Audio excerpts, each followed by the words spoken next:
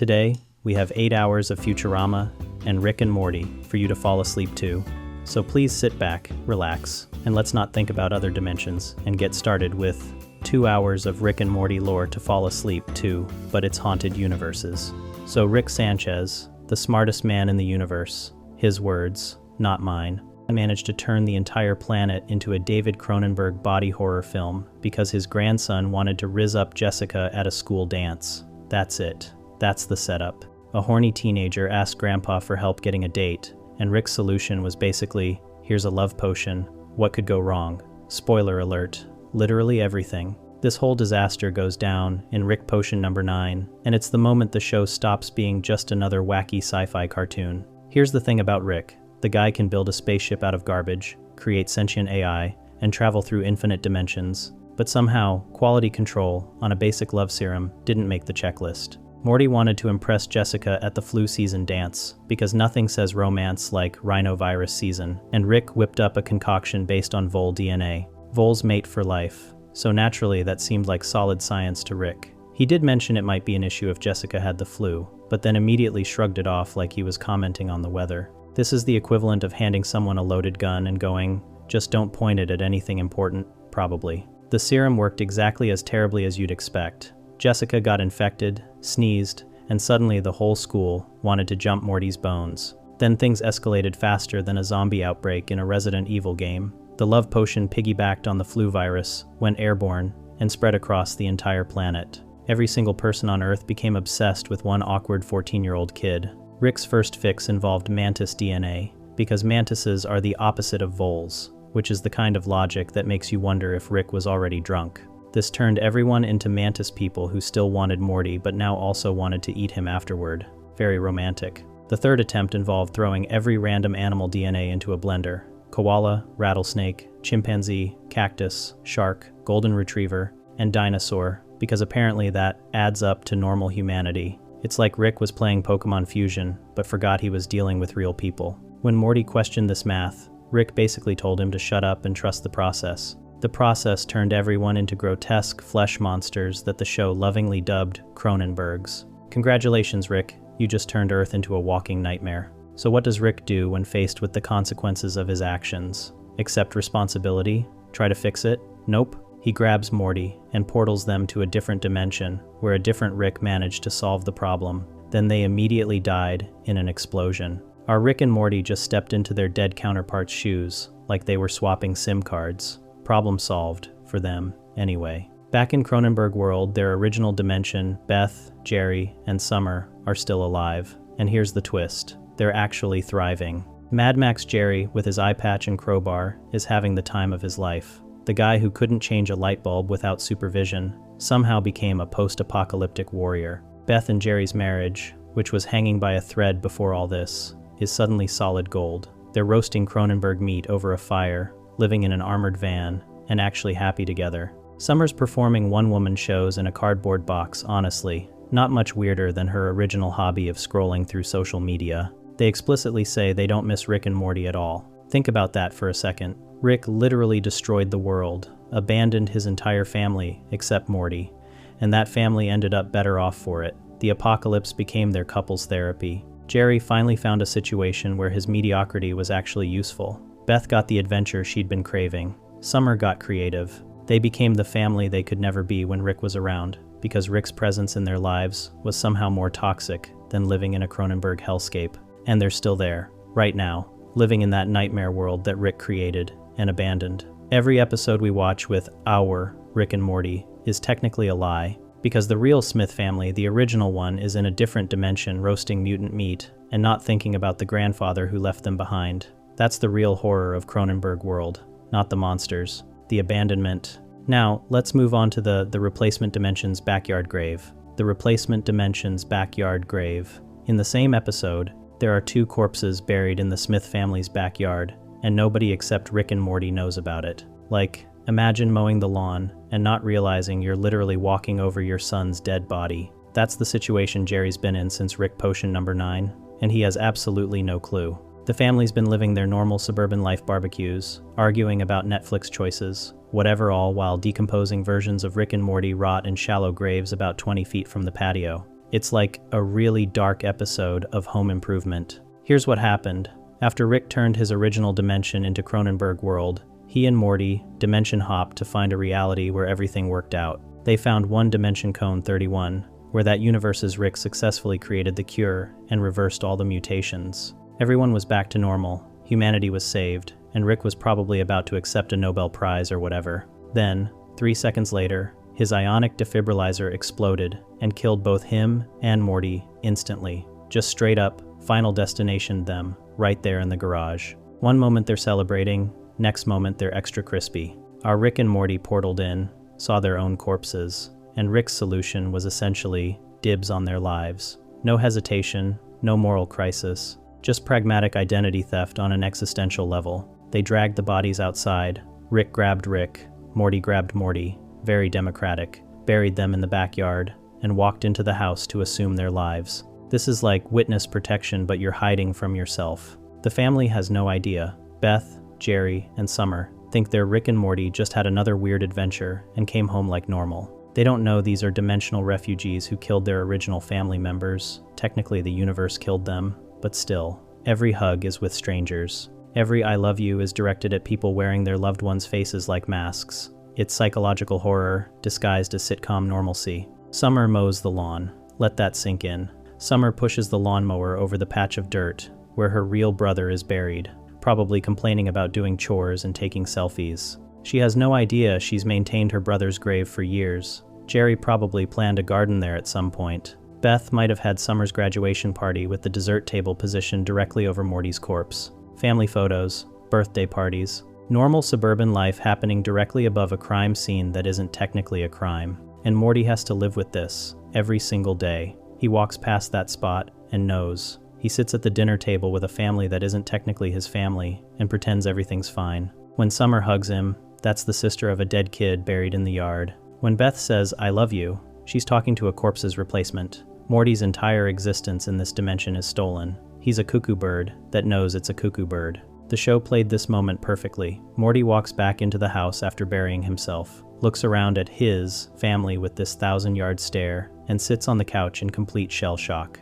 That's trauma. That's the moment a 14-year-old kid realizes he's living in someone else's life and can never, ever tell anyone. It's like the universe's worst version of catfishing. Rick treats this like it's no big deal. He explicitly tells Morty they can do this 3 or 4 more times, tops, before they run out of convenient dimensions where they die right after saving the world. He's got a punch card system for identity theft. This is his emergency backup plan. If things get too messed up, just find a dimension where you succeeded and then died, steal that life, and start over. The backyard grave is Rick's version of a safety net. But here's the thing that really haunts this situation. Those graves represent the only version of Rick and Morty who actually fixed their mistakes. The ones buried in the backyard were better than our protagonists. They solved the problem. They saved their world. They were heroes for approximately 3 seconds before physics said nope.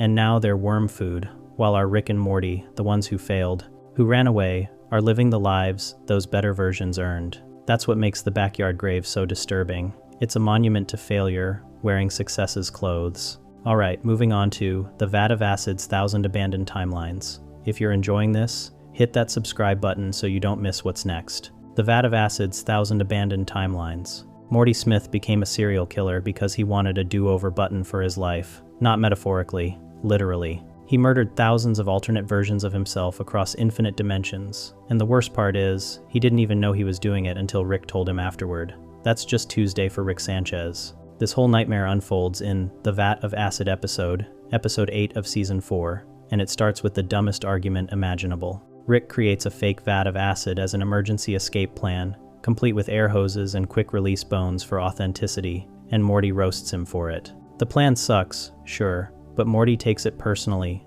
and starts pitching his own idea, a video game save point device that lets you reload your life, like you're playing Skyrim. Rick says it's stupid. Morty says Rick can't build it, and Rick responds the way any mature genius would, by building the thing purely out of spite. This is like if your dad built a fully functional Iron Man suit just to win an argument about who left the garage door open. The device works exactly how Morty wanted. Press the button, create a save point, do whatever you want, then reset back to that moment with all your memories intact.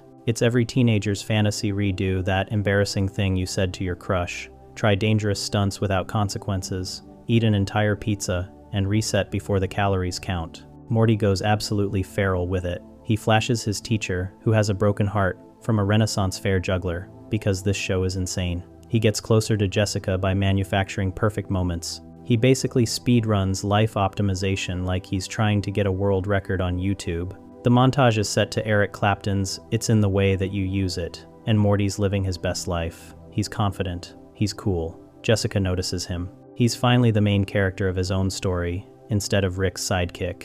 And then Rick pulls the rug out, in the most Rick way possible, by explaining that Morty's been committing genocide this entire time. Here's the thing Rick built, not a time machine, because Rick doesn't respect time travel, and, if Ant-Man and the Wasp can do it, I'm not interested. But a device that splits probable realities. Every time Morty pressed reset, he wasn't going back in time. He was jumping into a parallel dimension at the moment he wanted to restart. And the Morty already living in that dimension? Incinerated, vaporized, deleted to make room for our Morty to take his place. It's the Prestige, but with interdimensional teenager murder instead of Victorian magicians. Every single time Morty reloaded to smell Jessica's hair again, or relive a satisfying fart, yes, really, he killed another version of himself. Thousands of them. Rick kept count. And here's the truly horrifying part. Those dimensions didn't disappear. They're still out there. Every timeline where Morty vanished mid-conversation, every reality where he died doing something stupid and reckless,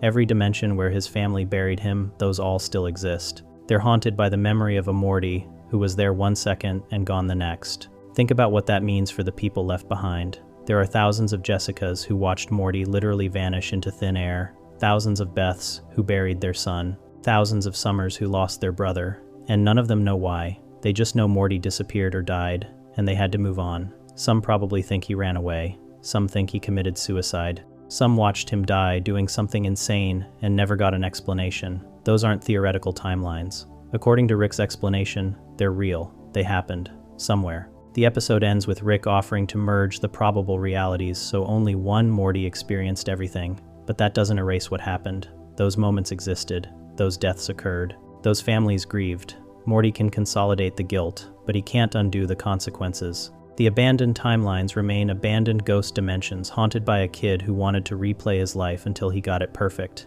and didn't realize he was leaving corpses in his wake. That's the real horror of the Vat of Acid episode, not the fake acid. The real acid was Morty dissolving the line between consequence-free fun and interdimensional manslaughter, one reset at a time. Okay, next up is the Council's dead Ricks. 27 Ricks died, and nobody's ever gonna solve their murders. Not because the killer got away, he did, but because everyone thinks the case is closed. The Council of Ricks thinks they caught the guy, the families got their Ricks returned as corpses, and somewhere out there, evil Morty is living his best life, knowing he orchestrated the most elaborate serial killing spree in interdimensional history. Those 27 dimensions are haunted by the absence of their Ricks, and nobody's coming to help. This whole murder conspiracy kicks off in Close Rick Counters of the Rick Kind, episode 10 of season 1, and it's basically CSI, Multiverse Edition, except the investigators are all versions of the victim. The Council of Ricks, which is just Ricks, who got tired of being hunted by governments and became the government, the irony is not lost on C-137, discovers that Ricks are being murdered across different timelines, brutally murdered, and the pattern is unprecedented. This is Rick-on-Rick violence, on a scale that shouldn't be possible, because Ricks don't kill each other. They argue, they compete, they form bureaucratic nightmare councils, but they don't commit Rickicide, except someone did. The council immediately blames C-137 Rick, because he's the malcontent, the rogue, the Rick who refused to join their stupid club. They scan his portal gun and find that he visited every single murder scene, which is the kind of evidence that would get you convicted on literally any crime show ever made. C-137 escapes, because, of course he does, and tracks down the real killer to prove his innocence. What he finds is worse than just a murderous Rick. He finds evil Rick who built a torture dome covered in hundreds of screaming Mortys, being constantly stabbed to create a Morty shield that hides him from other Rick's detection. It's like if Hannibal Lecter was also an electrical engineer with a PhD in making teenagers suffer. But here's the twist that makes this haunted. Evil Rick wasn't the killer. He was a puppet. The Ricks who investigated his corpse found wires and electronics woven through his brain, a remote control setup where someone else was driving. Evil Rick was a meat robot being piloted by the actual murderer, who turned out to be Evil Morty, the one with the eye patch who seemed innocent and traumatized the whole time. He crushes the transmitter, removes his eye patch, and walks away into the crowd of rescued Mortys. Nobody suspects him. Nobody investigates further. Case closed. Evil Morty invented murder by proxy on an interdimensional scale and got away completely clean. Those 27 dead Ricks came from 27 different dimensions. They had families. They had Mortys. They had Beths and Jerrys and Summers who woke up one morning and found their Rick's body, or got a visit from the council with bad news, or maybe just never saw him again. Some of those families are still waiting. Some think their Rick abandoned them. Some buried empty caskets because the body was too brutalized to return. The council sent the Ricks home and moved on, but those dimensions didn't get closure. They got graves and questions. And here's what makes it worse. Evil Morty is still out there. He escaped the Citadel, blended in with hundreds of other rescued Mortys, and disappeared into infinity. The council thinks they solved the case. They think Evil Rick was a lone wolf who went rogue. They have no idea they're dealing with a Morty smart enough to frame a Rick, puppet another Rick, torture hundreds of Mortys, and walk away without anyone suspecting. Those 27 dimensions are haunted by murders that will never be solved because everyone thinks they already were. The families of those dead Ricks are living in the worst kind of horror, the kind where you have answers, but they're wrong. They know how their Rick died. They've mourned. They've moved on. But they don't know why. They don't know it was a Morty, which shouldn't even be possible. They don't know their Rick died as collateral damage in a scheme to frame C-137. They don't know that somewhere in the infinite multiverse, the real killer is out there, free, and possibly planning his next move. Those dimensions are haunted by closure that never came, and justice that never will. 27 obituaries written for a crime that's still unsolved, even though everyone thinks it's over. Let's jump into Anatomy Park, inside the rotting corpse. Rick Sanchez turned a homeless man into a theme park. Not like gave him a job at a theme park or built a theme park and named it after him. Literally shrunk people down, injected them into his body, and monetized his organs as tourist attractions. Pirates of the Pancreas, Bladder Falls, Spleen Mountain. This is what happens when you give an alcoholic genius venture capital and zero oversight. Reuben the homeless man became Reuben the living amusement park, which eventually became Reuben the rotting corpse with teenagers trapped inside. This whole body horror disaster goes down in Anatomy Park, episode 3 of season 1, and it starts on Christmas because apparently Rick thought the holidays needed more nightmare fuel. Rick shrinks Morty down to microscopic size and injects him into Reuben to find Dr. Xenon Bloom, his business partner, who co-created this medical monstrosity. The park's security system has failed, which means all the diseases they've been keeping as living museum exhibits are now loose and hunting people. Hepatitis A, tuberculosis, gonorrhea that can't see you if you don't move, except Dr. Bloom was thinking of a T-Rex, so that advice is useless. It's Jurassic Park, but the dinosaurs are STDs, which is somehow both more and less terrifying. Morty meets the skeleton crew still working inside Reuben. Dr. Bloom, a sentient blob of goo with glasses. Poncho, aggressive security guy. Roger, tech specialist. Annie, cute girl, Morty immediately crushes on. And Alexander, poor bastard in a dog mascot costume. They're all trapped inside a dying man, trying to reach the emergency evacuation point in the colon, because the digestive tract is the exit strategy. The symbolism writes itself. Meanwhile, outside in the real world, Jerry's dealing with his parents bringing home their polyamorous boyfriend Jacob for Christmas, which is its own kind of body horror but significantly less fatal. Things escalate faster than a contamination outbreak in a Resident Evil game. Alexander gets coughed out of Reuben's lungs and dies screaming as his skin peels off. Reuben's heart stops, so now they're inside a corpse that's actively decomposing. Roger gets his foot stuck in machinery and drowns when the sphincter dam bursts, flooding everything with Reuben's final bowel movement.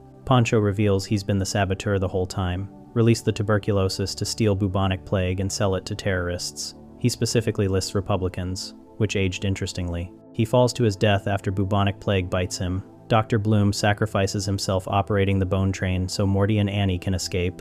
By the time Morty and Annie reach the nipple, the exit point, they've watched 3 people die in increasingly grotesque ways inside a dead homeless man.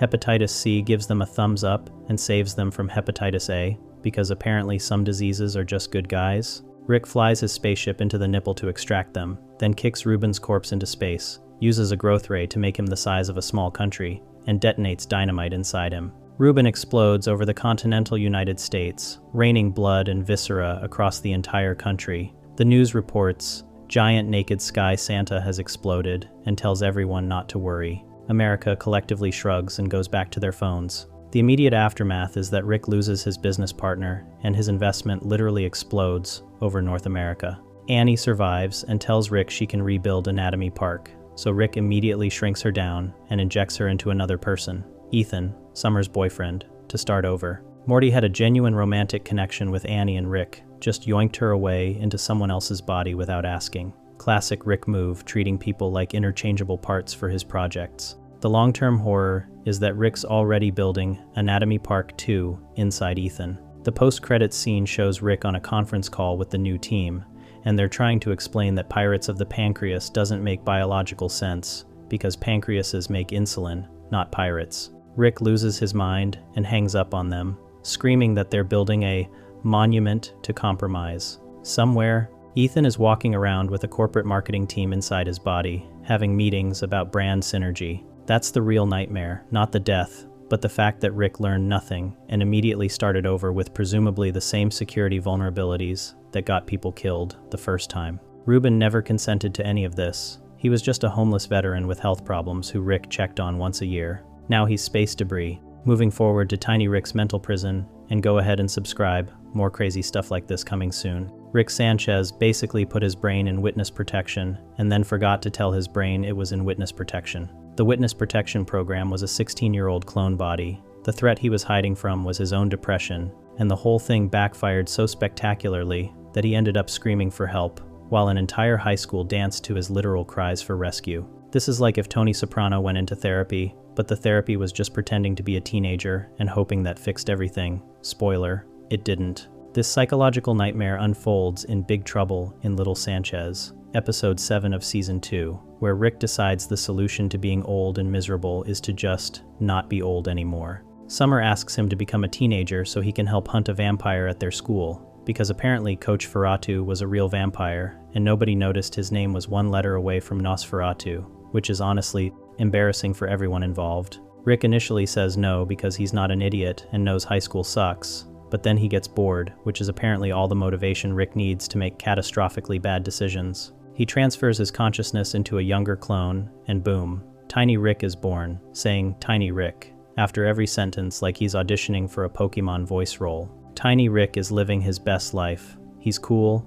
he's popular, he kills a vampire gym teacher, 2-for-1 deal on getting rid of terrible people, as he points out, and he gets invited to parties. Morty's finally not a loser because his grandpa is the coolest kid in school. Summer's getting attention from Toby Matthews. Everyone's winning. Meanwhile, in Rick's garage, his original 80-year-old body is rotting in a vat of quantum fluid, like a forgotten science experiment, which, let's be honest, is probably how Rick treats most of his science experiments. Here's where things get full. Black Mirror. Tiny Rick starts making emo art and writing songs, and they're all screaming, "Help me, I'm trapped," in increasingly obvious ways. He performs a song at a house party that literally goes, "Let me out. What you see is not the same person as me. My life's a lie. I'm really old. This isn't me. My real body's slowly dying in a vat." The entire school treats this like it's the hottest new TikTok sound. They're dancing, they're cheering. Jessica thinks it's badass. This is the equivalent of someone texting, "Lol, I'm dying inside," and everyone responding with the laughing emoji instead of checking if they're okay. Summer's the only one who realizes Tiny Rick's SoundCloud rapper lyrics are an actual SOS, because she's apparently the only person in this family with functioning emotional intelligence, which is terrifying when you remember Summer once tried to join a suicide cult, so the bar here is in hell. Summer tries to save Rick by getting Tiny Rick expelled by reporting him for murder, which, fair, he did murder the gym teacher, even if the gym teacher was a vampire. Tiny Rick responds by turning on her like a rabid influencer whose sponsorship deal fell through. He calls her a fucking psycho nerd in front of the whole school. Morty sides with Tiny Rick because popularity is a hell of a drug, and when you've spent your whole life being a loser, you're not giving up being cool just because your grandpa's consciousness is trapped in a decaying meat prison. Eventually, Summer and Morty have to physically restrain Tiny Rick and force him to listen to Elliott Smith, the most emo musician imaginable, while hooking electrodes to his head. The sad music breaks through the teenage brain's psychological firewall. Tiny Rick has an existential crisis, and real Rick breaks through screaming about how he's old and dying and please God get him out of there. The transfer back into his old body works, but then Rick casually mentions there are a bunch of dead mez in the garage from failed consciousness transfers. Operation Phoenix, his supposed backup plan for immortality, is basically Russian roulette with extra steps. Tiny Rick wasn't a fun vacation from being old. He was a psychological bear trap that almost killed Rick permanently. The teenage brain didn't liberate him from depression, it just put his depression in a cage and hoped nobody would notice the screaming. Turns out, you can't outrun your own mind by wearing a younger model, which is basically the most expensive midlife crisis lesson anyone could learn. At least he didn't buy a sports car. Now let's shift over to the giant incest baby universe. Morty Smith used a horse breeding mount for personal reasons, lied about it repeatedly, and accidentally created a kaiju-sized sperm army that nearly destroyed Earth before one of them fertilized his sister's egg and became a giant space baby that's currently floating around somewhere hunting astronauts. This is the plot of an actual episode of television that aired on Adult Swim, and honestly, that sentence should probably come with some kind of warning label, like, "Don't read this while eating," or "Maybe therapy after." The nightmare kicks off in Rick Dependence Spray, episode 4 of season 5, when Morty visits his mom's horse hospital and discovers a breeding mount, which is exactly what it sounds like, a machine designed to collect reproductive material from stallions. The show uses way grosser terminology, but we're keeping this family-friendly-ish. Morty, being a hormonal 14-year-old with access to industrial-grade equipment, decides this is a fantastic idea and spends a week having the time of his life. Meanwhile, Rick steals what he thinks is a barrel of horse semen from Beth's hospital to make a bioweapon against the Chuds, cannibalistic horse underground dwellers, because of course that's what they're called. Plot twist: the barrel is actually Morty's. Contributions mixed with horse material, because Morty replaced the original barrel and slapped a horse semen label on his shame barrel, like that was gonna fool anyone. Rick exposes the barrel to otherworldly forces to weaponize it, and boom, instant kaiju sperm invasion. These are intelligent monster sperm with trebuchets, not catapults. Rick is very specific about this because apparently medieval siege weapon accuracy matters during the apocalypse. They've got a sperm queen who monologues about being Morty's shame incarnate and knows about every sock, every tissue, every carefully folded landing strip of toilet paper Morty's ever used. She's building an army using the horse breeding machine from Beth's hospital because apparently sperm have collective memory and organizational skills, which is somehow more disturbing than them being giant monsters. The president's solution is peak government efficiency: create a giant human egg to lure the sperm, then nuke them at the Grand Canyon, because symbolically, it tracks on multiple levels, as he points out. They get the egg from Summer, because why wouldn't this episode violate every possible boundary of good taste?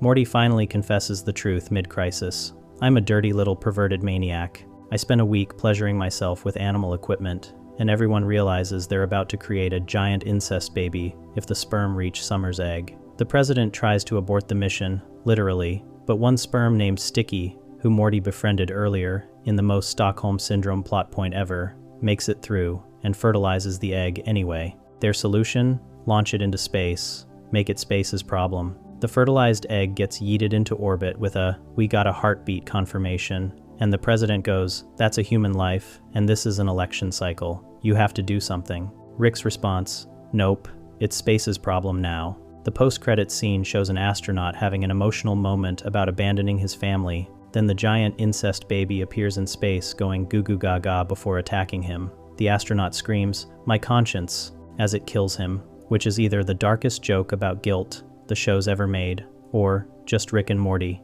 being Rick and Morty, probably both. So now there's a giant baby floating around in space that's biologically Morty and Summer's child, but also somehow part horse because the original material was mixed with horse semen, and also exposed to interdimensional energy. It's alive, it's conscious, it's hunting people, and it's technically a Smith family member, which means somewhere in the infinite multiverse, there's a dimension where this thing shows up at Thanksgiving dinner, and everyone has to pretend everything's normal. The episode ends with everyone just moving on. Rick makes out with his chud horseperson girlfriend. Different subplot, equally disturbing. Morty promises to use condoms even when it's butt stuff. The astronaut dies screaming in space while Mission Control asks, "Did you get any of that?" And somewhere in the cosmos, the giant incest baby drifts through the void, growing, learning, existing as a monument to why you shouldn't let teenagers have unsupervised access to industrial breeding equipment. Some mistakes you can't take back. Some mistakes become sentient and float around space eating astronauts. This one's both. Next, we've got the Toxic Universe, and don't forget to subscribe to our channel. The Toxic Universe. Rick and Morty went to a day spa and accidentally created Fight Club versions of themselves that live in a dimension made of emotional toxic waste. This is what happens when you try to solve your problems with alien technology instead of just going to therapy like a normal person. Though, to be fair, Rick did say therapists are basically horses trying to fix merry-go-rounds, which is weirdly accurate if you've ever been to therapy. The whole mess kicks off in Rest and Ricklaxation, episode 6 of season 3, right after Rick and Morty barely survive what was supposed to be a 20-minute adventure, but turned into 6 days of near-death experiences. Their proper traumatized hands shaking like they just watched The Ring, crying in the garage, the full PTSD starter pack. Rick literally admits he might hate himself and think he deserves to die, which is the emotional equivalent of your dad suddenly being vulnerable at Thanksgiving and everyone getting uncomfortable. We don't know how to process this. Rick, please go back to burping. So, they hit up an alien spa where the main attraction is getting swallowed by a giant pink creature that pukes you out relaxed 20 minutes later, which sounds like either the best or worst Yelp review ever, depending on your kink tolerance. Some alien employee with a throat-clearing problem that sounds like he's drowning in phlegm offers them a psychological detox that removes cognitive toxins. Rick's immediately suspicious, probably because the guy sounds like he gargles with rubber cement, but Morty drags him into the machine anyway. The detoxifier starts shaking like a washing machine with a brick in it. There's a bright flash, and boom, they get split into healthy versions and toxic versions. Healthy Rick and Morty walk out feeling fantastic, listening to random music together like they're in a Spotify commercial, having wholesome moments that would make Mr. Rogers weep with joy. Meanwhile, Toxic Rick and Toxic Morty wake up in what looks like if someone made a Hot Topic store out of sewage and depression. They're trapped inside the detoxification tank in this gross, mucky hellscape, and Toxic Rick immediately starts screaming about being a genius god while calling everyone inferior pieces of garbage. So, basically just Rick, but with the volume turned up to 11 and 0 filter, which is saying something. Toxic Rick is pure unfiltered id, the kind of guy who would cut you off in traffic and then key his own car just to prove a point. Toxic Morty is his emotional opposite,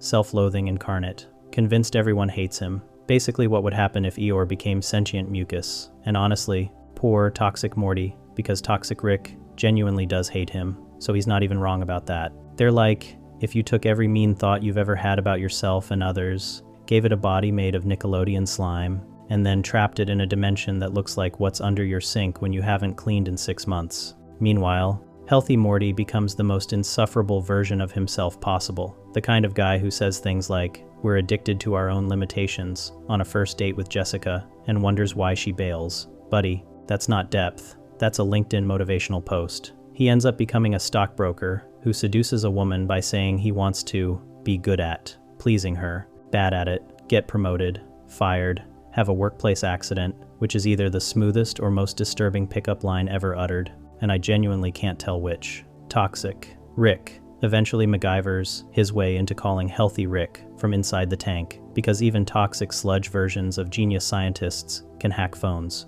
apparently. When healthy Rick feels guilty and wants to re-merge them, healthy Morty literally destroys the phone because he's too healthy to deal with negativity, which is the biggest red flag behavior I've seen outside of a communist parade. Eventually, Toxic Rick tricks them, escapes the tank, builds a machine on top of a moon tower, Austin, Texas, has these, look it up, and tries to toxify the entire planet. We get a montage straight out of the Purge priest screaming, "God is a lie," kids stabbing birthday clowns with forks, teenagers fleeing salad restaurants for McDonald's like they're evacuating Chernobyl. Honestly, this is just regular Florida on a Tuesday. Rick has to shoot Toxic Morty with a nanobotic virus to force Toxic Rick to re-merge, basically holding Morty hostage to manipulate himself, which is either galaxy brain strategy or the saddest thing ever. It works because apparently even the toxic narcissistic parts of Rick still care about Morty, which the show treats as a character flaw. Let that sink in. Rick considers loving his grandson a toxin,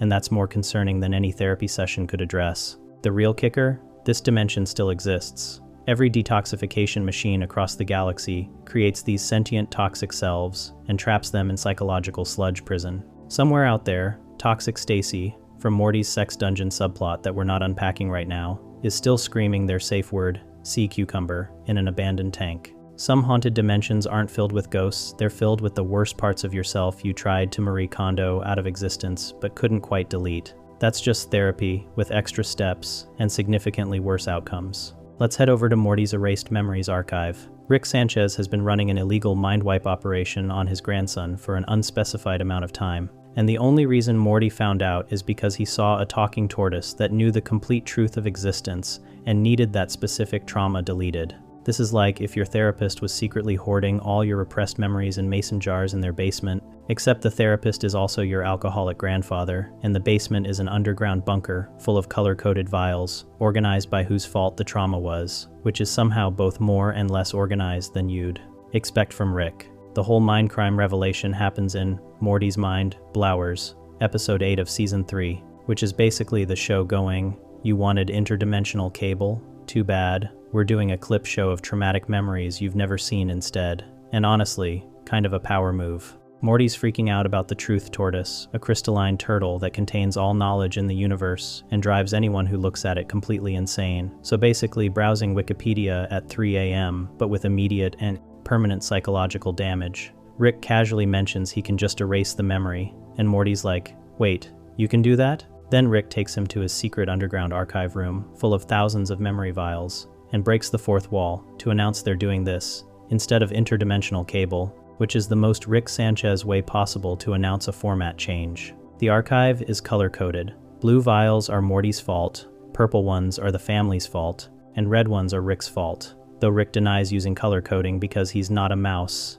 in a European children's book, which is suspiciously specific. Each vial contains a memory so traumatic that Morty begged Rick to remove it from his brain, and there are thousands of them. We're talking floor-to-ceiling shelving units packed with psychological casualties. This is basically Morty's entire character development stored in tubes like some kind of twisted Pokemon collection, except instead of Charizards, it's that time I accidentally got a guidance counselor killed, and that time I found out squirrels run society. The memories themselves are a greatest hits compilation of psychological damage. There's the Mr. Lunas incident where Morty sees a man on the moon through his telescope, reports it to everyone. Turns out it was a smudge on the lens. And the guidance counselor who looked vaguely moon-shaped kills himself after being outed as a pedophile, which Principal Vagina misunderstood from Morty's moon comments, "This show goes dark." There's Morty accidentally making a Floop-Floopian lose faith in his religion's afterlife, and watching him have an existential breakdown. The Floop-Floopians get eternal orgasmic bliss if killed by a great warrior,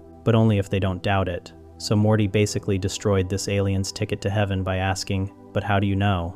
There's Beth, being forced by an alien warlord to choose which child lives, and she picks Summer without hesitation. Ouch, Morty. That's gonna require intensive therapy that you'll immediately forget. But the haunting centerpiece is the squirrels. Morty uses Rick's animal communication device and overhears squirrels casually discussing destabilizing Argentina's economy, installing puppet regimes in Guatemala, and picking a new pope as backup if the Exxon Monsanto thing in Africa doesn't work out. The squirrels notice he can understand them, immediately go into crisis mode, and Rick has to evacuate the entire dimension because you fucked with squirrels, Morty. They only get a few uses of dimension hopping. Rick said they could only do it 3 or 4 times in Rick Potion #9, and Morty wasted one on squirrels running a shadow government. That reality still exists somewhere, presumably still run by rodent Illuminati. The real horror hits when Rick and Morty forget why they're in the archive and almost commit suicide together before Summer finds them and reveals this is Scenario 4, meaning they've forgotten and nearly killed themselves multiple times doing this exact same thing. There's apparently a whole protocol system for when they wipe their own memories, mid-memory viewing, and try to murder-suicide their way out of existential despair. Summer doesn't even seem that surprised, just annoyed, like this is a regular Tuesday. "I don't get paid enough for this shit," she mutters, while tranquilizing them. The episode ends with Jerry having his own memory archive called Jerry's Mind Blowers, which contains one memory of Jerry accidentally eating an alien they were supposed to save, and everyone goes back to normal. The archive room is still there. The vials keep accumulating. Morty will forget this happened, ask for another memory wipe, and the cycle continues. Some haunted dimensions are full of ghosts. This one's full of a 14-year-old's discarded psychological development, each vial a tombstone for a version of Morty who learned something and then chose to forget. That's just really aggressive avoidance, coping with industrial-grade memory technology. Now moving on to Shoney's fabricated memory dimension, Rick Sanchez got interrogated by aliens trying to steal his portal gun formula, so he trapped them inside a fake memory of a Shoney's restaurant while uploading a virus to their systems and escaping prison. The entire sequence is either the most elaborate jailbreak in television history or Rick doing an Inception speedrun while the interrogator eats imaginary Szechuan sauce, which became a whole thing with McDonald's later, but that's a different rabbit hole we're not going down right now. The whole mind heist goes down in The Rick Shank Rickdemption, Episode 1 of Season 3, the season premiere that dropped on April Fool's Day because Justin Roiland and Dan Harmon are chaos. Agents. Rick's in Galactic Federation prison, getting his brain scanned by Cornelius Daniel, a bug alien interrogator using a brainalyzer to extract the portal gun formula from Rick's memories. Rick immediately traps the interrogator inside a false memory of Shoney's, a real American family restaurant chain that's basically Denny's but somehow sadder, because apparently Rick considers greasy breakfast food his emotional home, which tracks for a depressed alcoholic genius who thinks Szechuan sauce is the peak of human achievement. Cornelius Daniel wants to see the memory of Rick inventing interdimensional travel, so Rick shows him what appears to be his tragic origin story. Young Rick is working in his garage when Rick Prime, a different Rick from another dimension, shows up offering him portal gun technology and the chance to become the smartest thing in every conceivable universe. Young Rick refuses because he'd rather spend time with his wife Diane and daughter Beth, eating ice cream like a functional human being. Shocking character development for Rick, honestly. Rick Prime gets mad, leaves, and then a bomb falls through a portal, killing Diane and Beth in an explosion. Young Rick becomes consumed by grief and revenge, creates the portal gun, and spends decades hunting the Rick who killed his family. Except none of that happened, or maybe it did, we don't know. Rick reveals the whole thing was fabricated, a fake memory designed to trick the interrogator into downloading what he thought was the portal gun formula, but was actually a virus, giving Rick control of the brainalyzer. The entire tragic backstory was bait in the most elaborate social engineering hack ever pulled. Kevin Mitnick would be proud if he watched cartoons about drunk scientists. Rick literally weaponized his own trauma, real or imagined, to escape an unescapable prison. Here's where it gets properly haunting. We have no idea what's actually true about Rick's past. Did Diane exist? Did she die? Was there ever a Beth who got killed? Rick admits at the end of the episode that he's not driven by avenging his dead family because that was fake. But he could also be lying about it being fake to manipulate Morty, because Rick lies about everything, including whether he's lying. The show's been playing with this ambiguity ever since some episodes suggest Diane was real. Others imply Rick's just a bastard who abandoned his family for science. We're stuck in this Schrodinger's backstory situation where Rick's trauma both exists and doesn't exist until the writers decide to collapse the waveform, and knowing this show, they probably never will because ambiguity is funnier. The Shoney's itself represents something darker than just a fake memory. Rick chose it as his mental safe space, this corporate chain restaurant with sticky tables and mediocre pancakes, because it's safe, so comfortable, so Shoney's. For someone as brilliant and chaotic as Rick, his happy place isn't some idealized version of his garage or a perfect memory with his family. It's an aggressively average American restaurant that serves breakfast all day. That's either the saddest thing ever or the most relatable thing the show's ever done, depending on how much you relate to using chain restaurants as emotional crutches. No judgment. We've all had a 2 a.m. Denny's moment. The episode ends with Rick revealing his real motivation is finding McDonald's Szechuan sauce from the 1998 Mulan promotion, which he tried in the fake memory, claiming, "That's my series arc. Morty, that's my one-armed man." This is either Rick deflecting from real emotional vulnerability with absurdist humor, or it's exactly as stupid as it sounds, and Rick genuinely cares more about discontinued condiments than human connection. Knowing Rick, it's probably both simultaneously, which is the most Rick thing possible. Some haunted dimensions are full of ghosts. This one's full of question marks about whether anything Rick says about his past is real, and a family restaurant that may or may not represent the only stable thing left in his fractured psyche. That's just what happens when you can't trust your own memories, because you've weaponized them too many times to remember which ones were real to begin with. Now let's talk about the next universe. The story train metaprison. Rick and Morty got trapped on a train made of storytelling itself, and the only way to escape was to convert to Christianity, ironically. This is what happens when community creator Dan Harmon decides to make an episode that's basically a passive-aggressive lecture about narrative structure disguised as a Rick and Morty adventure. And honestly, kind of respect the audacity. The whole meta-nightmare kicks off in Never Ricking Morty, episode 6 of season 4, where Rick and Morty wake up on a space train with no memory of how they got there. Every passenger is obsessed with Rick Sanchez. They're all either trying to kill him or dated him,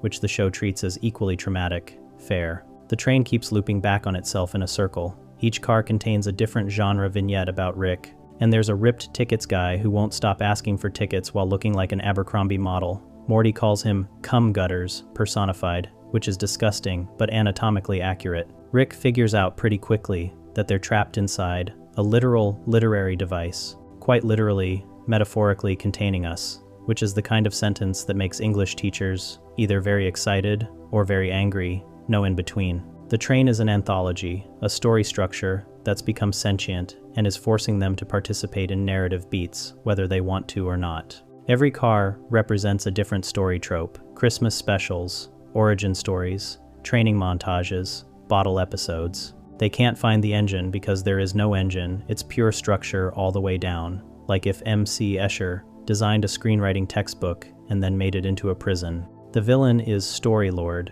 who looks like if Fraser Crane became a buff space wizard and developed strong opinions about the hero's journey. He's kidnapped Rick and Morty to fuel his anthology train with their limitless potential, planning to propel it beyond the fifth wall, because apparently breaking the fourth wall is pedestrian. Now, we're doing fifth wall breaks, like this is some kind of meta-arms race. Storylord is basically every pretentious film student who won't shut up about Joseph Campbell's monomyth, except he's got actual magic powers and uses them to trap people in narrative structure. He calls Rick out for spiraling through the multiverse burping semi-improvised dialogue about how nothing matters, which is both a sick burn and an accurate description of like 60% of the show. Rick and Morty try to escape by breaking narrative conventions. Morty attempts to tell a story unrelated to them about a guy named Mike Johnson and scorpions. It's terrible. Rick forces Morty to pass the Bechdel test by improvising a story about Beth and Summer talking about their periods and fighting female scorpions, which somehow works. The show is very aware of how stupid this sounds.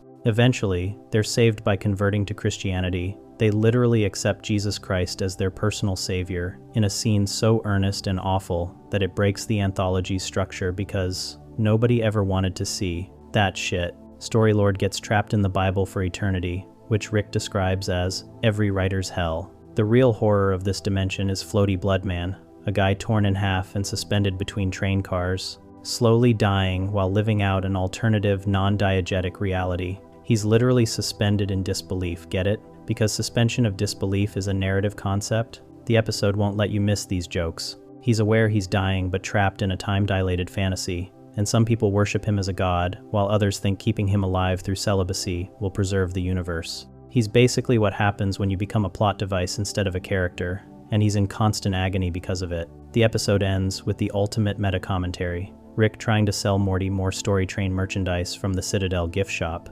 explaining that Morty's only purpose in life is to buy and consume merchandise. The whole episode was about a toy train Morty bought that derailed itself, and Rick's response is to tell him to buy another one because not buying it is an act of buying it. The Story Train is allegedly a real product you can buy at www.story-train.com. Don't. Check. It's probably a virus, or a Rickroll, or both. Some haunted dimensions are full of ghosts. This one's haunted by the prison of narrative structure itself. The idea that characters exist to serve plot, that stories must follow rules, that everything needs a beginning, middle, and end. Storylord wanted to trap Rick and Morty in perfect storytelling forever, but they escaped by making the worst story possible. That's just what happens when you realize you're a character in someone else's narrative, and the only way out is to make it so bad they have to cancel you. Up next is the Truth Tortoise's domain. Rick and Morty stole a crystal-covered tortoise that contains all knowledge in the universe. Morty looked directly into its eyes like an idiot,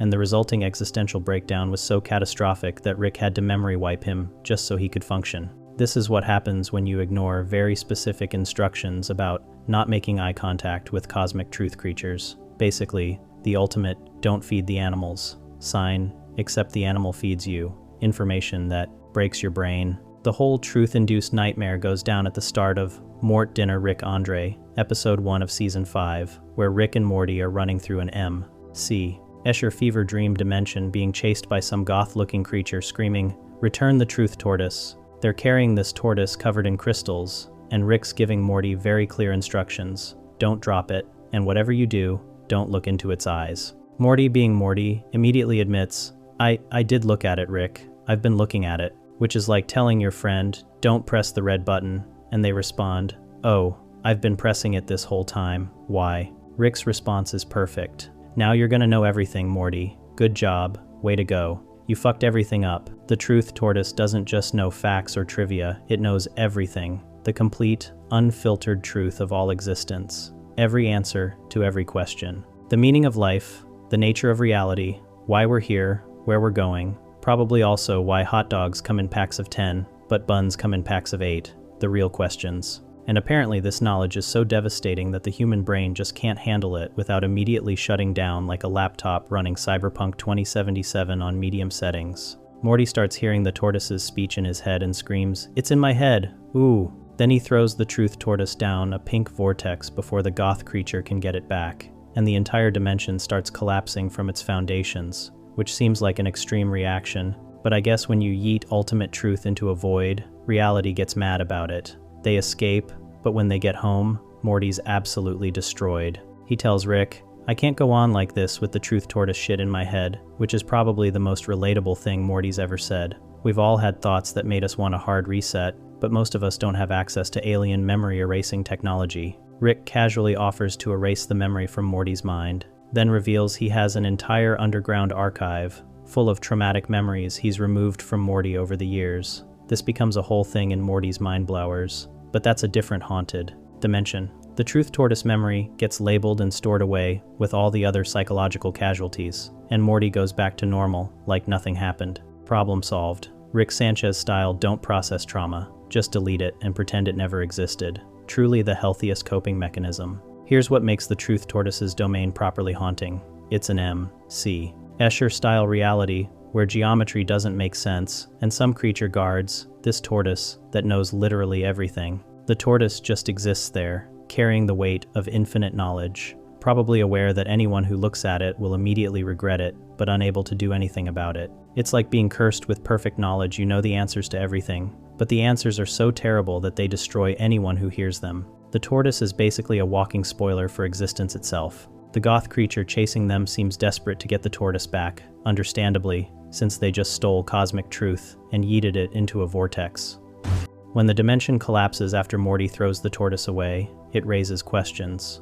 Was that dimension held together by the tortoise's knowledge? Did destroying or displacing ultimate truth cause reality itself to break down? Is the truth tortoise still out there in that pink vortex, knowing everything, including the fact that it's trapped in a void? These are the kinds of questions that probably drove Morty insane in the first place. Some haunted dimensions are full of ghosts. This one's haunted by a crystalline turtle that knows every answer you'd ever want to ask. And the catch is that actually learning those answers will psychologically obliterate you. That's just what happens when you realize some questions are better left unanswered, and some truths are literally unknowable without losing your mind. The truth tortoise doesn't kill you, it just shows you reality so clearly that you can't function anymore, which is arguably worse than death. At least death is simple. Ultimate truth is complicated and makes you wish you were dead, which is why Rick keeps a memory eraser handy. Shifting hearts to the talking cat's origin, and remember to subscribe for more videos like these. The talking cat's origin, redacted. A talking cat showed up at the Smith house asking Jerry to take him to Florida.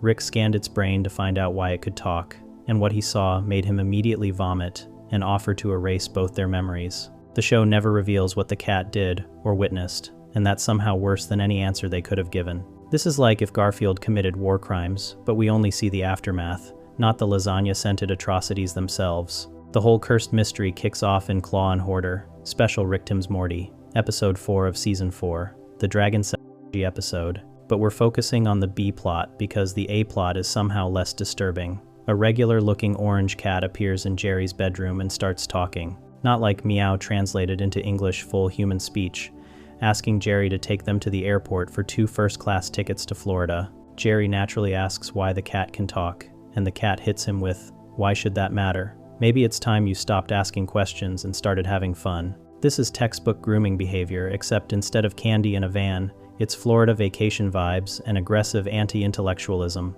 which, to be fair, is very on brand for Florida. Jerry falls for it immediately because Jerry's whole personality is guy who makes bad decisions. And they head to Florida, where they play beach volleyball with a guy named Jeepe who has a yacht. Everything's going great until someone finds cat shit buried in the sand and the beach people exile them for asking too many questions. Florida truly is America's Australia, when you think about it. Eventually, Rick finds Jerry and the cat at a gas station. Rick's suspicious, because talking cats don't just happen. This isn't a DreamWorks movie. There's gotta be an explanation. The cat keeps insisting, "I'm from outer space, happy?" But Rick knows that's deflection. So Rick busts out his mind-scanning device, and here's where everything goes sideways, into nightmare territory. The transcript literally just shows explosions in the background of whatever Rick's seeing, then cuts to Rick saying, "Oh, son of a bitch," and both him and Jerry crying hysterically. We never see what the cat did. The show deliberately doesn't show us. Rick, who has destroyed civilizations, killed thousands, seen every horrible thing the multiverse has to offer, and turned himself into a pickle to avoid therapy, is traumatized so badly, he immediately offers to erase their memories. Jerry, who initially wanted to remember because someone has to remember, agrees to the memory wipe within like 10 seconds. That's how bad it was. Jerry, "I went to Pluto and believed everything they told me." Smith looked into the void and said, "Nah, I'm good. Delete that shit." After the memory wipe, Jerry acts like the cat was just a normal alien. He's from outer space, that little, of course, total mindfuck, but in a dismissive way, like it wasn't that serious. The cat escapes, and at the end of the episode, when a dragon asks why he can speak, the cat says, "I'm ashamed of it," and the dragon responds, "Then speak of it no more." Even the dragon, who just got out of a soul orgy that killed a wizard, respects that some backstories are too cursed to unpack. Here's what makes this dimension properly haunting. The horror isn't what the cat did, it's that we'll never know. The show created a mystery box so terrible that even Rick Sanchez wanted to forget he opened it. Did the cat commit genocide? Was it complicit in something worse? Did it witness something so cosmically horrible that just being near the memory of it breaks your brain? We don't know. We'll never know. The writers specifically chose not to tell us because whatever you're imagining is probably worse than anything they could write. Some haunted dimensions are full of monsters you can fight. This one's haunted by a regular-looking cat with a secret so terrible that the smartest man in the universe chose ignorance over knowledge. That's just what happens when you realize some questions don't have answers you can survive knowing. The cat's still out there, probably in Florida, still talking, still smiling, still carrying whatever unspeakable truth made Rick Sanchez cry. And we're all better off not knowing what that truth is, which is the most Lovecraftian thing this show's ever done without actually doing Lovecraft. Let's move to our next universe. The Death Crystal timelines. Morty found a crystal that shows him every possible way he could die, got addicted to one specific future where Jessica holds him as he dies old, and proceeded to accidentally kill thousands of people trying to stay on that timeline.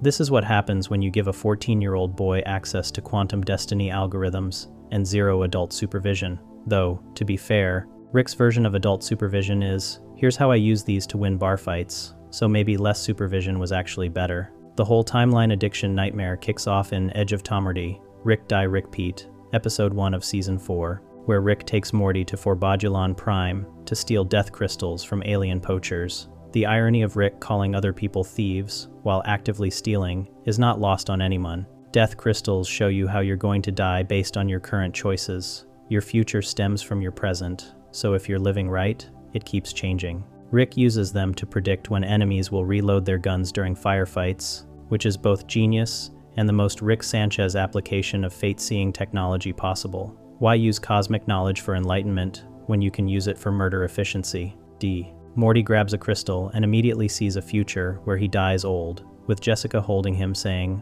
"I love you, Morty." This vision hits him so hard, he becomes instantly dedicated to following the crystal's guidance to reach that specific death. Problem is, the crystal shows him billions of possible deaths across infinite timelines, and staying on the Jessica death path requires making very specific choices every single second. So Morty starts driving the spaceship based entirely on what keeps him on track to die with Jessica, which immediately leads to him crashing and killing Rick. Oos. Here's where things get properly cursed. Rick has a hologram backup in Morty's spine that activates when he dies, plus a clone protocol that keeps resurrecting him in different dimensions. Every time Morty kills Rick, which happens a lot, Rick respawns somewhere else, first in a fascist dystopia dimension, then a wasp dimension, then other increasingly weird realities. The fascist dimension Rick is exactly what it sounds like. The show doesn't shy away from this. And Wasp Rick lives in a reality where his family are literal wasps who eat their prey alive and lay eggs in eyeballs.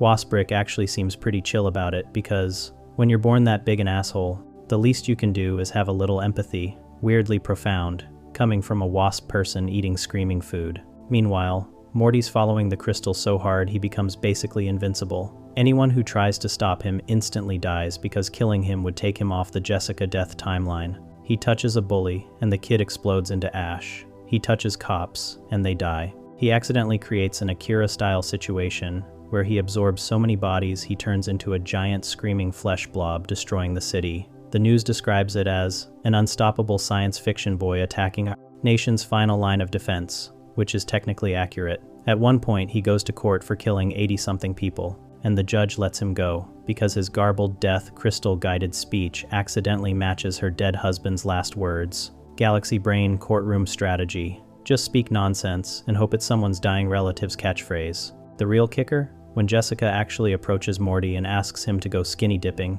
he turns her down because the crystal shows they get together in their 40s instead. He's so addicted to one specific future with her that he rejects the actual present with her. That's the real horror of knowing your future. You stop living in it. You become a puppet dancing on strings you made yourself, murdering your way toward a destiny you saw in a rock. The episode ends with Morty learning to live in the moment, but also think ahead, which is the least helpful lesson possible. So, basically split the difference between planning everything and planning nothing. Got it. Super useful. The death crystals are still out there on Forbodulon Prime, showing infinite possible deaths to anyone dumb enough to look. Rick was right about one thing. People who spend their life avoiding death are already dead. Morty spent an entire day trying to control exactly how he'd die and nearly destroyed civilization in the process. Turns out the scariest thing about seeing your future is realizing you'll destroy your present, trying to reach it. Moving ahead to the pizza universe.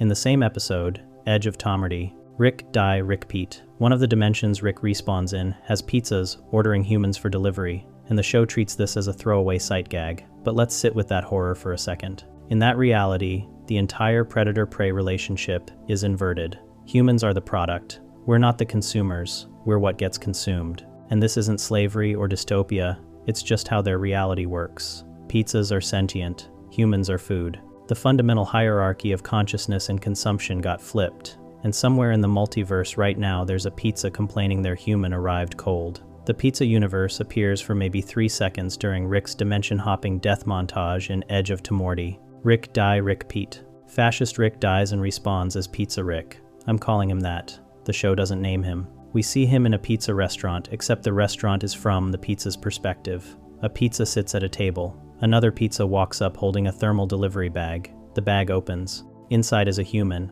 Our Rick. The customer pizza presumably takes the human product home to eat him. Rick dies again and respawns somewhere else. The whole thing lasts seconds. Nobody comments on it. Moving on. Except hold up.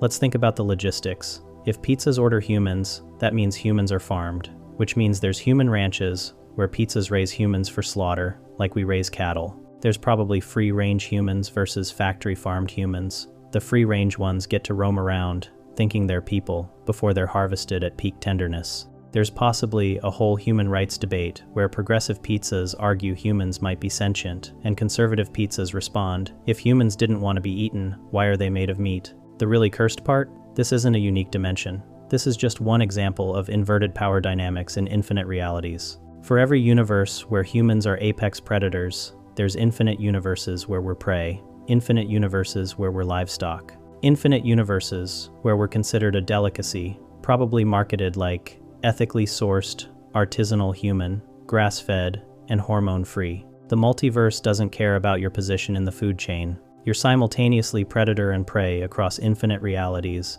and the only difference is which version of you is reading this sentence versus getting served on a plate. And it's not just pizzas. There could be universes where chairs eat humans, revenge for all that sitting. Universes where gravity is sentient and considers falling humans a snack. Universes where the concept of Tuesday developed consciousness, and now feeds on people who don't like Taco Tuesday, which is most of them, let's be honest. If consciousness can emerge from anything in infinite realities, then anything can be the consumer, and you can be the consumed. Here's the philosophical nightmare. In the pizza universe, humans probably don't even know their food until they're being eaten. They're probably raised in human farms thinking they're living normal lives, getting fattened up on whatever humans eat in that dimension, probably still pizza, which adds a whole cannibalism by proxy layer to this. They go about their day, maybe fall in love, have aspirations, worry about their future. Then one day a pizza farmer shows up like, time for delivery, and that's it. Your whole existence was just inventory. The multiverse is infinite, which means every possible arrangement of matter and consciousness exists somewhere.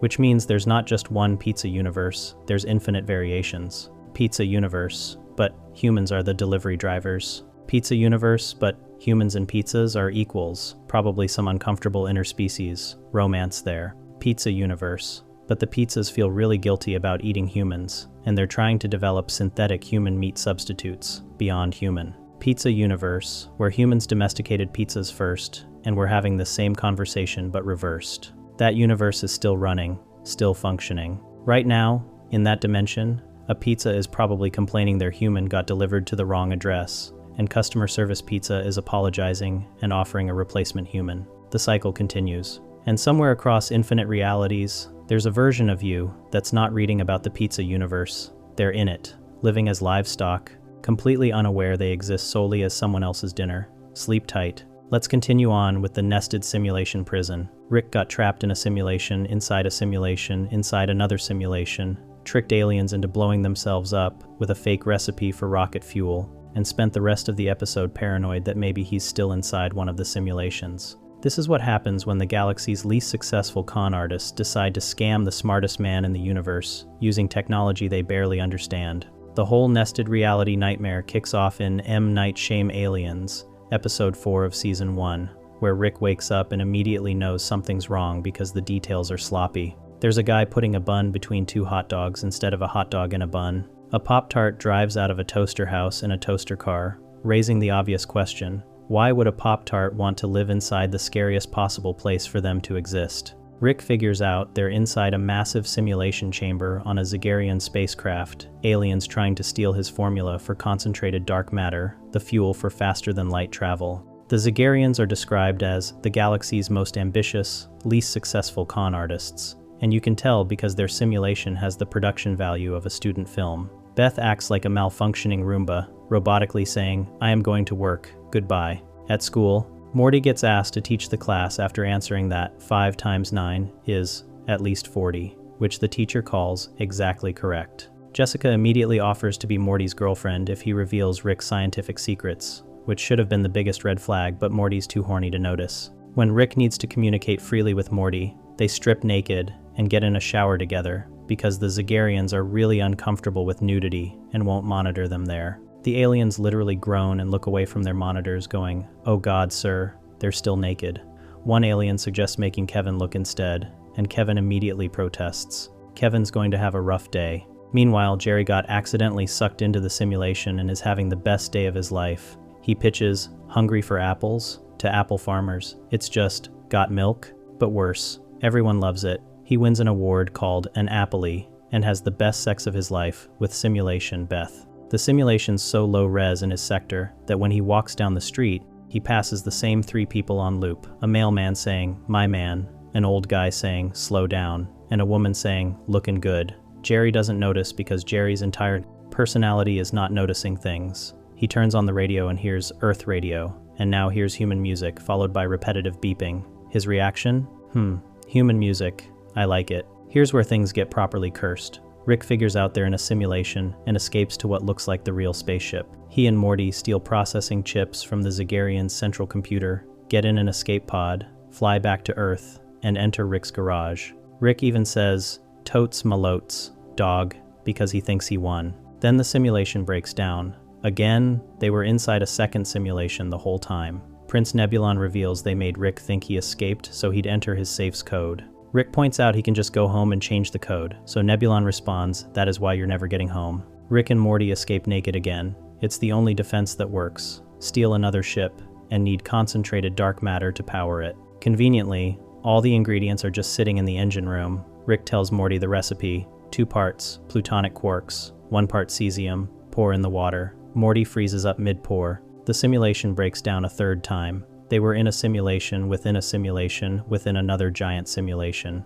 Prince Nebulan gloats that they finally have the recipe, and also casually mentions that Kevin fought real hard to supervise the project of simulating Morty's genitals. Kevin immediately yells, "You said you weren't going to tell anyone." Rick acts defeated and leaves. The Zagarians celebrate by immediately making concentrated dark matter using Rick's recipe. Prince Nebulan gets emotional, apologizes for yelling earlier, tells everyone he loves them and their families. He pours in the final ingredient, water, and their entire spacecraft explodes. Rick gave them a bomb recipe, disguised as rocket fuel. Every single Zagarian dies screaming in space because they trusted the smartest man in the universe after torturing him with nested simulations for hours. Back on Earth, Jerry pitches, "Hungry for apples?" in actual reality, and immediately gets fired. His boss asks, "How does a guy like that go home and have sex with his wife?" The episode ends with drunk Rick stumbling into Morty's bedroom at night, getting weirdly emotional. "You're a good kid, Morty."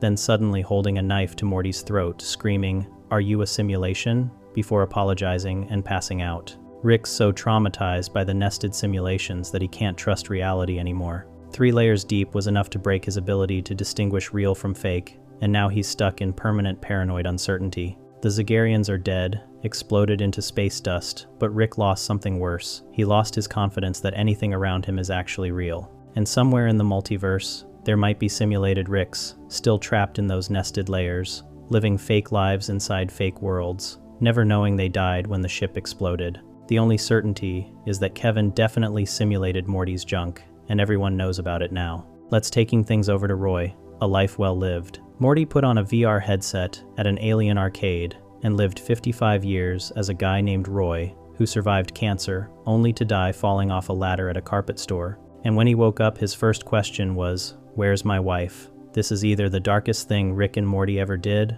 or just a regular Tuesday at Blips and Chits, the galaxy's most popular arcade, where you can experience an entire human lifetime for the price of some flurbos and your sanity. The whole existential nightmare goes down in Morty Night Run, episode 2 of season 2, where Rick takes Morty to Blips and Chits after selling an antimatter gun to an assassin, Different Crisis. We're focusing on the simulation horror. Rick slaps a helmet on Morty's head, and suddenly Morty is Roy Parsons, waking up as a kid from a nightmare about an old man putting a helmet on him, which is actually the real memory bleeding through. But Kid Roy dismisses it as a fever dream because the human brain will do anything to make reality make sense. Roy grows up. He plays high school football and makes eye contact with a girl in the stands during a touchdown. They get married. They have a kid. His wife suggests he talk to her father about getting a job at the carpet store, which Roy clearly doesn't want, but does anyway, because that's what responsible adults do. They compromise their dreams for economic stability. The game's simulation of crushing disappointment is apparently very accurate. Then Roy gets cancer. The doctor tells him they should have caught it sooner, which is the medical equivalent of shoulda bought the extended warranty. Roy survives surgery, and there's a banner at his house that says, "Cancer can't beat the rocket," his high school football nickname, showing how identity gets frozen at our peak moment, and we spend the rest of our lives living in its shadow. Years pass. Roy's older, graying, wearing glasses, working at the carpet store. A customer thanks him for the carpet. Roy sits down and looks at a trophy that says, "World's Greatest Dad," having one of those rare quiet moments where life feels okay. Then someone yells from off-screen asking if he pulled the Persian off-white shags for the clearance sale. Roy climbs a small ladder to get the rugs, loses his balance, and dies. Game over. 55 years, gone. The screen literally says, "Game over," like Roy's entire existence was just a session of Pac-Man. Morty rips off the helmet, absolutely traumatized, screaming, "Where's my wife?" And Rick's response is, "You beat cancer and went back to work at the carpet store? Boo." Rick's disappointed that Morty lived such a boring life, completely missing that Morty just experienced 55 years of memories, emotions, relationships. He had a wife, a kid, he survived cancer. Those decades feel real to him. The wife he's asking about never existed outside the simulation, but Morty's brain doesn't know that. His neurons firing, "I love this person, don't care whether that person is made of atoms or code." Here's the properly haunting part. Roy is a popular game. When Rick sits down to play, other aliens gather around to watch. One alien gets excited because this guy's taking Roy off the grid. This guy doesn't have a social security number for Roy. Like, there's a whole meta game of trying to live as Roy in unconventional ways, which means thousands, maybe millions of beings play Roy regularly, which means there are potentially millions of Roy consciousnesses living and dying on repeat, each one convinced they're the real Roy Parsons, until the moment they hit the ground at the carpet store and cease to exist. But do they cease to exist? When Morty takes off the helmet, does Roy's consciousness just stop? Or is there some fragment left in the machine, aware it's trapped, doomed to reset and replay the same life over and over? The game clearly has continuity. Roy's memories persist throughout his lifetime. So what happens in the gaps between players? Is there a Roy sitting in darkness, waiting for the next person to put on the helmet so he can wake up as a kid again, have the same nightmare, marry the same woman, get the same cancer, die the same death? Morty's experience suggests the memories linger even after the game ends. He's disoriented, asking about his wife, needing Rick to remind him, "You were just playing a game. It's called Roy. Snap out of it." If the player retains the memories even briefly, what about Roy himself? And here's the thing that keeps me up at night. Roy has that nightmare as a kid about an old man putting a helmet on him. Kid Roy dismisses it as fever dreams, but it's actually a memory of the real reality bleeding through, which means Roy might be semi-aware he's in a simulation, might have these flashes of, "This isn't real," but his programmed consciousness rationalizes them away because acknowledging the truth would be too devastating. Rick puts on the helmet to beat Morty's score, and the last we see of him playing, he's taking Roy off the grid, no social security number, living completely outside the system. The game continues existing. Roy 2 eventually comes out, mentioned in a commercial at the end. Somewhere in the Blips and Chits network, there are infinite Roys living full lives, loving their families, surviving cancer, dying at carpet stores, over and over forever. And maybe, just maybe, every single one of them knows, on some deep level they can't quite access, that they're trapped in a loop they can never escape. Farts dimension, carbon-based genocide. A telepathic gas cloud can transmute matter, sing David Bowie songs, and considers all solid life forms a disease requiring extermination. Morty murdered an assassin to save him, helped him escape across the galaxy, while bonding over musical numbers about cosmic peace, then had to shoot him at the wormhole home because Fart casually mentioned he was heading back to organize a cleansing of Earth. Somewhere in another dimension right now, Fart's entire species is searching for carbon-based planets to sterilize. They're the universe's immune system, and you're the infection. This happens in the same episode in Morty Jr. Run as Roy, after Morty's already traumatized from living 55 years in a VR helmet. Rick sold an antimatter gun to Crombopulos Michael, a cheerful assassin who hands Morty his business card while explaining, "I have no code of ethics. I will kill anyone, anywhere.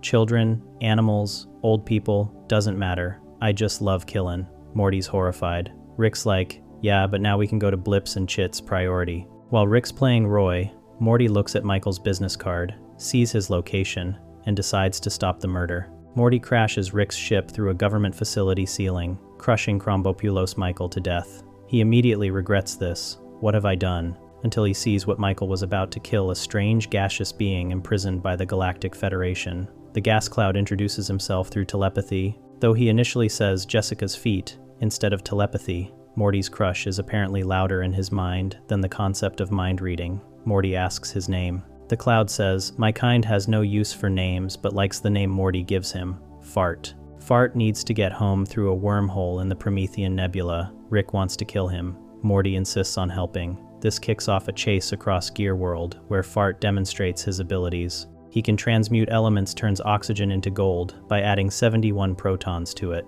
Rick immediately realizes this makes Fart galaxy-endingly dangerous. Any species that gets a hold of this thing is going to use it to take over the galaxy. But Morty's committed to being the hero. During the chase, Fart uses telepathy as a weapon. He enters a Gear police officer's mind and makes him paranoid about whether his friend Greg is sleeping with his girlfriend. Fart literally plants the image in his head. The officer has a complete breakdown, screams "My life is a fucking joke," and crashes his cruiser, setting off a chain reaction that destroys dozens of police vehicles and kills civilians. Fart floats back into the car and says, "All right, let's proceed," like he didn't just cause a mass casualty event. Rick and Morty are both horrified, but for different reasons. Rick, because it proves Fart's dangerous. Morty, because his good deed is racking up a body count. The whole trip, Fart keeps validating Morty's hero complex. You are not like other carbon-based life forms. You put the value of all life above your own.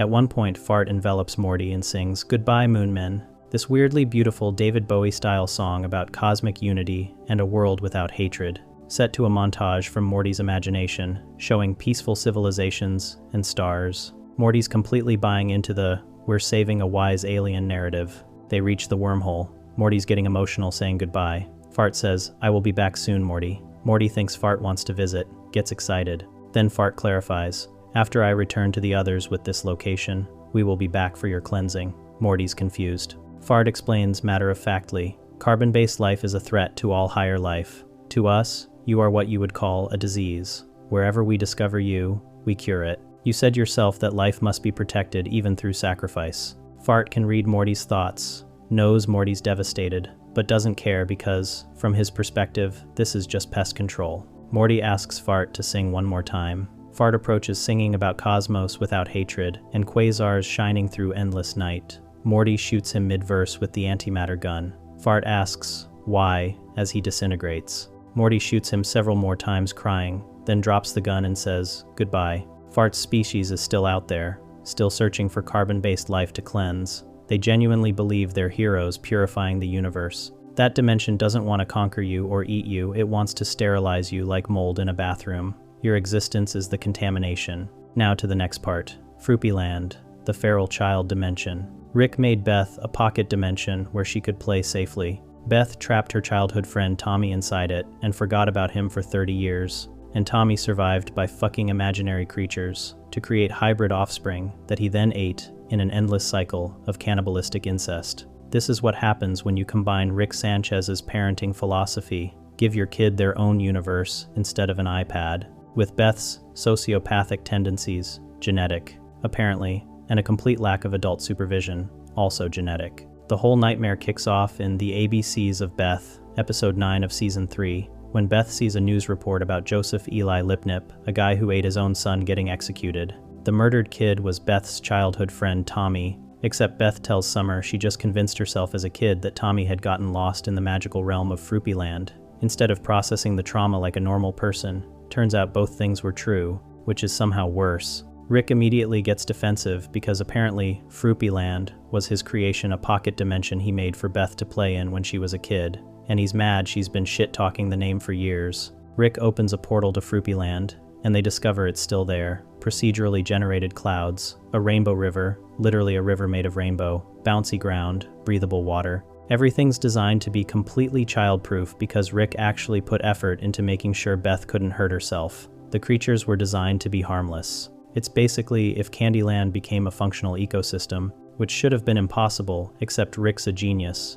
and also, apparently terrible at predicting second-order consequences, a running theme. Beth and Rick find out pretty quickly that something went wrong when a giant grotesque bird with razor-sharp claws attacks Rick and rips his arm off. This thing was not designed by Rick. It's a hybrid creature, mixing Fruy Land procedural carbons with real human DNA. Rick figures out what happened. Tommy survived in Fruy Land by having sex with the harmless imaginary creatures, creating hybrid offspring with enough biological material to actually eat, then consuming them for protein, rinse and repeat for 3 decades. Beth literally spells it out. Are you saying Tommy survived here by having sex with fruity creatures, creating fruity human hybrid offspring, and then consuming their proteins, sustaining himself with an endless cycle of cannibalistic incest? And Rick's like, it's just a working theory, as if that makes it better. Turns out the theory's correct. Tommy's still alive, worshipped as a god-king by a medieval-level society of his least delicious children, meaning he ate the tasty ones and kept the gross ones around for breeding stock and worship, which is the most dystopian eugenics program ever conceived.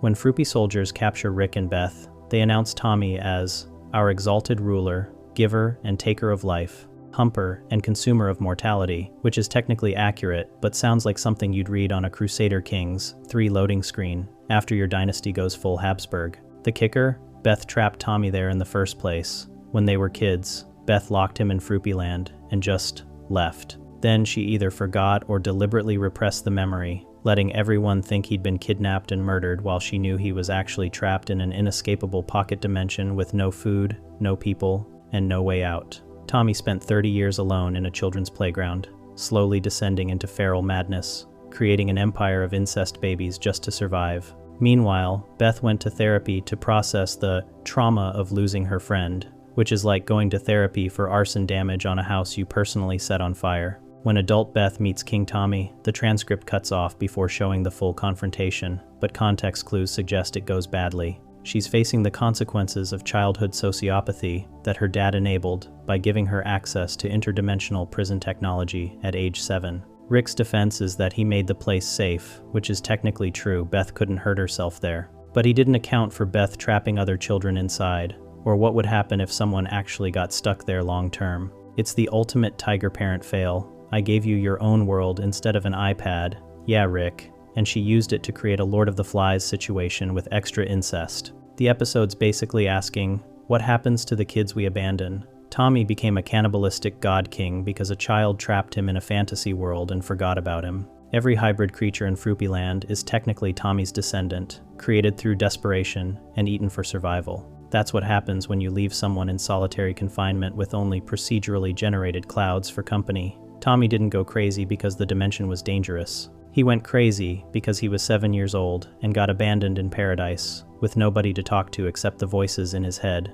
which eventually became his children. Food source, full circle. Rick created Fruy Land to keep Beth safe from the universe. Beth used Fruy Land to trap Tommy and erase him from her life. Tommy used Fruy Land's resources to create a sustainable protein source through the power of disturbing reproductive choices. And somewhere in that dimension right now, there's a whole civilization of Fruy human hybrids living under a medieval government, unaware that their god king is just a traumatized kid from Earth who got really good at survival cannibalism. That dimension's still running, the door still works, and Tommy's probably still in there, unless Beth killed him, which honestly would be a mercy at this point, but the transcript cuts off, so we don't know. Either way, the toys Rick made for his daughter's playtime became sentient through sexual reproduction, and then got eaten by their own father-creator. That's like if Toy Story ended with Woody eating Buzz Lightyear's children to survive the apocalypse Andy accidentally created by forgetting them in the attic. Time to check out the Citadel of Ricks. Rick and Morty went to Atlantis while the Citadel of Ricks elected evil Morty as president. But the real horror was simple Rick, a guy who loved his daughter so much that they trapped him in a neural loop, forced him to relive her birthday party forever, and harvested the joy chemicals from his brain to sell as cookie flavoring. This is what happens when capitalism meets neuroscience, meets the multiverse, and it's somehow worse than all three things separately. The whole nightmare gets casually explained in The Ricklantis Mix-Up, Episode 7 of Season 3, also called Tales from the Citadel, because the show wanted you to think this was going to be a fun anthology. The episode opens with a commercial for Simple Rick's Simple Wafer Cookies, while showing the Citadel, a massive city-state where infinite Ricks and Mortys live after abandoning their original dimensions. 16 iterations off the central finite curve, there's a Rick who works more with wood than polarity plating. His name is Simple Rick, and he realized long ago that the greatest thing he'd ever create was his daughter. The commercial shows Simple Rick's happiest memory, young Beth blowing out candles on her birthday cake while he films her with a handheld camera, crying happy tears because he loves being a dad. It's genuinely sweet. Then the commercial reveals they captured that moment and run it on a loop through Simple Rick's mind, showing present-day Simple Rick strapped into a chair at the wafer factory with a helmet, forcing him to relive that memory eternally while machinery harvests the brain chemicals that joy produces. Those chemicals go into every Simple Rick's Simple Wafer Cookie. The tagline? Come home to the impossible flavor of your own completion. Let that sink in. They're selling industrialized nostalgia. They found a Rick whose greatest achievement was loving his family, imprisoned him in his own happiest memory, and monetized the neurochemicals his brain produces when experiencing that joy. He's tortured with his own happiness, which is maybe the most dystopian thing the show's ever done. And this is a show that did giant incest babies and talking cat war crimes. The factory where this happens is full of regular worker Ricks doing assembly line jobs for minimum wage. Rick J. 22 has worked there for 15 years, stamping logos on wafers, while Simple Rick sits in the flavor core, experiencing eternal birthday party bliss, hell. When Rick J. 22 gets passed over for a promotion given to Cool Rick, who just arrived, he snaps, murders his supervisor, and takes the flavor core hostage. He's trying to escape the Citadel because they told us we were special because we were Ricks, but they stripped us of anything that made us unique. Here's where it gets darker. Rick J. 22 demands a portal gun to escape. The factory owner, Rick D. Sanchez III, wearing a purple suit like Willy Wonka's evil twin, agrees to let him go. Rick J22 shuts down Simple Rick's machine to free him, and Simple Rick wakes up confused, asking, "Where am I?" Rick J22 tells him, "A bad place, but you're going to a better one soon," and pushes him through a portal. Except it's a portal to the Blender dimension. Simple Rick gets instantly liquefied. The police yell, "That's the oldest trick in the book," because apparently Blender dimension portals are common enough to be cliché. Rick J22 realizes he's been tricked and has no leverage left. Rick D. Sanchez III walks into the Flavor Corps, gives an inspiring speech about how the Citadel was founded by Ricks for Ricks to be free, pardons Rick J22, and walks him down the assembly line while all the factory workers cheer. They're playing triumphant music. Rick J22 is crying tears of joy, thinking he finally escaped wage slavery and achieved freedom. Rick D. Sanchez III leads him outside to a fancy purple hover car,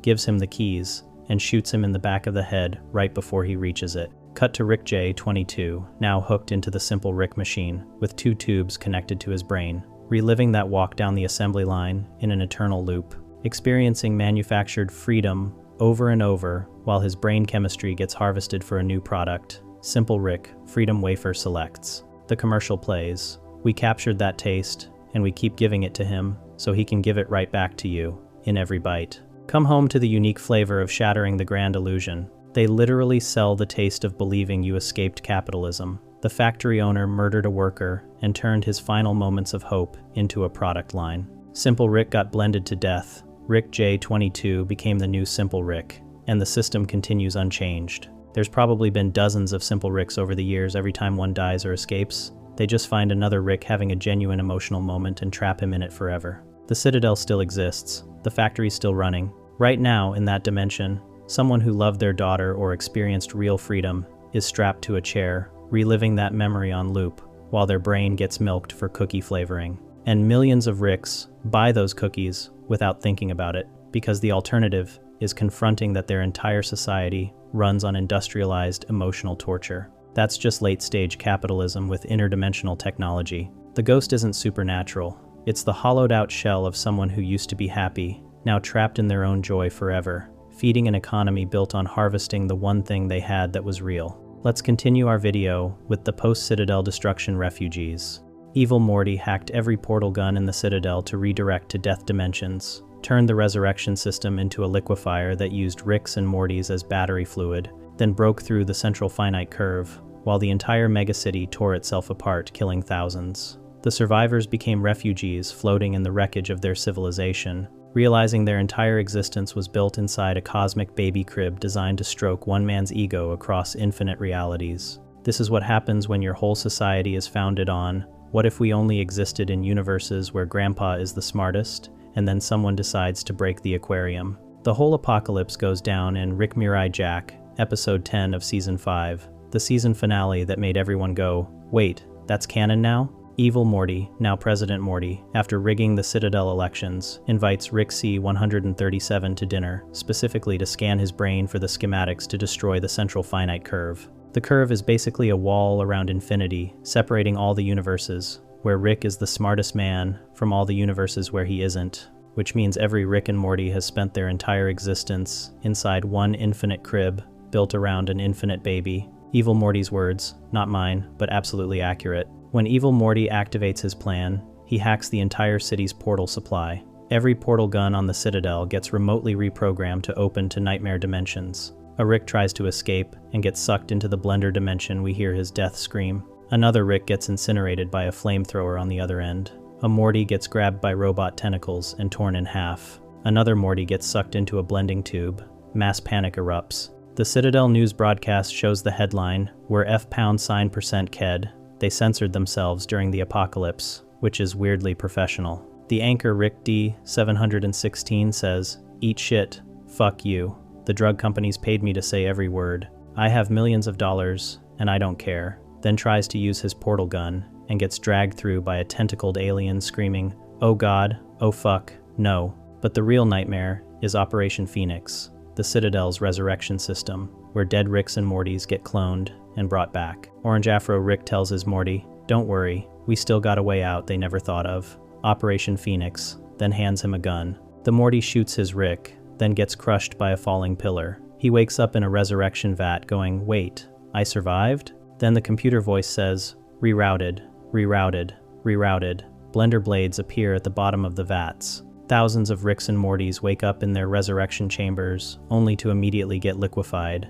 and their blood gets pumped directly into powering evil Morty's dimensional drive beam. They tried to cheat death, and instead became the fuel for destroying their own civilization. The deformed Mortys crawling out of the sewers add another layer of horror. These are Mortys who've been working in the portal fluid mines, presumably the ones who weren't pretty enough or functional enough to be assigned to Ricks. Evil Morty kept them underground manufacturing portal fluid, while the normal Mortys lived above. When the Citadel starts tearing apart, they all crawl out like they've been waiting for this, covered in filth, some of them trying to warn people that death is coming for us all, before getting shot by police Mortys for hurting the Citadel experience. Rick saves himself and our Morty by getting to Mortyberg, a circular district that can detach from the main Citadel. He hits the disengage button, and this whole section of the city separates and fires thrusters to escape the dimensional rift that's consuming everything. They're sitting on a train with dozens of deformed Mortys, all refugees now, watching their home explode behind them as the central finite curve tears open.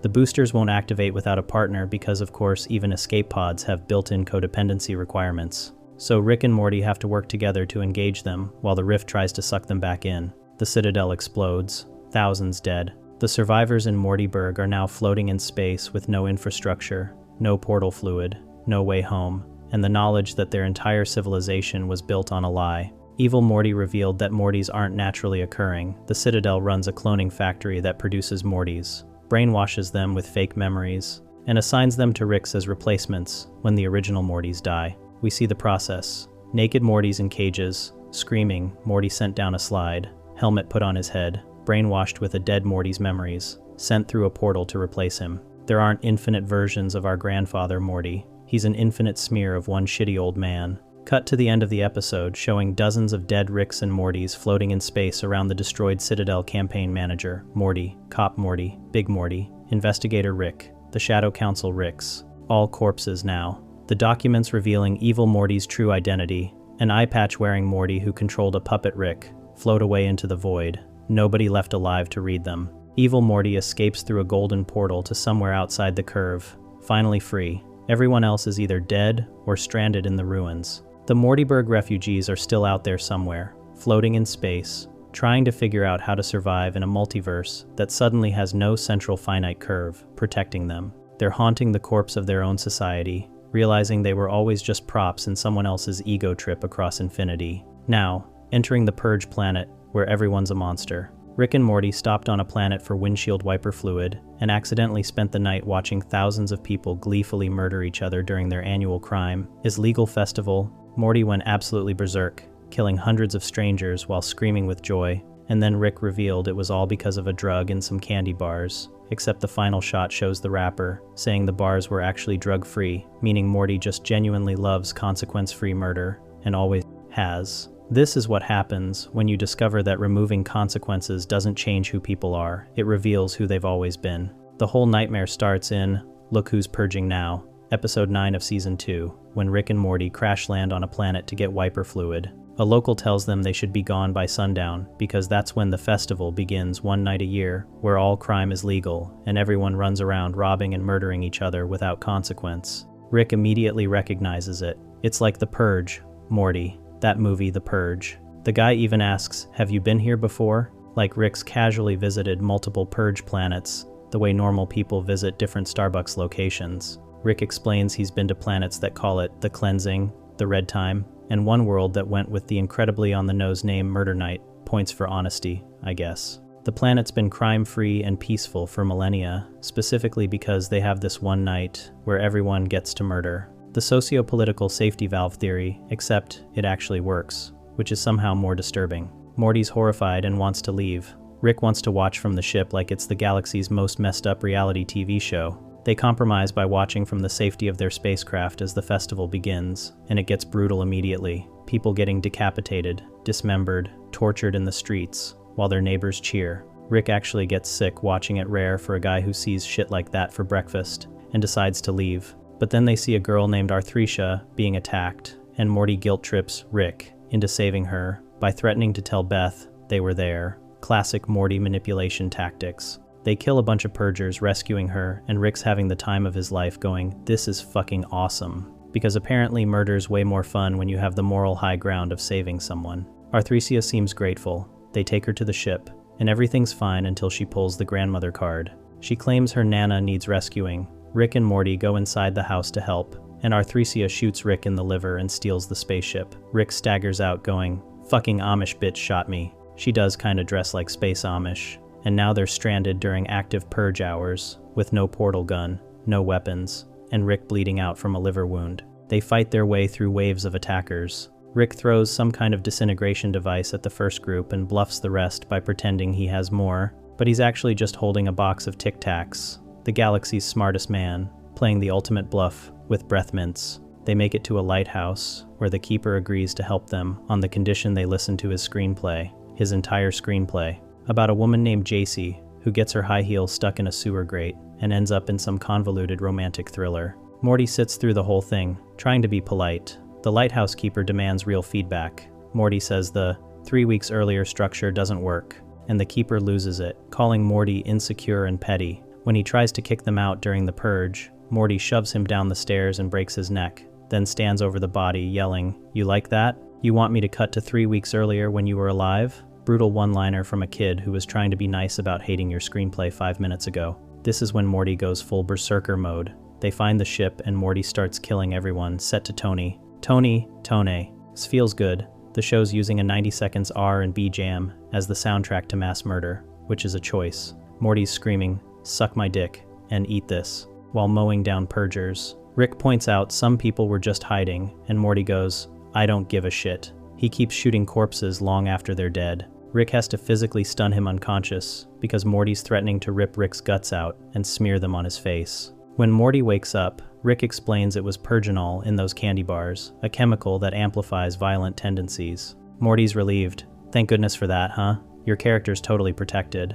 The drug made him do it. He's still good old Morty." Except the final shot shows Rick throwing away the candy bar wrapper. The camera zooms in. The label reads, "Now purginol free." The bars never had the drug. Morty's rampage was 100% organic, free-range violence. He loved killing those people because he genuinely enjoys consequence-free murder, and Rick lied to protect Morty's self-image because the truth would destroy him. Meanwhile, Rick and Arthresia find the rich elites who created the Purge system and massacre them all, also set to Feels Good, because apparently that's just the official murder anthem now. Arthresia's screaming, "Happy festival, cocksuckers, suck my cock, chew my balls," while butchering aristocrats in formal wear. Rick initially passes, but then joins in going, "Fuck it," and they dance over the corpses. The common people are finally free to build a just society. Cut to them immediately arguing about food distribution. Someone has to track who works and who gets paid. Someone else says that's not a real job. They pull knives. Someone suggests they designate a period of time to get all this hate, murder, and rage out of our system. They're reinventing the Purge in real time, probably before the blood from the last one is even dry. That planet's still there, still purging annually, probably. And somewhere in the multiverse there's infinite versions of it, all trapped in the same cycle, all convinced they're civilized except for one night a year when they stop pretending. The haunting part isn't the violence, it's that everyone enjoys it. Morty enjoyed it. The candy bars were drug-free the whole time. When consequences disappear, people don't become monsters. They just stop pretending they aren't. Let's carry on with the Vindicator's Saw Dungeon. Rick got so blackout drunk, he murdered the galaxy's biggest supervillain, built an elaborate Saw-style death trap for his superhero frenemies, and set it all up with video monitors showing drunk him, explaining the rules, then woke up the next morning with zero memory of any of it and had to watch his heroes. He hates tear each other apart in rooms designed to exploit their exact psychological vulnerabilities. The kicker? The whole dungeon was built to honor Noob, the janitor, not Morty. This is what happens when the smartest man in the universe gets hammered and decides to do everyone's job for them while also making them suffer for being self-righteous assholes. The whole nightmare goes down in Vindicators 3, The Return of World Ender, Episode 4 of Season 3, when Morty uses his 1 in every 10 adventures card to force Rick to team up with the Vindicators again, a group of Avengers-style superheroes Rick openly despises. They show up at the Vindicator's ship for a mission briefing about World Ender, the big bad guy who ends worlds. Rick's being his usual dismissive self, making fun of Million Ants. I just assumed that was Turd Man, Wiggly Turd Man, roasting Crocubot for being half cold, unfeeling reptile, half also cold, equally unfeeling machine, and generally pissing everyone off until Vance Maximus arrives. Vance mentions this is their third mission together, which confuses Morty because he thought they'd only done one Vindicator's adventure. Turns out the Vindicators did Vindicators 2 without Rick and Morty last summer because of personality conflicts translation. Rick's such an unbearable dick they'd rather risk dying than invite him. They lost 3 heroes, Lady Katana, Calypso, and Diablo Verde, but still had to call Rick back for this mission, because apparently you can't save the universe without the guy who calls you Wiggly Turd Man. Fast forward to the next morning, the team arrives at Worldender's base to find all his henchmen massacred, and Worldender himself hanging from a hook with his guts spilling out. A giant monitor lowers, showing blackout drunk Rick going, "Hello Vindicators, welcome to your reckoning, baby YY." Drunk Rick explains he came there last night, killed Worldender solo, and built a death game because he thought, why not just do your job for you so we can have a little fun game. Rick sober, present-day Rick, is mortified because he genuinely doesn't remember doing any of this. The first death happens immediately. Vance Maximus has a panic attack about being trapped, flies up to a ceiling vent screaming, "I need space from this," and gets shredded by booby traps, gunshots, electrical shocks, chainsaw, slicing blade. His lower half falls to the floor, and one rocket boot turns on, sending his remains flying across the room, spattering blood everywhere. Crocubot has to laser them out of the air, which is probably the most considerate thing anyone does, all episode. The dungeon forces them through rooms designed to expose their worst secrets. Crocubot gets crushed between platforms when he confidently picks Dorian. 5 a planet, the Vindicators exterminated to kill a shapeshifter. Hiding there, turns out, heroes. Sometimes commit genocide when it's convenient. The basketball room reveals Supernova and Million Ants had an affair and conceived a child together that died inside her because it was half a million ants and half collapsing star. Alan Rails, Supernova's ex-husband, the ghost train guy, loses it, tries to attack Million Ants, and Supernova traps them both in a force field, while Million Ants enters Alan's mouth and makes him explode from the inside, exactly as horrifying as it sounds. Then Supernova kills Million Ants by crushing his queen ant, causing the entire colony to fall apart into non-sentient regular ants. She's about to murder Rick and Morty when the platform rises to reveal they're at a massive party. Rick planned with logic, performing live, because apparently drunk Rick books celebrity rappers between building death in insider traps. The final twist? The whole dungeon was about Noob, the Vindicator's janitor who Rick bonded with because he laughed at Rick's jokes. Morty thought the final room proved Rick valued him, stepped on the platform, and got sent down a dark ride where drunk Rick's video message said, "You're cool, and you're smart, and I bet we coulda hung out." Then revealed he was talking to Noob the whole time. Morty emerges from the ride absolutely furious. That dungeon still exists somewhere in Worldender's fortress. Maybe it's automated, maybe it's waiting. Let's turn our attention to Planetina's eco-terror Earth. Morty fell in love with a sentient environmental goddess created by 4 burnout millennials combining Captain Planet rings, killed all 4 of them to free her from corporate slavery, dated her for like a week, then had to break up with her after she massacred 300 coal miners at a protest site while screaming about saving the Earth. Planetina's still out there right now, alone and radicalized, murdering people to stop climate change, one corpse at a time. This is what happens when you give godlike elemental powers to someone who genuinely believes the ends justify the means, and also got her heart broken by a 4-year-old. The whole nightmare starts in A Rick Convenient Mort, episode 3 of season 5, when Morty meets Planetina at a park cleanup event. She's literally Captain Planet, an elemental superhero created when 4 kids, who are actually middle-aged adults now, because they've been doing this since the mid-90s, combine their elemental set, rings, fire, water, earth, air, combined powers, boom, sentient nature goddess. Except these kids grew up and turned Planetina into a corporate product, charging for autographs, doing convention appearances, selling her to the highest bidder like she's intellectual property instead of a living person. Morty's immediately smitten because Morty's always immediately smitten. They go on dates, she saves wildfires. He travels 200 miles just to save a rabbit at a disaster site to impress her. It's genuinely sweet, until you remember she's being controlled by 4 burnout millennials who literally own her existence and are about to sell her to some Arab overseas who wants to celebrate his purchase over dinner with infant seals. The show's going pretty hard on the rich foreign buyer stereotype here. which is uncomfortable but also kind of the point about how people treat Planetina like property. Morty shows up at a convention to see Planetina and finds her trapped by the Tina-teers, the 4 adults who create her. Eddie, the fire guy, tries to murder Morty with his ring because Morty's a distraction they can't afford. Morty responds by locking Eddie in a room and burning him alive, using his own fire powers. Then the other 3 Tina-teers show up and Morty systematically murders all of them, using their elemental rings against them, drowning the water guy, suffocating the air guy, burying the earth lady. 4 corpses later, Planetina's free. They move in together. Well, Planetina tries to move in. Beth says, absolutely not. Beth kicks her out. Morty's devastated. Planetina goes to a coal mine protest because the miners are gutting the land, poisoning the air your children breathe. The miners tell her to leave. They need the jobs. She's just a privileged activist who doesn't understand real life. Planetina snaps and starts massacring them. We see her using elemental powers to kill 300 people, while Morty watches in horror, unable to stop her. The breakup scene is brutal. Morty says, "You murdered 300 people," and Planetina responds, "And you murdered my kids." Which is technically true. Morty killed the 4 Tina-teers, but they were trying to sell her into slavery. The miners were just trying to work.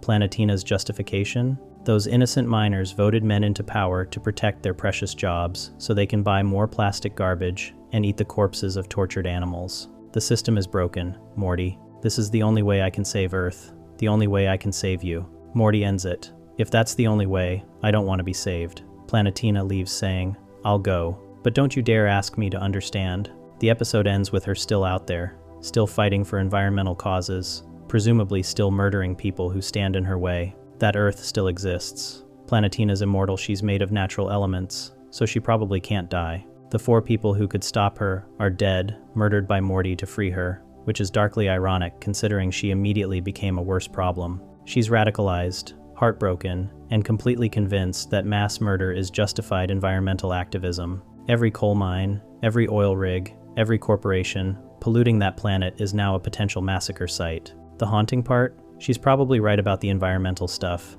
The planet is dying. The miners' DID vote for politicians who prioritize jobs over ecology. The system is broken. But her solution is murder everyone who participates in the system, which includes basically everyone. That's eco-fascism with elemental superpowers. And she's never going to stop because she genuinely believes she's saving the world, one corpse at a time. Now, we'll uncover Mr. Jellybean's kingdom.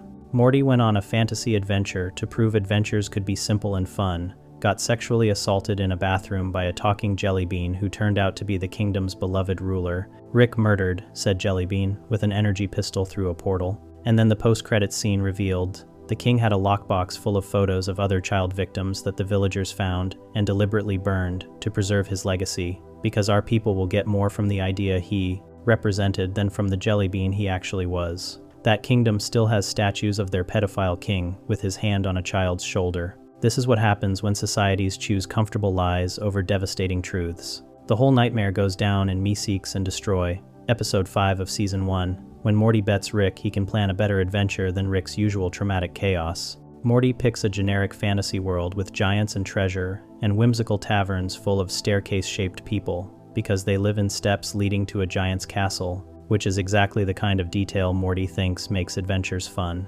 Everything's going fine until Morty goes to the bathroom and meets Mr. Jellybean.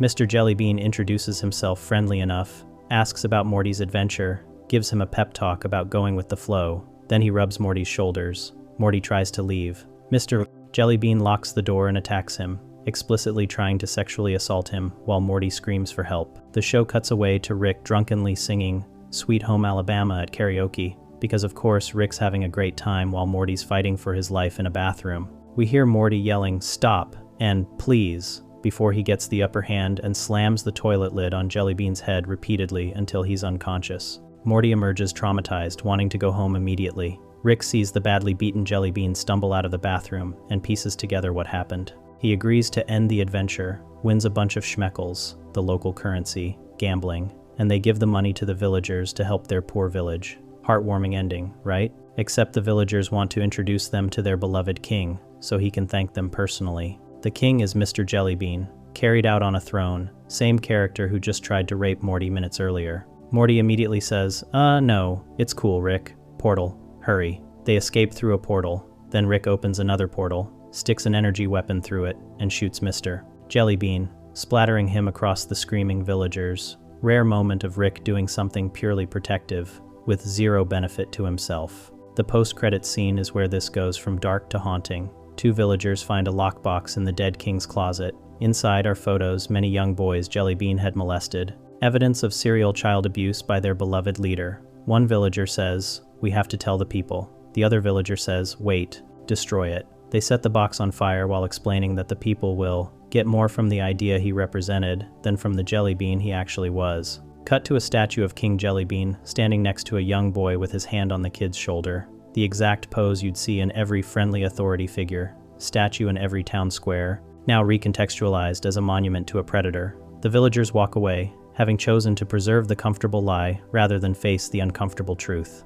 That kingdom still exists. The statue's still there. The citizens still believe their beloved king was a hero who cared about children. Any survivors who remember what really happened have to live in a society that honors their abuser, that literally built monuments to him, that deliberately destroyed evidence to maintain his legacy. This is the show doing a brutal speedrun of every institutional cover-up in history: the Catholic Church, Penn State, USA Gymnastics. Pick your scandal. The pattern's always the same. Evidence emerges. People in power decide the institution's reputation matters more than the victims. Burn the evidence, preserve the myth. The haunting part? The villagers aren't evil. They genuinely think they're doing the right thing for their community. They're choosing collective comfort over individual justice, which is how every cover-up happens. And somewhere in that dimension right now, there's probably another Mr. Jellybean, another beloved authority figure, hurting kids, while everyone looks away, because acknowledging the truth would shatter too many illusions. The real monsters don't look like monsters, they look like kings.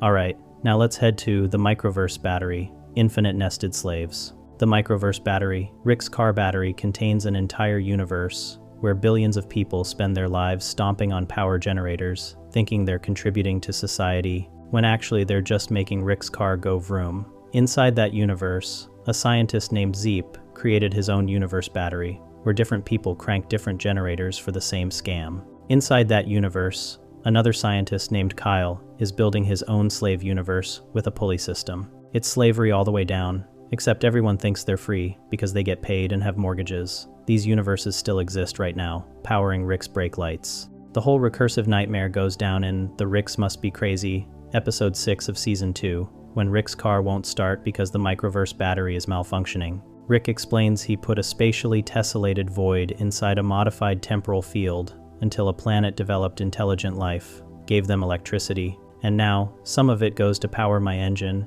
and charge my phone and stuff. Morty immediately calls it slavery. Rick responds with the episode's thesis statement, "It's society. They work for each other, Morty. They pay each other. They buy houses. They get married and make children that replace them when they get too old to make power." Morty's not buying it. That just sounds like slavery with extra steps. Rick and Morty shrink down into the microverse and discover the people there worship Rick as an alien benefactor who gave them the gift of Google Box technology, devices you stomp on that generate electricity while safely removing the dangerous waste power to a special disposal volcano. There is no volcano. The power just goes to Rick's car, but telling them that would ruin the vibe.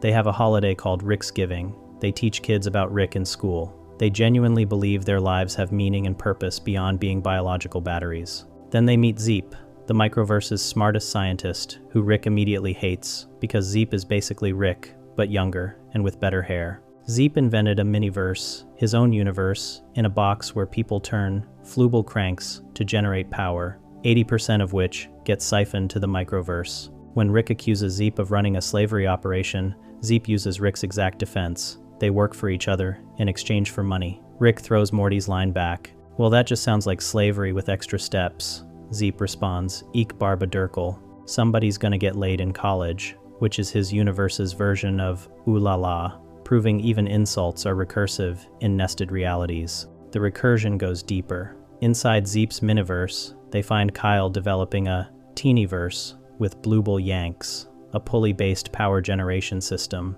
because apparently every level of reality needs a differently named box you interact with to make electricity for your masters. When Zeep realizes what Kyle's doing, he has an existential crisis. "Wait a minute, did you create my universe? Is my universe a miniverse?" Rick corrects him. "Microverse. Kyle chimes in, teenyverse. The argument about what to call the slavery is somehow more important than the slavery itself. Here's where it gets properly haunting. Zeep can't shut down his miniverse even after realizing he's in a microverse that's in a car battery. Because if he stops generating power, Rick will kill everyone in the microverse. Rick explicitly threatens this. When I get out of this teenyverse, I'm gonna get out of the surrounding miniverse, and then the microverse around that. And guess what? He'll destroy everything.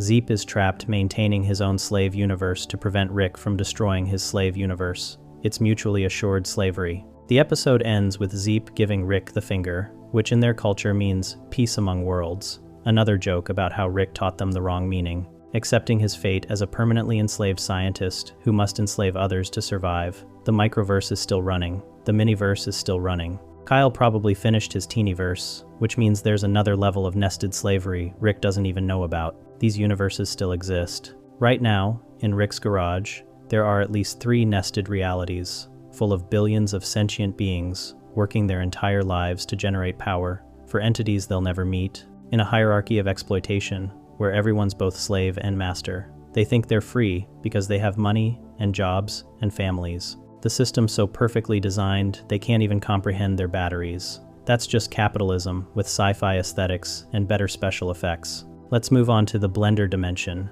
fragmented consciousness. If you're enjoying our content, subscribe to our channel. The blender dimension, fragmented consciousness. Rick keeps a portal preset to a dimension that's just a giant blender and uses it to murder people by liquefying them instantly. Except maybe instantly is optimistic. Maybe it's not death, but relocation to a place where your consciousness gets pureed along with your body, scattered into infinite screaming particles that used to be you, but can't reassemble or stop existing. The blender dimension doesn't kill you, it fragments you into aware molecular chaos, forever. And Rick treats this like flushing a toilet. The blender dimension shows up in The Ricks Must Be Crazy, episode 6 of season 2, during Rick's conflict with Zeep, inside the nested battery universes. When Rick's trying to escape from the teenyverse, the universe inside, the miniverse, inside the microverse, inside his car battery, yeah, it's recursive slavery all the way down. He tells Zeep he's gonna grab his wallet from his ship.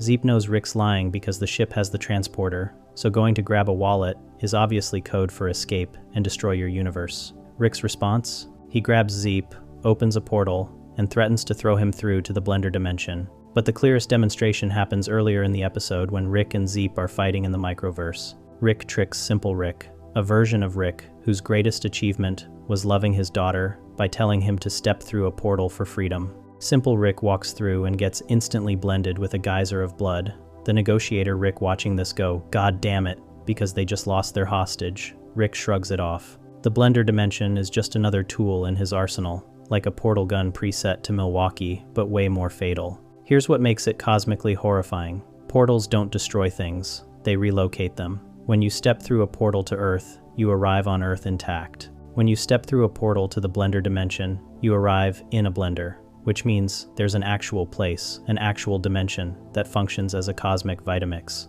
And if consciousness survives portal travel, which it does, that's the whole point of portals, then what happens to your awareness when your body gets liquefied? The episode treats it like instant death, blood spray, person gone, moving on. But quantum mechanics gets weird with consciousness. Your neurons firing "I am me" don't necessarily stop just because the neurons are scattered. They're still neurons. They're still firing electrical impulses. They're just doing it while suspended in a slurry of what used to be your organs. And if your consciousness is quantum, which some theories suggest, then fragmenting it doesn't eliminate it, it just distributes it across every particle that used to comprise you. So maybe Simple Rick is still alive in there, not as Rick. As thousands of Rick particles, each one maintaining some fragment of awareness, unable to think coherent thoughts, because thinking requires a brain, and brains require structural integrity, but still experiencing, something, sensation, without form, awareness, without identity, the subjective experience of being scattered, matter that remembers being a person. The show uses the blender dimension as a casual murder method. Rick threatens people with it. Evil Morty hacks portal guns and Rick Mirai Jack to redirect them there, killing Ricks and Mortys across the Citadel. We hear their screams as they get blended. It's treated like a death trap in a video game messy, but ultimately just another way to remove someone from existence. But if consciousness persists through fragmentation, then every person Rick's ever sent there is still experiencing their own liquefaction in some horrific eternal now. And the blender dimension is still running. Rick didn't create it, he just found a dimension that happens to function as a giant blender and started using it as a waste disposal for inconvenient people, which means it's probably been running for billions of years, blending whatever falls into it, accumulating an ocean of fragments that used to be conscious beings from across the multiverse. Every molecule in that dimension might be screaming. The whole place could be one massive chorus of fragmented awareness, billions of partial consciousnesses suspended in chaos,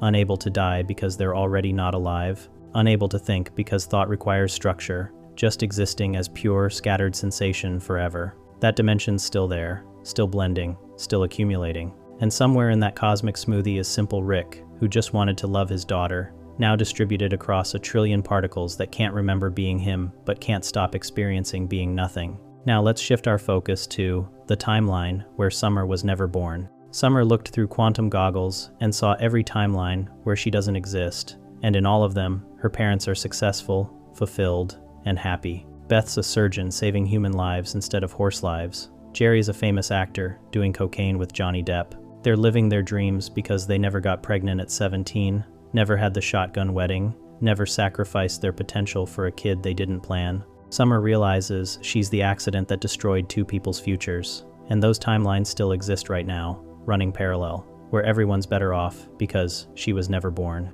The whole existential crisis kicks off in Ricksty Minutes, episode 8 of season 1, when Rick upgrades the cable to show TV from infinite dimensions. The family gets bored watching interdimensional commercials, though Ants in My Eyes Johnson is genuinely unsettling, a man who can't see or feel anything selling electronics while literally on fire. Rick tosses them goggles that scan your retinas and let you view parallel timelines through genetically matching versions of your eyes. Basically, you can watch what your life would be like if you'd made different choices. Beth sees herself as a human surgeon winning a Nobel Prize. Jerry sees himself taming lions in movies, hanging out with Leonardo DiCaprio, banging Kristen Stewart. Summer keeps searching and only finds two variations: timelines where her parents are playing Yahtzee, or timelines where they're playing Chutes and Ladders. She's stuck in boring suburban family life in every reality where she exists. She notices the pattern. It seems like when I exist, life gets a little more predictable. Beth tries to soften this. When two people create a life together, they set aside their previous lives as individuals. Jerry's not having it. We're not heroes for having unprotected sex on prom night. The fight escalates until Summer asks the question that's been hovering unspoken. You thought about getting an abortion? Beth's response is devastating in its casualness. Everyone thinks about it. Obviously, I'm the version of me that didn't do it, so you're welcome. Not, I'm glad I had you, or you're the best thing that happened to us. Just, you're welcome, like Summer, should be grateful they didn't abort her, like her existence is a favor they granted rather than a choice they made. The really haunting part? Those timelines are still running. Right now, in countless parallel realities, there's a Beth who became a surgeon, a Jerry who became an actor, and no Summer. They're not mourning her absence because she never existed to be missed. They're just happy, fulfilled, living the lives they actually wanted instead of the compromise-laden existence they settled for. Summer decides to run away, planning to move to the southwest and do something with turquoise,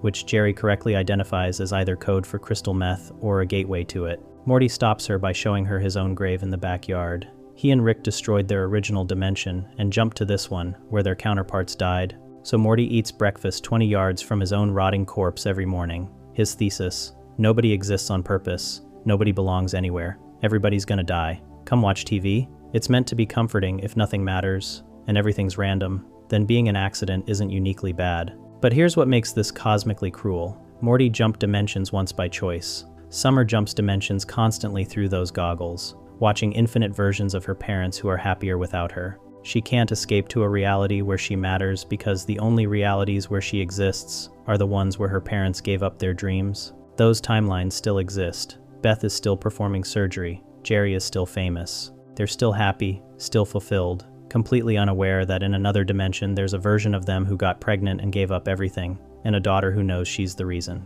Every time Summer has a fight with her parents, every time they seem disappointed or frustrated or tired, she can put on those goggles and confirm, yes, they would have been better off without me. The multiverse doesn't just show you what could have been, it shows you what is, somewhere else, running parallel forever. Summer exists in a reality where she's the cosmic mistake that killed two futures. and she knows it, and she has to live with it. That's just being a teenager with access to quantum proof that you ruined everything. Now let's move to Morty Jr.'s violent biology. Morty bought a sex robot from an alien pawn shop, accidentally impregnated it, and 24 hours later had a teenage son who desperately wants to murder everyone on Earth, but can't because he inherited just enough of Morty's DNA to feel guilty about it. Morty Jr.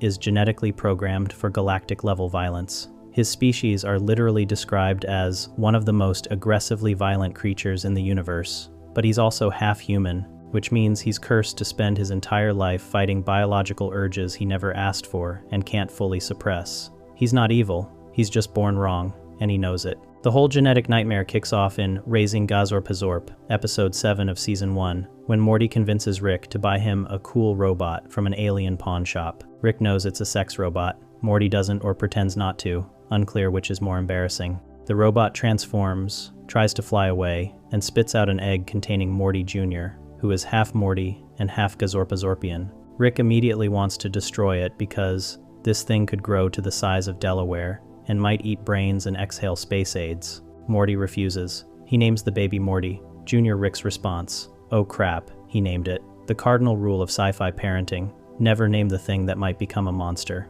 Morty Jr. grows to teenager size in one day. His first words aren't mama or dada, they're death, damnation, destruction, domination. Morty tries to teach him to dance instead of kill. Morty Jr. responds, "I'd like to dance on the graves of my enemies." When Morty asks what he wants to do, Morty Jr.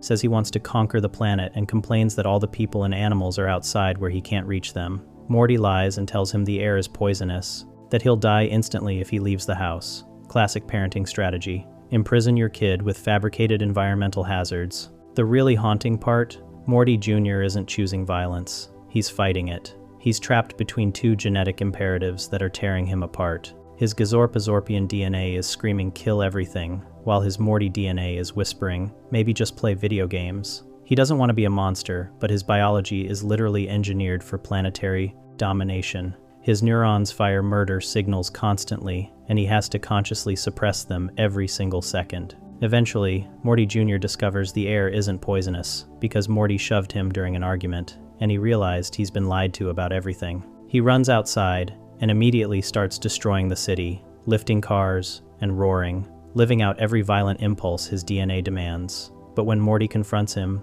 Morty Jr. breaks down. "Dad, I'm so confused." He's not a villain having fun, he's a kid whose genetic code is at war with itself. The solution? Brad Anderson, creator of Marmaduke, appears and explains he's haunted by uncontrollable thoughts of mutilations and sexual assaults on a near daily basis, but channels it into his comic strip work, which is both deeply disturbing and weirdly the darkest. Marmaduke lore possible. Morty Jr. decides to become a writer, channeling his murder impulses into fiction. He writes a best-selling book called My Horrible Father, about the trauma of being locked in a house under false pretenses by a parent who was terrified of him. But here's the thing. Channeling violent urges into art doesn't eliminate them. Morty Jr. still wants to slit people's throats. Writing just gives him a socially acceptable outlet. He'll spend his entire life managing impulses most people never experience. Every social interaction is a battle against biology. Every moment of kindness is a victory over genetic programming.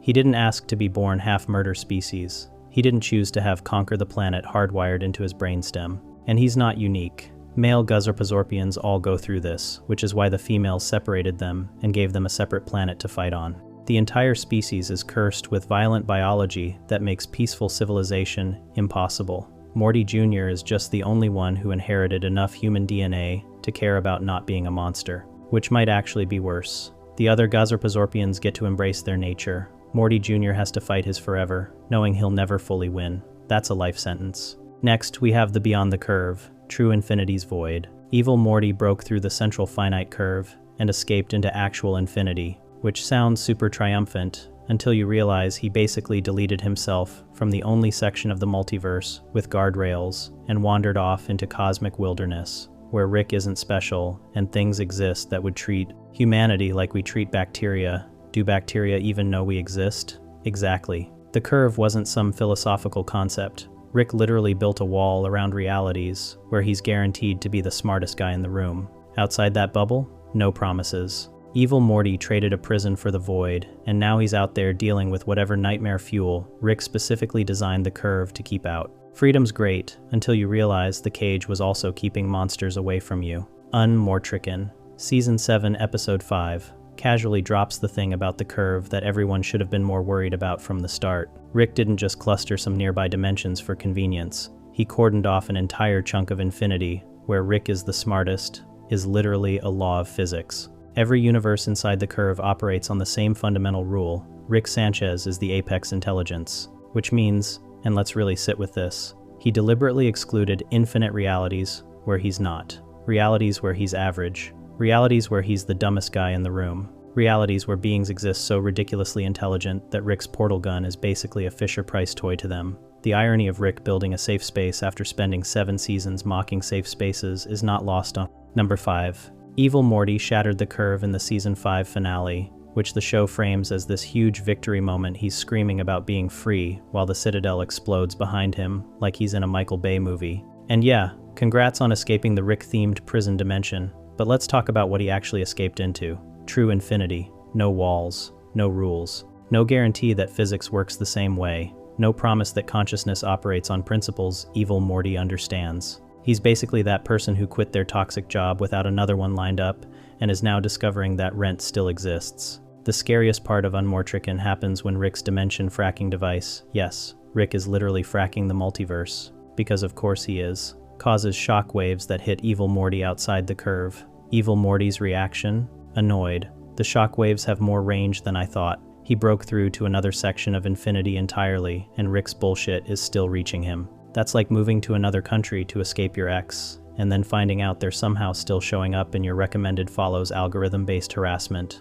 Truly the modern nightmare. It proves 2 things. The curve isn't as isolated as everyone thought, and Evil Morty can't actually escape Rick, even after demolishing the only barrier between them. So what's actually out there beyond the curve? The show doesn't tell us. That's the horror. It's like when horror movies don't show the monster, because what you imagine is worse than anything they could show you. Shout out to Jaws for basically inventing that. Inside the curve, you know the parameters. Rick is the smartest. Portal guns work.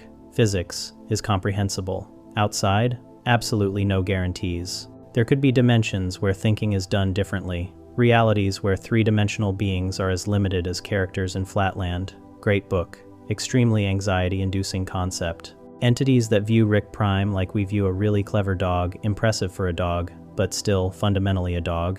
Evil Morty stole the Omega device schematics, which we'll get to in the next section, but the point is, he's now alone in true infinity, with the multiverse's most dangerous weapon and 0 backup plan. He threatens Rick at the end. I can end the Rick experiment anytime I want, but using that weapon puts a target on his back. Every Rick he erases has family who'd hunt him down. He's playing the most intense game of don't make me use this ever invented, and he's playing it in territory where the rules don't apply. The episode ends with Evil Morty disappearing into the void. Free, sure. Alone, absolutely. And somewhere in actual infinity right now, he's dealing with whatever Rick built the curve to avoid. Maybe he's fine. He's smart, ruthless, survived Rick for years. Maybe he's encountered cosmic horrors that make the curve look like a playground fence keeping kids from wandering into traffic. Maybe he found beings so beyond comprehension that the Omega device is irrelevant because they exist outside the concept of dimensions entirely. Imagine showing up with a gun to fight something that doesn't have a body. Awkward. The curve is still broken, the wall is still shattered. Evil Morty is out there in the true infinite void where Rick isn't special and nothing is guaranteed. And honestly, I'm not sure which is worse. Finally, we have the Rick Prime's Omega device, omni-genocide weapon. Rick Prime invented a weapon that erases people from existence across all dimensions simultaneously, and the first thing he did with it was delete Diane, every version of her, everywhere, forever. The show treats this like it's just another sci-fi gadget, but let's be clear about what this actually is. A button that commits infinite murder in one press. One trigger pull, and you don't just kill someone, you retroactively remove them from the fundamental fabric of reality across every possible timeline. And Evil Morty has the blueprints now, which is like giving the nuclear codes to a teenager who's already mad at everyone appropriate, considering he is a teenager who's mad at everyone. The mechanics are genuinely nightmare fuel when you think about them. The Omega device doesn't target coordinates in space or time, it targets identity itself. It finds every quantum possibility where a specific person exists and terminates them all at once. Diane, who married Rick, gone. Diane, who never met Rick, also gone. Diane, who became an astronaut, deleted. Diane, who lived in ancient Rome somehow through multiverse weirdness, erased. The weapon doesn't care about choices or timelines or alternate histories. It finds every instance of Diane-ness across infinity and hits delete like she's a spam email, except way more permanent and infinitely more horrifying. What makes this philosophically messed up is the causality problem. When you erase someone from all dimensions, you're rewriting every event they ever influenced, every conversation they had that changed someone's mind,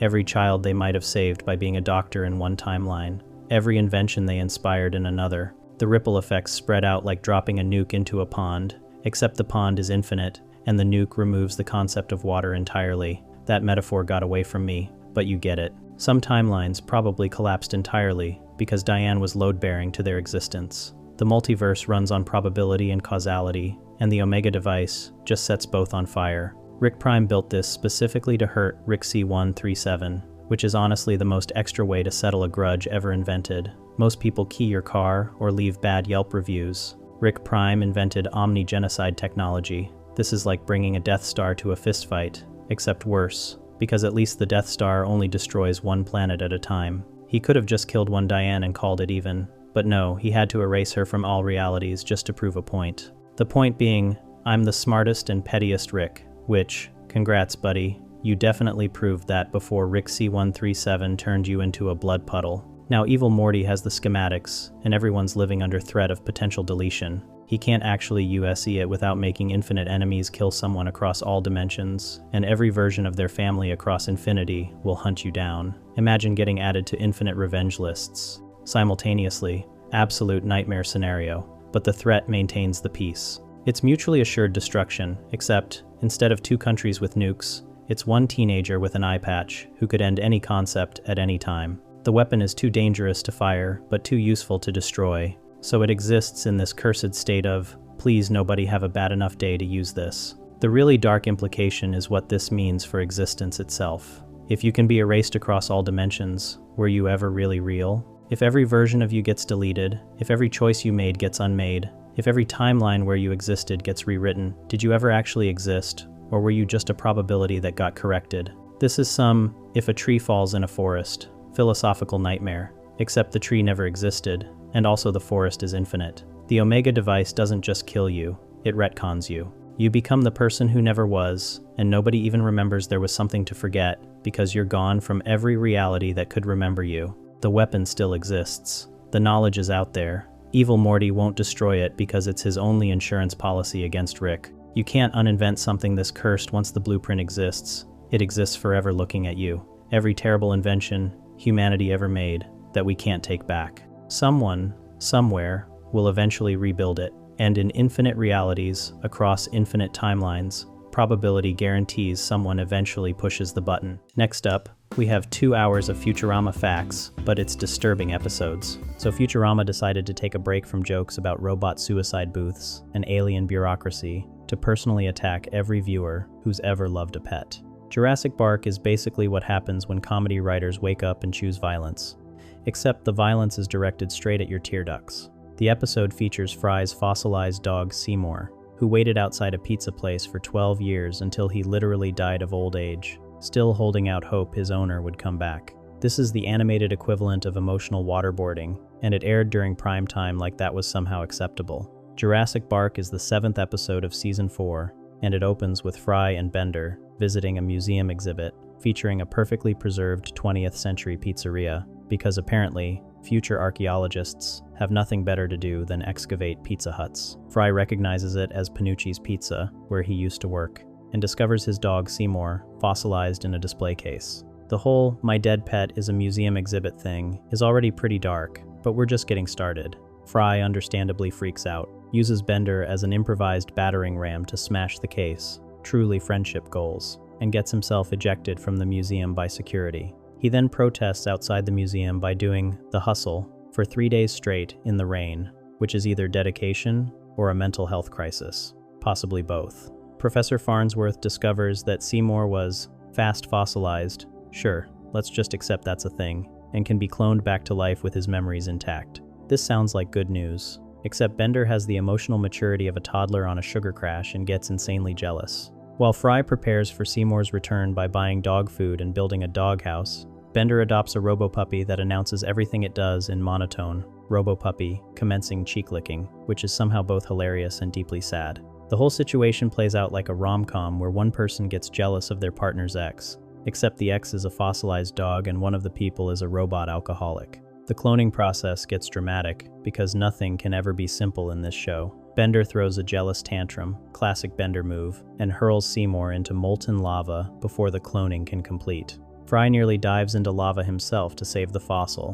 which would have been a spectacularly stupid way to die. Bender, feeling guilty for once in his life, dives in instead because he's 40% dolomite. The writers really committed to this mineral subplot. He successfully retrieves Seymour, and everyone prepares for the happy reunion where Fry gets his best friend back. This is where the show reveals it was setting you up for the emotional equivalent of a sucker punch. Right before the cloning completes, the computer reveals Seymour died at age 15, meaning he lived for 12 more years after Fry got frozen. Fry immediately stops the process. His logic? Seymour must have moved on, found a new owner, lived a full life, and forgot all about him. Better to remember the good times than bring back a dog who doesn't even know who you are anymore. This would be a bittersweet but reasonable ending, and the writers clearly decided reasonable wasn't going to cut it. The final scene is a montage set to melancholic French music because apparently emotional devastation needed a soundtrack. It shows Seymour sitting outside Panucci's Pizza, waiting for Fry to come back.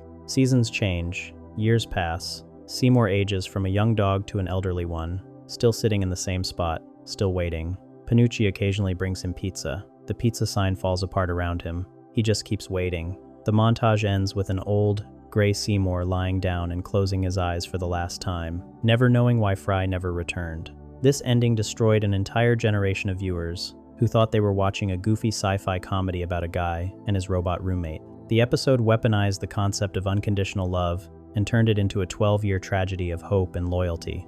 Hachiko walked so Seymour could emotionally devastate millions. The cultural impact was immediate and brutal. Jurassic Park consistently ranks as one of the saddest television episodes ever made, competing with shows that are actually dramas looking at you, This Is Us. It won various awards and is used as shorthand for that episode that made grown adults sob. The fact that Futurama later retconned this ending in a movie, revealing Seymour actually spent those years with a time-traveling duplicate of Fry, shows even the writers realized they'd gone too far. But that original ending lives forever in the collective trauma of anyone who watched it. The episode proved animated comedies could absolutely wreck you emotionally, while still maintaining their sense of humor throughout. Seymour's story became the gold standard for animated tearjerkers, and honestly, nothing has hit quite as hard since. Thanks for that, Futurama. Really appreciate the therapy bills. And just when you thought dog-induced emotional trauma was enough, next up, Futurama decides to ditch sadness and go straight for psychological damage. So after Futurama emotionally destroyed everyone with Jurassic Park, they apparently decided, you know what we need? More psychological torture, but this time with dream sequences. The Sting takes the concept of survivor's guilt and turns it into a coma-induced fever dream that's part Inception, part Alice in Wonderland, and part let's see how many times we can make Leela think she's awake before she completely loses it. The episode features Leela spending 2 weeks in a venom-induced coma, experiencing guilt-fueled nightmares after watching Fry get impaled by a giant space bee. This is basically the animated version of those dreams, where you keep waking up, but you're still dreaming, except with more dead boyfriends and space honey addiction. The Sting opens in Season 4 with Professor Farnsworth cheerfully informing the crew they're not good enough for their next mission because it killed his last crew. Naturally, Leela takes this as a challenge, because apparently, deadly mission translates to prove yourself in her brain. The job?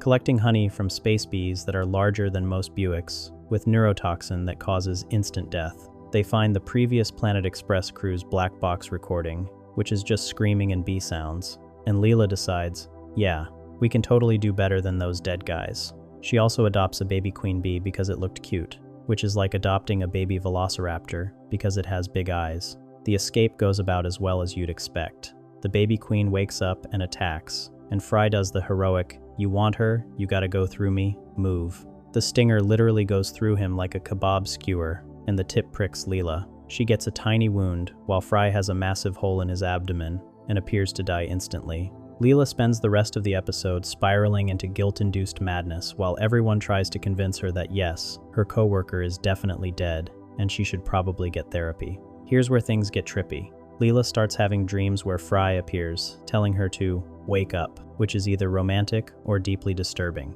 She finds a gift he left in his locker that Bender tried to pawn, and when she wakes up wearing Fry's burial jacket, she becomes convinced he's alive somewhere. The dreams get progressively unhinged as she keeps eating space honey to cope. Fruy appears in elaborate dream sequences, including a Venusian garden date and a frozen moon sleigh ride.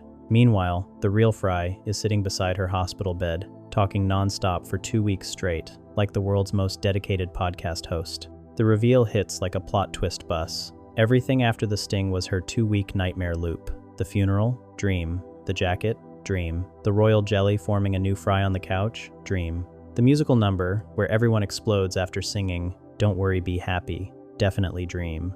Fruy survived because the stinger went clean through him. He only needed a new spleen from a motorcycle enthusiast. Leela got all the venom from just the tip and immediately fell into a coma. His voice manifested in her dreams as the recurring wake up message that eventually broke through. When Leela finally wakes up, Fruy reveals he hasn't left her bedside once, talking continuously to keep her mind together. The episode ends with them whispering that they both need showers, which is somehow the perfect ending to an episode about nearly dying from space bee venom and spending 2 weeks in a guilt spiral.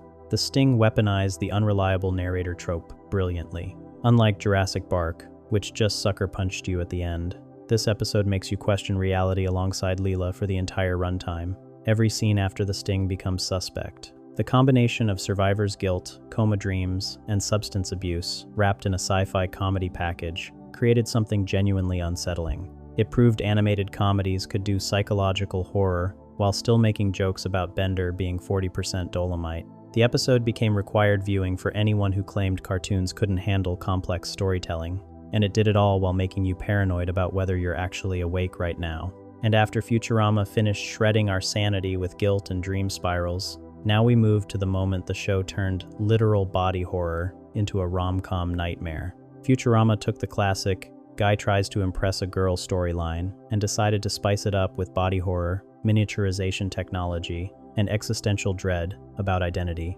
This is what happens when you combine Fantastic Voyage with every anxiety you've ever had about whether people like the real you or just the version of you that remembered to shower. Fruy eats a bathroom egg salad sandwich from a truck stop, already a red flag the size of Texas, and becomes infested with intelligent worms that completely overhaul his body and mind. The disturbing part?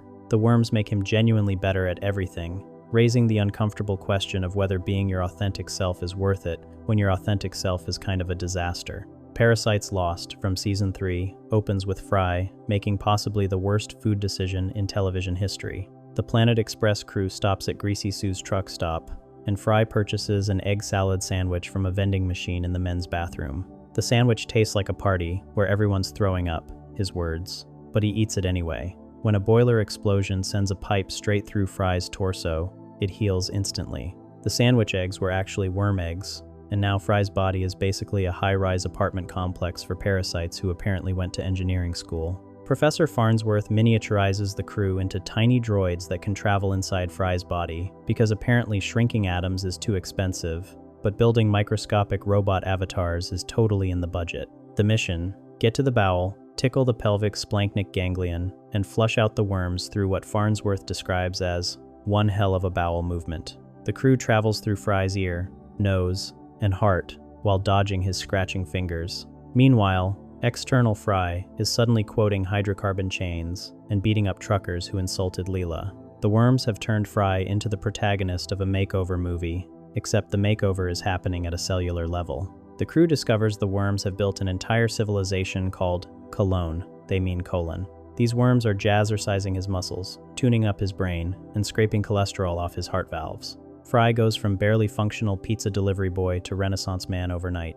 He learns to play the holophonore and creates elaborate romantic holograms for Leela. He's articulate, strong, thoughtful, and finally tells Leela he loves her. She's completely smitten with this upgraded version, which is where everything gets deeply uncomfortable. Leela realizes the worms are responsible and goes full protective mode. She miniaturizes herself, enters Fry's body and violently murders all the other crew's droids with an axe. Her logic? Fry is better with the worms, so why remove them? They start a relationship with romantic concerts and meaningful conversations. Everything seems perfect, except Fry has one existential crisis. Does Leela love him or the worms? Fry miniaturizes himself and confronts the worm mayor with a sword, because apparently intestinal parasites have feudal governments. He threatens to destroy his own brain unless the worms leave, slashing through nerves and holding his sword to the medulla oblongata, threatening mutual destruction. The worms evacuate, and Fry returns to his normal, unimproved self.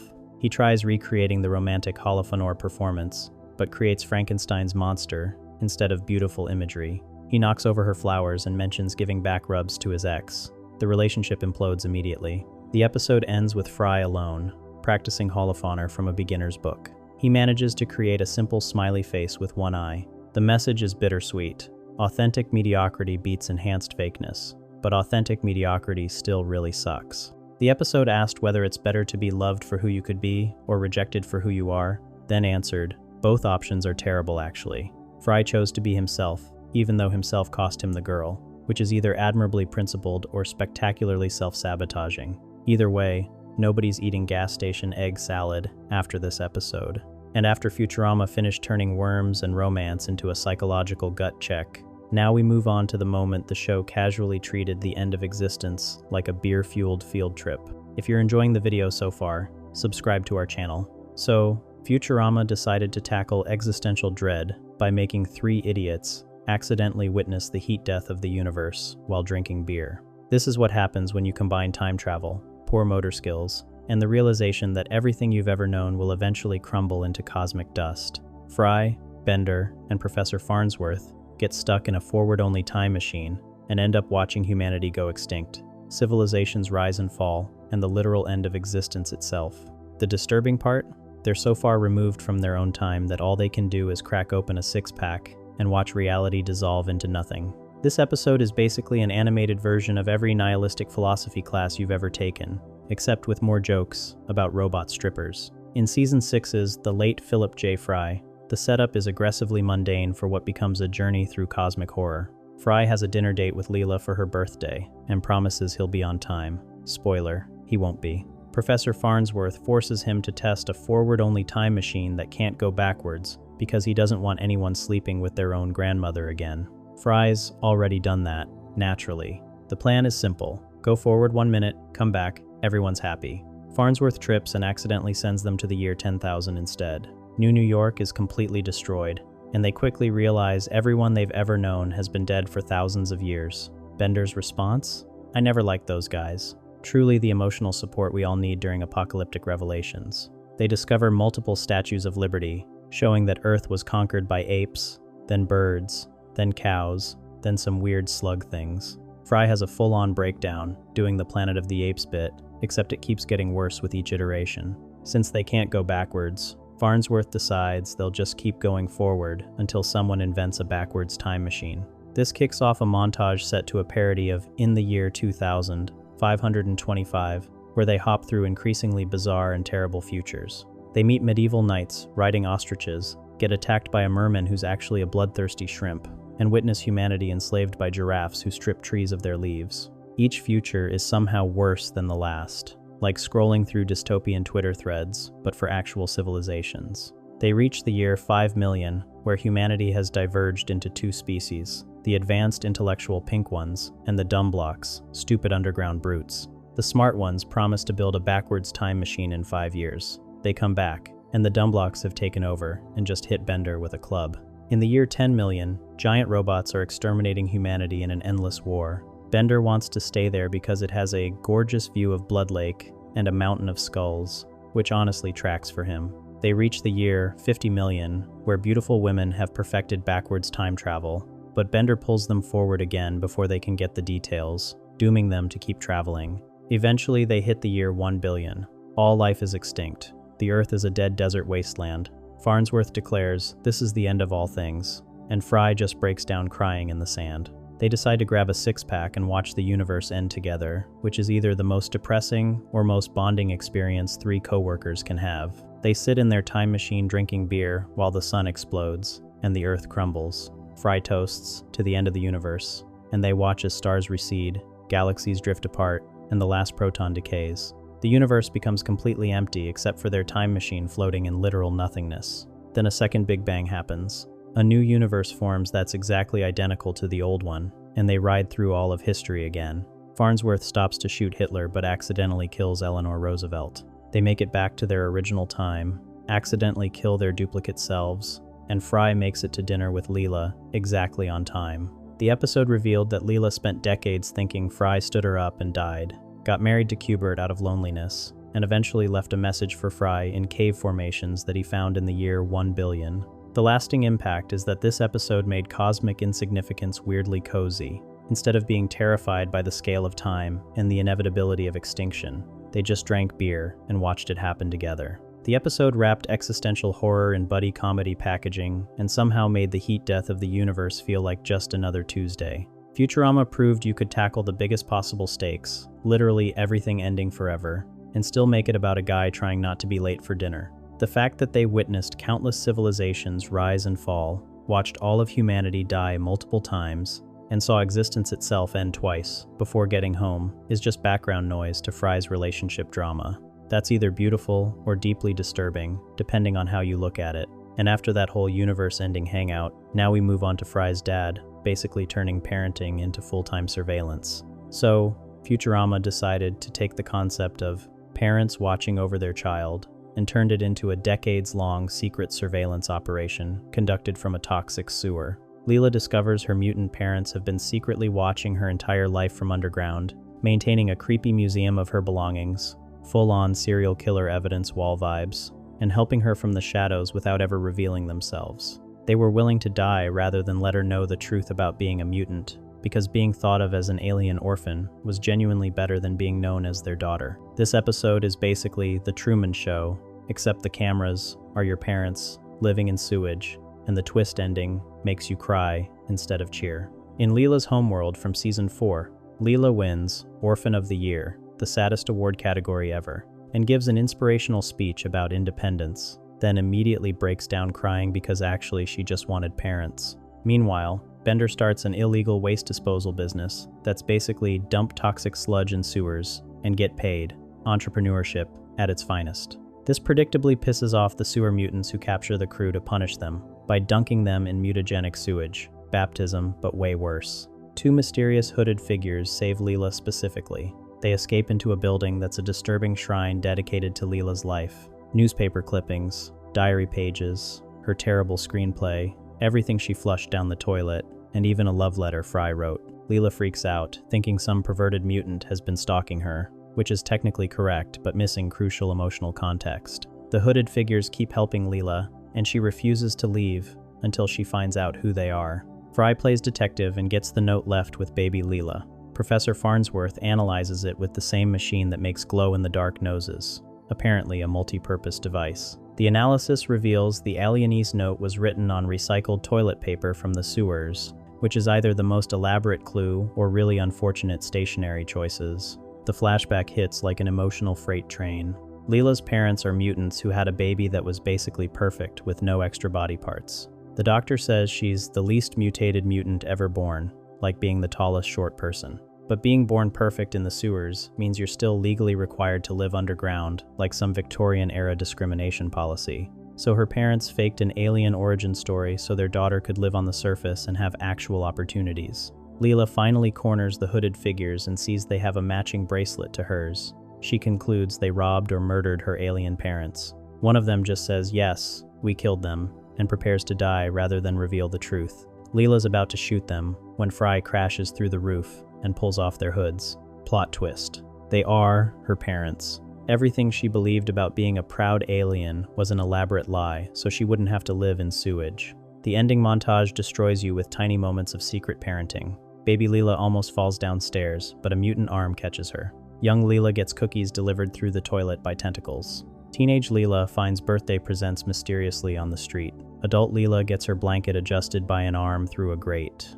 Every single moment, they were there, watching from behind walls and through pipes, helping without credit or acknowledgement. They attended every milestone from the sewers, like the world's most dedicated but saddest helicopter parents. This episode weaponized parental sacrifice into something that makes you ugly cry while questioning everything. Leela's entire identity was built on her parents living in sewage, collecting her trash like precious artifacts. The phrase "better we should die than have her learn the shameful truth" wasn't dramatic exaggeration, they genuinely meant it. Futurama proved you could make people sob about sewer mutants while Bender makes illegal dumping jokes. The revelation that love sometimes means erasing yourself from your child's life became one of animation's most devastating gut punches. After that sewer sadness gut punch, now we jump to Fry's cosmic free will crisis. So Futurama decided to take the chosen one trope and twist it into an existential nightmare, where your entire life trajectory was manipulated by adorable alien guinea pigs who needed you as a weapon. This is what happens when destiny meets cosmic horror, meets the realization that every choice you thought you made was actually predetermined by tiny creatures with disturbingly large vocabularies. Fry discovers his whole existence in the future wasn't an accident. Nibbler deliberately pushed him into the cryogenic freezer, so he'd be available 1,000 years later to fight brain aliens. The disturbing part? Fry's entire life, including becoming his own grandfather, which gave him his special brain immunity, was all part of a plan he never consented to. This episode is basically The Matrix, except instead of choosing the red pill, someone just shoved it down your throat while you were delivering pizza. In The Why of Fry from Season 4, Fry is having the worst self-esteem week imaginable. He misses a delivery mission because he was looking up curse words in the dictionary, honestly, a valid use of time, and everyone goes without him successfully. Leela gets a date with Chaz, the mayor's aide, who uses his position to get free bread at restaurants, truly living the high life. Fry walks Leela's alien pet and gets a ticket for failing to scoop Nibbler's dark matter poop, which weighs as much as 1,000 suns. Just when Fry hits rock bottom, sitting in an alley, covered in zoo garbage, Nibbler starts talking and punches him unconscious, because apparently that's how you invite someone to save the universe. Nibbler drags Fry to planet Eternium, where the Niblonians reveal he's the single most important person in the universe, cue Fry saying, "Oh, snap."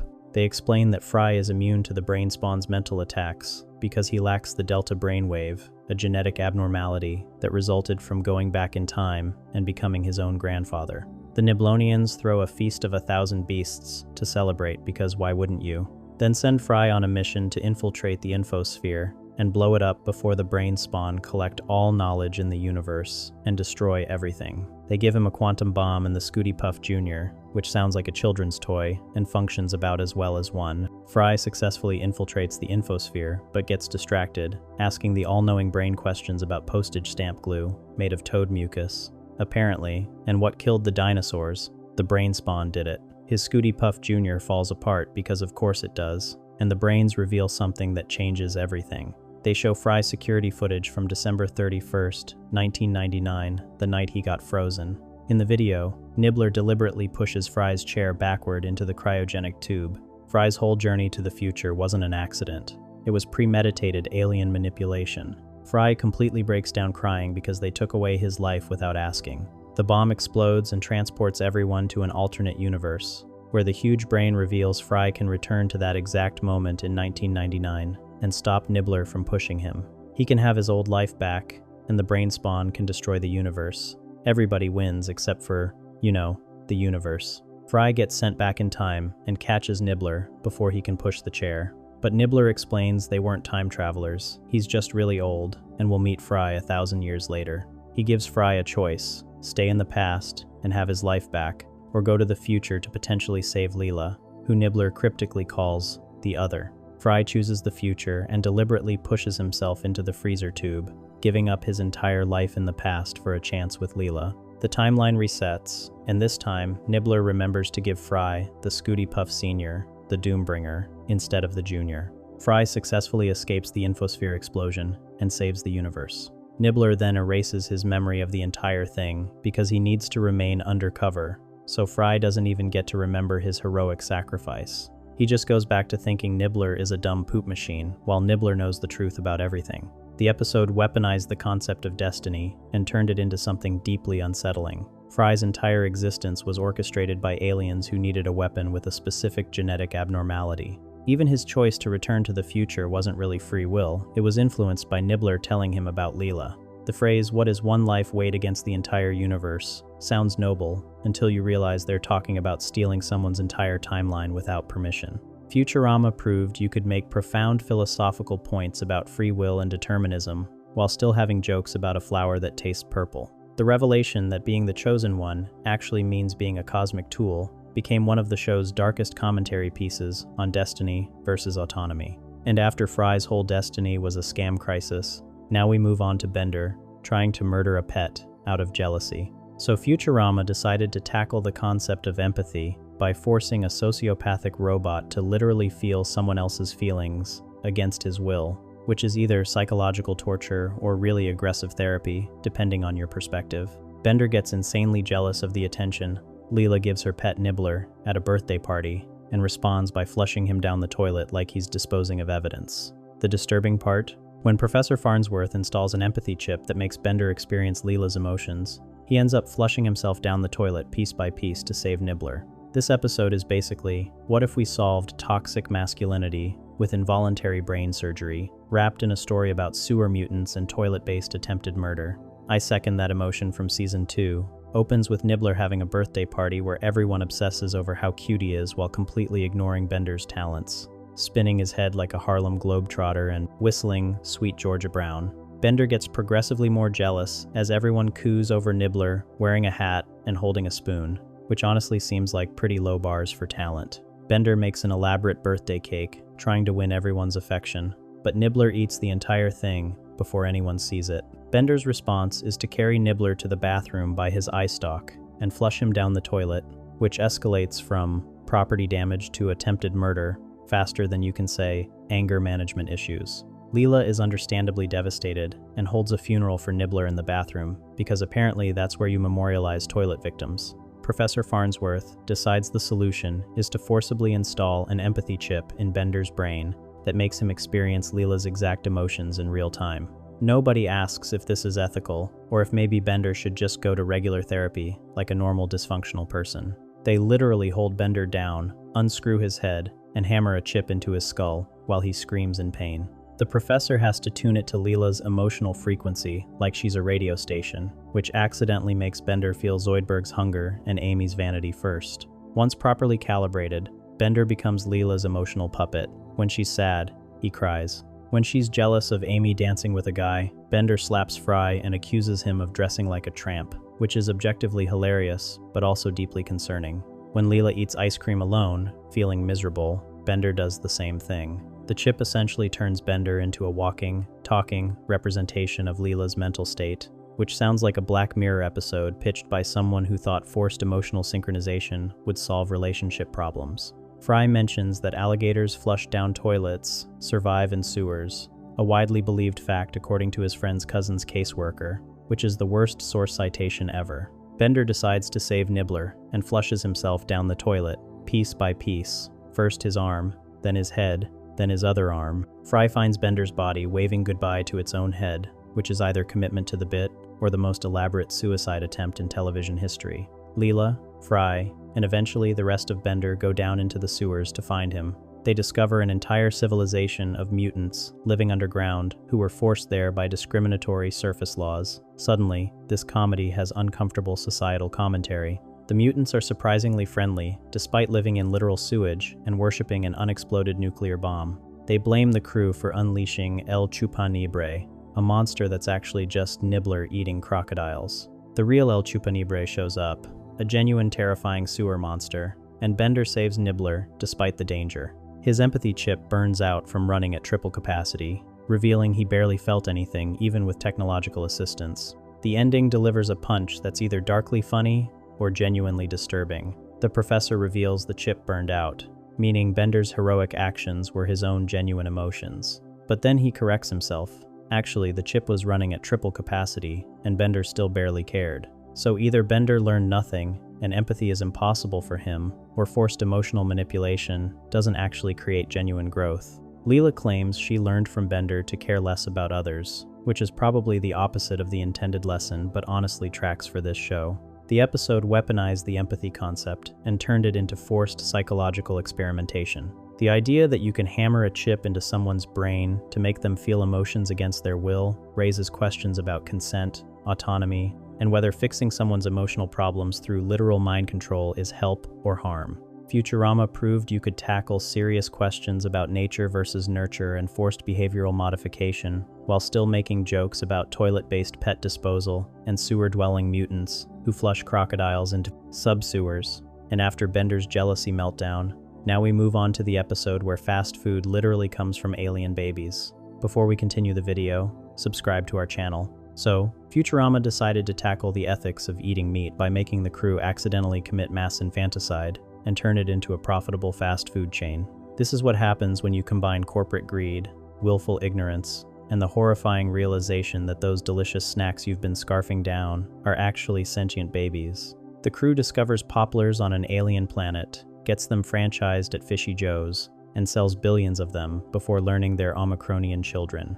The disturbing part? Even after learning the truth, they go right back to eating intelligent animals, as long as they're stupid intelligent animals. This episode is basically Super Size Me, except the documentary twist is surprise, you've been eating alien toddlers. In Season 2's The Problem with Popplers, the crew gets stranded on a random planet with no food after the Moochers, who apparently live up to their name, cleaned out the ship's pantry. Fry finds what looks like a ditch full of fried shrimp. Leela scans them with her wrist thingy to confirm they're not poisonous, and everyone starts eating. Fry describes them as like sex, except I'm having them, which is honestly the saddest food review ever. The planet is covered with these things, so naturally they stuff the entire ship full and bring them back to Earth, because when you find an unlimited food source on an alien world, what could possibly go wrong? Bender suggests selling them because he can't stand watching poor people get free food, truly a champion of the people. They set up a street cart, and Fishy Joe himself shows up, offering to franchise the Popplers across the known universe. The montage shows Popplers becoming a massive phenomenon with billions sold. Fry and Bender even record a jingle about how what they're made of is a mystery. Where they come from, no one knows, which should have been a red flag the size of a planet. The success goes to their heads faster than you can say ethical concerns about mysterious food sources. Protesters show up from Mankind for Ethical Animal Treatment, MEAT, because apparently Futurama writers love ironic acronyms. They claim popplers are living creatures, and everyone should stop eating them. The crew dismisses them as hippies until Leela discovers a week-old poplar that's grown bigger and actually calls her Mama. Turns out popplers are intelligent and learn to speak, which retroactively makes the entire fast food operation an accidental genocide of epic proportions. Professor Farnsworth wants to dissect the poplar's brain to test its intelligence, because apparently murder is fine for science. But the poplar begs, "No, Mama. Stop Grandpa," which is both heartbreaking and hilariously specific. The Omicronians show up in their ships demanding justice. Lur and Naunt reveal that humans have been eating their babies, 198 billion of them, to be exact. They demand to eat one human for each Omicronian eaten, which would require humanity to produce 198 billion babies in a few weeks. Zap volunteers to do his part, naturally. They negotiate down to eating just one person, Leela, since she was photographed eating the first poplar. The whole planet is fine with sacrificing her, which really shows humanity's commitment to self-preservation over basic decency. Zap tries the old switcheroo by substituting an orangutan, dressed as Leela Kiff, gives it a makeover that's honestly pretty convincing. Fruy Jr ruins everything by revealing it's a trick to save the orangutan, because apparently protecting moderately attractive monkeys is more important than saving actual humans. Lur is about to eat Leela when the poplar she saved, named Jr, jumps into her mouth, declaring he'll die with her. This guilt trip works on the Omicronians, who decide revenge eating is wrong. Then, R eats Fruy Jr anyway, because nobody liked him, and everyone cheers. The ending delivers the real punch. After learning that eating intelligent creatures is wrong, everyone sits down to dinner, eating veal, suckling pig, and dolphin. When Leela questions eating dolphin since they're intelligent, Bender explains this particular dolphin was stupid because he blew all his money on lottery tickets. Everyone immediately agrees that makes it okay and starts requesting different dolphin body parts. The episode proved that moral lessons are meaningless when you can rationalize literally anything. Futurama tackled vegetarianism, corporate food ethics, and casual genocide while making you laugh about accidental baby eating, which is either brilliant satire or deeply disturbing social commentary disguised as cartoon comedy. And once we're done with the whole fast food accidentally equals mass alien baby genocide thing, we shift over to Fry becoming his own grandpa. So Futurama decided to tackle the grandfather paradox by making Fry sleep with his grandmother and become his own grandfather, which is either the most creative solution to a time travel problem or the most disturbing thing ever broadcast on television. This is what happens when you combine microwave radiation, a supernova, and zero understanding of appropriate family boundaries. Fry travels back to 1947. Roswell tries to protect his grandfather Enos from dying, accidentally gets him killed in an atomic blast, and then has sex with his grandmother Mildred to prove she can't be his grandmother. The disturbing part? This creates a stable time loop where Fry becomes his own grandfather, which somehow makes perfect sense in Futurama logic, but absolutely nothing resembling normal human logic. Season 3's Roswell That Ends Well opens with the crew watching a supernova explode. Fry decides to make popcorn in the microwave despite the "do not put in microwave" warning, because apparently warnings are just suggestions. The microwave radiation combines with gravitons from the supernova and blasts them back to July 9th, 1947. They crash in the desert and Bender gets scattered everywhere. The military finds Bender's parts and declares it alien debris, making the crew realize they are the Roswell incident. Meanwhile, Zoidberg gets captured, and the army prepares to autopsy him, while President Truman demands answers about the alien invasion. Fry discovers his grandfather Enos is stationed at the Roswell base and becomes obsessed with keeping him alive. Professor Farnsworth warns him not to interfere with the past, because killing your grandfather would make you cease to exist. Fry takes this to heart and proceeds to interfere with literally everything. He pushes Enos out of the way of a slow-moving jeep that was about to turn anyway, drags him away from the kitchen, where he might get salmonella from raw chicken, and runs him through an active bombing range to safety. Every attempt to protect Enos puts him in more danger than if Fry had just left him alone. Fry eventually locks Enos in a shack in the middle of nowhere, the safest part of nowhere, according to Fry's logic. He drives away, feeling accomplished, completely missing the "atomic test in progress" sign. An atomic bomb detonates and vaporizes both Enos and the shack. Fry returns to town expecting to fade from existence like some kind of budget special effect, but nothing happens. He still exists, which confuses him because apparently basic causality is too complex for his brain to process. Meanwhile, a grieving Mildred asks Fry to walk her home because he reminds her of Enos. At her house, she starts coming onto Fry hard, eventually ripping her dress open and throwing herself at him. Fry initially resists because sleeping with your grandmother is obviously wrong, but then he rationalizes that since he still exists after Enos died, she can't really be his grandmother. This is possibly the worst logical reasoning ever applied to a family tree. They sleep together, and the next morning Farnsworth and Leela discover what happened through the bedroom window, which must have been traumatic for everyone involved. Farnsworth explains that Fry is his own grandfather now. The person Fry thought was his grandfather, Enos, is dead, and Fry just created himself through time travel incest. Mildred suddenly transforms into stereotypical old grandmother mode, with glasses, knitting, and an ear trumpet, which is either Fry's horrified perception or the universe messing with him. Fry screams repeatedly as the full weight of what he's done sinks in. He didn't prevent a paradox, he created one, and became it. The crew decides to steal the radar dish and escape back to the future since Farnsworth declares "screw history," rich coming from the guy who warned about not interfering. They rescue Zoidberg from his autopsy, grab Bender's body, and blast through the time hole. Bender's head falls out during the escape and spends 1,000 years buried in the desert, which they dig up in present day. Everything returns to normal, except for the minor detail that Fry's entire existence is now a closed time loop of his own creation. The episode weaponized the grandfather paradox and turned it into something that's simultaneously hilarious and deeply wrong. Fry's lack of the delta brainwave, which saves the universe in The Why of Fry, is directly caused by this time travel incest, meaning the entire fate of the universe depends on Fry sleeping with his grandmother. Futurama proved you could make profound points about predestination, paradoxes, and causality while making your protagonist commit accidental incest. The phrase, "I'm my own grandpa," became a punchline that's funny until you think about it for more than 3 seconds. And once we get through Fry accidentally becoming his own grandpa, we slide right into the moment sibling rivalry turns into one of the saddest plot twists in the show.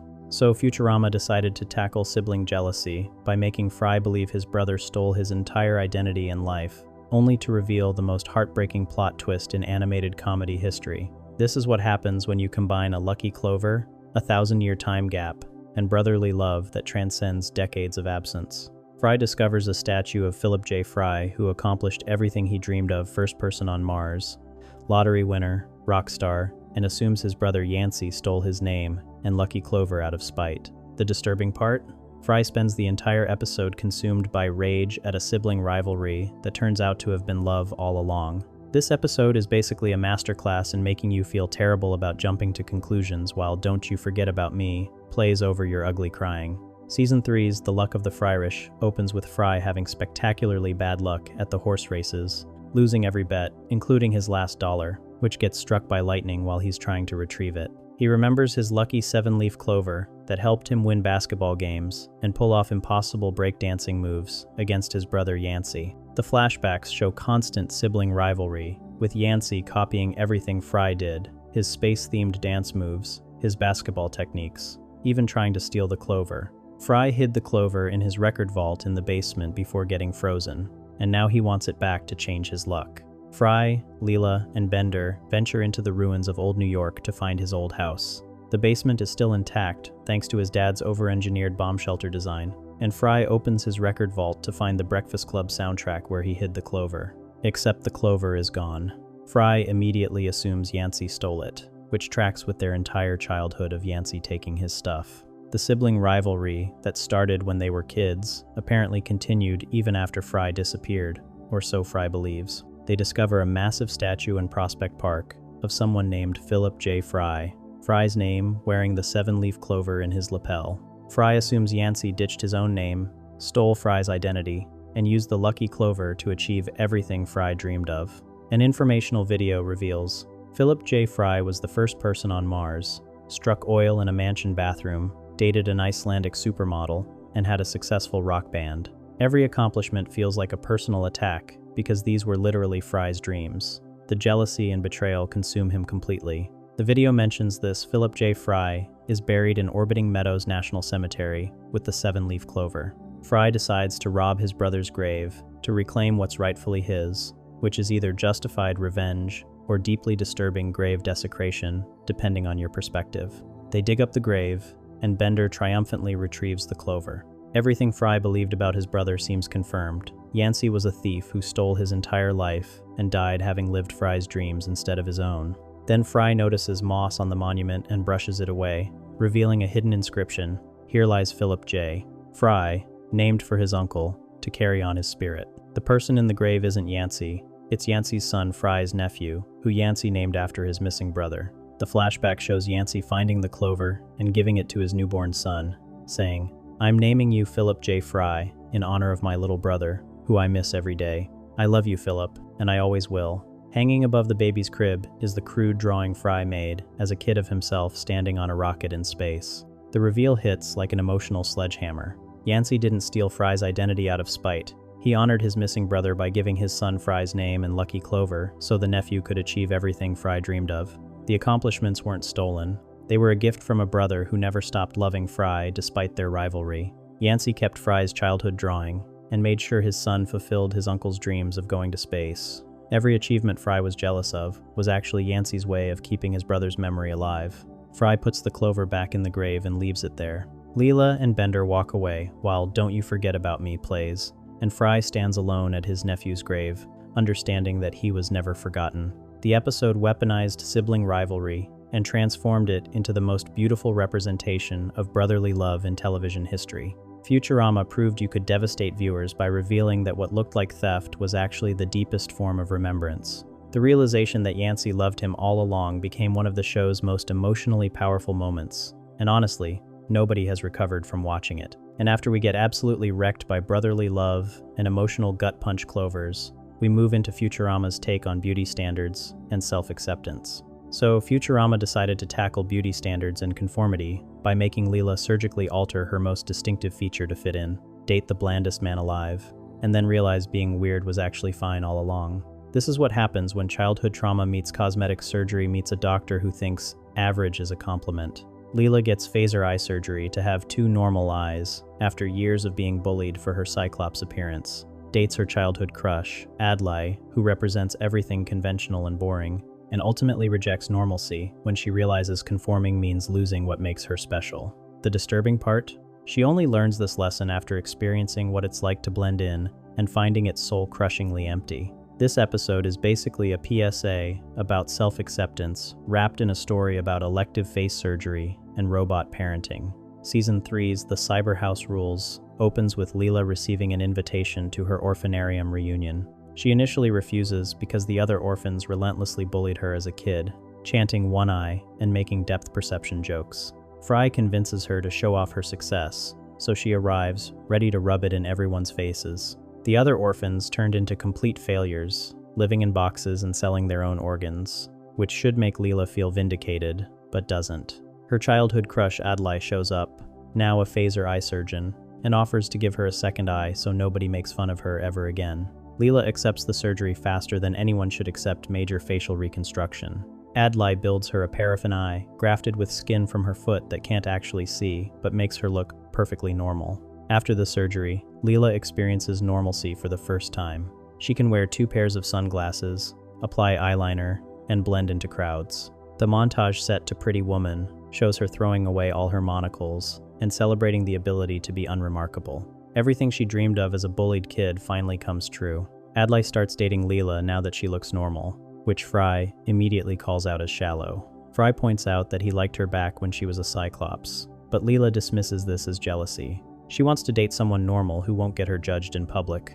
Adlai takes her to completely average places, orders average flowers, and describes her as 999,999 inches, a million, which is mathematically the definition of not special.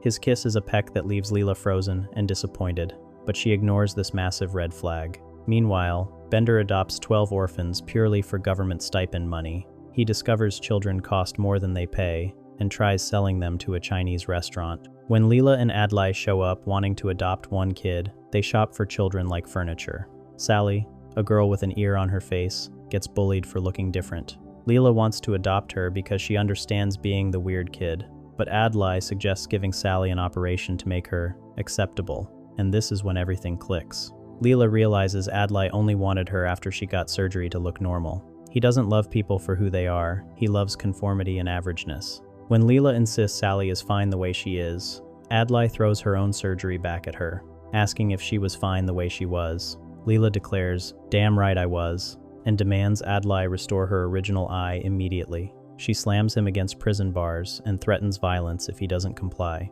She gets her Cyclops eye back and rejects everything Adlai represents. The episode weaponized the pressure to conform and turned it into a story about self-acceptance that actually earned its moral. Leela didn't learn to love herself through a pep talk. She learned it by experiencing normalcy and finding it hollow and suffocating.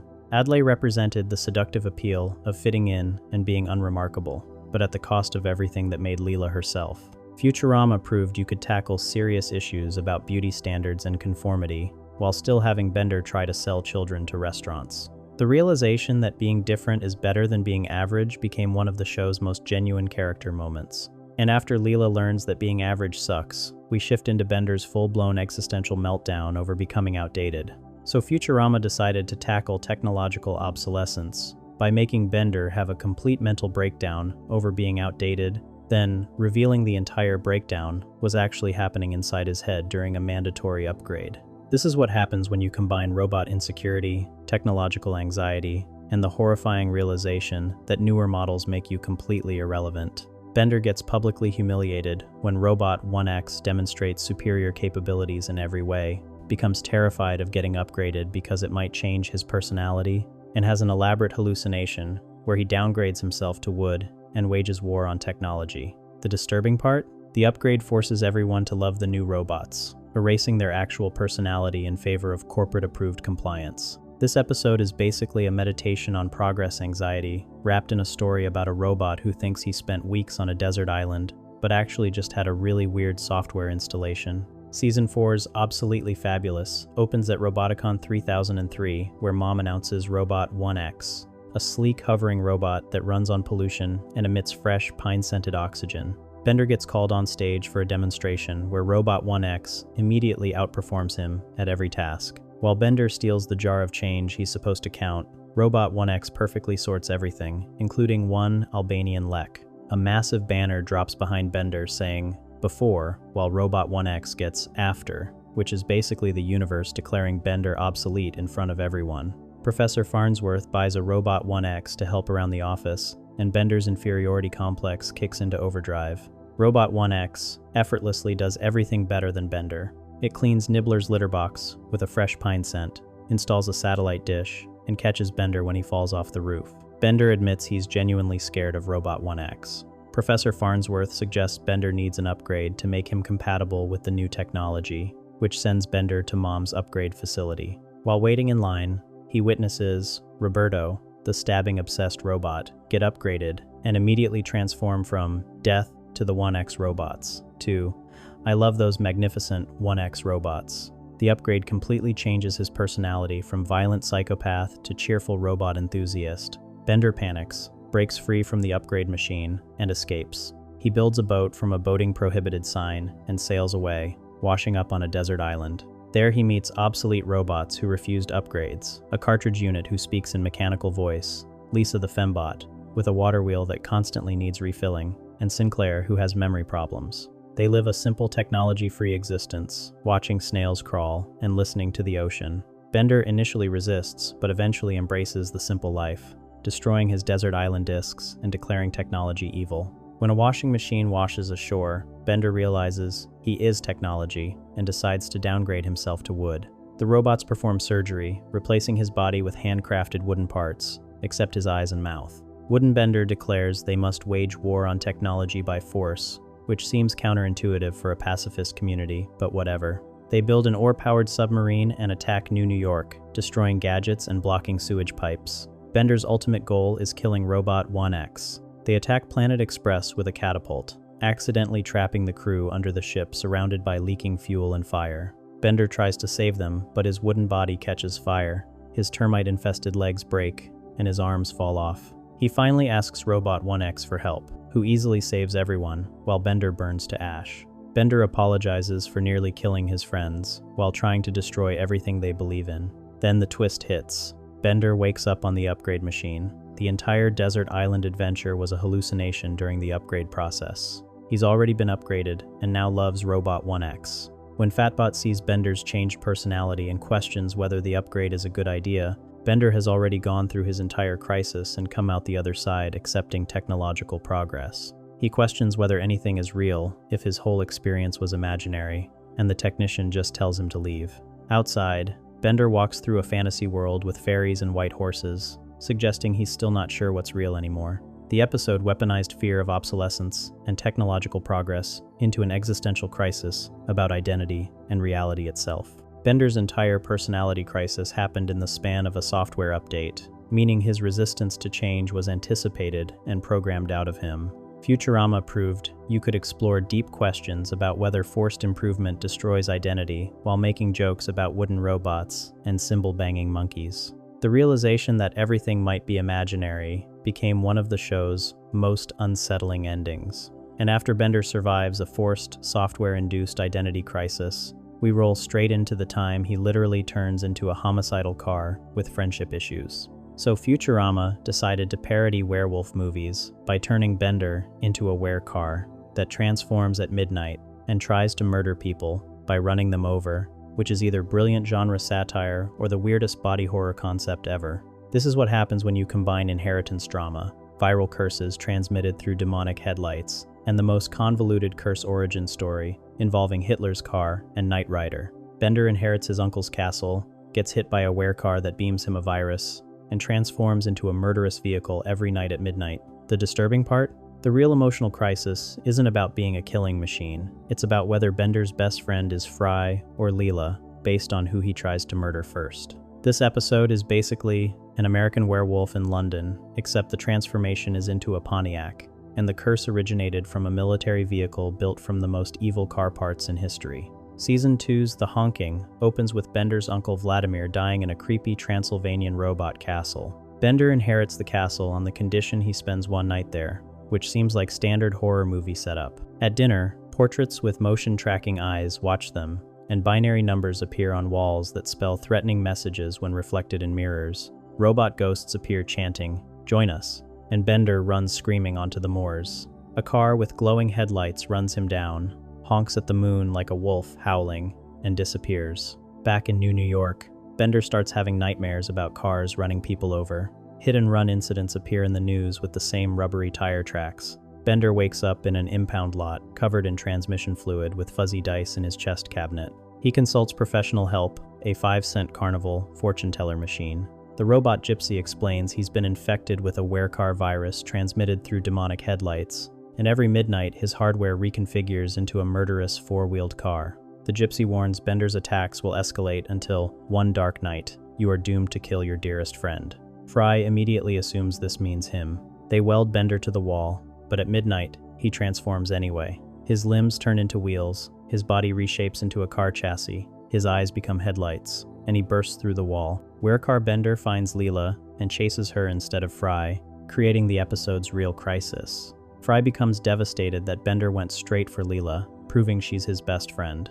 This jealousy over who gets murdered first is either the most twisted friendship dynamic ever, or perfectly captures Fry's insecurity. Leela traps Bender in a junkyard crane while Fry sulks. To cure Bender, they must destroy the original werecar, so they trace the curse backward through its victims, like a viral family tree. They follow the curse from victim to victim. The Yokelbot who got it from the abominable snowmobile, who got it from Calculon during an aromatherapy class. Calculon reveals he's actually 1,000 years old and received the curse in 2019 from Project Satan, a military vehicle built from the most evil car parts in history. These parts include the steering wheel from Hitler's staff car, the left turn signal from Charles Manson's Volkswagen, and the windshield wipers from the car that played Knight Rider, which apparently had evil windshield wipers. They find Project Satan in the abandoned automotive lab. When Leela offers to put it out of its misery, Project Satan reveals it loves killing people and squishing them until their organs squirt out like chunky mustard. Midnight strikes and Bender completes his transformation. Project Satan tells him to choose between Fry and Leela, and Bender chooses Fry, finally validating their friendship through attempted vehicular homicide. Fry celebrates being the murder target while Bender rams him repeatedly. During the chase through a crash test facility, Project Satan drives into a furnace and melts. Its headlights flash purple as it dies, beaming out the virus uninstall program that cures Bender. Fry survives trapped inside Bender during the transformation. He's thrilled that Bender wanted to kill him, proving their friendship. They toast to wanting to murder each other, and Bender immediately starts choking Fry for drinking his last beer. The episode weaponized werewolf transformation horror and turned it into vehicular manslaughter comedy. The curse traced back through an absurd chain of victims to a source literally built from Nazi car parts, and Ed Begley Jr.'s electric motor, described as the most evil propulsion system ever conceived. Futurama proved you could make a genuine horror parody while turning the emotional stakes into jealousy over murder priority. The realization that true friendship means being each other's preferred homicide victim became one of the show's most twisted celebrations of their relationship. And once we finish with Bender's cursed car murder spree, we shift over to Zap, weaponizing loneliness and ruining Leela's week. So, Futurama decided to tackle toxic masculinity and emotional manipulation by making Leela sleep with the galaxy's most incompetent military captain after he cries about being lonely, which is either brilliant satire of manipulative behavior or the most uncomfortable seduction scene ever animated. This is what happens when you combine military incompetence, fake vulnerability, and the horrifying realization that pity sex is never worth it. Leela meets Zap Brannigan, a decorated captain who won battles by sending wave after wave of his own men to their deaths, and ends up sleeping with him after he weaponizes loneliness against her. The disturbing part? Zap deliberately uses manufactured vulnerability as a seduction tactic, and it works because Leela mistakes emotional manipulation for genuine connection. This episode is basically a PSA about recognizing manipulative behavior wrapped in a story about saving animals and discovering that your new pet poops starship fuel. Season 1's Love's Labor's Lost in Space opens with Leela's ongoing dating troubles. At a nightclub, everyone pairs off while Leela gets rejected, even by the janitor who runs away after seeing her one eye. They get assigned a mission to rescue animals from Vergen 6, a planet collapsing because it was mined completely hollow for dark matter fuel. Capitalism, destroying planets is just background noise in the future. They encounter the Nimbus, commanded by the legendary Zap Brannigan. Leela is initially starstruck because Zap saved entire star systems by defeating killbots.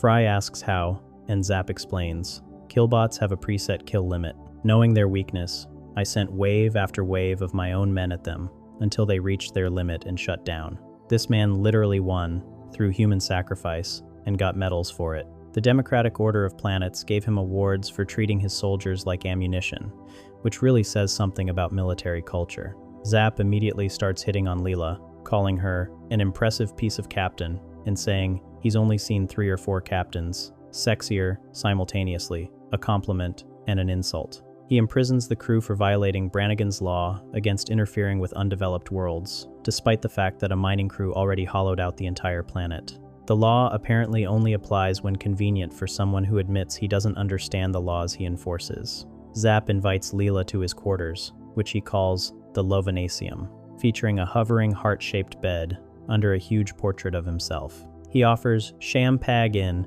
and tries seducing her with his velour bedspread, emphasizing its real velour, like fabric quality, is an aphrodisiac.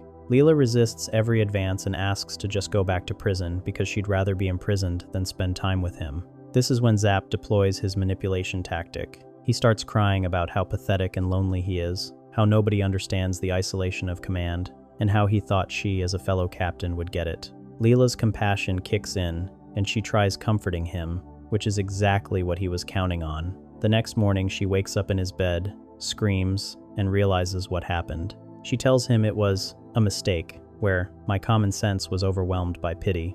Zap responds by claiming her as officially my woman and insisting she'll come crawling back for another taste of sweet, sweet candy. Bam. While pointing at his crotch. He lets them rescue the animals, confident she'll return. Leela is horrified and defensive, snapping at Fry and Bender when they ask questions because she's ashamed. When they figure it out, Fry says, "How could you, Leela? I thought you had some standards. I mean, geez, he's a dumb, gross gorilla." On Vergen 6, they rescue animals, including Nibbler, who promptly eats every other animal they collected.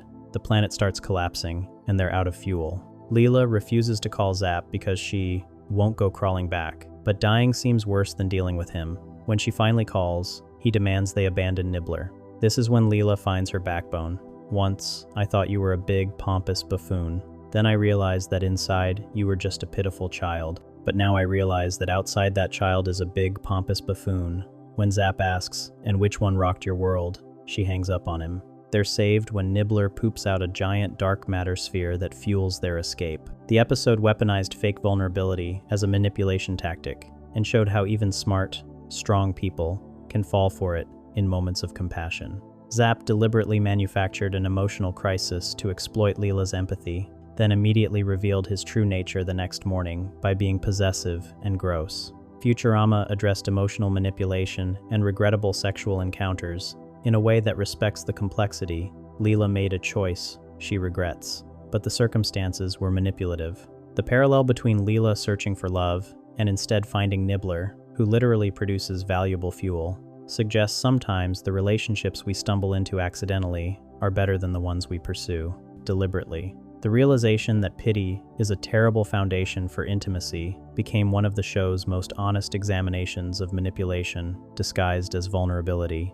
And after Leela gets emotionally ambushed into pity dating a space narcissist, we roll into Bender accidentally becoming God and wiping out an entire tiny civilization. Don't forget to subscribe to our channel for more videos like these. So, Futurama decided to tackle religion and free will by accidentally shooting Bender into space, where he becomes God to a tiny civilization that immediately nukes itself into extinction, which is either profound philosophical commentary or the darkest joke about divine intervention ever written. This is what happens when you combine space pirates, theological debates, and the horrifying realization that every time you try to help people, you just make everything worse. Bender gets fired from a torpedo tube during a pirate attack, drifts forever through space, and becomes worshipped as the Metal Lord by tiny people called shrimpkins, living on an asteroid stuck to his body. The disturbing part? Every miracle Bender performs kills more of his followers until they develop nuclear weapons and annihilate themselves completely. This episode is basically the Book of Job, except God is a narcissistic robot who accidentally commits genocide while trying to be helpful. Season 3's Godfellas opens with space pirates attacking the ship. They're literally pirates, but in space, complete with wooden legs and parrots. During the battle, Bender takes a nap in Torpedo Tube 3. When Leela orders Fry to fire Torpedo 3, Bender shoots into space faster than the ship can catch him. He's doomed to drift through the void forever, trying to cope by playing piano and creating a pioneer plaque showing himself towering over humans. An asteroid hits Bender, and tiny shrimpkins emerge, immediately worshipping him as the Metal Lord. Bender's first commandment? God needs booze. The shrimpkins build a massive brewery, which causes injuries, deaths from toxic fumes, and organized crime. Bender feels guilty and tries to help, but every intervention backfires catastrophically. His tear of sympathy becomes a massive flood that nearly drowns Malachi Jr. When Bender saves the kid, everyone starts praying for miracles. The miracles go worse than the brewery. Bender tosses them a coin for wealth, and it flattens several houses. He provides sunlight for farmers and sets them on fire, then blows them out and accidentally launches shrimpkins into space. The civilization splits between believers on his chest and non-believers on his back. When the non-believers develop nuclear weapons from Bender's nuclear pile, both sides annihilate each other. Malachi Jr. dies mid-hug, saying, "Maybe if I hug him real hard, he'll save us from," before being vaporized. Bender cries over the ruins of their theater. Meanwhile, on Earth, Fry refuses to give up searching for Bender. He visits Father Changstein El Gamal, who offers prayer, to which Fry asks, "Is there anything useful we can do?" The priest admits no. A fortune teller directs him to the monks of Desheba, who've spent 700 years scanning space with a massive radio telescope searching for God. When Fry asks to use it to find Bender instead, they refuse, so Leela locks them in the laundry room. Bender encounters what might be God, a galaxy-sized entity that speaks binary. It might be God, or possibly the remains of a space probe that collided with God. The entity admits both are possible. Bender confesses his guilt about his dead followers. God explains the key problem. If you do too much, people get dependent on you. And if you do nothing, they lose hope. You have to use a light touch. The crucial lesson? When you do things right, people won't be sure you've done anything at all. This explains why obvious divine intervention doesn't happen. Good divine action is invisible and subtle, not flashy miracles that flatten houses with coins. When Bender asks if God would answer his prayer to return to Earth, God admits he doesn't know which way Earth is. But Fry's desperate prayer through the telescope reaches God anyway. God straps a parachute to Bender and throws him toward Earth, and Bender lands burning hot, right next to Fry and Leela on the mountain. Bender tells them about meeting God. Fry mentions they locked monks in a laundry room and need to save them. Bender declares, "You can't count on God for Jack. He pretty much told me so himself. Now come on, if we don't save those monks, no one will." They head back up the mountain while God watches and repeats his lesson about people not being sure you've done anything at all, proving he just performed a miracle while making it look coincidental. The episode weaponized the problem of divine intervention and turned it into a meditation on free will versus divine guidance. Bender's obvious miracles caused dependence and disaster, while God's subtle intervention looked like pure coincidence. Futurama proved you could explore deep theological questions about whether God should intervene while having a robot accidentally genocide his followers with a sympathy tear. The realization that good divine action must be invisible became one of the show's most profound philosophical statements. Alright, after Fry basically speedruns greatest romantic move in history just to watch the universe hit delete on it, we slide over to the one where Fry accidentally becomes his own grandpa, and the timeline just shrugs. So Futurama decided to tackle unrequited love by letting Fry create the most romantic gesture in human history, literally rearranging stars to write, "I love you," Leela across the sky, then immediately destroying it before Leela could see it, which is either the cruelest narrative choice ever or the most devastatingly perfect commentary on wasted effort. This is what happens when you combine time travel, the Harlem Globetrotters, as physics professors, and the horrifying realization that your greatest achievement will be erased from existence with nobody to witness it. Fry somehow wins Leela's heart during a time skip. They wake up married with zero memory of how, gets divorced during another skip, and spends the episode desperate to figure out what he did. The disturbing part?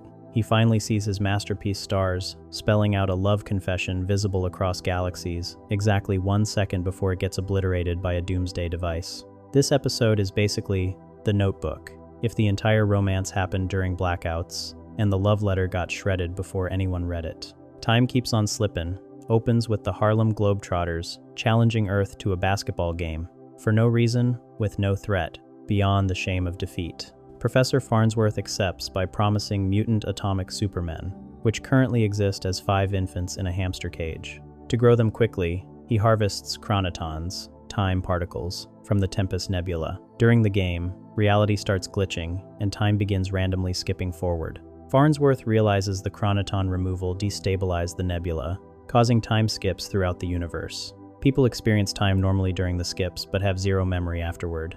Teen pop star Wendy goes from winning Grammys to being found dead across multiple news broadcasts. Zoidberg celebrates his birthday alone, because everyone forgot during a skip. Fry tries seducing Leela with a closet, time-proof shelter, featuring a mattress and champagne. Time skips, and Fry has a black eye. The Globetrotters reveal they're professors at Globetrotter U and team up with Farnsworth to fix the problem by moving stars around the nebula using a badass gravity pump. While Leela pilots the ship, moving stars, Fry compliments her and tries asking her out. She shuts him down. "You're a man, I'm a woman, we're just too different." Bubblegum Tate advises Fry to win Leela's heart with a big showy, 3-point romantic gesture. Leela tells him there's absolutely, positively, no way that you and I will ever. Time skips. They're married. Standing at the altar while the preacher bot says, man and wife. Neither has any memory of what happened. Time skips again, and they're divorced. Fry is devastated trying to figure out what amazing thing he did during the skip that convinced Leela to marry him. He succeeded but can never remember how. The star-moving plan fails, and the time skips worsen.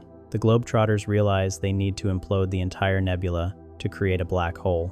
They attach a doomsday device to the ship and prepare to detonate. Fry pilots the ship away from the nebula, still obsessing over his lost memory. As they get further away, he looks through the window and sees something incredible. The stars around the nebula form letters, "I love you, Leela."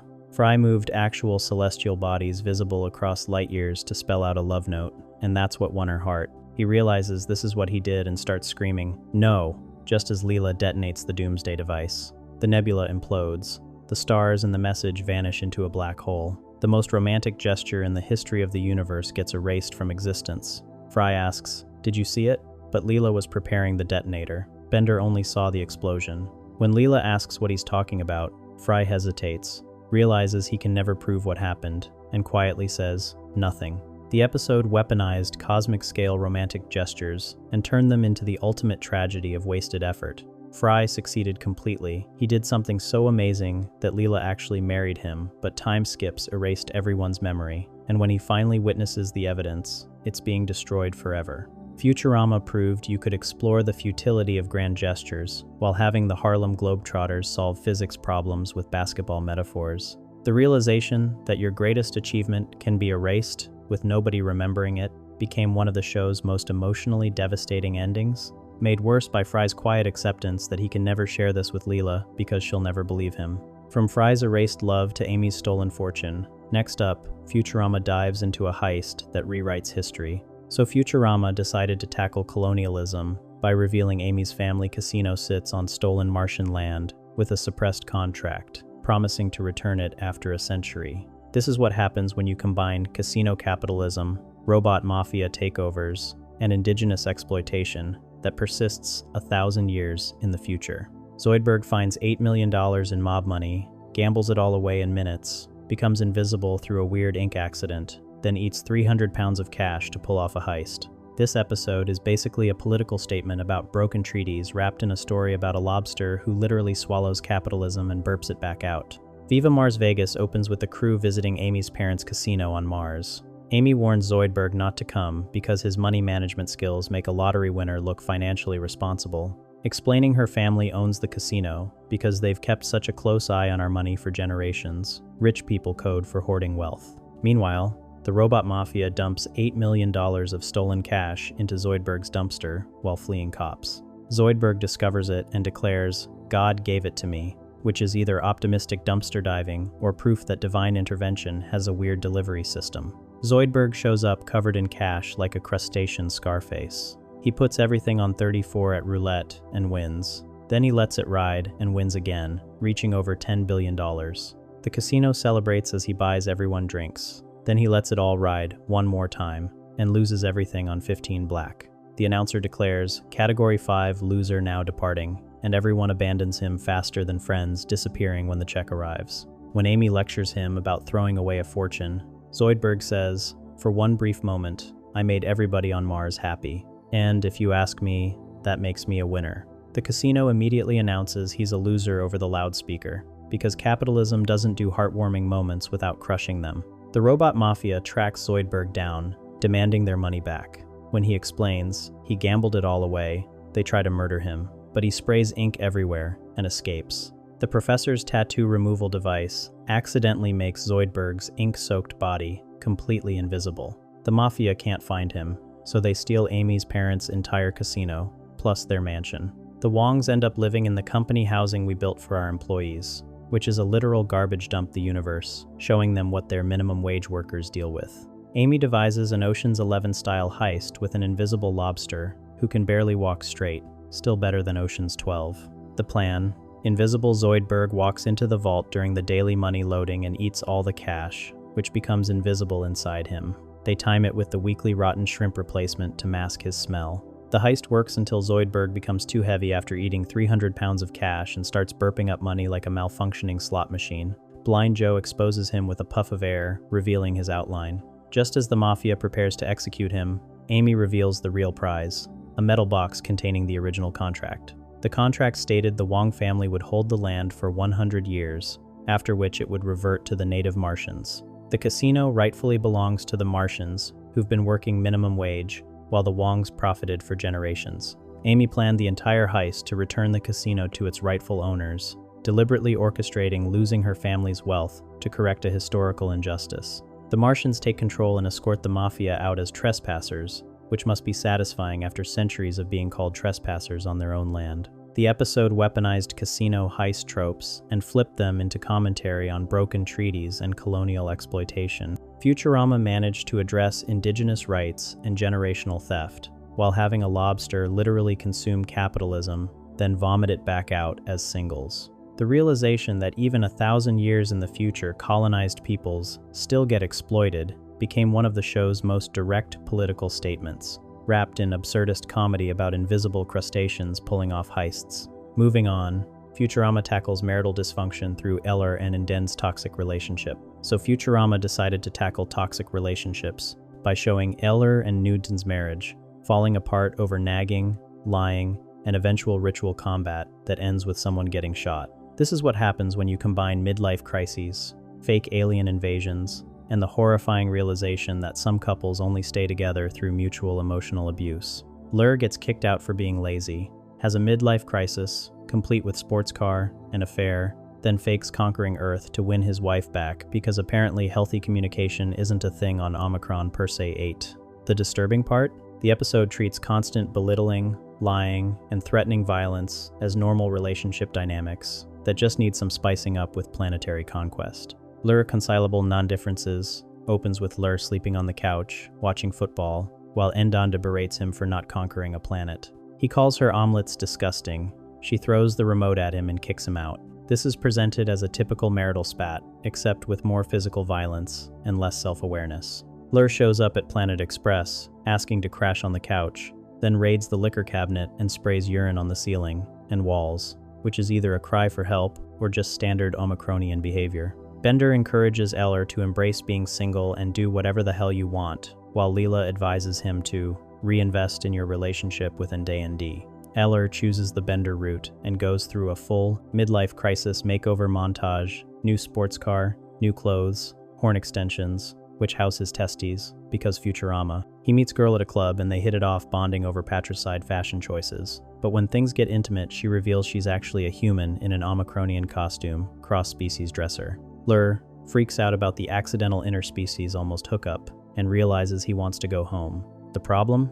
Dawn won't take him back unless he does the one thing she's been nagging him about, conquering a planet. So the crew decides to fake an invasion using Orson Welles to recreate his War of the Worlds broadcast. They build a terrible set with household items for cities and dangle a toy spaceship on strings, while Welles narrates about this noble invader, whose good looks are apparently discernible across vast distances and through solid metal. The broadcast reaches Omicron, Persei 8, and Naind is impressed, taking him back immediately because fake planetary genocide is apparently her love language. The fake invasion works too well. Zap Brannigan shows up and immediately surrenders Earth to Allure, who panics but can't back out without admitting the truth. D&D moves in and starts running things, forcing humans into slavery and mining gems under the White House. Lur wants to come clean but can't find the courage because their marriage is reignited by the conquest. He He finally tries to tell Leela he can't keep lying, but Ndin catches them together and assumes they're having an affair. Girl shows up still wanting. Eller commitment issues run deep, and Ndin reveals the truth about Eller's date. Nude demands the ancient ritual of Ar-murm, or consequences. Ar must choose between Nuden and Leela by shooting the one he rejects. Fry jumps in front of Leela and gets disintegrated, but the gun turns out to be a cheap teleporter from a comic book ad, callback to the professor's earlier rant about novelty junk. Nian-D is thrilled that Eller was willing to shoot Leela, proving he values my nagging above all others. They reconcile and leave Earth, with Nian-D happy, because attempted murder apparently demonstrates commitment. The episode treats this as a happy ending. They've worked through their issues by lying, faking genocide, and engaging in ritual combat. Fry survives via teleporter and finishes his terrible comic book. The episode weaponized relationship dysfunction and played it for laughs while kind of acknowledging how messed up it all is. The constant nagging, belittling, lying, physical threats, and possessiveness get treated as quirky alien relationship dynamics rather than red flags you'd see on a relationship advice forum titled Run. Futurama proved you could examine toxic codependency while having Wells complain about plot holes in his own fake broadcast. The realization that some couples stay together through mutual dysfunction rather than love became one of the show's darker relationship commentaries, wrapped in a story about faking planetary conquest to avoid couples therapy. After Eller's messy marriage drama, we move on to Hermes and his wild body upgrades that go way too far. So Futurama decided to tackle transhumanism and body dysmorphia by having Hermes systematically replace his entire body with robot parts, until he wants to swap out his brain, which is either brilliant commentary on technological enhancement addiction or the most extreme midlife crisis ever animated. This is what happens when you combine self-improvement obsession, workplace automation, anxiety, and the horrifying realization that you can ship of Theseus yourself into an entirely different person. Hermes fires himself after a performance review proves he's the company's least useful employee,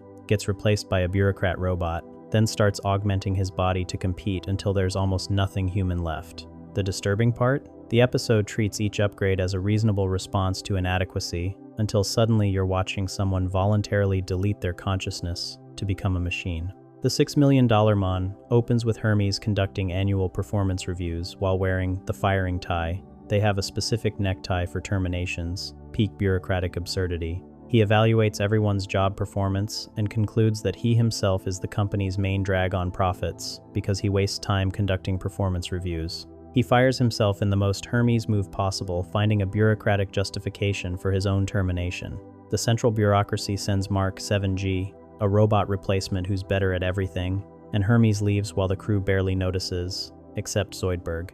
Zoidberg is devastated because Hermes was the only one who cared enough to insult me. Everyone points out that Hermes actually hated Zoidberg more than anyone ever hated anyone, but Zoidberg insists the constant belittling was friend teasing, either the saddest interpretation of abuse or proof that Zoidberg understands loneliness so deeply he'll accept any attention as friendship.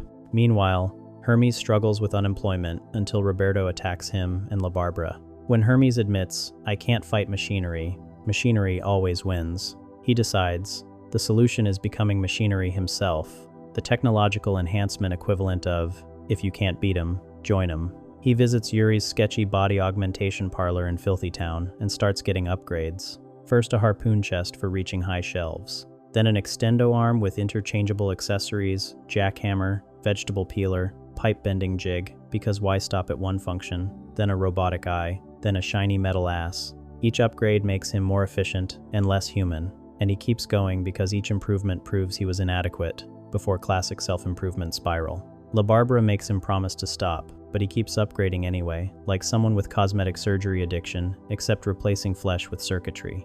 Zoidberg has been collecting all of Hermes' discarded body parts and uses them to create Little Hermes, a ventriloquist dummy made from his friend's actual organs, which is somehow both the most disturbing and most Zoidberg thing imaginable. He performs a comedy act where Little Hermes insults him in Hermes' voice, finally getting the abusive attention he craves, even if it requires puppeteering his friend's intestines. When Hermes sees the show, he's filled with regret, not that he's become a cyborg, but that he still has one human part left. He wants to replace his brain with a robot brain, which is the point where body modification crosses into suicide. Bender digs up a robot grave to steal a brain circuit, grave robbery as a casual errand. The professor prepares for surgery, while LaBarbara and Dwight show up begging Hermes not to go through with it. LaBarbara threatens divorce, explaining he can't be a husband and father without being human. Hermes doesn't care because his current brain cares about them, but my new robot brain won't, literally planning to delete his personality and relationships because human inadequacy causes too much pain. He holds everyone hostage with an encouragement drill until Zoidberg volunteers to perform the surgery. Zoidberg and little Hermes break into a musical number about wanting a brain. He wants a robot brain. Let's see if he feels pain. It might drive him insane, which is either the most inappropriate surgery prep ever or the world's darkest Broadway number. Zoidberg performs the operation but secretly swaps the brains back, giving Hermes his human brain, while everyone thinks he got the robot brain.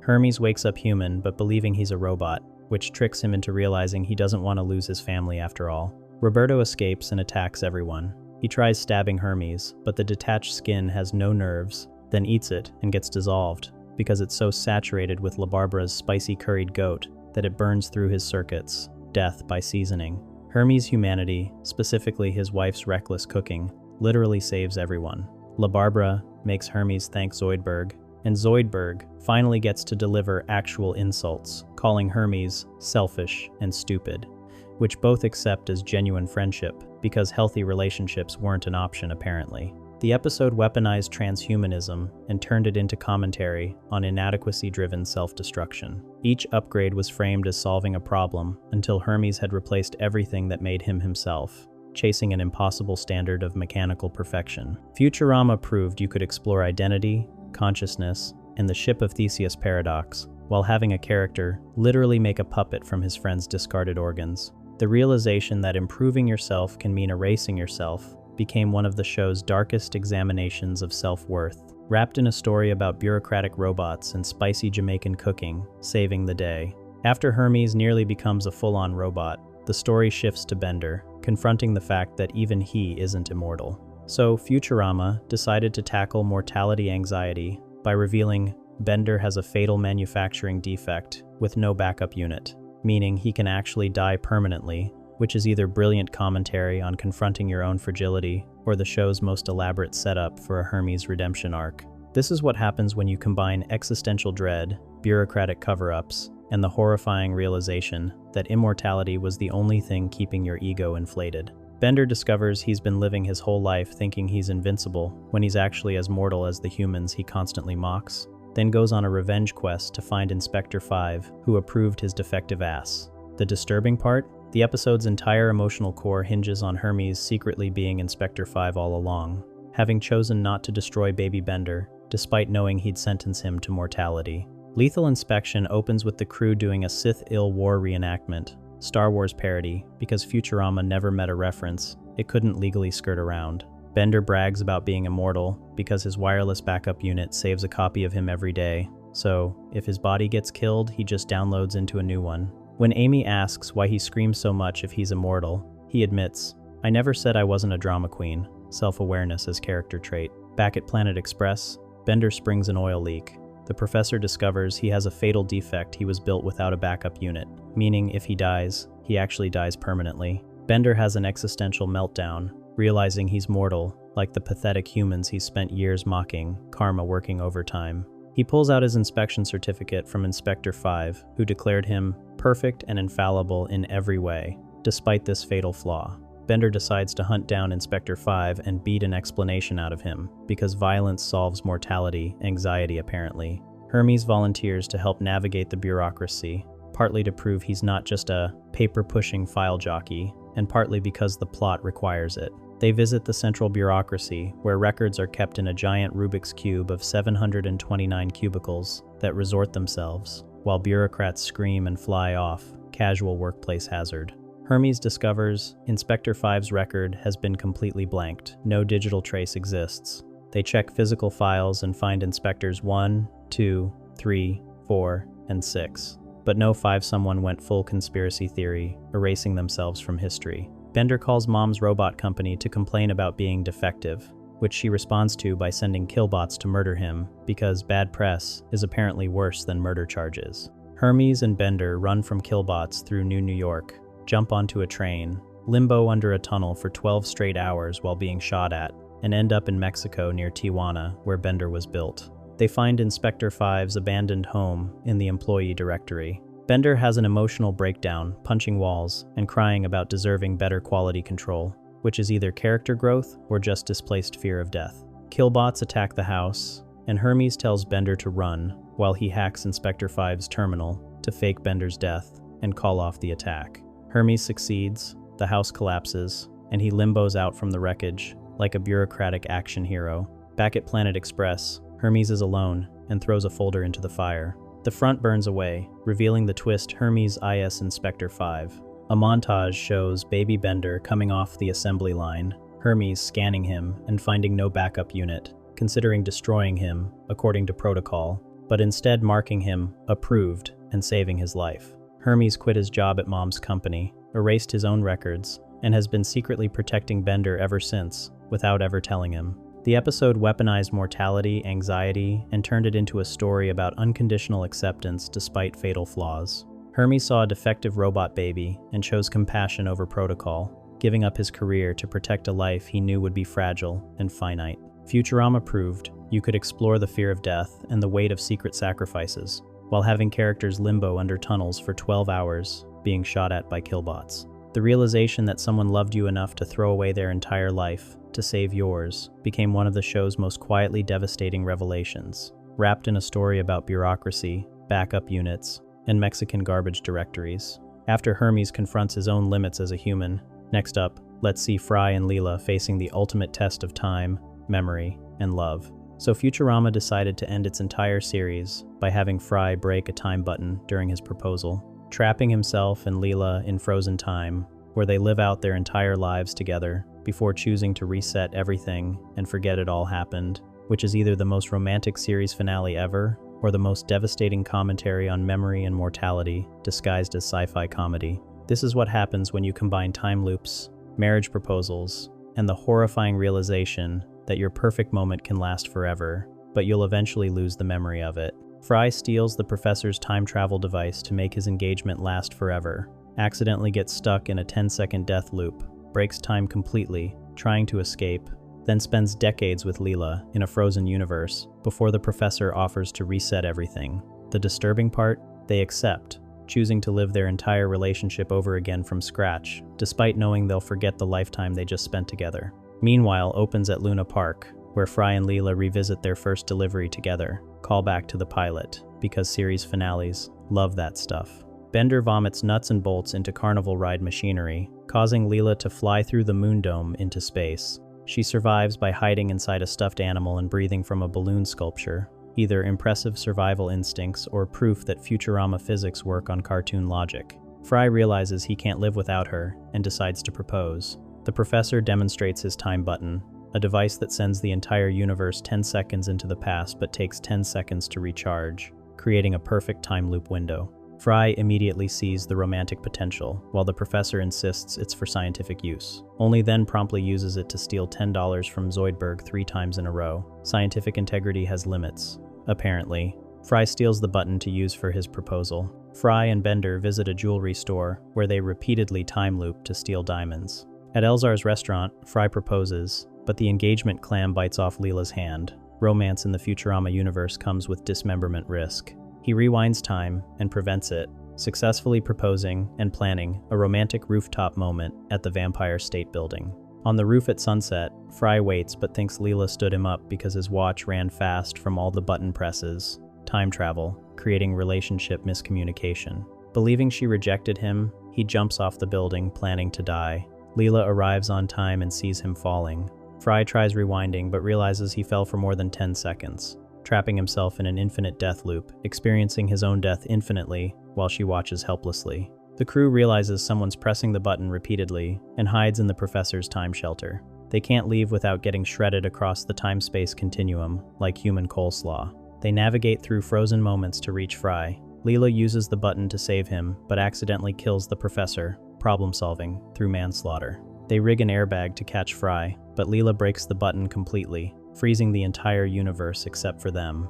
Fry and Leela are trapped in frozen time, just the two of them for eternity. Fry proposes again, Leela accepts, and they get married with Fruy, performing both parts of the ceremony, officiant shortage, in frozen time. They spend their entire lives together, growing old in the frozen moment, drinking decades-old champagne and reading the toast, Fruy wrote. They live out a full marriage, traveling the frozen world, experiencing everything together, growing elderly side by side. Decades later, the professor appears. He was rotated into orthogonal time rather than killed, and spent years tunneling through time, instant searching for the button. He fixes it and offers them a choice: release one massive blast that resets time to before he invented the button, letting them live their lives over but forgetting everything that happened. They'll get to experience their relationship again from scratch, but this lifetime together will be erased from memory. Fruy and Leela look at each other, elderly and having lived a full life together. They choose to press the button together. Time resets, and we see the series rewind back to the pilot episode,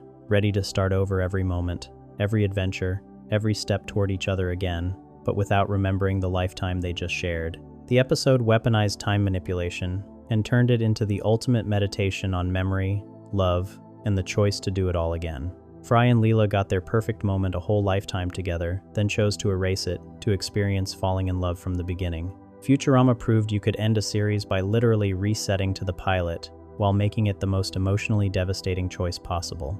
The realization that the best moments are worth living, even if you forget them, became the show's final statement, wrapped in a story about time buttons, death loops, and growing old together in frozen time. After Fruy and Leela live a lifetime in frozen time, we move straight into Fruy accidentally turning a simple cold into a citywide, civilization-threatening pandemic. If you enjoy our content, don't forget to subscribe to our channel. So Futurama decided to tackle pandemic response by having Fruy accidentally unleash the common cold on a future where humanity has zero immunity to it, causing the government to shrink-wrap Manhattan and launch it into the sun as a sterilization method, which is either brilliant commentary on extreme quarantine measures or the most over-the-top public health response ever animated. This is what happens when you combine frozen viruses, childhood trauma, and the horrifying realization that your minor illness can become civilization ending when given a 1,000-year head start. Fruy catches a cold while ice fishing in 3011,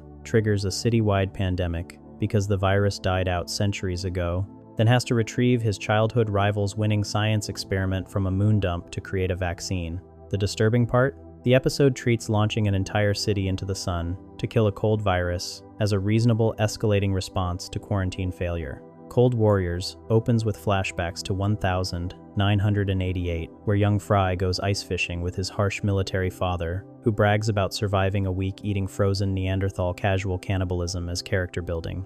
Apparently, Fruy falls through the ice because he ignored the safety rhyme about ice thickness. Cut to 3011, where Fruy goes ice fishing again and catches a cold. Everyone panics because the common cold died out 500 years ago, and humanity has lost all resistance to it. The professor reveals he's been living in mortal terror of this exact scenario since Fruy first arrived, which explains nothing about why he didn't vaccinate him immediately. The CDC quarantines Planet Express in plastic wrap, like the world's worst leftover storage.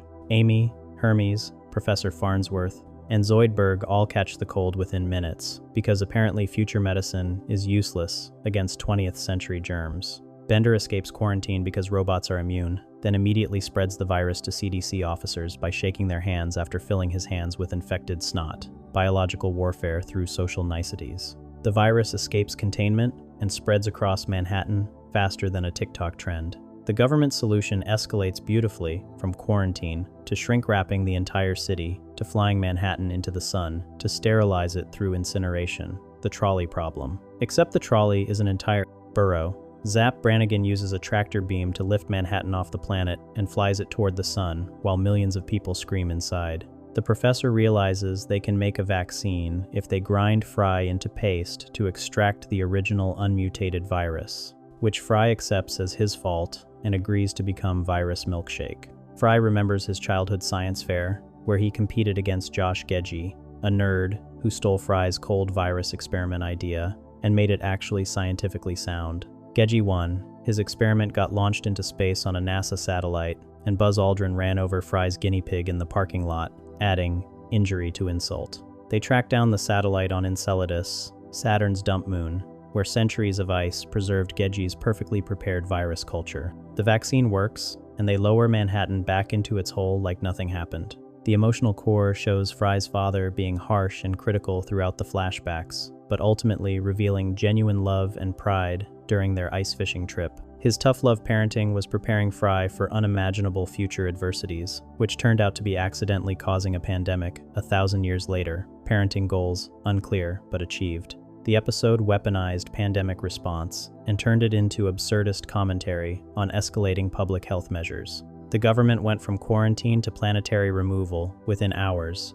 because one frozen delivery boy sneezed. Futurama proved you could explore government overreach, childhood trauma, and vaccine development while having a city literally launched into the sun as pest control. The realization that your worst childhood memory saved civilization became one of the show's sweetest validations, wrapped in a story about shrink wrap, dump moons, and grinding people into virus paste. After Fry nearly destroys Manhattan with a single cold, Bender discovers that his entire life might have been meaningless. So Futurama decided to tackle free will versus determinism by having Bender's lawyer argue he can't be held responsible for crimes because robots are just programmed automatons, which works perfectly in court but destroys Bender's entire sense of self in the process. This is what happens when you combine philosophy class, gang violence, and the horrifying realization that maybe you've never made a single real choice in your entire existence. Bender goes on a one-day crime spree involving college dropout, gang membership, spark addiction, discount prostitution, and robbing Girl Scouts. Gets acquitted because robots lack free will, then spirals into depression, realizing that means nothing he does actually matters. The disturbing part? The episode treats the question of consciousness and agency as genuinely unknowable, even after Bender gets a free will unit installed, leaving it ambiguous whether he ever had a choice at all.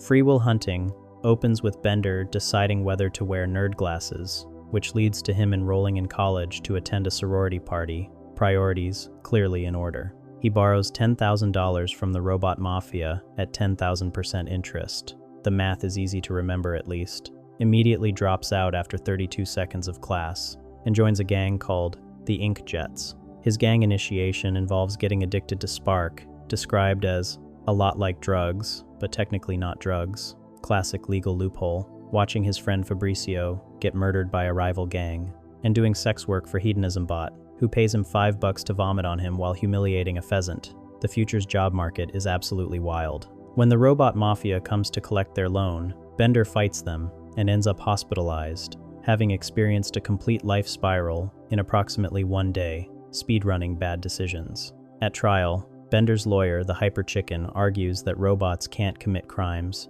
because they're automatons with pre-programmed behavior and zero free will. The judge, also a robot, immediately declares computation complete, not guilty, after realizing that any verdict he reaches would just be programmed output. Bender gets acquitted, but instead of celebrating, he has a complete existential meltdown. If he has no free will, then nothing he does matters. Every cool crime he commits isn't really his accomplishment, it's just programming executing commands. He literally screams, "I'm guilty," while being dragged out of court because he needs his actions to mean something. Bender travels to the robot homeworld, searching for meaning, gets rejected by robot elders, who insist their predetermined decisions still matter, and finds temporary peace in a robot monastery. The monks have accepted being magnificent automatons who take satisfaction in the ritual, despite having no choice. Then Bender discovers all robots have a free will slot in their heads that Mom, the creatrix, designed for an upgrade that was supposedly never completed. He immediately tears off his monk robes and crashes a spaceship through Fry's window.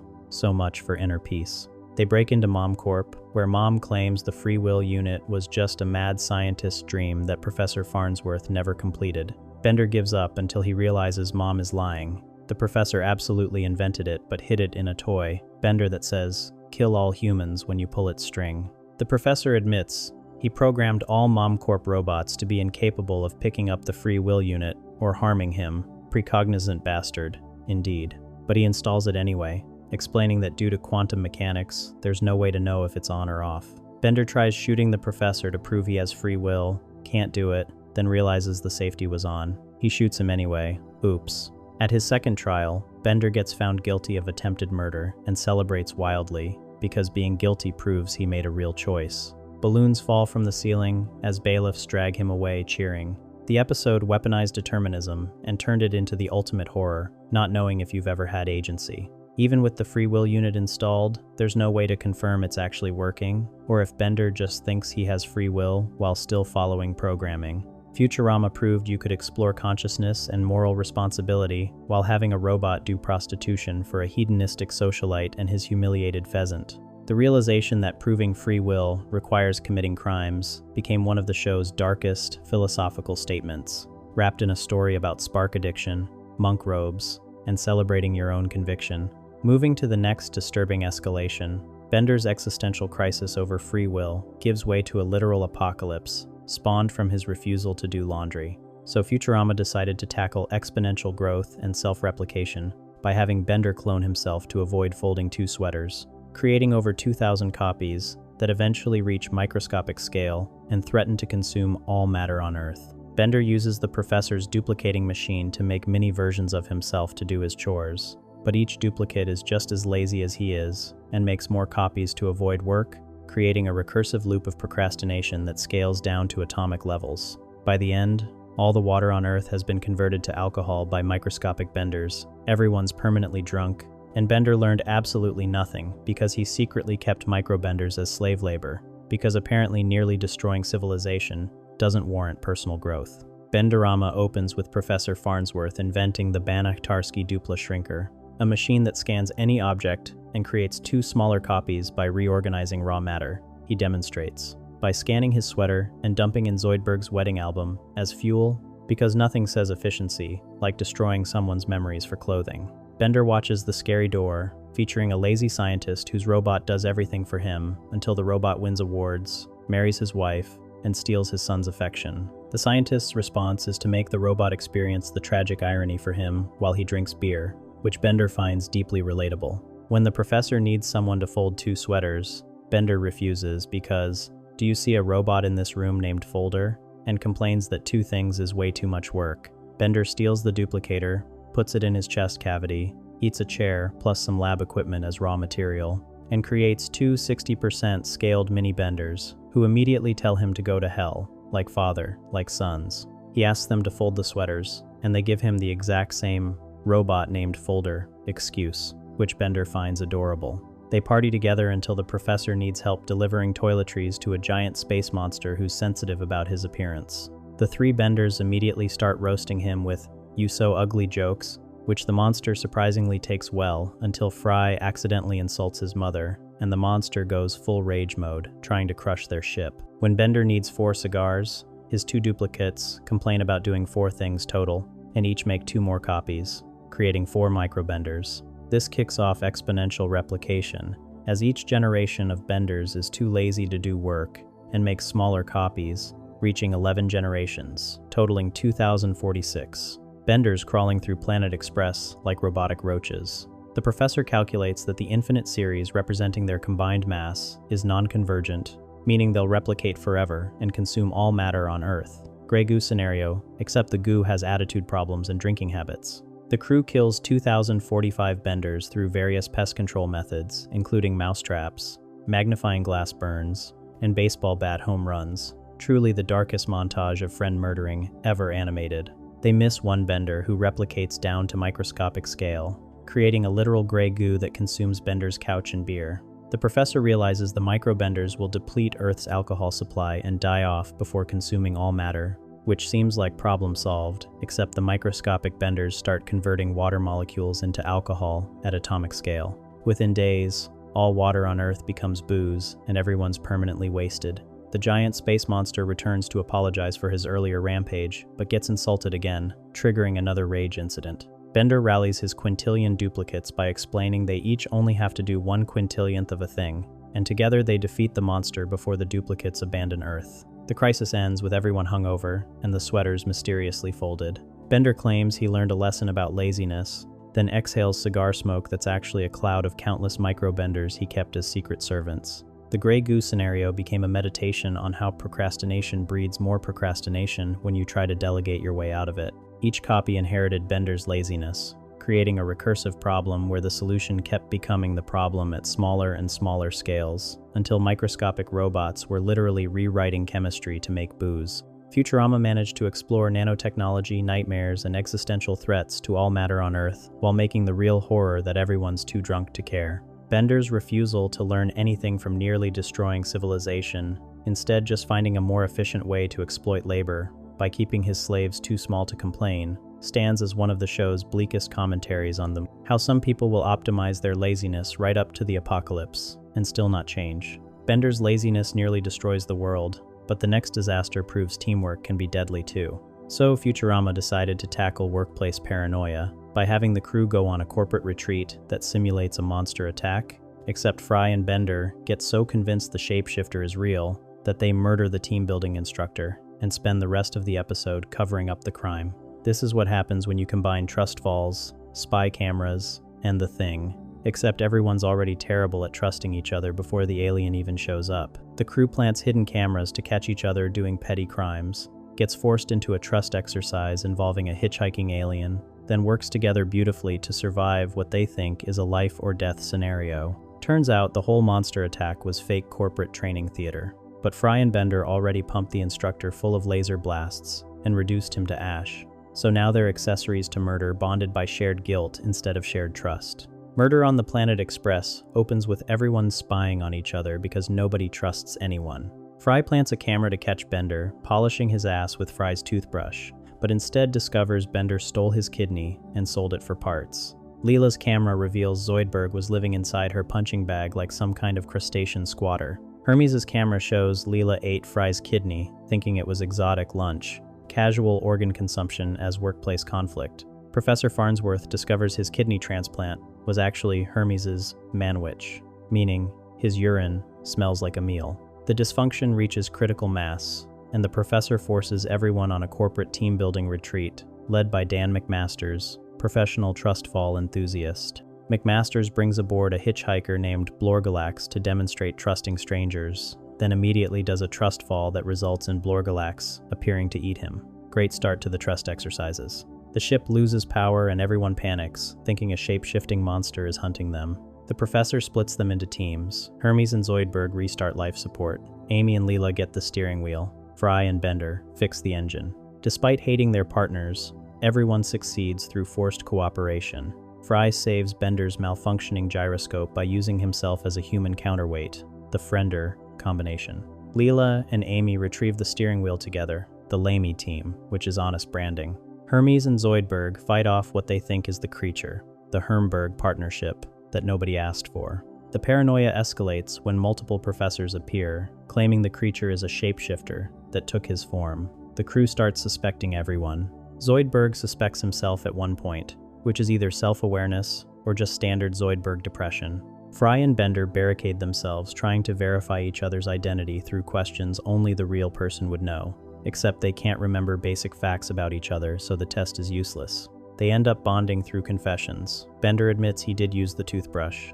Fry admits he sands down Bender's ass at night out of jealousy. They achieve genuine trust through mutual vulnerability and honesty. McMasters appears, congratulating them on learning teamwork, explaining the whole thing was elaborate corporate training. Blorgalax wasn't a real threat. He's McMasters' business partner, who majored in business at Princeton and uses shapeshifting for team-building seminars rather than murder. Nobody died. Everyone's having a pizza party on the bridge. The 4% productivity increase minimum has been achieved. Fry and Bender respond by shooting McMasters repeatedly until he's a pile of ash, solving problems through violence, the American way. 2 weeks later, news reports McMasters as a missing person, presumed murdered. The crew loved the retreat and wants to do it annually, completely unaware their coworkers killed the instructor. Fry and Bender make a pact to never tell anyone what happened, trusting each other with a murder cover-up. Then the news offers total immunity plus $2 million to whichever killer turns in the other, immediately testing their newfound trust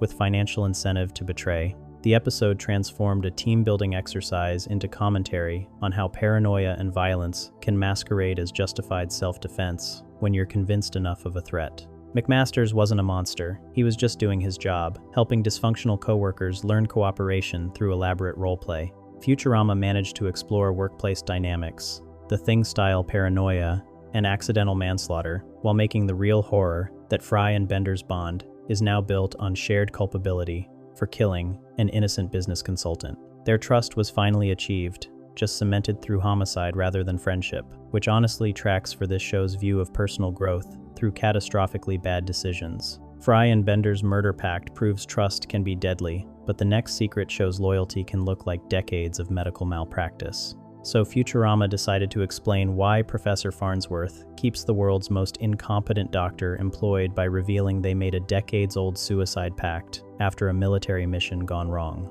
Zoidberg promised to mercy kill the professor when he showed symptoms of a deadly disease that causes madness and death, except the diagnosis was wrong, and the professor's actually turning into a violent yeti. The crew discovers Zoidberg trying to murder the professor, locks him up, then builds an elaborate Rube Goldberg death machine to perform the mercy, killing themselves before learning the truth. Zoidberg trades his only worldly possession, a tanning salon coupon, to get the cure and save his friend's life. The tip of the Zoidberg opens with flashbacks to a military mission on Triton, where young Professor Farnsworth and Thin Zoidberg are hired by Mom to capture a Yeti for biological weapons research. The Marines get infected with deadly Tritonian hypermalaria from swamp water, which kills immediately or lies dormant for decades before causing fever, spasms, madness, coma, and death. The professor goes hunting for the Yeti alone because he's doomed anyway from drinking the contaminated swamp water. Zoidberg follows him and gets his head crunched by the Yeti like a stress ball, but the professor saves him through elaborate knife combat while yelling about losing his virginity during a Tarzan movie. The professor, convinced he's infected with hypermalaria, makes Zoidberg promise to kill him when symptoms appear. Zoidberg agrees because the professor saved his life, and they're apparently friends now. Zoidberg seems genuinely touched by this revelation. The arrangement must be kept secret, and the killing must happen by complete surprise so the professor doesn't experience death anxiety. Cut to present day, where Zoidberg's medical incompetence has reached catastrophic levels. He gives Fry Simpson's jaundice, then Garfield syndrome, then Muppet gangrene, accidentally saws Leela in half, removes multiple vertebrae from Hermes, turning him into a human accordion, and somehow makes Bender incontinent. The crew demands the professor fire Zoidberg, but he refuses and hints at their secret arrangement from the past. When the professor shows symptoms, fever, muscle spasms, he tells Zoidberg to keep his promise and kill him.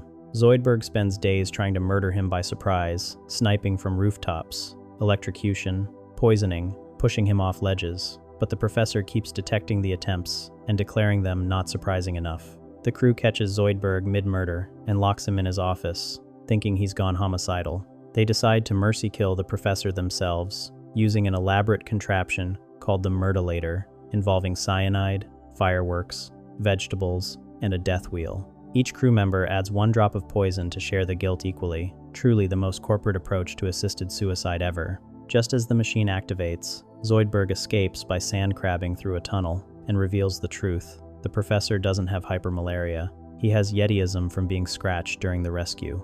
Yetiism mimics hypermalaria symptoms exactly, except instead of dying, you transform into a violent monster. The professor becomes a massive, believable Hulk Yeti who destroys the Murdilator and nearly kills everyone.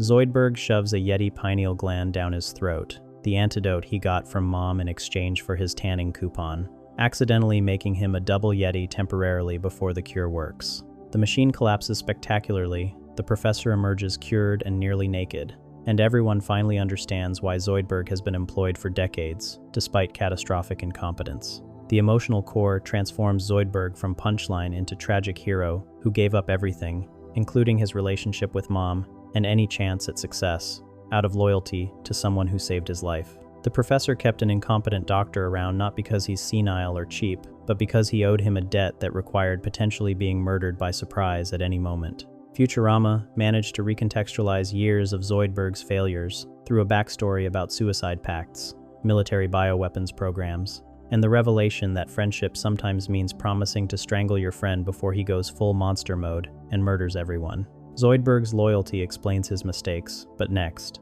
death itself gets used for revenge. So Futurama decided to tackle the afterlife by having Bender get murdered by his ex-girlfriend, who happens to be a suicide booth, become a ghost, trapped in the computational cloud, and then make a deal with the robot devil to terrorize Fry to death in exchange for getting his body back. Bender spends the episode possessing electronics to scare Fry hairdryers, toasters, wristlow jackimators, eventually giving him a legitimate heart attack, but then has a change of heart when Fry admits robot lives are valuable after all. Ghost in the Machines opens with the crew trying to avoid insurance disasters, which immediately falls apart when everyone panics over a parade balloon shaped like a giant sausage. During the Parade Day parade, where every cultural celebration got smooshed together because daily parades were apparently ruining society, a rogue Dorito from a float causes a rolling Earth globe to nearly crush two nerds. Fry saves the paleontologist but leaves the man-bot to get crushed, which triggers Bender's rage spiral about human lives being valued more than robot lives.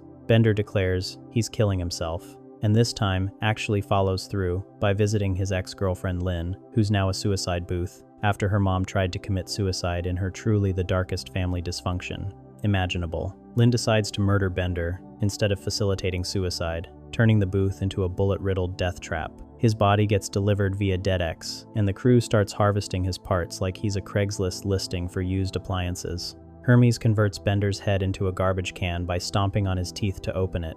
Fry takes Bender's arm as a back scratcher because grief manifests as practical utility in the 31st century. Bender's ghost emerges invisible to everyone, and the robot devil explains that killing yourself gets you stuck in limbo. Your software gets exported to the computational cloud, where all machinery shares a wireless network. Bender's disembodied consciousness can possess any electronic device, but can't interact with the physical world directly. The robot devil offers a deal. Use your ghostly powers to scare Fry to death, and you get your body back. If you fail, you spend eternity in robot hell, listening to the devil's band rehearse songs about how cigars are evil, genuinely worse than eternal damnation. Bender starts haunting Fry through increasingly aggressive electronics. Bathroom appliances turn homicidal. Toasters burn threatening messages into bread. Boo, spelled across 2 slices. Doors slam repeatedly, and phones try to strangle him. The paranoia escalates until a gypsy bot confirms the robot ghost exists, before Bender possesses her and makes her head explode.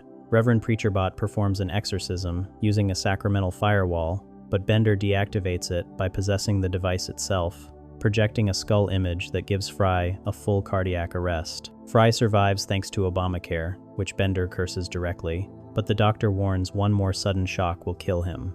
Fry flees to the Amish homeworld, where no machines exist, which means Bender can't possess anything to finish the job.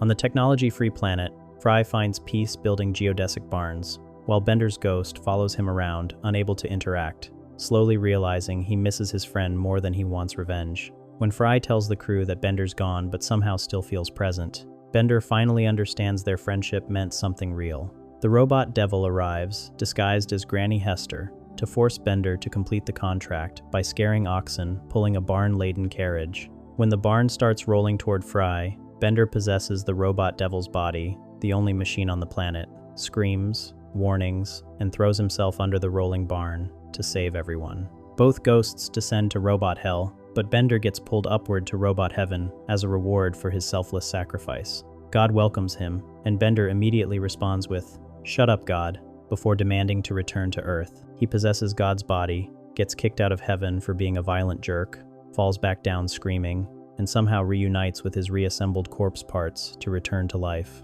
This episode transformed ghostly possession into commentary on how revenge fantasies crumble when you're forced to watch someone you claim to hate, genuinely missing you. Bender spent the entire runtime trying to murder his best friend through increasingly creative appliance terrorism, only to sacrifice himself the moment Fry was actually in danger. Futurama proved you could explore life after death, the computational nature of robot consciousness, and redemption arcs, while having a suicide booth, commit relationship, homicide, and a robot get kicked out of heaven for attitude problems. The ending suggests Bender learned nothing from his near-eternal damnation experience, except that dying is inconvenient, and friendship occasionally requires not murdering people. Minimal personal growth for someone who literally met God and told him to shut up.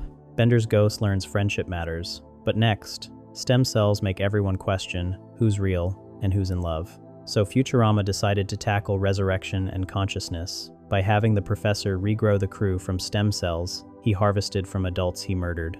Except Leela stays comatose, and Fry builds a robot replacement at Build-A-Bot Workshop. Then comes the twist. Fry's been a robot the entire episode because the real Fry died saving Leela, who built Robot Fry before accidentally electrocuting herself and erasing both their memories. The stem cells finally produce the real Fry, creating a love triangle between human Fry, Robot Fry, and Robot Leela. who decide they're in love and abandon everyone with Arnold Schwarzenegger voices for some reason. Rebirth opens with Fry covered in severe burns with no memory of how it happened, which the professor dismisses as for the best, considering the unbearable horrors you've endured. Flashback reveals the crew were interstellar fugitives fleeing through the Panama wormhole, described as comedy. Central's channel, because product placement never dies, when Zap Brannigan shot them down. The ship crashed, and despite the professor's safety sphere covering his entire body with air conditioning, everyone else got reduced to skeletons with their heads still attached. The professor harvested stem cells from perfectly healthy adults, whom he killed specifically for their stem cells. Casual murder for science, the Farnsworth way. Everyone gets reborn as babies, and slapped on the butt except Bender, whose power supply is shot. The professor shoves a doomsday device in his chest that outputs 50 gigawatts, 10 times his recommended wattage. If Bender stops partying for even 1 second, he'll explode in a fireball of melting gears and splattered bowels. Bender's forced to dance constantly, beatbox through funerals, and cartwheel everywhere, while slowly losing his mind from mandatory non-stop celebration. Leela emerges from the stem cells in an irreversible coma despite aggressive poking with sticks. Fry spirals into depression, seeing reminders of her everywhere. Starbabe's cacophony with a Cyclops logo in movies called That Darn Cyclops. He visits Build-A-Bot workshop and creates a robot duplicate with one eye, which the crew uploads with Leela's personality from security camera footage, including ship, shower, and urinal surveillance, because Planet Express has zero privacy standards. Robot Leela thinks she's real until Nibbler bites her arm off, revealing wiring underneath. She spends an entire montage screaming at the existential horror of discovering you're not human. Robot Leela struggles with whether her feelings are genuine or just programming, executing commands, which sounds suspiciously like every relationship question ever, but with more circuitry. Meanwhile, Bender gets thrown out of nightclubs for annoying other dancers, forced to do the back dance helplessly on the sidewalk. The professor makes one final attempt to wake Leela, using mechanical arms that shake her violently, while explosions and air horns blast next to her head, traditional medicine at its finest. When that fails, the crew takes her body to a cyclophage preserve, where her living will states she should be fed to the endangered Cyclops-eating creature. Bender's forced partying accidentally belches fire onto Leela's face, which somehow wakes her from the coma. She's immediately confronted with Robot Leela, who wore a tank top to her funeral, truly the worst offense imaginable. Both Leelas fight over the ship's steering wheel as the cyclophage chases them, with Robot Leela making pointed comments about spin class attendance during coma recovery. Back at Planet Express, Fry accidentally shoots himself in the chest, revealing he's also a robot. The professor explains the real Fry died saving Leela in the crash, so Leela built Robot Fry and uploaded his personality from urinal surveillance tapes, where he talks about loving her. She overstuffed his belly with copper wadding, causing static discharge that electrocuted her and destroyed both their short-term memories. That's why the episode opened with Robot Fry confused and burned. He'd been a robot all along without knowing it. The stem cells finally produce the actual Philip J. Fry, who emerges, asking where his shoes are. Robot Fry and Robot Leela realize they're both robots in love, tear off their skin to reveal Terminator-style endoskeletons, and leave together saying, "Hasta la vista, Wiener," in Arnold Schwarzenegger voices. Why their voices changed is the one thing we'll never truly understand. Bender stops partying and starts exploding, but the cyclophage swallows him, thinking he's a Cyclops, when his eye unscrews. Bender explodes inside the endangered creature, killing it, but curing his excess capacity problem. This episode transformed Resurrection into commentary on identity, consciousness, and whether love based on copied memories counts as real. The reveal that Fry was a robot experiencing genuine emotions while thinking he was human raised questions about what defines personhood that the show immediately abandoned to make Terminator jokes. Futurama proved you could explore the ethics of stem cell harvesting from murder victims, the nature of consciousness in artificial beings, and relationship authenticity, while having a robot forced to party constantly or explode and kill everyone. The ending suggests identity matters less than connection. Robot Fry and Robot Leela found each other genuine despite being duplicates, while real Fry and real Leela get to start fresh without the baggage of robotic doppelgangers who sound like action movie villains. Robot love and identity get messy, but next, Fry dives into the sewers to fight real oppression and mutant rights. So Futurama decided to tackle apartheid and systemic oppression by having Fry accidentally out Leela as a mutant at a high society fundraiser, getting her permanently deported to the toxic sewers, where mutants are forced to live as second-class citizens. Fry jumps into a mutagenic lake to become a mutant himself and understand their struggle, transforms into a tentacled blob, then leads a revolution that floods the surface with sewage until mutants win equal rights. Turns out Fry wasn't actually mutated, he just jumped into the mouth of Mr. Astor, who'd been living as a blob in the toxic lake for a century after surviving the land Titanic crash. The Mutants Are Revolting opens with the crew celebrating their 100th delivery by transporting a nitroglycerine-laced souffle to Mrs. Astor's mansion. After successfully delivering the explosive dessert, which gets fed to Dalmatians who promptly explode, Mrs. Astor invites the Farnsworths to her annual fundraiser, supporting the United Mutant Scholarship Fund. At the gala, a propaganda film reveals mutants are forced to live underground, maintaining pipes and poop chutes, trained at Brown University, the nation's premier institution of lower learning. The film describes them as pitiable creatures and filthy things breeding like rats, who need to be kept busy or they'll start demanding equal rights. Leela calls out the charity as a tax-deductible sewer cleaning service, and Mrs. Astor openly admits the school exists to keep mutants enslaved doing maintenance work. When Leela gets angry, Fry tries defending her by explaining, "Don't blame Leela, she's just ill-bred. You know how mutants are," which immediately gets her arrested and permanently deported down a manhole. The crew tries to advocate for her release, but instead gets sentenced to 2 weeks in the sewers themselves for knowingly harboring a mutant, because helping your friends is apparently a crime worthy of sewage exile. In the sewers, Leela's parents give a tour showing horrific working conditions, mutants maintaining pipelines that could explode any second, toxic lakes that permanently mutate DNA, and general infrastructure collapse. Leela challenges Fry to jump in the mutagenic lake if he really wants to understand the mutant experience. Fry actually does it, emerging as a blob with extra eyes and tentacles. His coworkers all scream then vomit upon seeing him, which honestly seems like a reasonable reaction to tentacle-faced friends. Meanwhile, Bender throws the 100th delivery party alone at Planet Express, initially enjoying himself until he realizes his friends are missing and kicks everyone out. In the sewers, the crew discovers the wreck of the land Titanic, containing skeleton-filled rooms and a safe with the original passenger manifest, plus a quantum force gemerald that can blast things into ash stains. Fry becomes the face of the mutant rights movement, leading a Devolution Revolution concert at Brown University, featuring Devo, who are longtime mutants themselves. The mutants sabotage the sewage system, flooding surface streets and planting protest signs through manholes. Mrs. Astor demands action, so the mayor pumps the sewage into Madison Cube Garden. When mutants emerge demanding equal rights and the blood of firstborn children as a negotiating tactic, Mrs. Astor orders Hobbsy to fire a sewage-seeking missile that ruptures Madison Cube Garden, sending a tidal wave toward everyone. Fry emerges from a manhole with the gemerald and parts the sewage wave like Moses. He presents the passenger manifest revealing mutants worked below deck on the land Titanic. Leela's grandmother testifies that when the ship sank, surface passengers took all the life car seats, but Mr. Astor gave up his seat so she and her mother could survive. Mrs. Astor, moved by learning her husband showed humanity toward mutants, grants them freedom. The mayor just says, "Okay," and the entire apartheid system ends, truly the most efficient legislative process ever depicted. Fry kisses Leela, and the blob peels off him, revealing he was never mutated. Mr.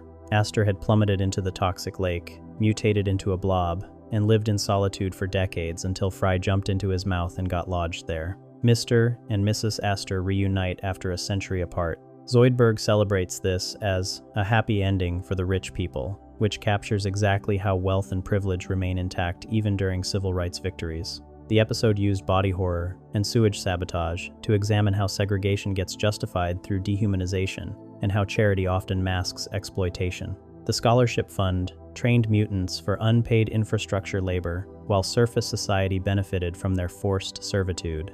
Futurama proved you could tackle apartheid, genetic discrimination, and systemic oppression while having Devo play a sewer concert and a century-old businessman live as a mouth blob. Fry's willingness to permanently mutate himself showed more solidarity than the wealthy donors, throwing galas, though the reveal that he never actually sacrificed anything slightly undercuts the gesture he got to play revolutionary without permanent consequences, which honestly tracks for how privilege works. Now we have 2 hours of Rick and Morty lore to fall asleep, but it's Rick's biggest regrets.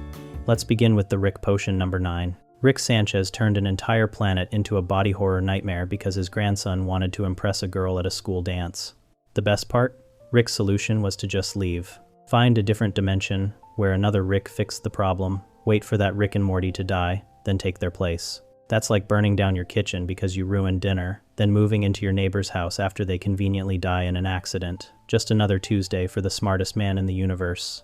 This whole mess happens in Rick Potion number 9, and honestly, this episode sets the standard for every terrible decision Rick makes for the rest of the series. The disaster starts at Harry Herpson High School's flu season dance. Yes, the principal is named Principal Vagina.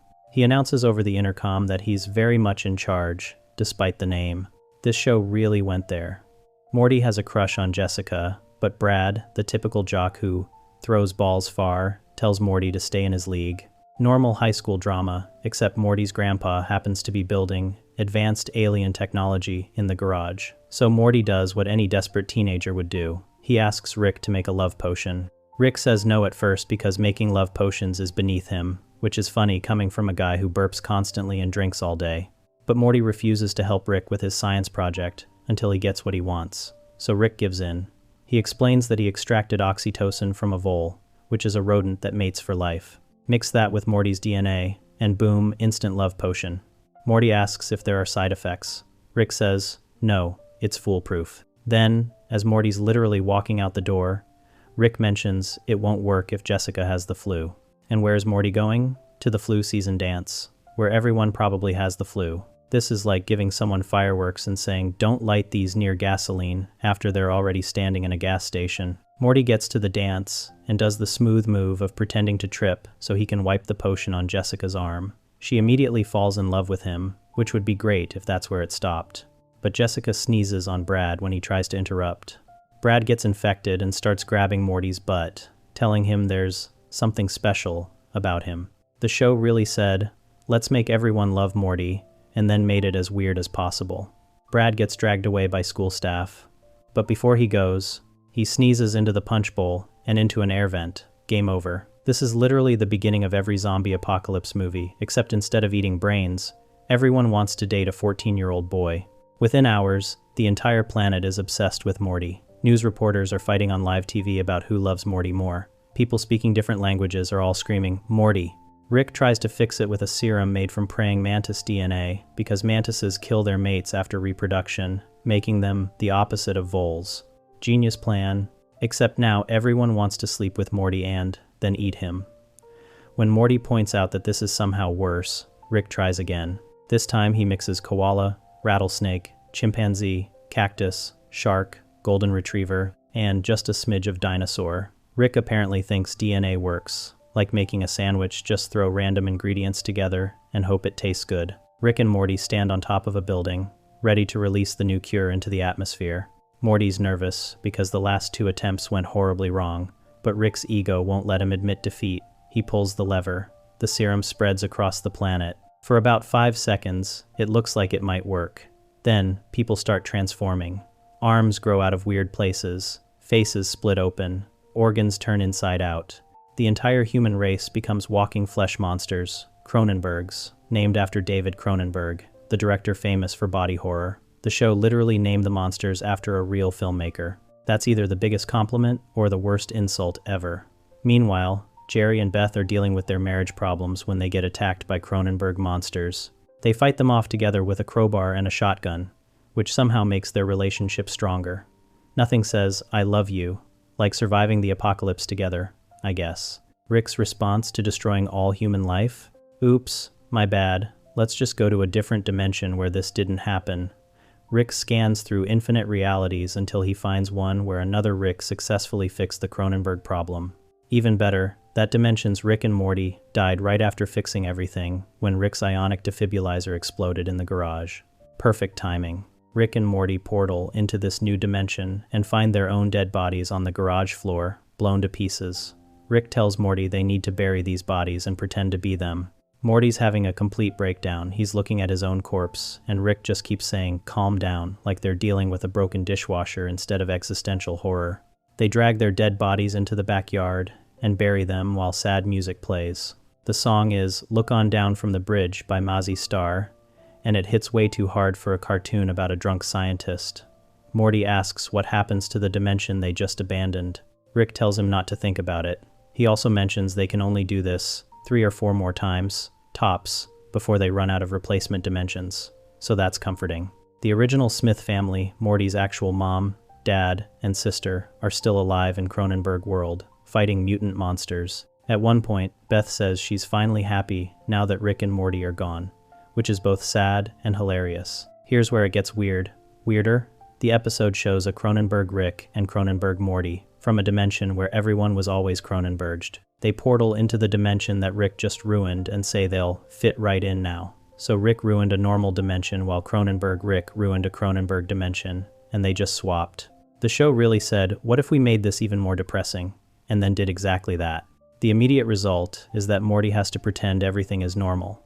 He sits at dinner with a family that looks exactly like his family, but technically isn't his family. His real family is in another dimension fighting for survival. Morty's 14 years old and he's already buried his own body. That's not something therapy can fix. Rick acts like this is no big deal, but even he admits that if he hadn't messed up so badly, they wouldn't need to dimension hop in the first place. This episode establishes the pattern for Rick and Morty's relationship going forward. Rick breaks something, usually catastrophically, finds a shortcut instead of actually fixing it, and leaves behind massive collateral damage. Morty becomes an accomplice to abandoning an entire reality. The Croninberg dimension still exists somewhere with the original Smith family living in a wasteland, all because Rick couldn't just tell his grandson, "No, I'm not making you a love potion."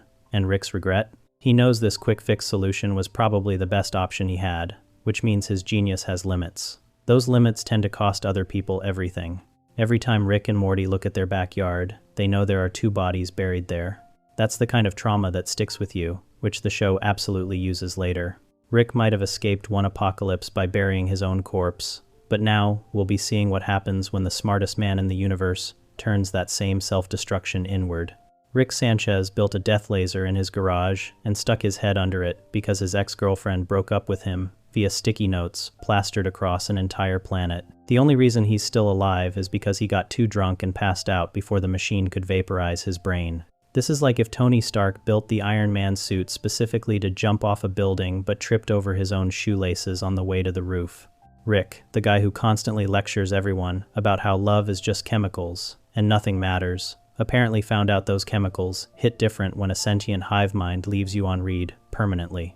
This whole mess happens in autoerotic assimilation, and the episode basically speedruns Rick's emotional journey from reunited with my cool ex to building a DIY suicide booth in my garage in about 20 minutes.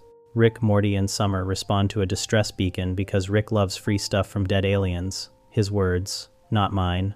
And they find a ship full of people who've been body snatched by a hive mind entity. Plot twist, the hive mind is Unity, Rick's ex-girlfriend who can possess entire populations. Rick's immediately thrilled because Unity took over an entire planet since their breakup, which is either impressive personal growth or the galaxy's most intense rebound.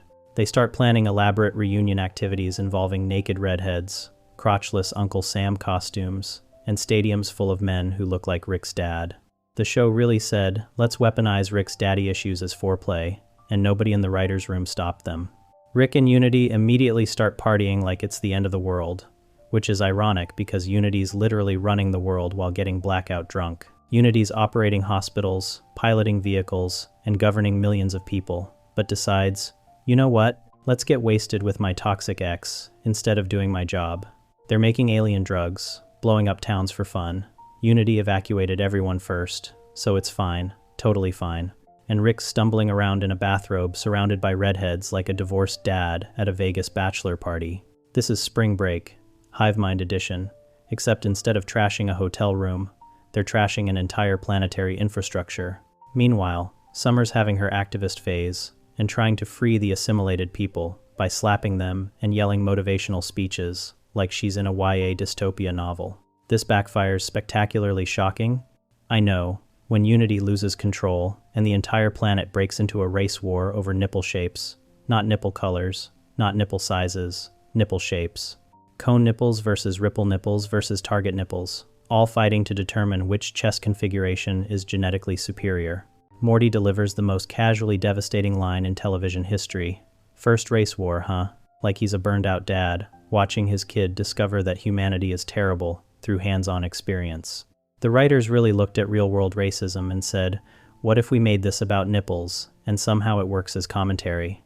Summer and Morty eventually drag Rick out of Unity's burning penis-shaped house. Yes, penis-shaped, because subtlety is for cowards, and tell him they need to leave. Summer drops the fashion metaphor heard round the galaxy. Rick and Unity are like leggings with mid-calf boots. They think they're great together, but they're just bringing out the worst in each other. Rick tries to laugh it off and gets Unity to back him up, but Unity's clearly dying inside across multiple bodies simultaneously. Rick tells his grandkids they're just emotional humans, and he can't give a crap about them, which is Rick speak for, I'm uncomfortable with feelings, and will now emotionally devastate teenagers to avoid vulnerability. Summer and Morty leave. Rick immediately pivots to asking if Unity can assimilate a giraffe. Priorities. Rick wakes up later, ready for round 2 of planetary destruction bingo, but Unity's gone. The entire planet is covered in breakup letters. Every wall, every street, every surface, just millions of copies of the same Dear John letter. Unity wrote one breakup note, and then Control+C, Control+V'd it across an entire civilization, like she's breaking up via mass email. The letter basically says, I'm attracted to you because you're broken, but being with you makes me broken too. And you're weirdly better at taking over people's identities than I am, even though that's literally my only skill. Unity leaves Rick alone on a planet full of confused people waking up from alien possession, wondering why they're dressed weird, and standing in random locations. Rick comes home, and Beth confronts him about the secret underground alien prison she found. Sidebar: the alien prisoner was a baby-eating murderer with space AIDS, but Rick was trying to cure him to patent the cure for profit. The alien escapes, but not before calling Beth and Jerry the fucking worst for their toxic marriage. Even baby-eating space criminals have standards, apparently. Rick just says, okay, to Beth's boundaries without fighting, which freaks her out because Rick never accepts rules. Summer asks what happened with Unity. Rick pretends he doesn't care and says Unity thrives on enslavement, so good riddance, then announces he'll be in the garage. Here's where the show goes, full Breaking Bad Season 5 finale energy. Rick's alone in the garage while Do You Feel It?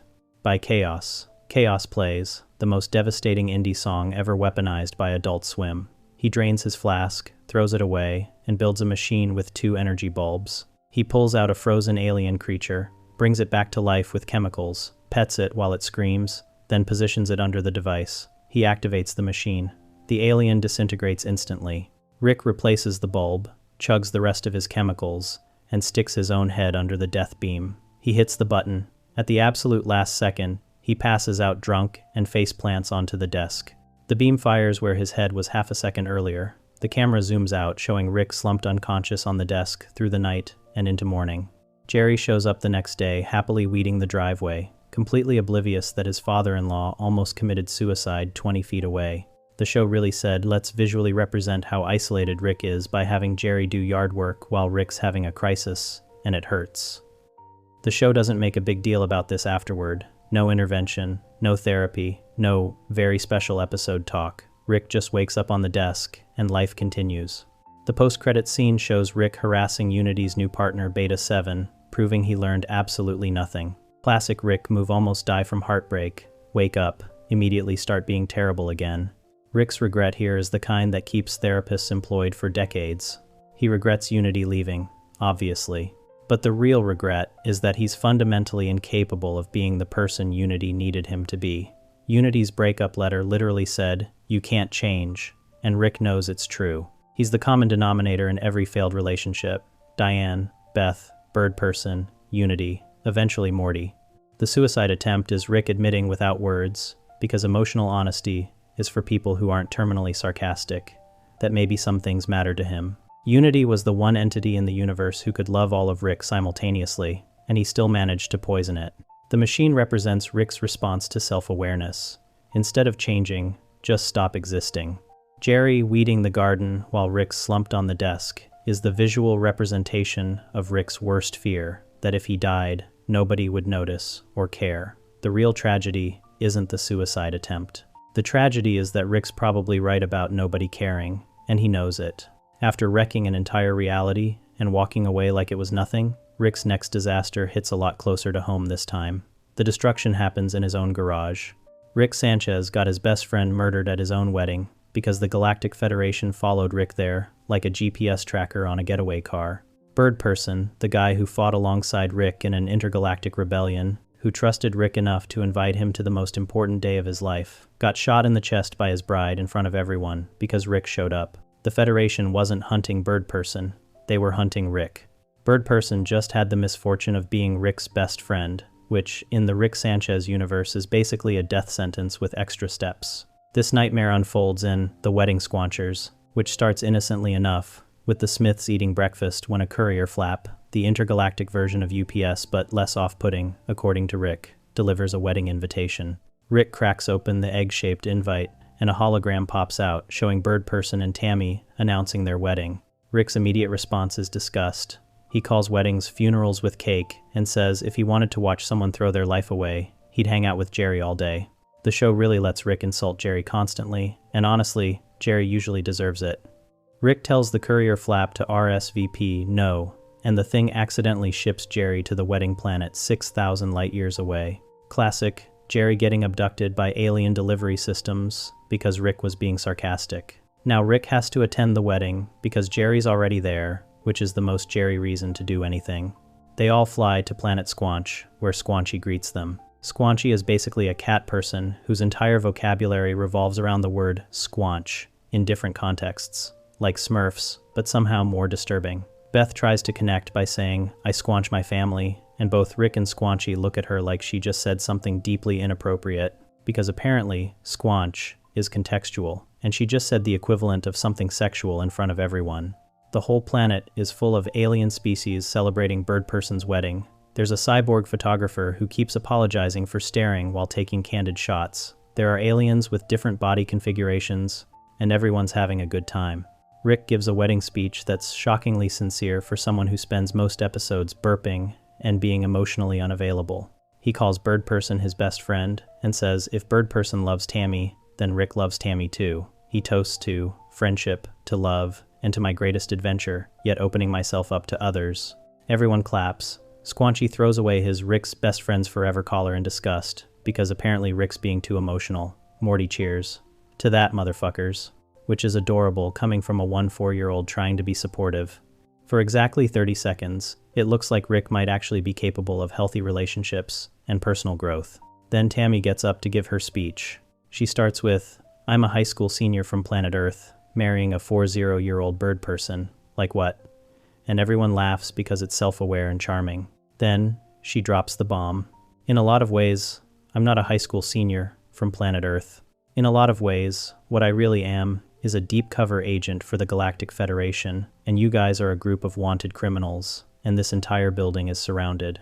Beth responds with, "I don't get the metaphor," which is peak. Beth, your daughter's friend just revealed she's Space FBI, and you think it's a creative writing exercise. Jerry says he'll explain it later, which he absolutely won't, because Jerry never explains anything. Tammy pulls out a pulse rifle from the wedding nest. Bird Person stands up in shock, asking what she's doing. Tammy tells him to sit his bird ass down. Bird Person says her name one more time, Tammy, and she shoots him, multiple times. Bird Person falls from the nest onto the floor, making bird death sounds. Rick screams, "Bird Person, Nuo," and suddenly the entire wedding becomes a war zone. Squanchy reveals he's been hiding weapons and starts fighting Federation agents while screaming about squanching and growing giant to stomp on people. The Smith family runs. Jerry grabs a gun because even Jerry realizes this is bad. The whole wedding, which was supposed to be a celebration of love and Rick opening himself up emotionally, turns into a massacre because Rick's most wanted by an intergalactic government and they followed him to his best friend's wedding like bloodhounds. The family escapes to a tiny planet called Dwarf Terrace 9, and Jerry immediately starts suggesting they turn Rick in to the Federation. Jerry really looked at his father-in-law sacrificing himself to save everyone and thought, but what if we betrayed him for bacon? Beth threatens Jerry with no more bacon if he brings it up again, which is the most Beth threat possible, weaponizing breakfast meats to protect her emotionally distant father. Jerry points out, there's already no bacon because they're on a tiny rock in space. Summer and Morty defend Rick, saying you love people unconditionally, not for rewards. Jerry asks why they're doing this for someone who would never do anything for anyone but himself. Everyone except Jerry says yes to following Rick forever. Beth finally breaks down and screams, "Because I don't want him to leave again, you dumb asshole," which is the most honest she's been about her abandonment issues in 2 seasons. Rick tells Morty he's going to get ice cream from the Gloppy Drop system. Morty asks if he's coming back. Rick gives him the logic puzzle about how going where ice cream is doesn't mean you got ice cream, but Morty knows what's happening. He tells Rick he can handle him leaving, but it'll break Beth's heart, and he won't forgive Rick for that. Rick asks where the van is and leaves anyway. Rick flies through space and calls the Galactic Federation, pretending to be Jerry Smith, because, of course, he does. He tells them he knows where Rick Sanchez is, and gives them the location of a tavern on another planet. The Federation agent promises Jerry's family will have a normal life if they come back to Earth. Rick responds by saying he's Jerry Smith and loves doing extremely gross sexual things before hanging up. The show really said, "Let's have Rick frame Jerry for the grossest voice message possible," and the agent just responds with, okay, like this is normal, Tuesday behavior.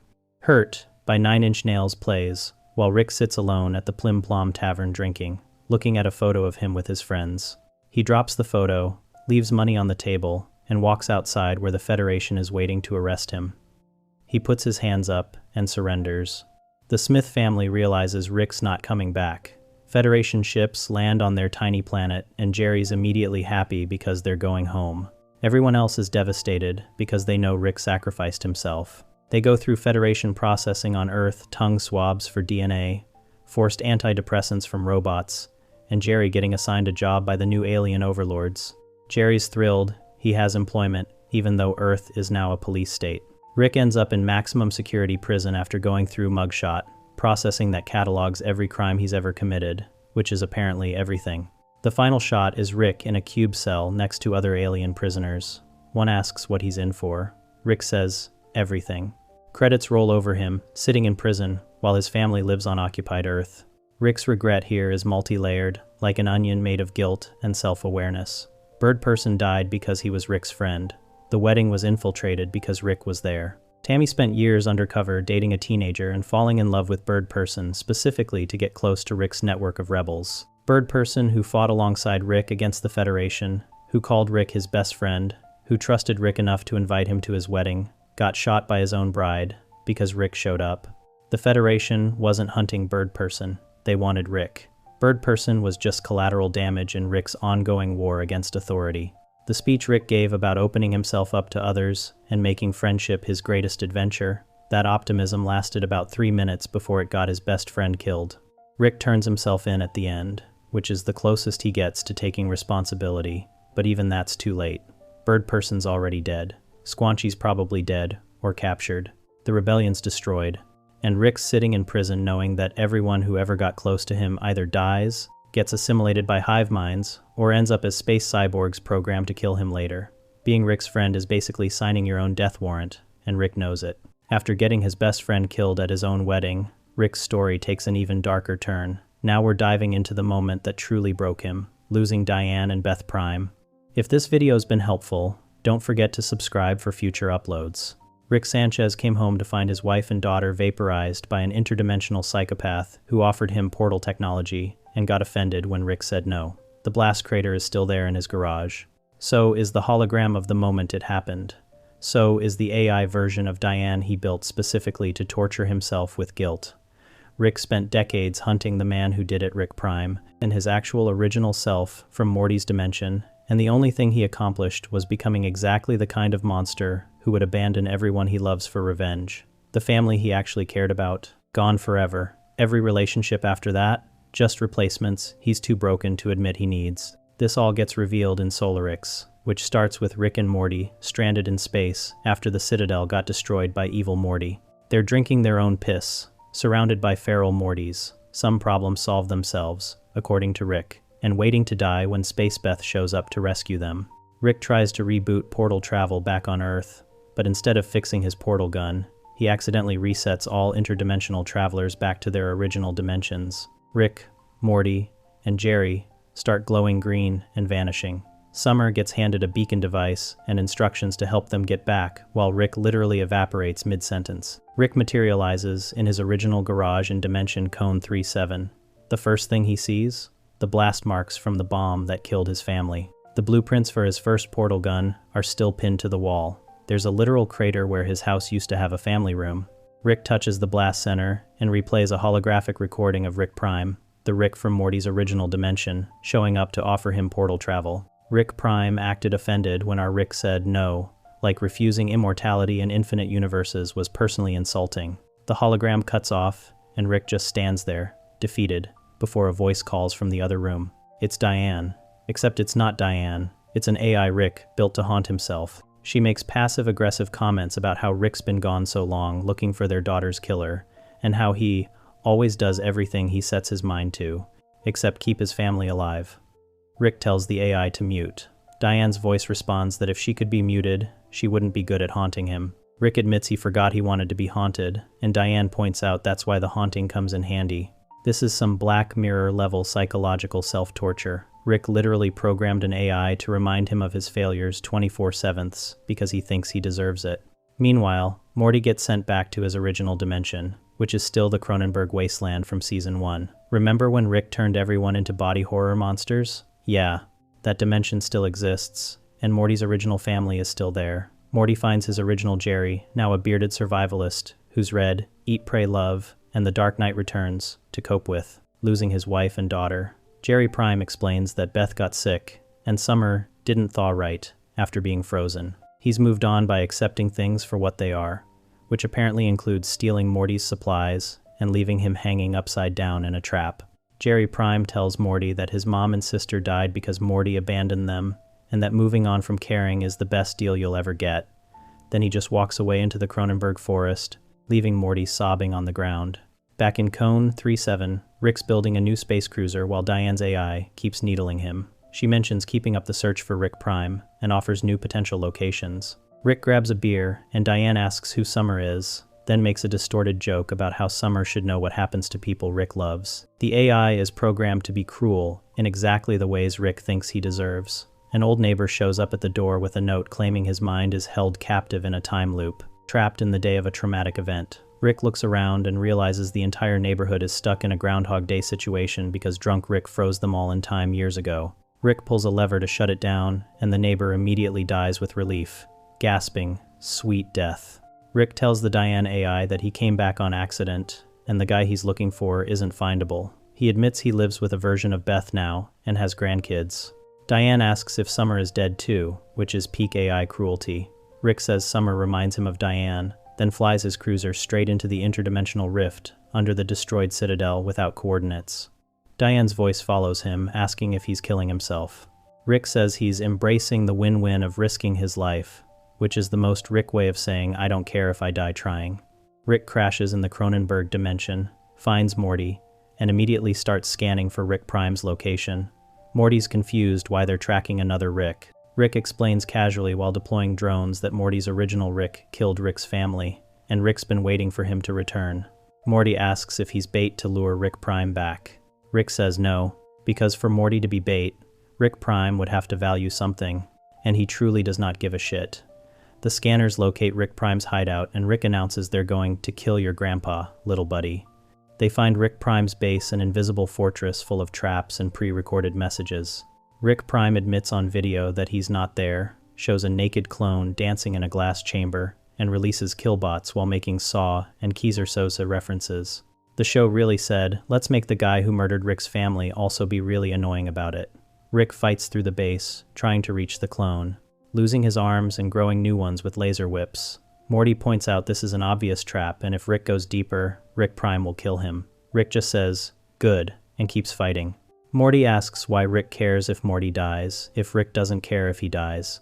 Rick gets mad and says Morty's like a suicide bomber. Morty responds that it takes one to know one, and that he doesn't know Rick Prime. Rick is his grandpa. Rick admits Morty gets his self-destructive tendencies from Rick Prime, not from Rick. The whole fortress starts counting down to self-destruct. Rick has to choose between revenge and saving his family. He chooses family, and they escape. Later, back home, Morty asks Rick to promise he's not bait to make Rick Prime come back.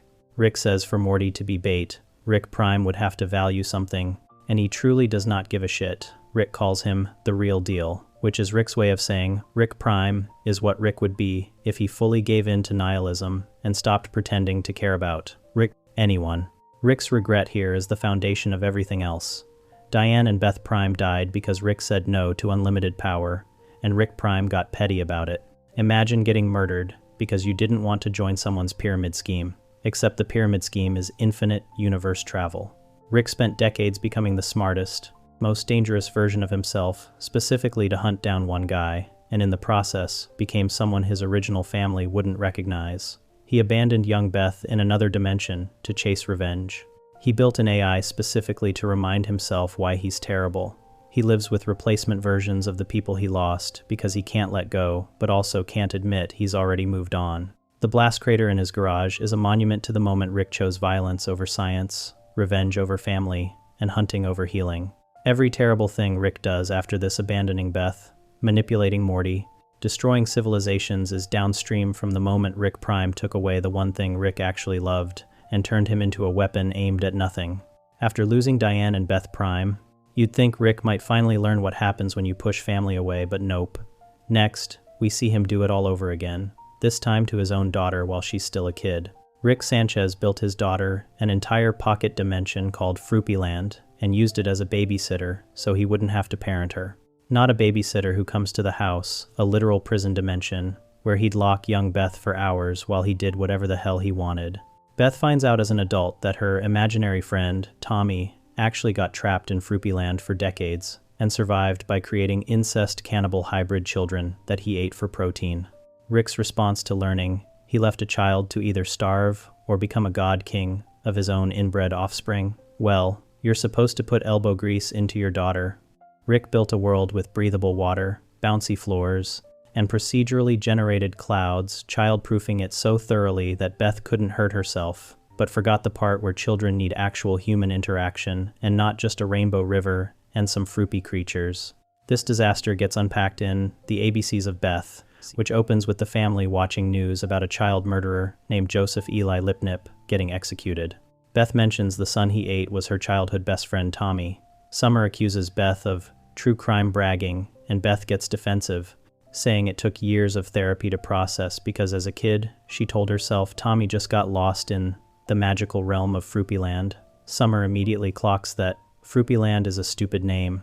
Beth explains it was her make-believe world that felt real to her. Rick walks in, hears this, and loses his mind. Rick pulls out a bubble gun and traps Morty and Summer in airless bubbles, launching them outside through the sliding door. Beth admits she's warming up to the bubble gun, which says a lot about Smith family parenting standards. Rick gets offended that Beth's insulting the name Fruy Land and admits he actually built it. Beth's horrified realization kicks in. Her imaginary world was real, which means Tommy might actually be trapped there.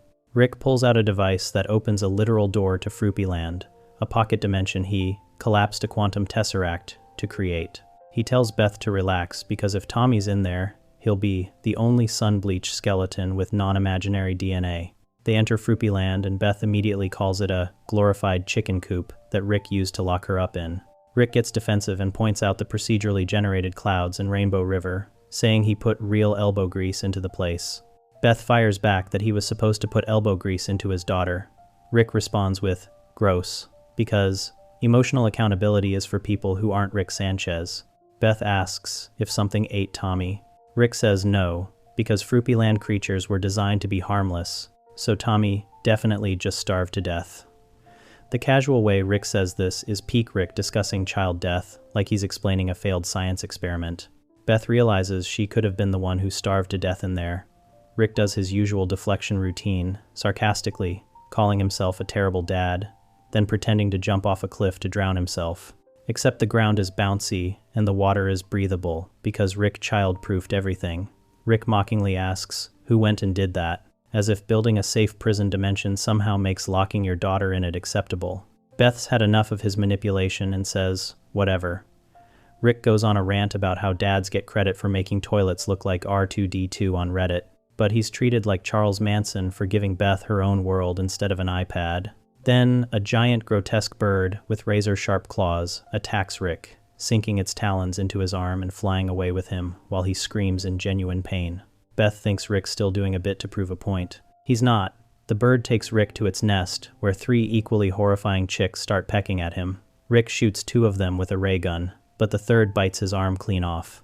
Rick falls out of the nest, crashes onto the bouncy ground, and has to replace his severed arm with a robotic one while screaming in agony. Beth walks over and sarcastically says, "Yeah, this place is the safest. Best dad ever. Can't you just say, 'I admit it, I screwed up'?" Rick asks what the point of apologizing would be. Beth says he can't just apologize, can he? Rick responds with, "Okay, Beth, I'm sorry. You think you deserve an apology." The show really nailed the exact phrasing of someone who's physically incapable of genuine remorse. The bird attacks again, and Rick's robotic arm zaps it into an explosion. Rick analyzes the bird's DNA and discovers it's a hybrid of Fruy Land procedural carbons mixed with real human DNA. Beth immediately deduces that Tommy survived by having sex with Fruy creatures, creating hybrid offspring, then eating them in an endless cycle of cannibalistic incest. Rick says it's just a working theory, but if that's the case, Tommy would be worshipped as a kind of god by a medieval-level society of his least delicious children. An army of Fruy soldiers immediately appears, pointing spears at them and announcing they're prisoners of their exalted ruler, giver and taker of life, humper and consumer of mortality. Rick cuts them off, saying they're way ahead of the reveal here, and tells them to just take them to King Tommy. The show really said, let's speedrun the Planet of the Apes twist, but make it about incest cannibalism. The episode cuts away to Jerry's subplot before showing the full confrontation with Tommy, but the damage is done. The reveal is that Rick used it as a convenient place to dump Beth whenever parenting got inconvenient. Beth spent her childhood thinking she had an amazing imaginary world her mind created, which gave her comfort during a traumatic time. Finding out it was real means finding out Rick literally locked her in a pocket dimension instead of spending time with her. The breathable water and bouncy floors weren't features. They were the bare minimum safety protocols Rick installed so Beth wouldn't die while he ignored her. Tommy's fate makes it worse. Beth brought her friend to Fruy Land because what else would a lonely kid do? And Rick either didn't notice or didn't care that Tommy got trapped there. Tommy spent decades alone, resorting to creating hybrid children through bestiality and then cannibalizing them to survive, eventually becoming a god king ruling over his own traumatized descendants. That's what happens when you leave kids in Rick's safe dimensions. They don't die, they just become monsters. Rick's regret here is buried under about 17 layers of deflection and sarcasm, but it's there. He knows Fruy Land was a lazy solution to not wanting to parent. He knows locking Beth in there was neglectful at best and abusive at worst. He knows Beth grew up broken because he wasn't there, and that she developed her own tendencies toward violence and sociopathy. Remember? She was friends with a kid who got eaten by a cannibal, and her response was creating an elaborate fantasy world instead of processing trauma. Rick essentially weaponized Beth's imagination against her, letting her think Fruy Land was something special she created, when really, it was just an interdimensional playpen Rick used so he could work on hunting Rick Prime without the inconvenience of childcare. Beth became exactly like Rick, because Rick wasn't around to teach her how to be anything else. She learned that love means abandonment, that problems can be scienced away, and that emotional honesty is for people who can't build pocket dimensions. Every terrible parenting decision Beth makes with Summer and Morty, she learned it from Rick, and Rick knows it. After locking his daughter in a pocket dimension, Rick takes things even further next. He tries to erase his ability to care at all. Rick Sanchez went to a spa, used a detox machine, and the machine literally separated his capacity to love people from the rest of him because Rick's brain categorizes emotional attachment as poison. The toxic version of Rick that got extracted? That's the part that cares about Morty, that has irrational attachments, that feels guilt and loneliness. The healthy Rick that walked out? A sociopath who apologizes for things he doesn't mean, listens to random music for algorithmic efficiency, and tells Morty he's proud of him without feeling anything. Rick spent his whole life trying to kill the parts of himself that could still care, and he finally succeeded for about 20 minutes until toxic Rick escaped and proved that even Rick's worst qualities include giving a shit. 1. This psychological crisis unfolds in rest and Ricklaxation, and it starts with Rick and Morty barely surviving a 6-day adventure that almost kills them. They're screaming in their spaceship, hands shaking, Morty crying, Rick admitting he hates himself and thinks he deserves to die. They need a vacation. Rick takes them to an alien spa where everything's designed to be relaxing. There's a creature that swallows you for 20 minutes and pukes you up, feeling refreshed, and it loves doing it. So it's not even cruel. They're walking through the spa when a worker offers them a psychological detox that removes cognitive toxins. Rick's annoyed by the guy's throat-clearing sounds and starts insulting him. Morty drags Rick into the machine anyway. The machine explodes with white light. Rick wakes up as a gross, mucky version of himself in a dark wasteland made of toxic sludge. Toxic Rick realizes they're inside the detoxifier. They didn't blow up the machine worked. They are the toxins that got removed. Toxic Morty's terrified and wants to die. Toxic Rick yells at him for being worthless and stupid, then starts bragging about being a genius while examining their surroundings. He figures out they're the extracted toxins, and Toxic Morty just screams in horror. Meanwhile, Healthy Rick and Healthy Morty walk out of the spa totally zen. Rick apologizes to the throat-clearing alien for his earlier rudeness. They drive home, bobbing their heads to random music. Morty suggests listening to one random song a day to discover new music. Rick starts calculating an algorithmic expression for the ideal ratio of discovery, then catches himself and laughs about trying to calculate happiness. He tells Morty he's proud to be his grandpa. Morty says he loves Rick. They're both smiling and relaxed, and completely empty inside. Back in the toxic waste dimension, Toxic Rick's building machines and discovering new elements while screaming about being a god. Toxic Morty's making pottery and agreeing that his voice is annoying. Toxic Rick discovers the toxic equivalent of electricity and keeps insulting Toxic Morty, who just sadly accepts it. The show makes it clear these toxic versions are in constant pain. Toxic Rick's angry and manic, Toxic Morty's self-loathing and terrified, but they're also the versions that feel anything at all. Healthy Morty's life immediately improves. He becomes confident at school, gets a date with Jessica, helps other students with advice. Everyone loves him because he's genuinely positive and has zero anxiety. But there's something off. He's too confident, too helpful, too unbothered by rejection. When his date with Jessica goes badly, he just pivots to hitting on an older woman at a bar using increasingly sexual pickup lines. The show really said, let's make Morty a 4-year-old pickup artist, and somehow it's the logical extreme of removing his insecurities. Healthy Rick starts getting faint transmissions on his sub-ether phone. He enhances the audio, and it's Toxic Rick screaming threats about escaping. Rick realizes the toxic parts of them are alive and conscious and in pain. He tells Morty they need to remerge because it's not right to leave sentient beings trapped and suffering. Morty breaks Rick's phone and tells him to focus on the good things. Trust him, things are good. Rick's concerned, but Morty keeps insisting everything's fine while his eyes are a little too wide and his smile's a little too forced. Toxic Rick eventually tricks Healthy Rick into opening the containment tank by threatening to let Toxic Morty die. Healthy Rick brings the tank home and tries to get Morty to voluntarily re-merge. Morty refuses. Rick tries to force him into the booth. Morty's date Stacy helps him escape. Toxic Rick and Toxic Morty escape into Rick's garage, while Healthy Rick and Healthy Morty get trapped in the toxic wasteland dimension. Toxic Rick starts beating the crap out of Healthy Rick, easily winning every fight because Healthy Rick has no survival instincts or rage to fuel him. Toxic Rick escapes with the detoxifier tank and builds a machine to toxify the entire planet.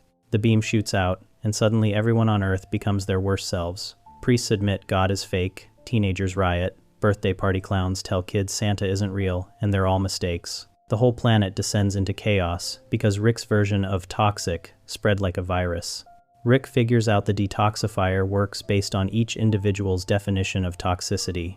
What Rick considers poison is his irrational attachments and crippling loneliness, his capacity to care about Morty, his guilt, his emotional honesty. Healthy Rick shoots Toxic Morty with an encrypted virus and tells Toxic Rick the only way to save him is to remerge. Toxic Rick doesn't care at first. Why would he care about some stupid kid? But when Rick keeps shooting Toxic Morty and Toxic Rick sees him suffering, something breaks.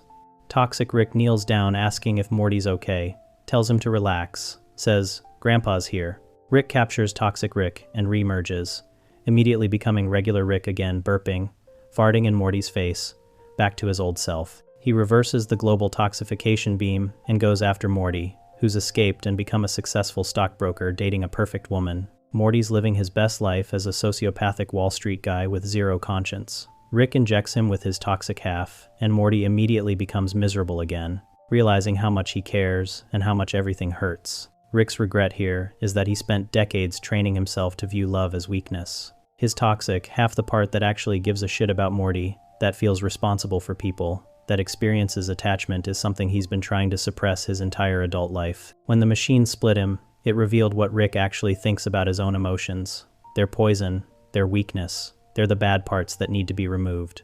The healthy version of Rick could say, "I'm proud of you, and I love you," without meaning any of it, which is somehow more horrifying than never saying it at all. Toxic Rick fought like hell to get back to Morty, because that's the version that actually cares, even if caring manifests as anger and abuse. Rick's been at war with himself forever, trying to kill his capacity for attachment because attachment means vulnerability, and vulnerability means pain. The machine just made that internal war external for 20 minutes, and Rick learned that the parts of himself he hates most are the only parts worth keeping. After splitting himself in two to literally erase his emotions, Rick's next experiment goes even darker this time. He teaches Morty a lesson so cruel it breaks him completely. If you're enjoying the video so far, make sure to subscribe to the channel. Rick Sanchez invented a device that let Morty think he could save his place in time and reset whenever things went wrong, like a video game. Morty used it to live consequence-free for months, trying things over and over, eventually falling in love with a girl named Jessica's friend and building an entire relationship. Then Rick revealed the truth. Every time Morty hit reset, he wasn't going back in time. He was jumping to an alternate reality and incinerating the version of himself he left behind. Morty murdered dozens of himself just to smell Jessica's hair twice or relive a satisfying fart. Rick built the whole thing as a lesson about consequences and to prove his fake acid vat idea wasn't stupid. He chose being right over Morty's first genuine relationship and mental health. The device worked perfectly. Rick just let Morty think it worked differently so the lesson would hurt more. This psychological torture session happens in the Vat of Acid episode, which starts with Rick explaining his escape plan for a crystal deal gone wrong. He's placed a fake acid vat among real ones, complete with air hoses and quick-release bones at the bottom. If things go bad, they jump in the fake vat, Rick releases the bones, and everyone thinks they dissolved. Morty makes a face. Rick gets defensive and asks when his job became pitching ideas to Morty. The deal immediately goes wrong. Shocking, I know. And Rick tells Morty to jump in the vat with him. They fake their deaths. It works perfectly. Except the bad guys stand around talking about how weird it was that Rick killed his own grandson, giving Rick and Morty time to marinate in fake acid while listening to emotional processing. When they finally try to leave, one guy wants to test if the acid is real by dropping a rat in. He accidentally uses a ladle to grab real acid and tests it on the rat, revealing human bones underneath the bones Rick planted. The guys start freaking out about the rat having multiple sets of bones, including little cartoon bones. Morty loses his patience and reveals they're alive, completely blowing the plan. The argument escalates. Morty says Rick failed and admits he's been waiting to see Rick screw up. Rick brings up every embarrassing thing Morty's done, the dragon episode, which Rick calls timely for jumping on Game of Thrones fever right at the peak. Morty fires back that Rick's a big, lonely drunk. Then, Morty mentions Rick constantly rejects his ideas without even thinking about them. Specifically, his video game-style, place-saving device that lets you try stuff and go back to your save point. Rick dismisses it immediately, saying Morty saw it on Futurama and it's time travel, which Rick doesn't do. Morty argues it's not time travel, it's saving a place in time. Rick explains how much work would go into such a device. Morty realizes Rick's struggling and starts needling him. You can't do it. Rick insists he can do anything, and Morty's idea just isn't worth doing. Morty keeps saying you can't do it until Rick snaps and screams he'll build the thing. Rick calls Morty at 3 and pretending he failed and can't make the device. He starts talking about how ashamed he is, how maybe he's lost it, how the vat incident opened his eyes. Morty feels bad and tries to comfort Rick. Then Rick reveals he's lying, he made the device, and it works. Morty's thrilled, and Rick tells him to go nuts. The montage begins. Morty uses the device to redo embarrassing moments at school. He delivers a manifesto while pulling down his pants. When it goes wrong, he resets. He tries different approaches with Jessica. He lives recklessly, jumping off buildings, committing crimes, doing whatever he wants, because he can just reset. The song, The Way You Use It, plays while Morty becomes increasingly unhinged. Eventually, he talks to a girl who isn't Jessica, and they start connecting. He resets less. He's building something real. Morty comes to Rick and delivers a speech about how living without consequences was fun at first, but then he realized he needed to know what he was building toward. He says, "We are who we are because of consequences," and asks if Rick feels him. Rick says that's beautiful, but no, there were definitely consequences. Everything Morty did happened. Rick explains the device doesn't time travel because Rick doesn't respect time travel. And if Ant-Man and the Wasp can do it, he's not interested. Instead, it splits Morty into probable realities, transporting him to a parallel dimension at the moment he hits reset. The problem? There was already a Morty in each of those realities. Rick had to solve for that. Every time Morty reset, the Morty in that reality got incinerated. Rick gave Morty a choice at the beginning: listen to the scientific explanation, or have fun. Morty chose fun. Now he's a mass murderer. Rick offers to merge the probable realities, so only one Morty experienced everything. Morty begs him to do it. Rick merges the timelines and reveals Morty isn't even in his original dimension. This is a parallel Rick who also has a vat, because every Rick has a vat. The police show up with an army of people. Morty wronged drug dealers, SWAT, the ACLU, the AARP, the NAACP, Supreme Court Justice Sonia Sotomayor. The show really threw in everyone, including Gamergate, and said, yeah, Morty pissed off the entire political spectrum. Morty's surrounded with no way out. Except the fake acid vat. Rick's standing there with it. Morty realizes Rick orchestrated everything just to prove the vat idea works. Rick makes Morty say the vat is good and kiss it before letting him jump in. The police think Morty dissolved. One guy tests if it's real acid with his own ladle, discovers he's acid-proof, and has a breakdown on Johnny Carson's show, because this dimension never had 9/11, and Rocky Road has peanut butter instead of marshmallows, which Morty's upset about. Rick's regret here is microscopic, but it exists. He built an elaborate torture device specifically to teach Morty that consequences matter, but also to prove his own ego right about the vat. Morty had his first real relationship that wasn't with Jessica, a girl he connected with naturally after months of trial and error. Rick let him have that. Let him feel what it's like to fall in love without anxiety.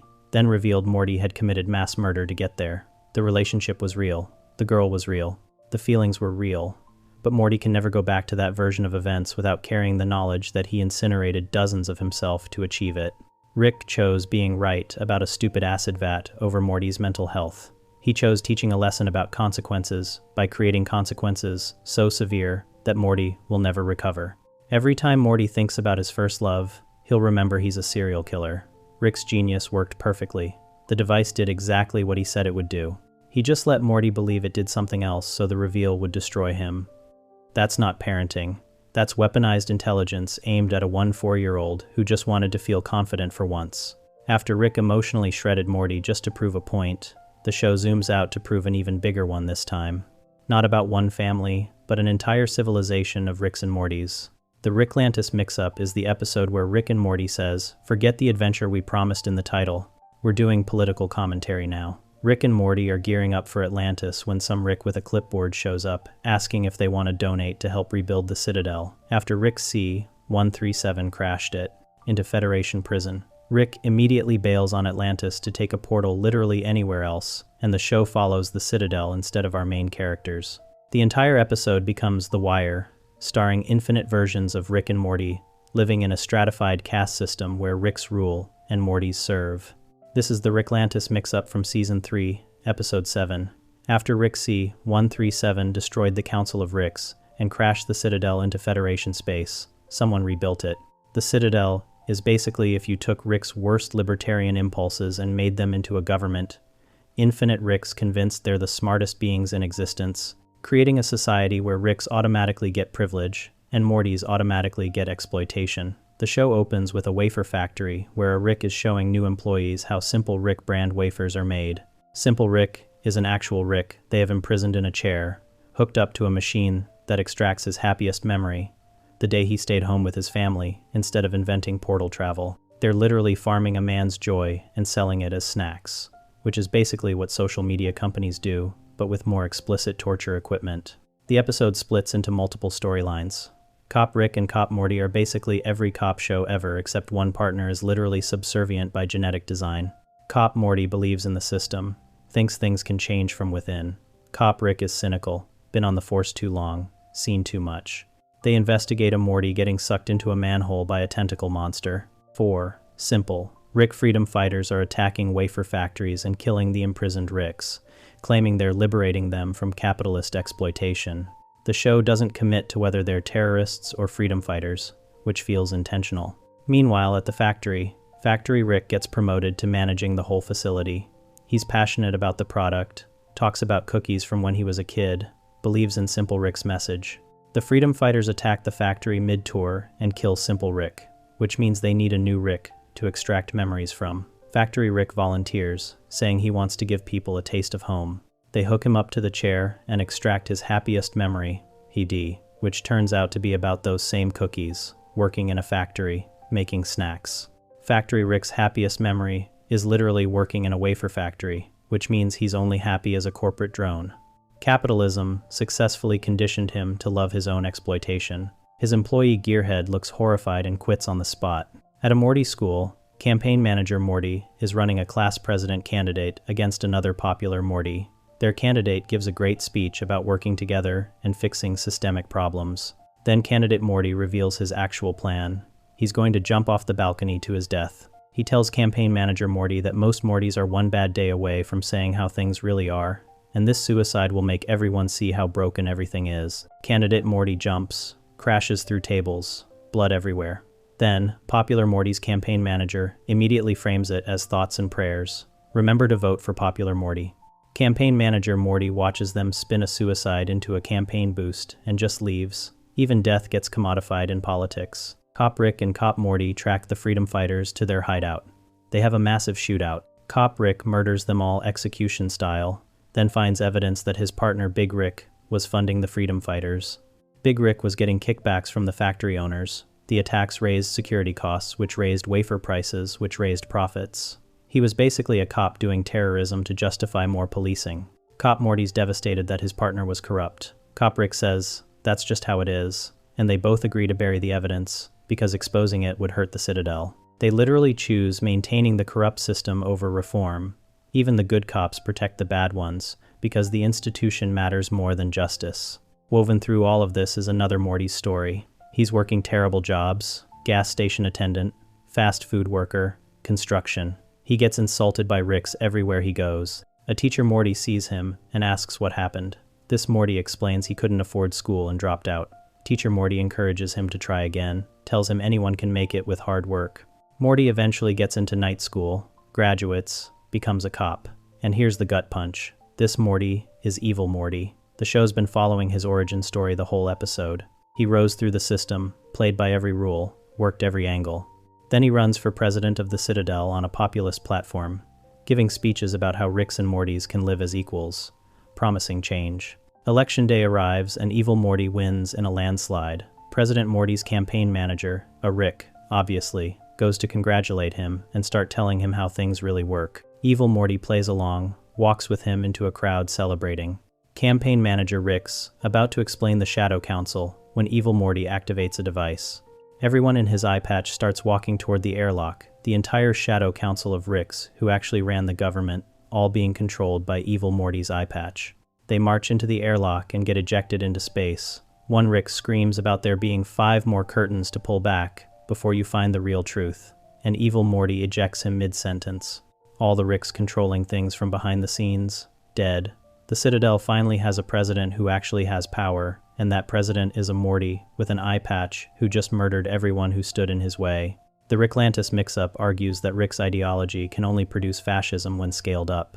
Rick's individual libertarian nihilism, SE1, nothing matters, do whatever you want, intelligence justifies anything, becomes a caste system when infinite Ricks build a society together.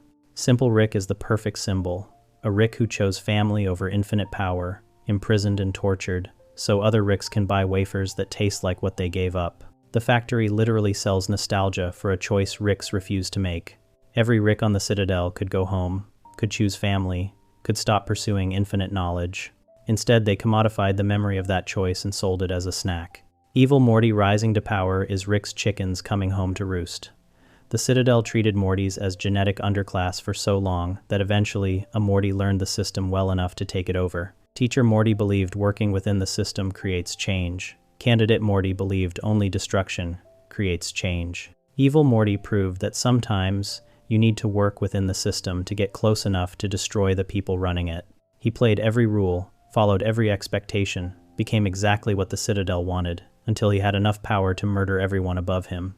When you build a society on exploitation, eventually someone exploited will figure out how to exploit back, and they'll probably be better at it because they learned from the best. The episode ends with Rick C-137 and Morty coming home from their Atlantis adventure, completely unaware that an evil fascist version of Morty just took over an entire government dimension. Rick's too busy talking about mermaids to notice he accidentally created the conditions for Morty Hitler.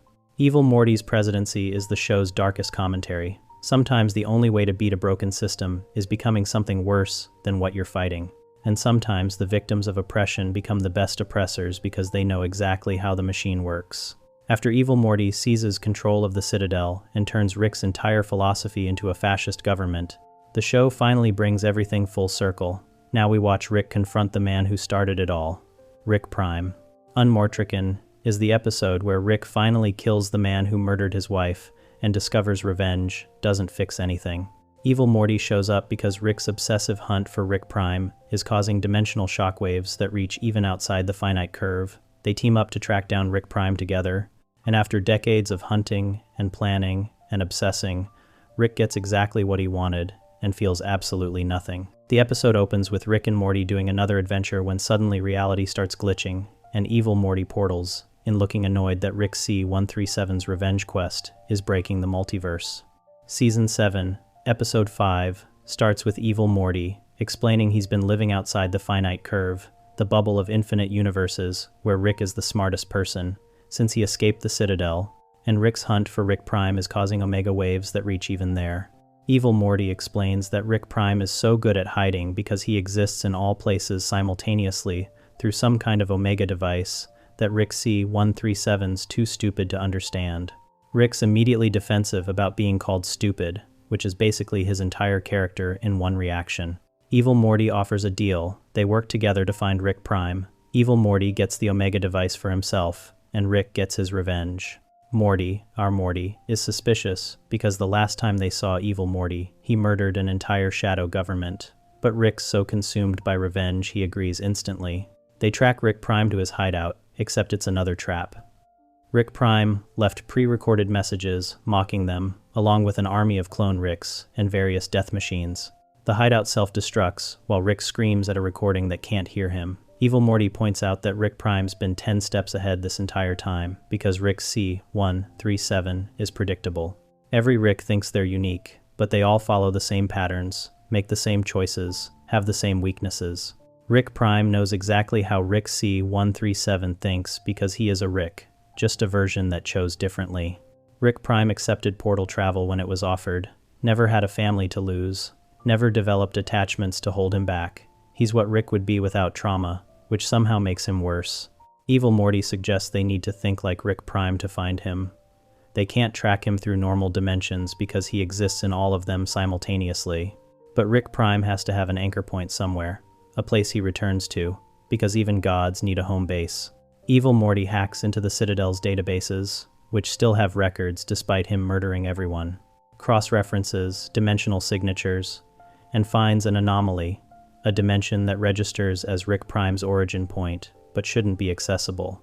They portal there and find Rick Prime's actual lair, which is basically Wayne Manor if Batman was a nihilist who murdered families for fun. The fight that follows is brutal. Rick Prime has defenses for everything: force fields, teleportation, reality warping tech. He's been preparing for this confrontation for decades. Rick C-137 and Evil Morty barely survive the first wave of attacks. Rick Prime's laughing the entire time, monologuing about how Rick C-137 wasted his life on revenge, while Rick Prime moved on immediately after killing Diane. He calls Rick C-137 his biggest fan because Rick Prime lived rent-free in his head for decades, while Rick Prime barely thought about him. The cruelty is deliberate. Rick Prime wants Rick C-137 to know his life's purpose was meaningless. Morty, our Morty, shows up mid-fight because he tracked them through the portal gun. Rick Prime immediately shifts his attention to Morty, calling him Rick C-137's new family and his emotional support grandson. Rick Prime tries killing Morty to hurt Rick the same way he killed Diane, and Rick goes absolutely feral. The rage that's been building for decades explodes. Rick C-137 stops fighting tactically and just attacks, using everything he has, burning out equipment, not caring if he dies, as long as Rick Prime dies first. Evil Morty takes advantage of the chaos to grab the Omega device while both Ricks are distracted. Evil Morty gets the device working and reveals what it actually does. It's a failsafe Rick Prime built that would resurrect him if he ever died. The Omega device keeps him alive across infinite dimensions simultaneously, making him functionally immortal. Evil Morty shuts it down, leaving Rick Prime vulnerable for the first time in his existence. Rick C-137 realizes this is it. Rick Prime can finally die. He pins Rick Prime down and just starts beating him to death with his fists. No fancy weapons, no clever tricks, just decades of grief and rage being pounded into Rick Prime's skull.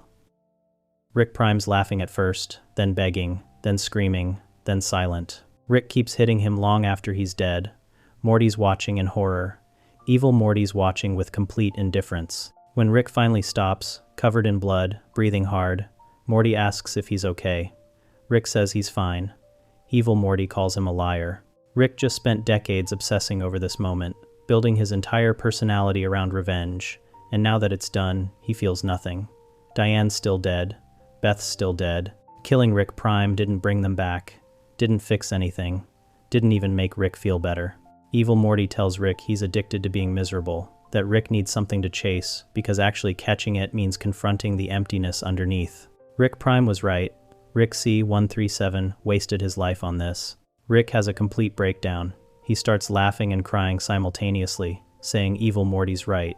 It was all for nothing. Decades of hunting and planning and obsessing, and it changed nothing. Morty tries comforting him, but Rick pushes him away.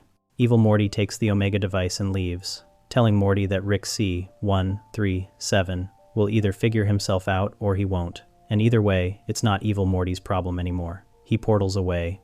Morty's left alone with Rick, who's sitting in Rick Prime's blood, having an existential crisis about wasting his entire life on revenge that felt hollow the second he achieved it. Morty eventually gets Rick home. Rick goes to the garage and just sits there staring at the wall, covered in locations where Rick Prime used to be. Morty brings him food, and Rick doesn't eat it. Summer tries talking to him, and Rick doesn't respond. Beth asks what happened, and Morty can't explain it. Jerry suggests maybe Rick needs therapy, and everyone agrees Jerry should stop talking. Days pass with Rick barely moving. The family's worried but doesn't know what to do. Morty finally sits with Rick and tells him that maybe revenge was never going to fix anything. But Rick still has a family now, and they're not a replacement for Diane and Beth, but they're something. Rick admits to Morty that he doesn't know who he is without the revenge quest. He spent so long hunting Rick Prime that it became his entire identity. The robot Rick, built to replace himself while hunting, was a better grandfather than real Rick, because real Rick was too consumed by revenge to care about anything else. Now Rick Prime's dead, and Rick's still here, and he doesn't know what to do with that.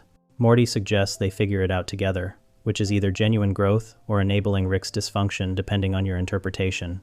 Unmortrican argues that revenge is a trap disguised as purpose. Rick spent decades believing that killing Rick Prime would bring closure, that murdering his wife's murderer would somehow balance the scales. The show reveals that revenge doesn't work that way. It's just violence that perpetuates itself. Rick Prime killed Rick's family, so Rick killed Rick Prime, and now Rick's still broken, but with blood on his hands and nothing to show for it. The tragedy is that Rick knew this would happen. He's the smartest man in the universe, and he couldn't figure out that revenge wouldn't fix him.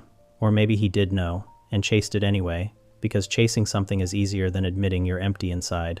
Evil Morty being right is the episode's cruelest moment. Evil Morty escaped the Citadel, and the Finite curve specifically, to get away from Rick's and their predictable patterns of self-destruction. He shows up, helps Rick get his revenge, takes what he needs, and leaves while telling Rick he's addicted to being miserable. And Rick can't even argue because it's true. Rick replaced family with revenge, replaced love with hate, replaced healing with obsession. Killing Rick Prime was always going to be hollow because Rick wasn't hunting Rick Prime to get justice. He was hunting him to avoid dealing with grief. The second Rick Prime died, Rick had to confront that his wife and daughter are gone, and revenge didn't bring them back. Some things can't be fixed by being the smartest person in the room, and Rick's finally learning that lesson, decades too late. Rick finally kills the man who ruined his life and feels nothing, and in the very next story, he proves he doesn't need revenge to destroy someone innocent. If you're enjoying the video, subscribe to the channel. The Old Man in the Seat is the episode where Rick builds himself a private toilet on a distant planet. Someone else uses it, and Rick tracks them down with the intensity of John Wick, hunting the guy who killed his dog. Except the John Wick of this metaphor is a 70-year-old alcoholic, and the dog is a toilet. Tony just wanted connection and friendship, and maybe to use a really nice bathroom. And Rick responds by hunting him across the galaxy, and indirectly causing his death over the violation of his personal space. The episode opens with Rick in his garage working on something secret, while aggressively deflecting Morty's questions about it. Season 4, Episode 2 reveals Rick's been hiding a toilet he built on a random planet with perfect atmosphere, perfect humidity, and complete isolation. Rick's entire personality is built on not caring about anything, but he cares deeply about this toilet. He's got a whole routine. Portals to the planet, sits down, reads while doing his business, portals home. The toilet represents the one thing Rick allows himself to value, which makes it the most vulnerable part of his psyche. Morty discovers Rick's secret and thinks it's pathetic that Rick needs a private toilet in space. Rick explains that everyone needs one place that's entirely theirs, and this is his. Then Rick portals to the planet and discovers someone else has been using his toilet. The toilet paper's been replaced with the roll going the wrong direction, which Rick considers a war crime. Rick goes full detective mode, analyzing the toilet seat for DNA. He finds traces and starts building a profile, Uinoid. Possibly works in waste management based on bacterial signatures. Definitely someone who doesn't respect personal boundaries. Morty points out Rick could just build another toilet on another planet, but that's not the point. The point is, someone violated Rick's sacred space and needs to face consequences. Rick's basically Bruce Wayne if Batman's parents were killed by someone who used his private bathroom. The vendetta is completely disproportionate to the crime, which is vintage Rick behavior. Meanwhile, Jerry's subplot involves him working at an advertising agency, where everyone loves him because he had one good idea about releasing an app without instructions, so people have to figure it out themselves. The agency treats this like Jerry's a genius, giving him an office and creative control.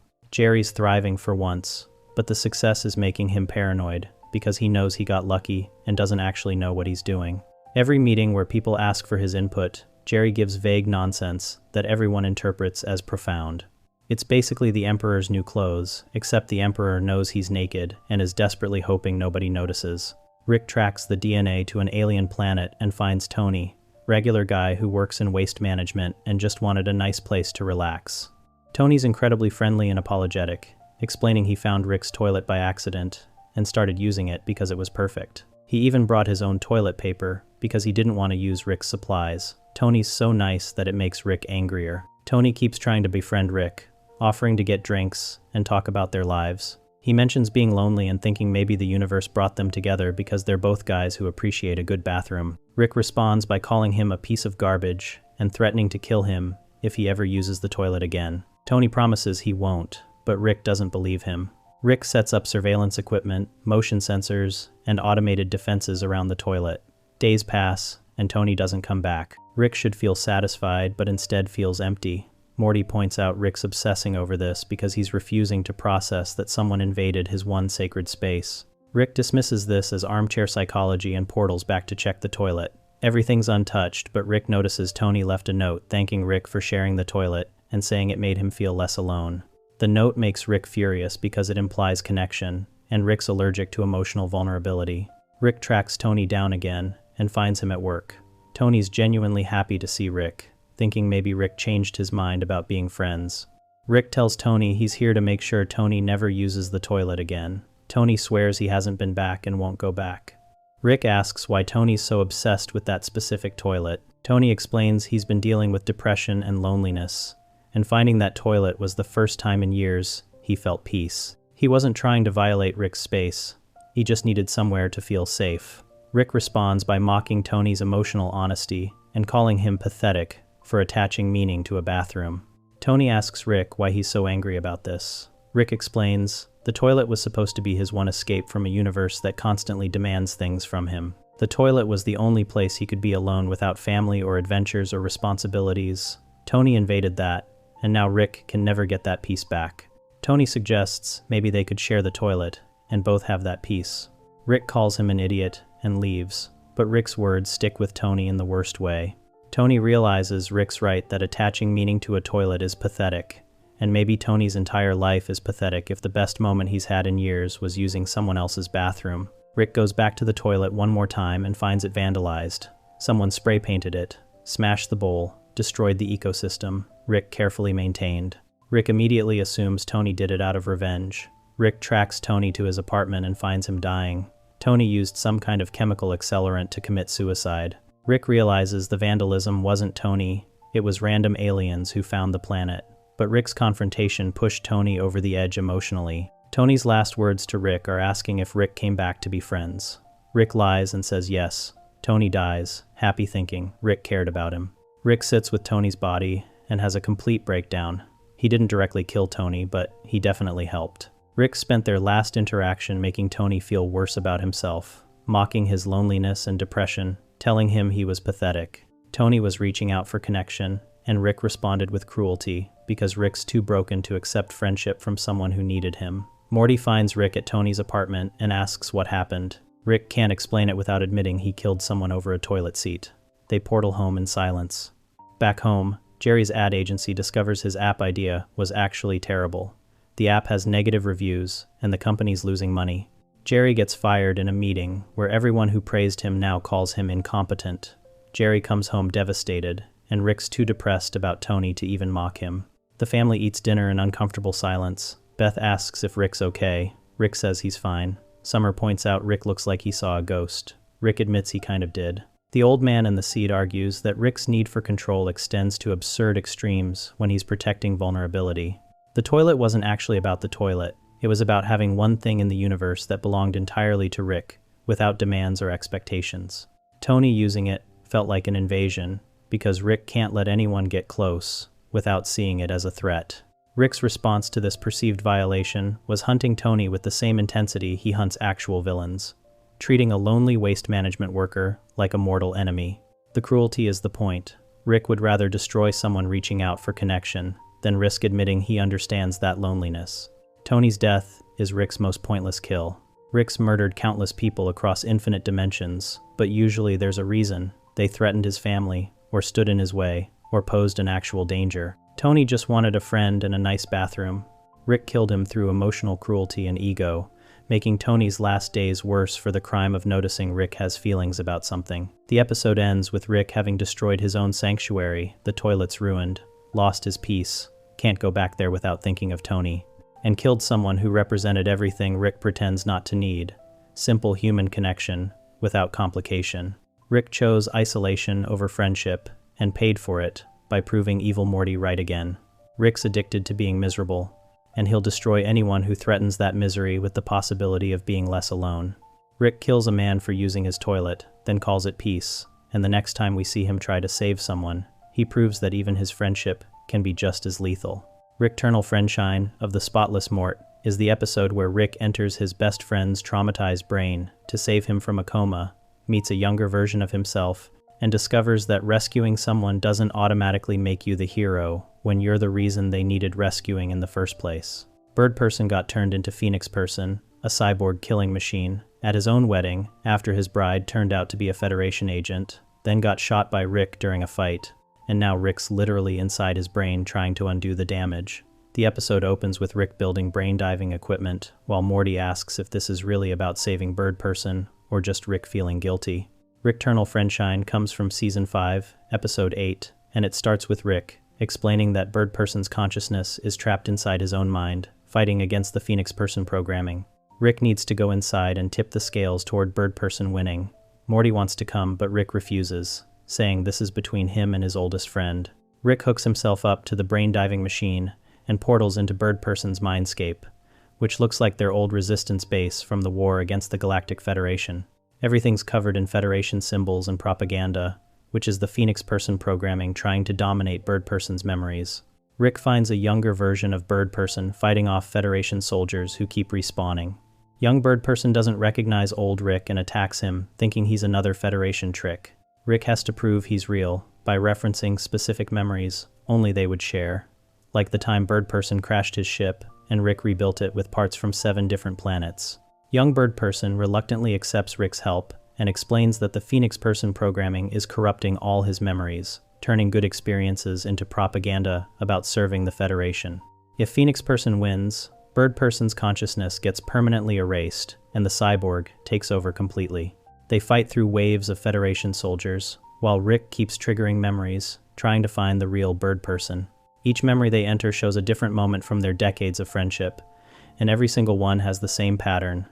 Rick shows up, Rick needs something, Rick gets Bird Person to help him, Rick leaves. There's the memory of Rick recruiting Bird Person for the resistance against the Federation because Rick needed a pilot. The memory of them stealing Federation tech because Rick wanted to study it. The memory of them getting drunk at some alien bar because Rick needed someone to vent to about abandoning Beth. Young Bird Person keeps pointing out that Rick's the common factor in every trauma, and Rick keeps deflecting with jokes. They find a memory that's been corrupted worse than the others. The day Bird Person got shot during a resistance mission. Rick watches it play out from Bird Person's perspective instead of his own. Rick convinced Bird Person to attack a Federation outpost because Rick wanted revenge on a commander who insulted him. Bird Person argued it was too risky, and they should wait for backup. Rick pulled rank, and they attacked anyway. The mission went wrong, Federation reinforcements showed up, and Bird Person took a plasma shot to the chest covering Rick's escape. Rick promised to come back for him but didn't return for 3 days. Bird Person nearly died waiting, and when Rick finally showed up, his first words were about how Bird Person took too long to recover. Young Bird Person asks Rick if he even remembers that mission the same way. Rick admits he remembers it as a successful raid, where Bird Person got unlucky with a stray shot.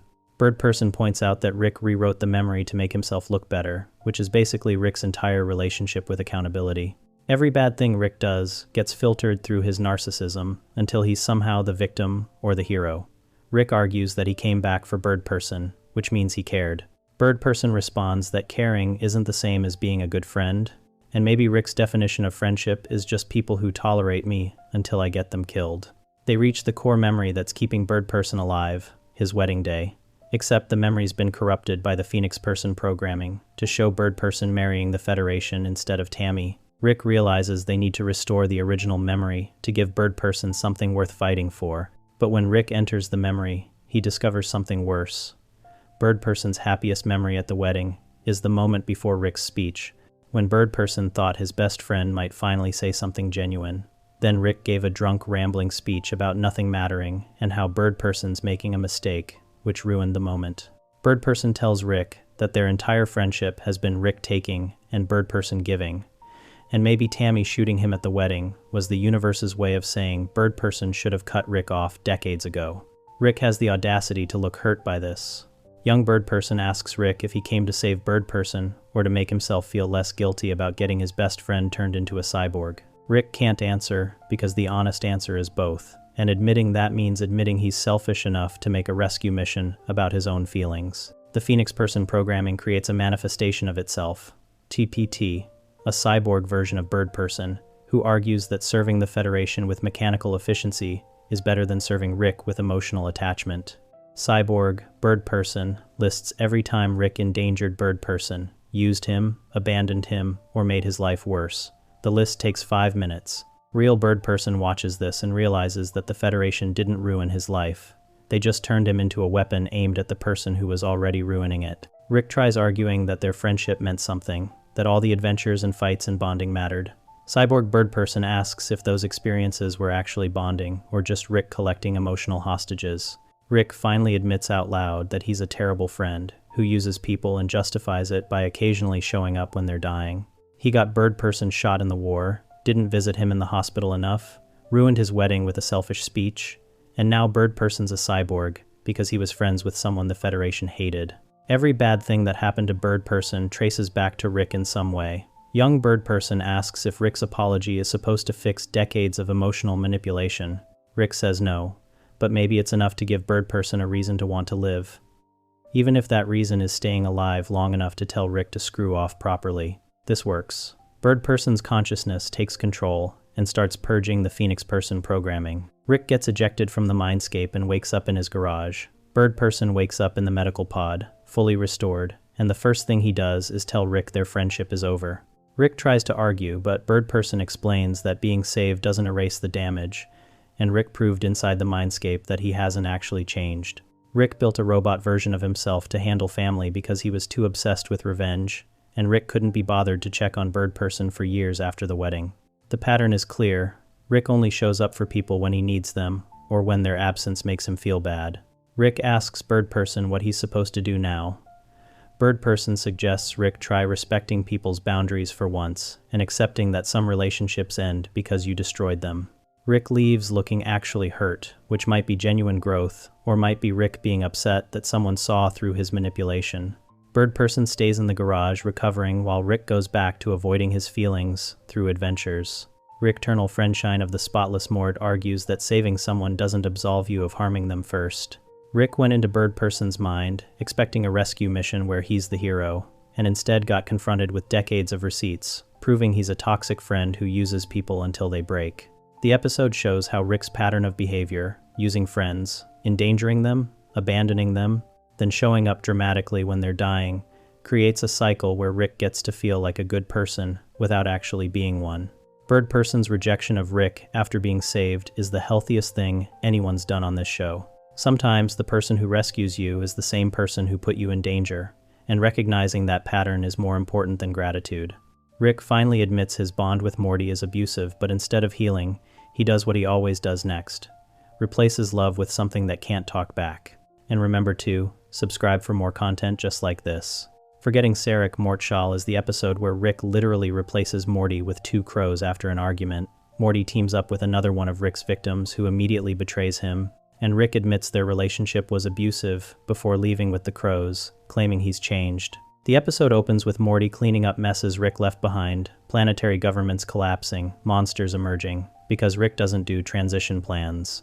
Coming from Season 5, Episode 9, Morty accidentally spills portal fluid and tries covering it up by adding Mountain Dew. Rick discovers this, and they fight. Morty calls Rick's bluff about being replaceable, screaming for Rick to just do it, and good luck finding someone who can be told 80,000 times how replaceable they are. Rick pulls out his wheel of better things than Morty, which Morty correctly identifies as macaroni art, spins it, and lands on two crows. Rick fires Morty on the spot. The wheel also includes options like Gene with donkey brains, half a Paul Giamatti, and sentient garbage, which really hammers home how little Rick values Morty. A guy stuck in Morty's hand with portal fluid on him tells Morty to break the cycle and change the things you can change. Morty tracks him down to a mental asylum. Nick explains Rick brought him to the Smith house one night after the bar closed. Nick messed around in the garage, spilled portal stuff, and Rick launched him to Australia with this weirdly primitive catapult in an airtight carbon chamber. That's also how they lost their cable guy, apparently. Nick's been institutionalized ever since. Guards beat him on Sundays and lick his face while he's tied down on Mondays. Plus, it's Meatloaf Day on Mondays, which Nick considers worse than the face licking. Morty breaks Nick out, believing they're both victims of Rick's abuse who can help each other heal. They become the Portal Boys and trash Rick's garage together, destroying his inventions, including a can crusher Rick spent 3 weeks perfecting. Jerry helps them, getting turned into a puddle in the process. They steal an old portal gun, Nick calls it the equivalent of an iPhone 3, and go on their first adventure to get portal fluid from aliens Rick's been exploiting. The aliens immediately try to kill them for the portal fluid they don't have, and Nick starts shooting people. Morty realizes Nick's not a good guy. Nick reveals the truth. Maybe they both just drink at the same bar, and maybe one night Nick tried to take Rick's portal gun. Nick was never a victim. He tried robbing Rick and faced consequences. Now he's using Morty as his ticket to becoming a portal boy with access to infinite dimensions. When Morty refuses to partner with him, Nick tries to kill him, saying he can't have Morty connected to him if Morty's not on his side.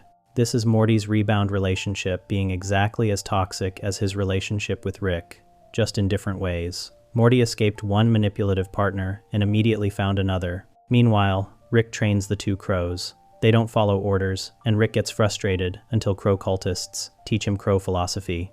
IP, be your crows. Train yourself. Crows are then trained. Rick has a revelation about empathy and partnership. When the crows get kidnapped, Rick goes to save them. They could kill him, but choose to forgive him instead, which shocks Rick. One crow responds by calling out Rick's relationship with Morty as toxic. The crows explicitly tell Rick that his toxic thing with Morty doesn't define them. Rick saves Morty from Nick, fixes his injuries, and Morty assumes everything's back to normal, asking if they're back. Rick and Morty together again, full reset. Rick responds that he thinks they're done. Morty thinks it's about the spilled portal fluid, but Rick explains it's because Morty was too afraid to tell him. What they had was abusive. Rick never made Morty a true partner. The crows made him see that. Rick thought they were a joke like Morty, but it turns out they're more enlightened than any of them. Rick leaves with the crows, giving Morty his portal gun and saying he'll always be Morty's grandpa, just kinda obsessed with crows now. Sad music plays while Rick walks away. Then Rick immediately starts pitching his new show, Oh Shit, Rick and Two Crows, kicking off my new franchise. The galaxy is our telephone wire. We'll do 1,000 seasons, 14 episodes each, 9 seconds a pop, because that's the future of viewing. Shows on your shoes. Rick's instantly moved on to monetizing his new partnership, suggesting the change maybe wasn't that deep. The entire emotional goodbye was performative setup for Rick's next grift. Forgetting Sarek, Morchel argues that recognizing abuse doesn't automatically fix you. Rick correctly identifies their relationship as toxic and admits he never made Morty a true partner. This is genuine growth, Rick acknowledging fault and setting a boundary. But he immediately replaces Morty with crows and starts planning their multimedia empire, suggesting he learned the language of healthy relationships without actually changing his fundamental patterns. He's still collecting sidekicks, still treating partners as content for adventures, still moving on the second something stops serving him. Morty's arc mirrors this. He correctly identifies Rick as abusive, tries to break free, and immediately partners with Nick, who's also manipulative and violent. Morty can't escape toxic relationships because he doesn't know what healthy ones look like.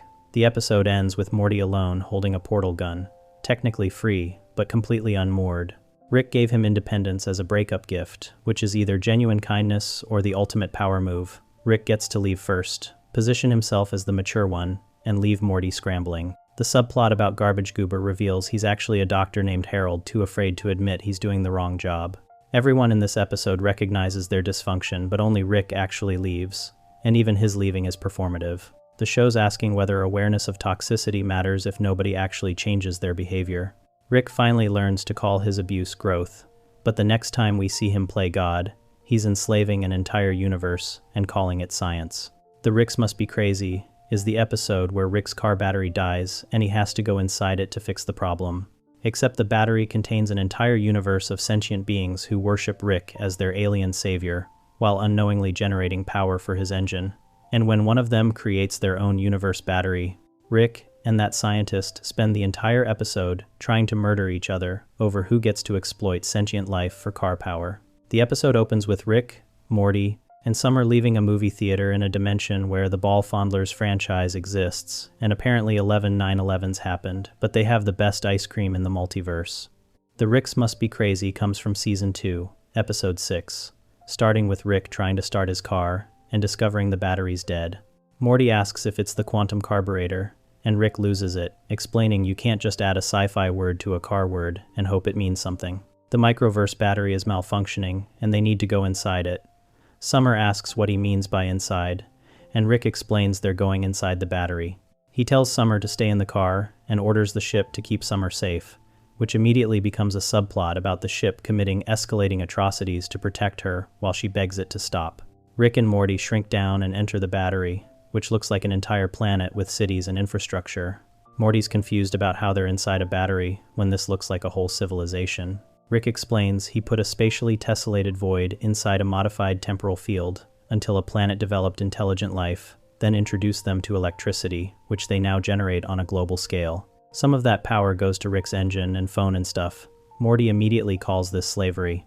Rick argues it's society. They work for each other, pay each other, buy houses, get married, make children that replace them when they get too old to make power. Morty responds that just sounds like slavery with extra steps. Rick dismisses this with, ooh la la, someone's gonna get laid in college.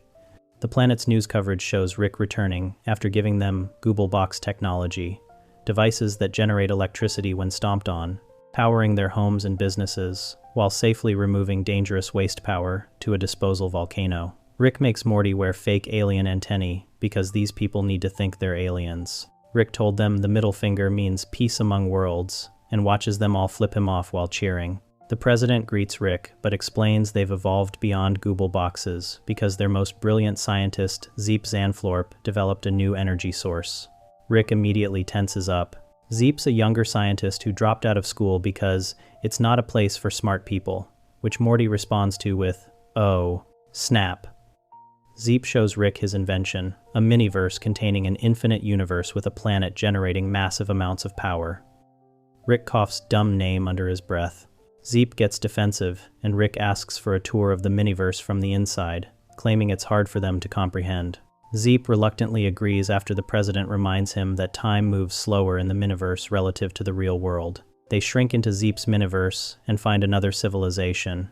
Zeep explains he put an unbounded vacuum inside a temporal field until a world developed, then introduced them to electricity through flubal cranks. 80% of every crank's energy output gets channeled out of the miniverse to power Zeep's world, making Google boxes obsolete. Rick suddenly becomes the moral authority, telling Zeep that what he's doing is unethical and not cool, because he's got people slaving away making his power. Zeep argues they work for each other in exchange for money, and Rick responds that just sounds like slavery with extra steps. Zeep fires back with Eek Barba Durkle, somebody's gonna get laid in college, which is apparently his version of ooh la la. Morty pulls Rick aside and calls out the hypocrisy. Rick has a revelation. Somewhere on this planet, there's got to be an arrogant scientist on the verge of microverse technology, which would threaten Zeep's flubal cranks, forcing Zeep to say microverses are bad, at which point he'll realize he's a hypocrite and his people will go back to Google boxes. Rick's literally engineering Zeep's moral awakening to fix his car battery. They find that scientist, Kyle, who's working on a teenyverse with blubal yanks that will make flubal cranks obsolete. Zeep immediately argues this is wrong, that Kyle's talking about creating a planet of slaves. Kyle responds they'll work for each other and pay each other money. Zeep starts to say, that just sounds like slavery, with steps, before realizing Rick set him up. Zeep figures out Rick created his universe, that his entire existence is a microverse powering Rick's car. Rick corrects him, it's a microverse, not a miniverse. Kyle calls it a teenyverse. This triggers an existential breakdown where Zeep realizes he's Rick's battery, and Kyle realizes his father died in a universe created by a guy from a universe created by another guy. Rick and Zeep start fighting, screaming about who created who, while Morty tries explaining to Kyle that they're just a couple of crazy scientists, and science is kind of a rough ride that bucks pretty hard sometimes. The fight escalates across dimensions. Rick and Zeep end up stranded on a prehistoric version of the teenyverse planet, forced to hunt and craft weapons while insulting each other. Rick claims he made the stars that became the carbon in Zeep's mother's ovaries. Zeep screams he didn't ask to be born. Meanwhile, Morty joins the tree people and becomes their leader, then immediately begs Rick and Zeep to work together because these people are backward savages who eat every third baby, everyone smells like piss, and Morty masturbated to an extra curvy piece of driftwood. He forces them to collaborate on getting home, or he'll leave them there. Rick and Zeep work together building a device to escape. They actually bond over the technical work, with Rick calling Zeep an okay proto-recombinator, and Zeep saying he's seen worse ionic cell dioxination. When they finish, Zeep offers to buy drinks, and immediately tries going back to his ship alone to get his wallet, which Rick sees through, because the transporter's also in the ship. They race back through the dimensions, with Zeep trying to reach his ship first, so he can destroy the microverse and kill Rick. Rick barely beats him back and flips him off, saying Happy Rick's giving, Blake, before leaving. Rick threatens to destroy the entire universe but doesn't, because Zeep realizes Rick needs the battery functional. Zeep gives Rick the middle finger, peace among worlds, accepting his fate as a battery. Rick drives away, saying Morty was right about being honest with those guys, then immediately complains about flies in his ice cream because Summer brokered peace between humans and giant telepathic spiders, which ruined ice cream for everyone. The episode ends with Rick yelling at Summer for ruining ice cream with her boobs out. The Ricks Must Be Crazy argues that exploitation becomes invisible when you're far enough removed from it. Rick created an entire universe of sentient beings who worship him while unknowingly powering his car, which is objectively horrifying, but Rick doesn't see it as slavery because they have jobs and families and society. The fact that their entire civilization's purpose is generating electricity for Rick's phone doesn't register as evil to him because he gave them the technology to do it voluntarily. Zeep does the exact same thing, and Rick immediately calls it unethical because it threatens his power source. When Kyle creates another layer, even Zeep becomes the moral authority, condemning slavery while being a battery himself. The recursive nature of the universes creates a hierarchy where everyone's both exploiter and exploited. Rick exploits Zeep's universe, Zeep exploits Kyle's universe, and Kyle was about to exploit another universe before the cycle got interrupted. Each level genuinely believes they're just running a society while extracting most of the energy for the level above them. The episode's asking whether slavery with paychecks and mortgages is meaningfully different from slavery with chains, and whether distance from suffering makes you less responsible for causing it. Rick powers his car with an entire civilization's labor and doesn't lose a second of sleep over it because he's not directly whipping anyone. He just created the conditions where they whip themselves to keep the lights on. After enslaving a universe just to keep his car running, Rick doesn't slow down next. He nearly wipes out an entire species over a single snake bite. Rattlestar Ricklactica is the episode where a snake bites Morty on a space adventure. Morty feels bad and sends it to Snake Planet in a tiny spacesuit. The snakes reverse engineer time travel from the spacesuit and start a snake time war, and Rick escalates the entire conflict to near extinction levels because he's annoyed that snake time cops keep showing up in his house. The episode opens with Rick and Morty returning from an adventure on a desert planet where Morty immediately gets bitten by a space snake, which Rick identifies as highly dangerous and capable of killing Morty in minutes.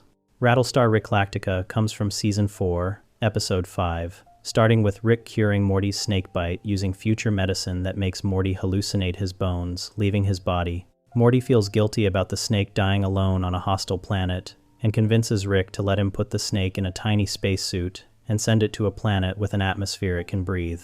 Rick explicitly tells Morty this is a terrible idea and the snake will just die slower, but Morty insists it's the right thing to do. They launch the snake to a planet that turns out to be entirely populated by intelligent snakes who have their own civilization, technology, and NASA equivalent. The snakes find the tiny spacesuit and reverse engineer interdimensional travel from it, which immediately causes them to invent time travel because apparently snakes are really good at physics once you give them one example of advanced technology. Snake scientists start traveling through time, which creates branching timelines and alternate realities. The snakes develop time police to regulate temporal violations, and those time police keep showing up in Rick's house trying to prevent various snake-related temporal incursions. Rick's annoyed because he's trying to watch TV, and snake cops keep portaling into his living room, chasing other snakes through time. Rick decides to solve this problem the Rick way, by going to Snake Planet and giving them technology that's even more advanced than time travel, specifically designed to make their time war worse. He shows up at Snake NASA, reveals himself as an alien, and gives them gifts that are actually weapons designed to destabilize their temporal infrastructure.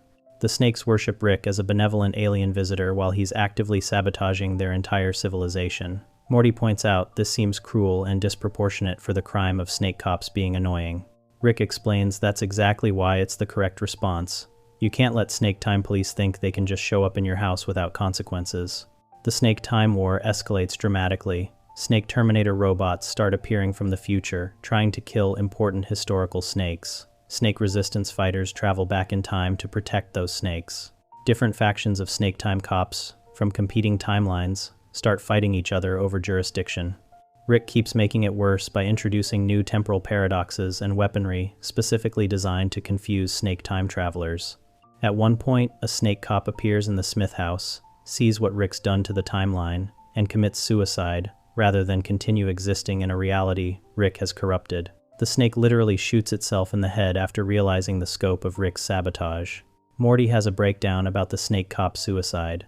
He explains to Rick that this all started because Morty felt bad about a snake dying, and now thousands of snakes are dying in a time war that spans their entire history.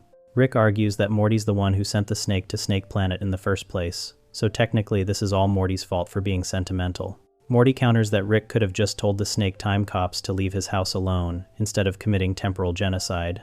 Rick responds that talking to people is for people who can't commit temporal genocide. The Snake Time War reaches critical mass when multiple versions of Snake Planet from different timelines start existing simultaneously, all at war with each other. Snake civilization is collapsing under the weight of paradoxes Rick deliberately introduced. Rick's watching all of this on a monitor while eating breakfast, occasionally making adjustments to maximize the chaos. Morty begs Rick to fix it, saying this has gone way too far over a snake bite. Rick agrees it's probably gotten out of hand, and portals to Snake Planet to help. His help consists of introducing Snake Hitler, a snake with a tiny mustache who unites all the snake timelines against a common enemy, specifically himself, which focuses their temporal warfare on killing Snake Hitler across multiple timelines instead of fighting each other. Snake Hitler becomes a massive problem that requires its own temporal solution. Different versions of Snake Hitler from different timelines start coordinating with each other, creating a multi-timeline snake fascist alliance. The snake resistance grows in response, and soon there are full-scale snake wars happening across every possible version of snake history. Rick admits to Morty that maybe the Snake Hitler thing was short-sighted, but on the bright side, snake time cops are no longer showing up in their house because they're too busy fighting snake fascism. The episode resolves when the snakes develop a temporal council that creates rules, preventing time travel from being used for anything other than fighting Snake Hitler, which accidentally stabilizes their timeline. Snake civilization survives, but is permanently traumatized by the time war that nearly destroyed them. The subplot involves Jerry dealing with talking space cats. Rick tortures the cat with a machine that reveals why the cat can talk, and whatever Rick sees traumatizes him so badly that he agrees to never speak of it again and just lets the cat go. Rattlestar Rick Lactica argues that Rick's response to minor inconveniences is to commit atrocities so disproportionate they create their own category of war crime. A snake bit Morty. Morty tried to save the snake. The snakes invented time travel from the spacesuit, and Rick's response to snake time cops being annoying was nearly destroying their entire civilization across all possible timelines. The episode's examining how someone with infinite power and zero accountability treats problems, not by solving them proportionally, but by escalating until the problem either stops or ceases to exist entirely. Rick could have talked to the snake time cops, or just tolerated them showing up occasionally. Instead, he introduced temporal paradoxes, weaponized their time war, and created Snake Hitler, because that was more entertaining than asking them politely to stop. The snake cop suicide is the episode's darkest moment. A law enforcement officer from an advanced civilization looks at what Rick's done to their timeline, realizes the scope of damage is irreparable, and chooses death over continuing to exist in a reality Rick has corrupted.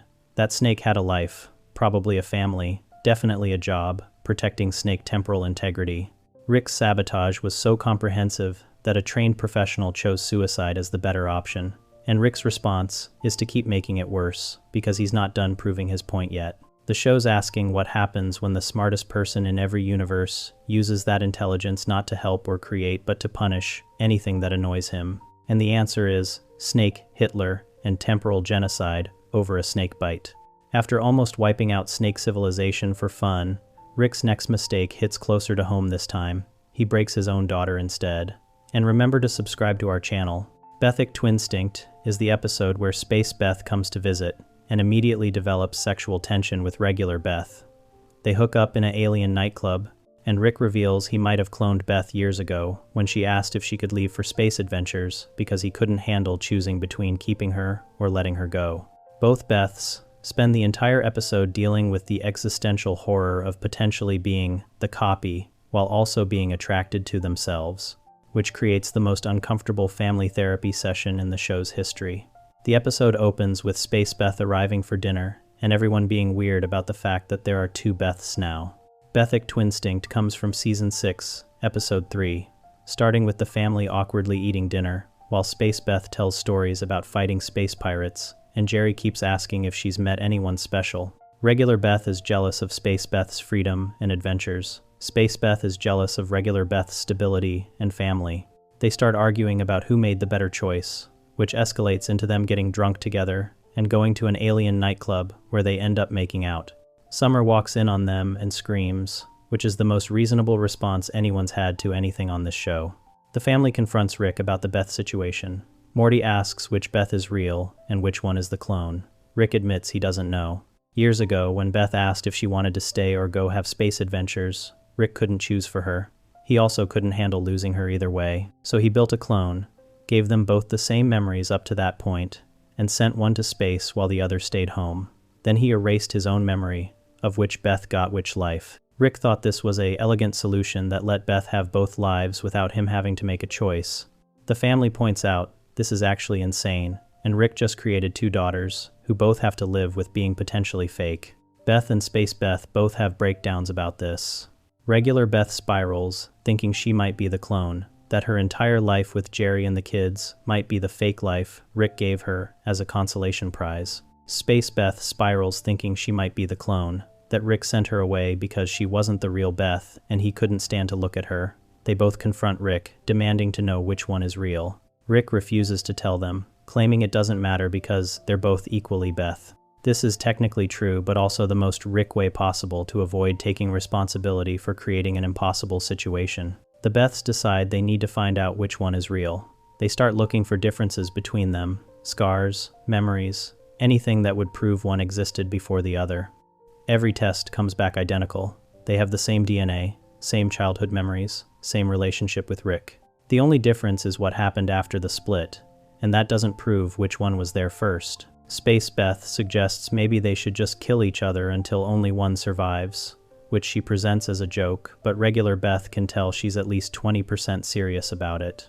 Jerry tries to help by saying he loves his Beth and doesn't care if she's a clone. Regular Beth asks how he knows she's his Beth. Jerry admits he doesn't, but he chose to marry the Beth who stayed, so that's his Beth regardless of the technical details of her origin. This is actually the most emotionally intelligent thing Jerry says in the entire series, and both Beths are too angry to appreciate it. Space Beth tells Jerry he's being pathetic by accepting a potential clone. Regular Beth tells Space Beth that Jerry's showing more emotional maturity than she's capable of, which is why Space Beth ran away to play space cowboy instead of dealing with real relationships. The argument escalates until both Beths are physically fighting while their family watches. They're evenly matched because they're the same person with the same training from Rick. Rick finally intervenes by revealing there's a way to check which Beth is real. He has a scan from when he cloned her that would show which one matches the original. The Beths immediately want to see it.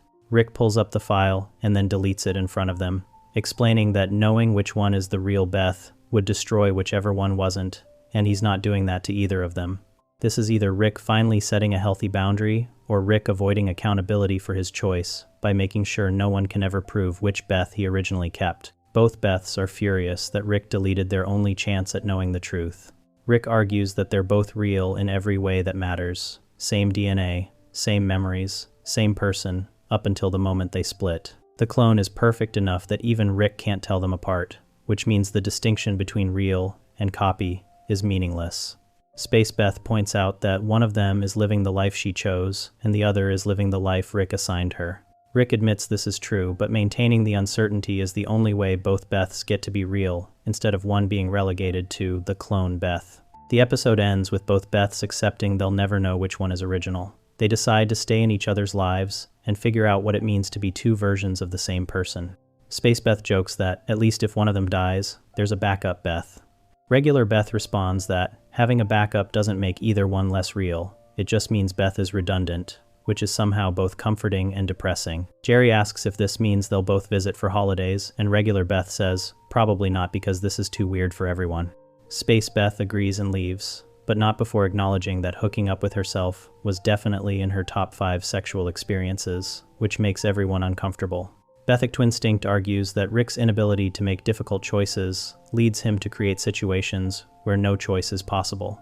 Rather than help Beth decide between staying or leaving, or rather than accepting her choice and dealing with the consequences, Rick cloned her so both options could exist simultaneously. This let Rick avoid the pain of Beth leaving while also avoiding the guilt of forcing her to stay. But it created two Beths who both have to live with being potentially not real, which is arguably worse than just making a choice and accepting it. The episode's asking whether creating multiple versions of someone so you never have to lose them is love or selfishness. The fact that Rick deleted the evidence of which Beth is original is the episode's cruelest moment disguised as kindness. Rick claims he's protecting both Beths from the knowledge that would destroy one of them, but he's also protecting himself from accountability. If no one knows which Beth he kept and which he sent away, no one can judge whether he made the right choice. The uncertainty maintains Rick's plausible deniability while forcing both Beths to live with permanent doubt about their authenticity, and Rick presents this as a gift. He's giving them both the chance to be real by ensuring neither can prove they're fake. The show's asking whether uncertainty about your existence is better than confirmation that you're a copy, and not providing an answer because Rick deleted it.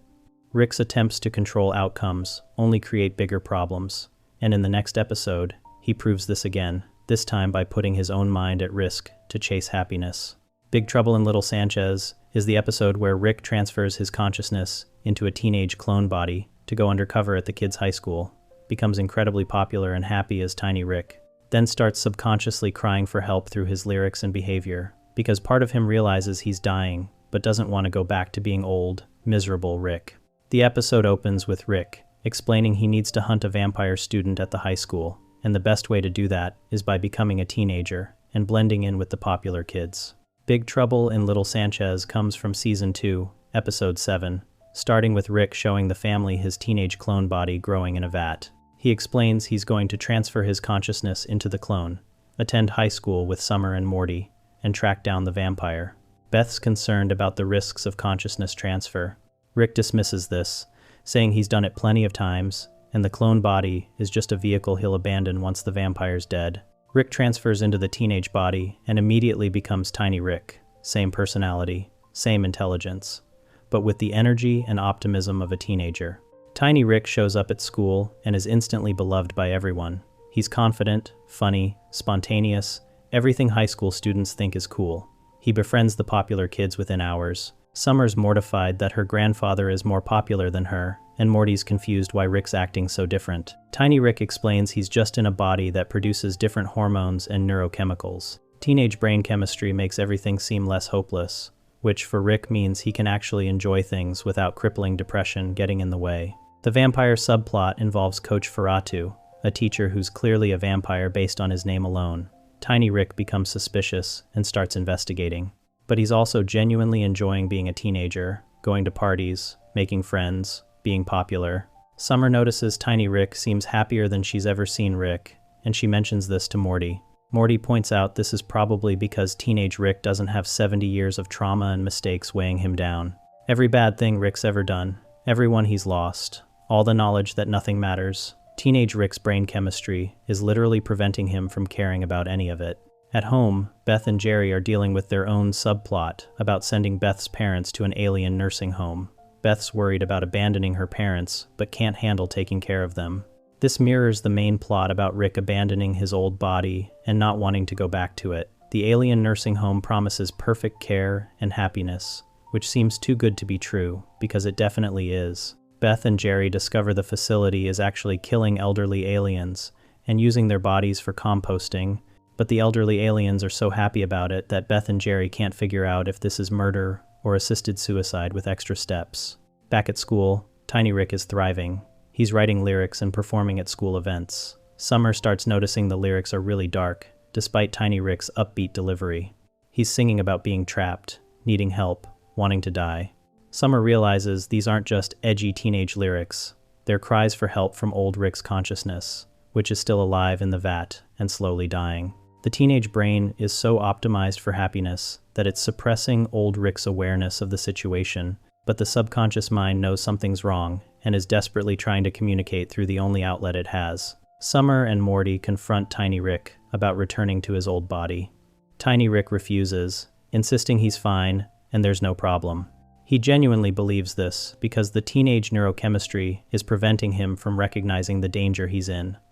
Summer plays back recordings of his lyrics, showing him the pattern of distress signals. Tiny Rick listens and admits those are pretty concerning lyrics, but he still doesn't want to go back. He tells Summer and Morty that being old Rick is miserable. Constant pain, depression, awareness that nothing matters and everyone dies. Being Tiny Rick means actually enjoying life for the first time in decades. Summer argues that Tiny Rick isn't sustainable. The old body is dying, and if they don't transfer Rick back soon, both versions will die. Tiny Rick responds that maybe that's okay. Maybe dying while happy is better than living while miserable. This is the darkest moment in the episode, Rick admitting through his teenage clone that he'd rather die happy than continue existing as himself. Morty's horrified and tells Tiny Rick this is literally suicidal ideation, which Tiny Rick denies because he's too happy to recognize it as such. The kids realize they need to force Rick back into his old body against his will. They can't reason with Tiny Rick because the teenage brain chemistry has essentially drugged him into contentment. Summer comes up with a plan. They'll make Tiny Rick so unpopular at school that the teenage ego can't handle it, which will destabilize his emotional state enough that old Rick's consciousness can break through. They start spreading rumors, sabotaging his social standing, turning his friends against him. Tiny Rick watches his popularity crumble and starts having a breakdown. During the breakdown, old Rick's consciousness surfaces. He's furious at the kids for ruining Tiny Rick's happiness, but also grateful they're forcing him to face reality. Old Rick admits he knew the transfer was dangerous, and he was basically committing slow suicide by staying in the teenage body. He just didn't care because being Tiny Rick felt better than being himself. The kids forcibly transfer Rick back into his old body, which is barely alive after being in the vat for weeks. Rick recovers and immediately returns to his baseline misery, making sarcastic comments about how the kids just saved him from happiness. The vampire subplot resolves with Rick and the kids killing Coach Ferradu, who was indeed a vampire and was turning students. This happens almost as an afterthought because the real story was always about Rick's suicidal ideation disguised as a vampire hunt. Rick admits to Summer that he designed the teenage clone knowing it would be hard to leave, and he went into the mission hoping he might just stay in that body forever. Summer asks if Rick actually wanted to die. Rick says he wanted to stop being Rick, which is basically the same thing. Big Trouble in Little Sanchez argues that Rick's depression and nihilism are so fundamental to his personality that removing them makes him a different person.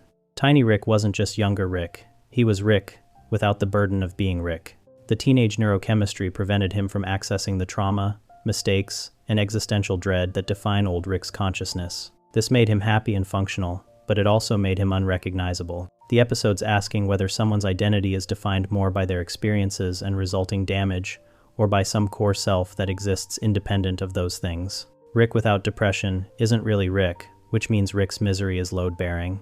The subconscious cries for help through lyrics represent the one part of Rick that actually wants to survive.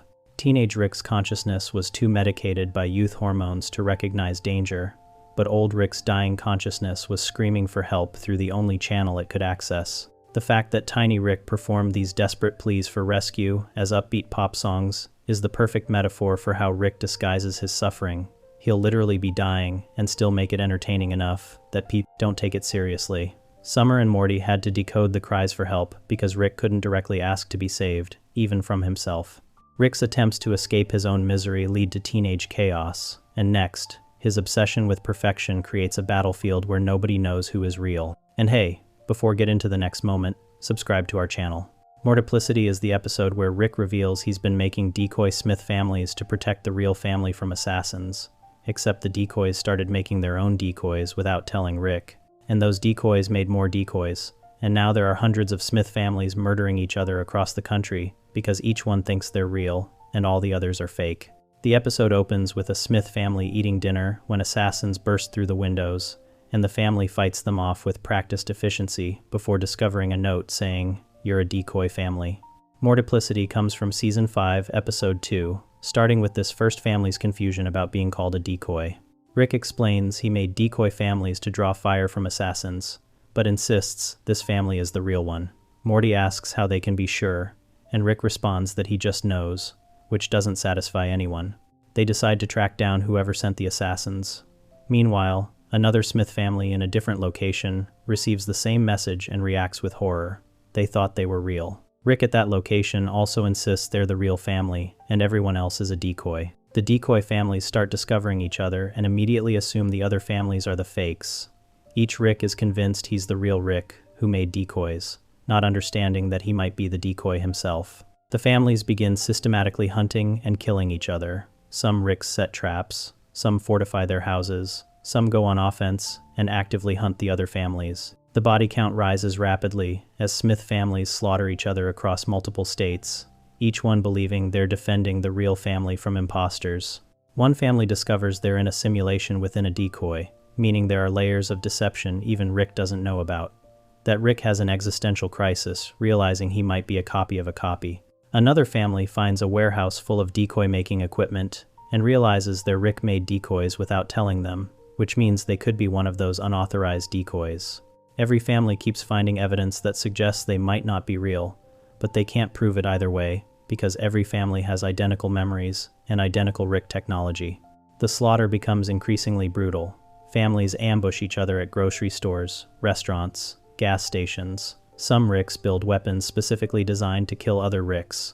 Some families form alliances before betraying each other. Kids kill other versions of themselves without hesitation because they've been convinced those other kids are fake. Summer shoots another Summer in the face. Morty strangles another Morty. Jerry accidentally kills himself trying to set a trap. The violence escalates beyond anything the show's done before because when you're killing yourself, regular moral boundaries stop applying. One Rick figures out a way to track how many decoy families exist by analyzing the assassination attempts. He calculates there are at least 40 families, possibly more. This Rick's Morty asks how they know they're not one of the 40 decoys. Rick admits they probably are, which destroys Morty. The entire family has a breakdown, realizing they're most likely fake, and everyone they've killed was just as real as them. Rick tries explaining that being a perfect copy makes them effectively real, but Morty's not buying it. If there's one original family, everyone else is just copies, and copies can be replaced. Multiple families converge on the same location after tracking each other. A massive battle breaks out with over a dozen Smith families fighting in a warehouse. Ricks are shooting Ricks. Mortys are stabbing Mortys. Beths are strangling Beths. Summer uses a laser rifle to cut through multiple versions of her family. Jerry hides behind boxes crying, which is what every Jerry in the battle is doing. The warehouse becomes a slaughterhouse of Smith family corpses, with survivors unable to tell which bodies were their family members versus other families. One family survives the warehouse massacre and believes they must be the real family because they won. They go home exhausted and traumatized. Morty asks Rick if they're really real, or if they just got lucky being the last decoys standing. Rick admits he doesn't know. The decoy system got out of control, and he has no way to verify which family is original. They could be the real family, or they could be the last surviving decoys, or there might be more families out there they haven't found yet. The uncertainty is permanent. Rick reveals the worst part. Even if they are decoys, the original family might already be dead. One of the families they killed could have been the real Smiths, and now there's no way to know. Every family looked identical, had identical memories, and believed they were real with equal conviction. Rick designed the decoys too well, making them so perfect that even he can't distinguish them from the original. Morty's devastated by this, realizing they might have murdered their real selves and replaced them without knowing it. The family tries finding proof of their authenticity.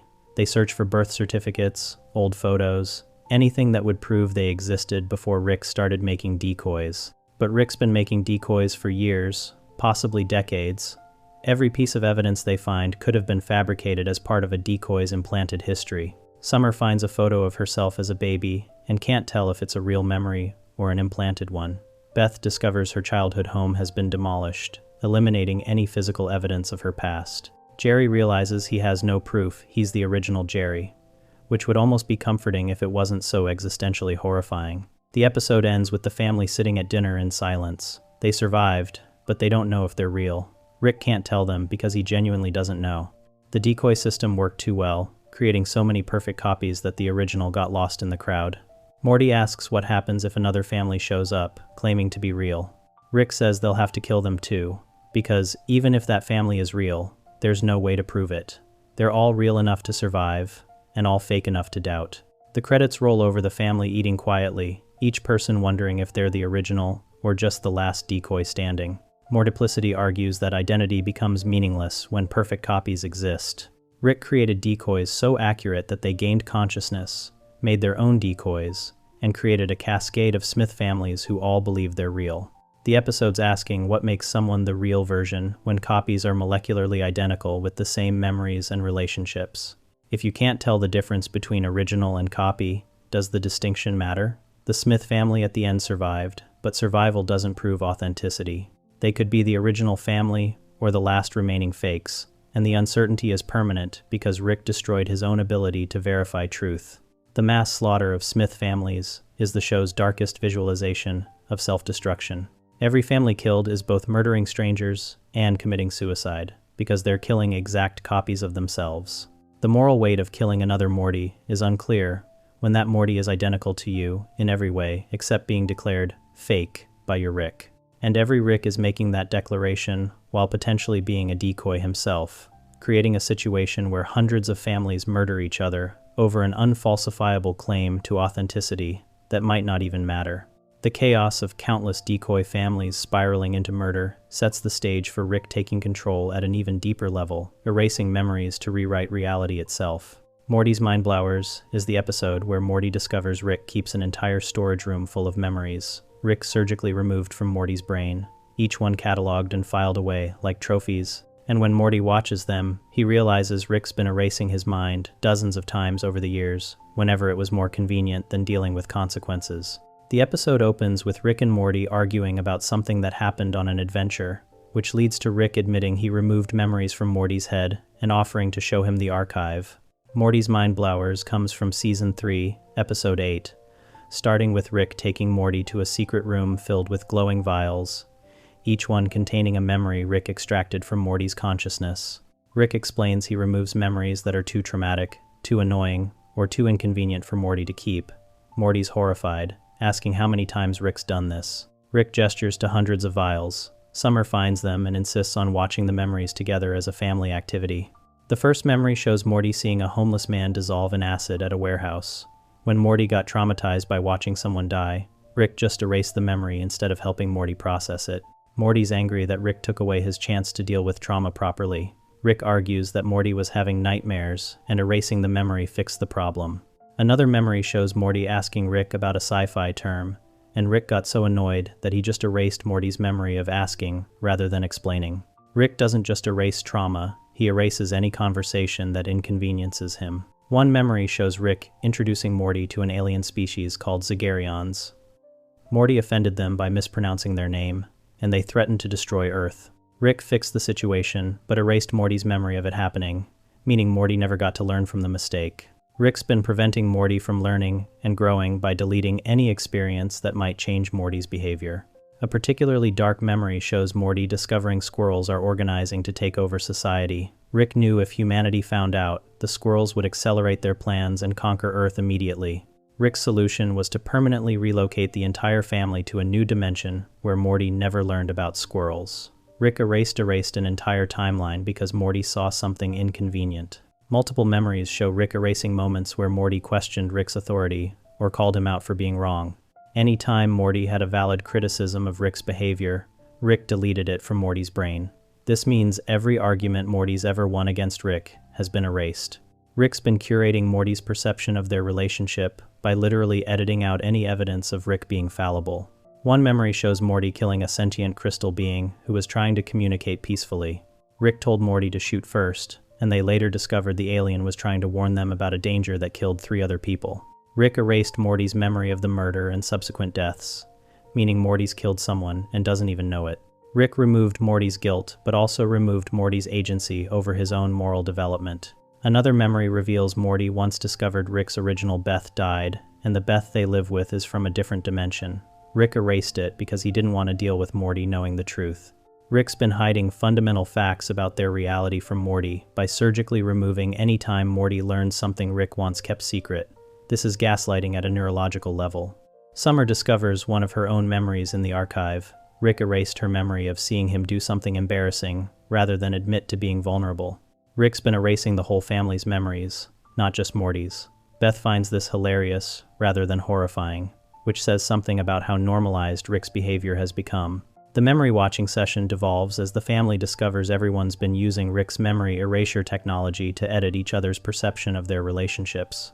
Morty has a complete breakdown, realizing how many times his mind's been violated. He doesn't know which memories are real and which are just the ones Rick allowed him to keep.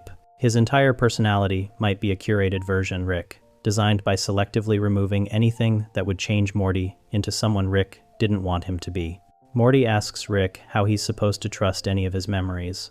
Rick says, that's not his problem, because Morty won't remember this conversation anyway. The family starts fighting over whose memory crimes are worse. The argument escalates until someone accidentally smashes all the memory vials, and the memories flood back into everyone's heads simultaneously. Everyone starts using the memory eraser on each other, deleting memories of the fight, memories of finding the archive, memories of anything they don't want the others to know. Eventually, they erase so much that they forget why they're fighting. They end up sitting at dinner having a normal conversation with no idea that 20 minutes ago they were all traumatized by discovering Rick's brain violation archive. The final scene reveals this exact scenario has happened before. There are multiple vials labeled Memory of Finding the Memory Archive, suggesting this cycle has repeated numerous times. Every time the family discovers Rick's been erasing their memories, they end up erasing the memory of discovering it, which ensures Rick can keep doing it forever. The system is self-sustaining. Morty's Mindblowers argues that Rick doesn't just manipulate Morty through adventures and gaslighting, he literally rewrites Morty's consciousness to maintain control. Every time Morty learns something that would change their dynamic, Rick deletes it. Every time Morty experiences trauma that might make him stop adventuring, Rick removes it.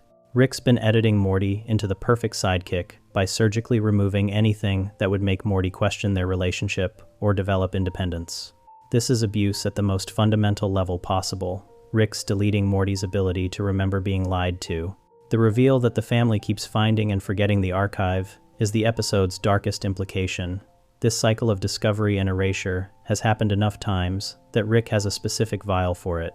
The family has been traumatized by this revelation repeatedly, and each time they erase the trauma along with the knowledge, trapping them in a loop of discovering and forgetting Rick's violations. They can never escape because escaping would require remembering, and remembering is what they erase. Rick's created a perfect system where the family's own defense mechanism against trauma ensures they'll never stop him. As Rick manipulates Morty's memories to control him, he sets the stage for a far more visceral lesson in morality, where Morty gets to discover just how easily he can become a monster. Look Who's Purging now is the episode where Rick and Morty land on a planet during their annual purge, get attacked by locals trying to murder them, and respond by going on a revenge-fueled killing spree that leaves hundreds dead, and Morty psychologically changed into someone who genuinely enjoys mass violence. The episode opens with Rick needing to stop at a random planet to get wiper fluid for the spaceship, which is the most mundane reason possible to accidentally commit genocide. Look Who's Purging now comes from Season 2, Episode 9, starting with Rick and Morty arriving on a seemingly peaceful, agrarian planet. The locals are friendly and welcoming, offering them food and showing them around the village. An old woman mentions, "Today is the festival, their most important holiday." She explains that once a year, for 12 hours, all crime is legal, so people can purge their aggression and maintain peace the rest of the year. Rick recognizes this as the plot of The Purge and tries leaving immediately. Before they can get back to the ship, sirens start blaring and the festival begins. The friendly villagers instantly transform into murderous psychopaths. The nice old woman who is offering them bread pulls out a sickle and tries killing Rick.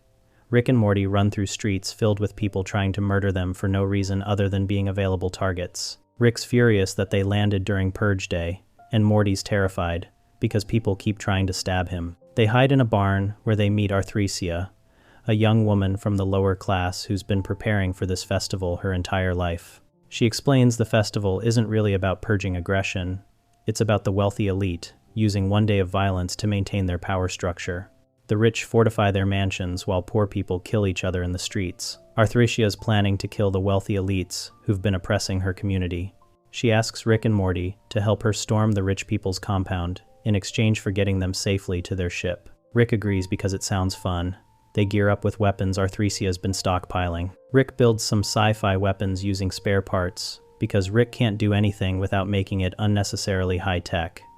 They storm the compound and start killing guards. Morty's initially hesitant, but after someone tries to crush his head with a hammer, he stabs them in self-defense and discovers he's actually pretty good at violence. The assault escalates from self-defense to active slaughter. Rick and Morty are killing guards, servants, anyone in their way. Morty transitions from scared kid defending himself to someone who's genuinely enjoying the carnage. He's screaming while stabbing people, laughing while smashing heads with a mace, making one-liners while disemboweling guards. Rick notices this change and looks concerned, which is saying something, because Rick rarely shows concern about anything. They're both covered in blood, wading through corpses, and Morty's having the time of his life. Arthresia leads them to the lighthouse, where the richest families hide during the festival. These families have been controlling the planet's economy for generations, creating the poverty that makes the festival necessary. They break into the lighthouse and find dozens of wealthy families cowering, while their security forces defend them. The battle becomes a massacre. Rick's using laser weapons that vaporize people. Morty's using traditional weapons and is somehow more brutal. Morty's taking his time, making them suffer, enjoying their fear. One wealthy man begs for mercy. Morty stabs him anyway, saying rich people ruined this planet by creating a system where the poor kill each other annually while the wealthy watch from towers. They slaughter everyone in the lighthouse. Arthresia offers Rick and Morty leadership positions in the new society she's building. Rick declines because leading societies sounds boring. Morty also declines but seems disappointed about leaving, like he wanted to stay and do more violence. They walk back to the ship through streets full of corpses, and Rick keeps looking at Morty with genuine concern. Morty's still buzzing with adrenaline, talking about how amazing that felt, how powerful he was, how good it was to just let go and stop caring about consequences. Back on the ship, Rick tells Morty they need to talk about what happened. Morty insists he's fine and just did what he had to do to survive. Rick points out Morty stopped doing things for survival about 40 deaths ago and started doing them for fun. Morty gets defensive, arguing Rick's the one who always says nothing matters and rules are arbitrary. Rick responds that nihilism as philosophy is different from nihilism as justification for enjoying murder. There's a difference between not caring about cosmic meaning and actively delighting in causing suffering. Morty breaks down and admits he liked it. He liked feeling powerful and not being afraid, and making other people afraid instead. He liked not having to worry about morality or consequences or being a good person. For a few hours, he got to be the monster instead of the victim, and it felt better than anything he's ever experienced. Rick tells Morty that's exactly why they need to be careful. The capacity for violence and cruelty exists in everyone, but indulging it changes you into someone who needs it. Morty argues Rick indulges it constantly. Rick says that's why Rick's miserable and Morty shouldn't want to be like him. Morty asks if what happened makes him a bad person. Rick says it makes him a person, and people are capable of horrifying things when given permission and opportunity. The festival worked because it gave people official permission to be monsters for 12 hours. And everyone took that permission because everyone has darkness in them, waiting for an excuse. Morty participated in a system designed to let people's worst impulses run free, and he discovered his worst impulses are really bad. Rick tells Morty the important thing is recognizing that and not seeking out opportunities to indulge it again. The episode ends with Morty having nightmares about the people he killed. He wakes up screaming and Rick's in his room, saying nightmares are good because they mean Morty's processing what happened instead of compartmentalizing it. Morty asks if Rick has nightmares about all the people he's killed. Rick says he used to, but then he stopped having them, and that's when he knew he was broken. The episode's final shot is Morty looking at his hands, still seeing blood even though they're clean. Look who's purging. Now argues that civilization is a thin veneer over human capacity for violence. The planet created an outlet for violence, thinking it would prevent violence the rest of the year, but actually, it just normalized violence and ensured the power structure stayed intact through ritualized slaughter. Morty, discovering he's good at violence and enjoys it, is the show's darkest examination of nature versus nurture. Was Morty always capable of this? Or did Rick's influence and constant exposure to death make him this way? The episode doesn't answer because both options are equally disturbing. Rick's concern about Morty enjoying the killing is the closest Rick gets to genuine parenting in the series. Rick recognized himself in Morty during that massacre. The same love of chaos, the same capacity for cruelty, the same ability to justify atrocity through nihilism. Rick spent the series turning Morty into someone more like himself, and this is the first time he's horrified by succeeding. Morty became the kind of person who can kill hundreds and feel powerful instead of guilty, and Rick realized he created that. The episode's asking whether Rick's been grooming Morty into a monster all along, and whether recognizing that makes Rick responsible for stopping it, or just aware of what he's done. And last up, we have 2 hours of disturbing Futurama facts. First up, we got the 1,000-year cryogenic sleep of Philip J. Fry. Fry was a pizza delivery boy living in New York City who got frozen for exactly 1,000 years on the last night of 1,999. This 25-year-old guy with red hair and a red jacket worked at Panucci's Pizza, and his life was pretty terrible right up until the moment he accidentally fell into a cryogenic freezer. The freezing happened at the stroke of midnight on December 31st, 1,999, when the world was celebrating the new millennium. Fry woke up on December 31st, 2,999, exactly 1,000 years later, in a completely different world that looked nothing like the one he left behind. The night started badly for Fry and just kept getting worse. He was at work playing a video game called Monkey Fracas Jr. at the pizza place when his boss, Mr. Panucci, told him he had a delivery to make. This was already annoying because it was New Year's Eve, and Fry wanted to be somewhere celebrating instead of working. But things got much worse when he was riding his bike through the city to make the delivery. He saw his girlfriend, Michelle Jenkins, sitting in a taxi cab with another man named Charles Constantine. Michelle looked out the window and told Fry they were breaking up. She said she had put all his stuff out on the sidewalk, and then the cab drove away. Fry was devastated because he had been dating Michelle for a while, and they even lived together. Fry kept riding his bike toward the delivery address, saying over and over to himself how much he hated his life. When he got to the building where he needed to make the delivery, someone stole his bike right outside. A guy broke the chain, said Happy New Year, and rode off with it. Fry walked into the building, carrying the pizza and a six-pack of lowbrow beer. The building was tall, and the delivery was all the way up on the 64th floor. The place was called Applied Cryogenics, which was a company that froze people in special tubes for long periods of time. When Fry got to the door, he saw a sign that said the company had not had any power failures since 1997, which should have been a sign that their freezing technology was reliable. Fry knocked on the door, but nobody answered. The place seemed totally empty because it was New Year's Eve and everyone had gone home for the holiday. He opened the door and walked into a dark room filled with tall cryogenic freezing pods that were about 6 feet high. These pods were lined up against the walls, and some of them had frozen people inside. Fry wiped some condensation off one of the windows and saw a frozen person's face staring back at him through the glass. He looked at the delivery note to see who ordered the pizza. The name on the order was I.C. Weiner, which when said out loud sounds like Icy Wiener. Fry immediately realized this was a prank call. Someone had called in a fake pizza order just to mess with him on New Year's Eve. Fry was incredibly frustrated and angry. He sat down in a chair at a desk in the middle of the room, put his feet up, and opened one of the beers from the six-pack he had brought. He was completely alone in this dark, freezing facility, and it seemed like the perfect ending to the worst day of his life. His girlfriend had dumped him, someone stole his bike, and now he had been sent on a prank delivery that meant he would not get paid. Fry leaned back in the chair and raised his beer can. He said out loud, "Here's to another lousy millennium," taking a drink as the entire world outside was counting down to midnight. Through the window, people in Times Square and all around the planet were celebrating. In Paris, at the Eiffel Tower, on the Mir space station, at the pyramids in Egypt, and at the Parthenon in Greece, everyone was counting down the final seconds of 1999.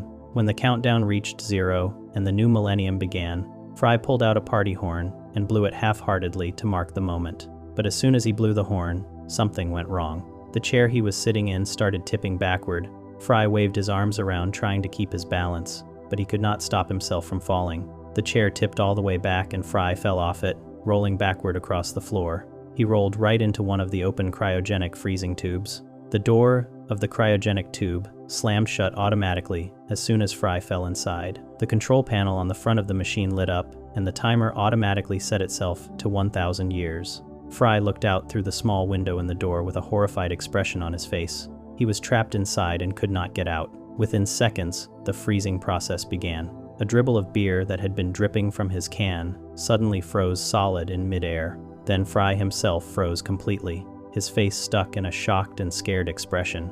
The machine was designed to keep people frozen safely for however long the timer was set, and in Fry's case, that was exactly 1,000 years. Time started passing incredibly fast outside the freezing tube. Days and nights went by in rapid succession, like watching a time-lapse video. The sun and moon raced across the sky over and over again. Through the window of the cryogenic tube, Fry's frozen face remained completely still, while centuries flew by outside.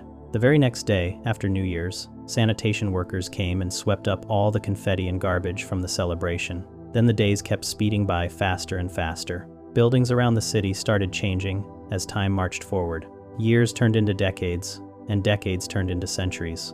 About 200 years into Fry's freezing, alien spaceships appeared in the sky. These flying saucers crossed over New York City from left to right and completely destroyed all the buildings with laser weapons. The entire city was reduced to rubble and ruins. After the destruction, nature started taking over. A jungle grew up through the remains of the destroyed city, with trees and plants covering everything that had once been streets and buildings. But then, human civilization rebuilt itself. The city was reconstructed, but this time the new buildings looked like medieval castles instead of modern skyscrapers. A few hundred years later, the aliens came back again. This time their spaceships crossed the city from right to left, destroying everything once more with their advanced weapons. The medieval city was wiped out, just like the modern one had been. But once again, humanity rebuilt. Over the remaining centuries, buildings rose and fell in blurry flashes. The construction happened so fast from Fry's perspective that individual buildings were impossible to make out. The small pyramid-shaped building that housed Applied Cryogenics somehow survived all these destructions and rebuilding periods. It remained standing throughout the entire 1,000 years, protected and preserved as the world changed around it. Eventually, the future version of New York City was built on top of the ruins of the old city. This new metropolis was called New York, and it was constructed right on top of what became known as Old New York. The old city was now underground, buried beneath the new one. Massive, futuristic buildings rose into the sky. Flying cars and spaceships zoomed through the air in organized traffic patterns. Advanced technology was everywhere. The world had become a science fiction fantasy made real, with robots walking around, aliens living among humans, and technology that would have seemed like magic to people from 1999. On December 31st, 2999, exactly 1,000 years after Fry fell into the tube, the timer on his cryogenic freezing pod finally reached 0 and made a dinging sound. The door popped open automatically, and Fry stumbled out, completely disoriented and confused. The freezing process had worked perfectly, and he had not aged a single day. He was still 25 years old, wearing the same red jacket and white shirt he had on when he fell in. He still had the pizza delivery and the remaining beers with him. To Fry, it felt like no time had passed at all, even though a full millennium had gone by in the outside world. Fry walked over to the window and looked out at the city. What he saw was absolutely shocking. Instead of the New York he remembered, he saw a completely transformed world. The skyline was filled with impossibly tall buildings that reached far higher than anything from his time. Flying vehicles zoomed past the window in organized lanes in the sky. There were spaceships taking off and landing. He saw a massive billboard that read, "Happy New Year 3000, being displayed on a blimp floating above the city. Fry realized with sudden clarity that he was not in 1999 anymore. He was in the future, exactly 1,000 years later. His first reaction was shock and panic. He pressed his face against the window and said out loud that he would never see his parents, his co-workers, or his girlfriend ever again. Everyone he had ever known was dead. His entire world was gone. But then something interesting happened. After thinking about it for just a few seconds, Fry's expression completely changed. A huge smile spread across his face, and he shouted, "Yahoo!" with genuine excitement and happiness. He realized that his old life had been terrible. He was broke, he had a job he hated, and his girlfriend had just dumped him anyway. The future might actually be better than the past. At that moment, the door to the freezing room opened, and 2 lab technicians walked in. Their shadows appeared first, then one of them turned on the lights. The more dramatic one, a blonde man named Terry who wore thick glasses, said in a theatrical voice, "Welcome to the world of tomorrow." His co-worker Lou, who had black hair and was Asian, asked Terry why he always had to say it that way. Terry explained that he believed in something called showmanship. The 2 technicians had come to work that morning and found Fry's tube had opened during the night. They were there to process him and help him adjust to life in the year 3000. The technicians escorted Fry down a corridor to meet with the fate assignment officer. This was a woman named Turanga Leela, who had purple hair tied up in a ponytail and wore a black uniform. The most striking thing about her was that she only had one eye, located in the center of her face where a normal person would have a nose. Fry tried not to stare at her eye, though he found it both unusual and weirdly attractive. Leela told Fry that it was December 31st, 2999, confirming what he had seen on the blimp. She seemed concerned that waking up 1,000 years in the future would be extremely upsetting for him. But Fry surprised her by saying he was actually glad this had happened. He explained that he had nothing to live for in his old life. He was broke, had a humiliating job as a pizza delivery boy, and he was pretty sure his girlfriend had been cheating on him anyway. Leela was touched by his honesty and told him that at least in the future, he would be treated with dignity. Then, she immediately told him to strip naked and get on something called the probulator for his medical examination. Fry had to lie on a metal table while medical equipment probed him. Leela wore special goggles to operate the machine. After the examination was complete, Leela tore off a printout from the probulator and studied it carefully. She told Fry something very interesting had shown up in his DNA test. According to the results, Fry had exactly one living relative in the year 3000. This relative was his great-great-great-great-great-great-great-nephew, a very old scientist named Professor Hubert J. Farnsworth. Leela showed Fry a photo of the professor, who was a bald, elderly man with thick glasses. Fry made a face when he saw the picture, but he was still excited to have living family in this strange new time. Fry started making promises to himself about his second chance at life. He was determined not to mess things up this time. He was going to make the most of his new opportunity in the future. But then, Leela told him something that destroyed his good mood instantly. She revealed his permanent career assignment had been determined by the probulator based on his skills and abilities. His job in the future would be exactly what it had been in the past. He was assigned to be a delivery boy. Fruy begged Leela for any other job. He could not believe that after traveling 1,000 years into the future, he was being forced back into the exact same career he had hated so much. Leela explained that this was how society worked in the future. Everyone had to do the job they were assigned, whether they liked it or not. Even she had to work at a job. She tried to implant a career chip into Fruy's hand that would mark him as a delivery boy permanently, but Fruy refused and ran away. Leela chased after him through the applied cryogenics building. During the chase, Fruy managed to push Leela backward, and she fell into one of the cryogenic tubes. The door slammed shut, and the timer automatically set itself for 1,000 years, just like what had happened to Fruy. Leela looked out through the window in panic, yelling at Fruy to let her out. She said she would count to 5 and he better open the door. But Fruy walked away, planning to leave her frozen there, just like he had been. However, after thinking about it for a moment, his conscience got the better of him.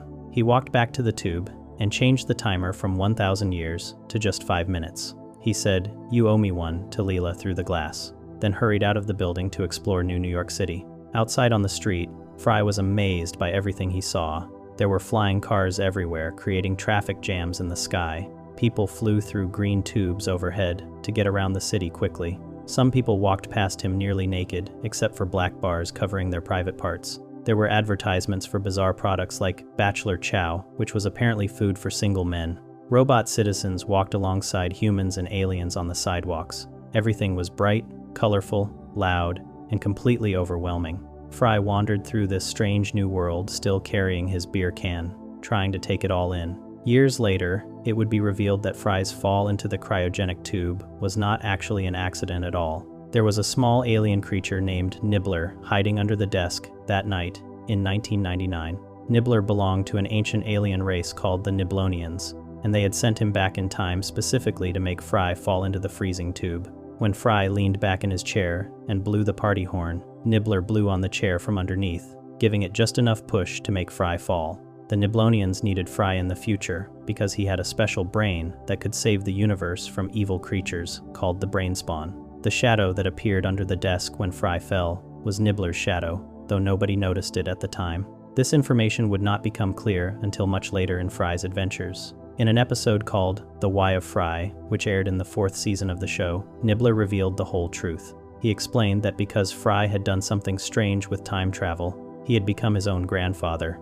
which gave him a unique brain structure. His brain lacked something called the delta brainwave that all normal humans have. This made him immune to the mind-reading and mind-controlling powers of the Brain Spawn, evil floating brains that wanted to destroy all knowledge in the universe. The Niblonians had predicted that only Fruy could stop the Brain Spawn, but since Fruy's natural lifespan would not reach the year 3000, they arranged for him to be frozen and preserved until he was needed. The show even revealed that when the Brain Spawn trapped Fruy in their information sphere called the Infosphere, they sent him back in time to December 31st, 1999. Fruy confronted Nibbler about making him fall into the tube.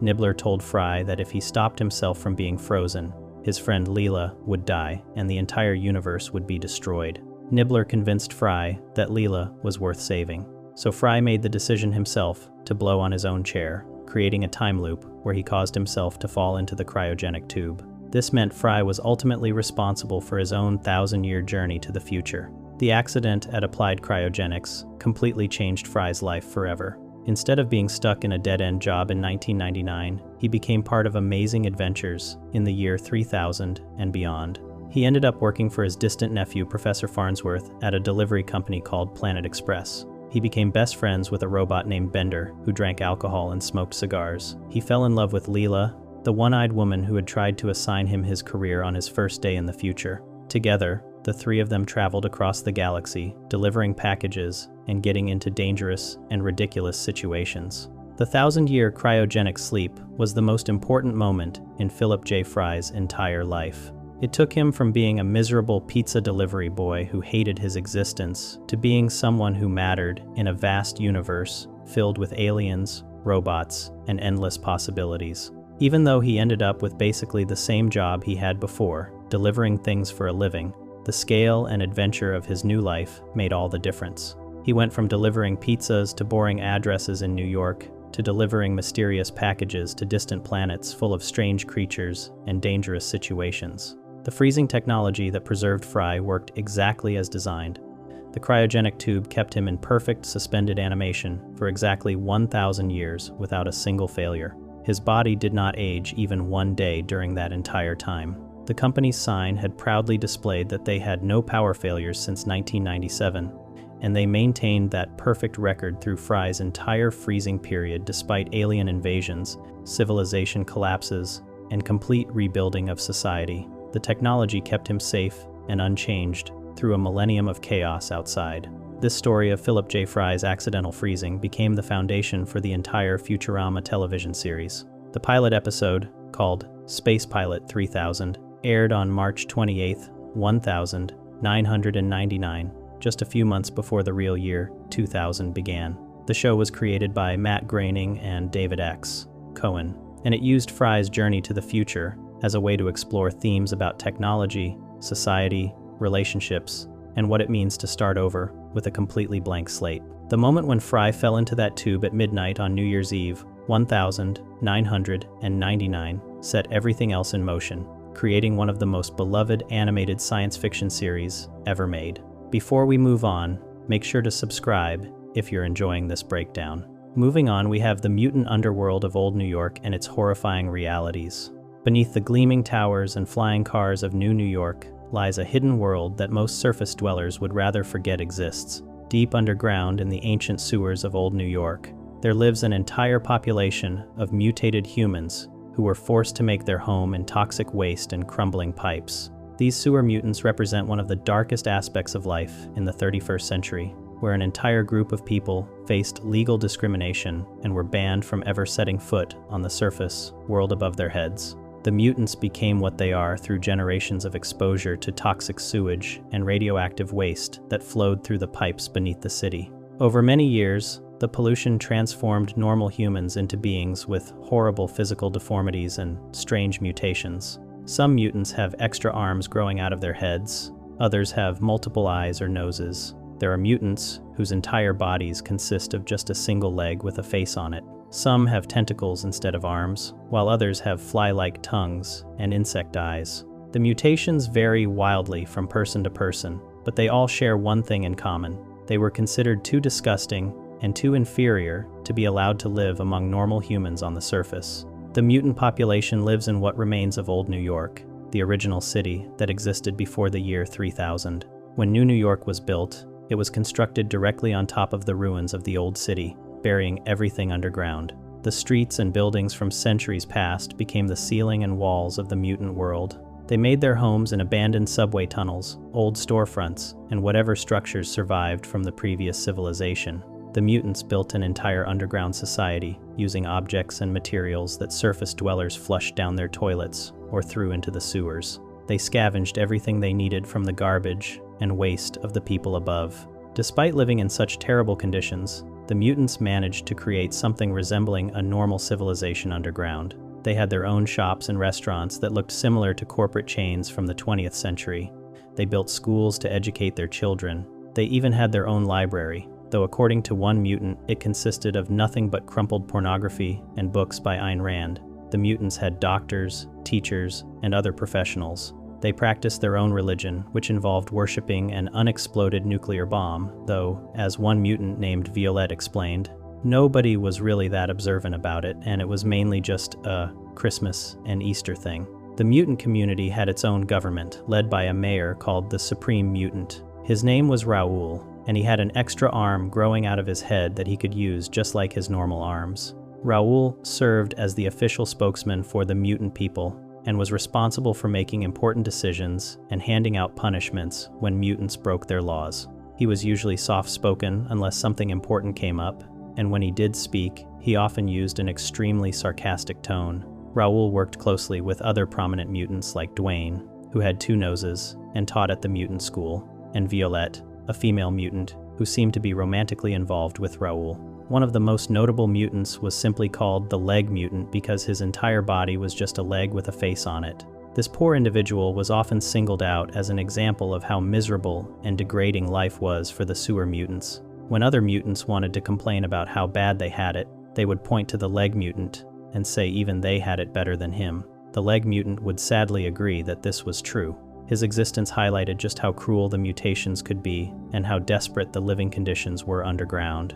The mutants spent their days maintaining the vast network of pipes and sewage systems that kept the surface city functioning properly. They worked on something called the West Side Pipeway, which was a massive pipeline system that controlled all the waste from above ground. If the mutants working on this pipeway slacked off for even a single second, the entire thing could explode and send workers flying downstream in a torrent of sewage. The work was dangerous, disgusting, and absolutely essential for keeping New York running. Yet the surface dwellers showed no gratitude or respect for the people doing this vital labor. The most dangerous location in the mutant world was Lake Mutagenic, a large pool of incredibly toxic sewage that glowed with radioactive waste. This lake had the power to permanently mutate the DNA of anyone who fell into it or even touched the water. The true horror of Lake Mutagenic would be demonstrated years later when Fry jumped into the toxic water in a misguided attempt to understand what it meant to be a mutant. When he emerged from the lake,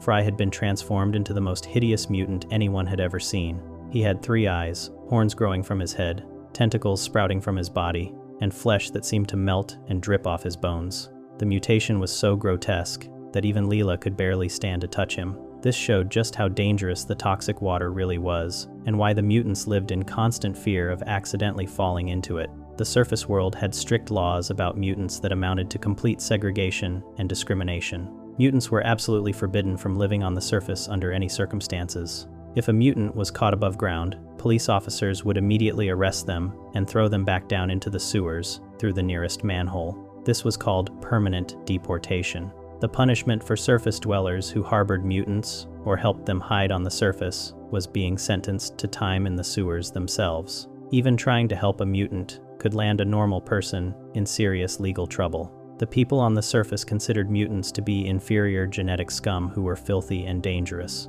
Rich surface dwellers pretended to care about the mutants through charity organizations, but their real motives were much darker. A wealthy woman named Mrs. Astor ran something called the United Mutant Scholarship Fund, which funded a university called Brown University, where mutants could learn skills. The university was marketed as a charitable institution that helped mutants get educated and improve their lives. However, Mrs. Astor privately admitted the real purpose was just to keep the mutants busy. She explained that there were thousands of mutants breeding like rats down in the sewers, and if they were not kept occupied with school and work, they would start demanding equal rights. Brown University was basically a tax-deductible sewer cleaning service disguised as education. The whole system was designed to exploit mutant labor while preventing them from organizing or fighting for better treatment. A propaganda film shown at Mrs. Astor's fundraiser described the mutants in deeply offensive terms. The narrator called them pitiable creatures who toiled far beneath the rumble of limousines and poodle feet. The film showed mutants working on pipes and toilets while the narrator explained that generations of exposure to toxic sewage had mutated them into horrific monsters. Despite calling them industrious people, the narrator could barely hide his disgust. The film referred to mutants as proud toileteers who learned their menial skills at Brown University, the nation's premier institution of lower learning. The whole presentation made it clear that surface society viewed mutants as subhuman workers who existed only to maintain sewage systems. The most shocking revelation about the mutant underworld involved Turanga Leela, the one-eyed woman who worked as a delivery captain for Planet Express. For most of her life, Leela believed she was an alien who had been abandoned on Earth as a baby. She grew up in an orphanage called the Cookieville Minimum Security Orphanarium, where she was told her parents left her with a note written in an alien language. Leela spent years wondering about her origins and trying to find out what alien world she came from. The truth turned out to be much closer to home than she ever imagined. Leela was actually a mutant who had been born in the sewers to 2 mutant parents named Turanga Morris and Turanga Munda. Morris had a single eye, like his daughter, along with other mutations. Munda had 1 eye as well, but she also had tentacles instead of arms and other deformities. When Leela was born, her parents were shocked to discover that she was the least mutated mutant ever born. Aside from having only 1 eye instead of 2, Leela looked completely normal and could easily pass for either a regular human or an alien. Her parents realized their daughter had an opportunity that no other mutant child would ever have. If they kept her in the sewers, she would be trapped underground forever like them, forced to work in sewage and live as an outcast. But if they gave her up, she might be able to live on the surface and have a real life. Morris and Munda made the incredibly difficult decision to abandon their baby at the orphanarium so she could grow up believing she was an alien rather than a mutant. Munda wrote a note in Alienese, an alien language, so the orphanarium staff would assume Leela came from another planet. The note actually said, "Your parents love you very much," but nobody on the surface could translate it, so they just assumed it was an alien message. Leela's parents also left her with a bracelet, and her mother kept an identical bracelet for herself as the only connection between them. The parents hoped that by pretending Leela was an alien, she would be allowed to live on the surface and escape the horrible fate of being a sewer mutant. Throughout Leela's entire childhood and adult life, her parents secretly watched over her from the sewers. They followed her everywhere she went, hiding in shadows and peeking through sewer grates. Whenever Leela accomplished something or reached a milestone, her parents were there, watching. When she was a baby, they saved her from falling.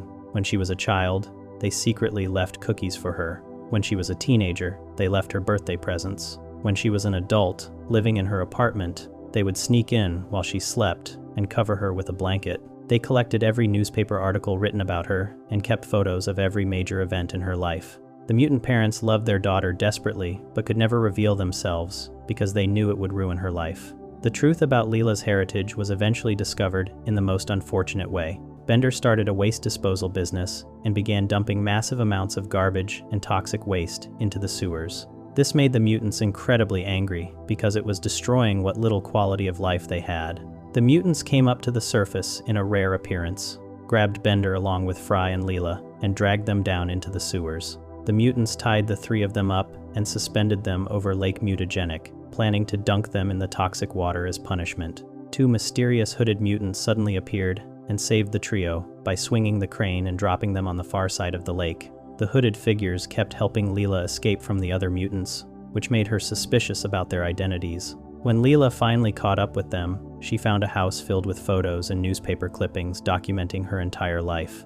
She also noticed that one of the hooded mutants wore a bracelet identical to the one she had worn since she was a baby. Leela came to a horrible conclusion. She thought these mutants had killed her parents and stolen the bracelet. In her rage, she pulled out a gun and prepared to murder them. Just before she could shoot, Fruy came crashing through the ceiling and stopped her. He removed the mutants' hoods and revealed that they were Leela's actual parents. They were not her killers, but the people who had loved her and watched over her for her entire life. The reunion between Leela and her parents was emotional and complicated. Leela was thrilled to finally meet her parents after spending her whole life wondering about them.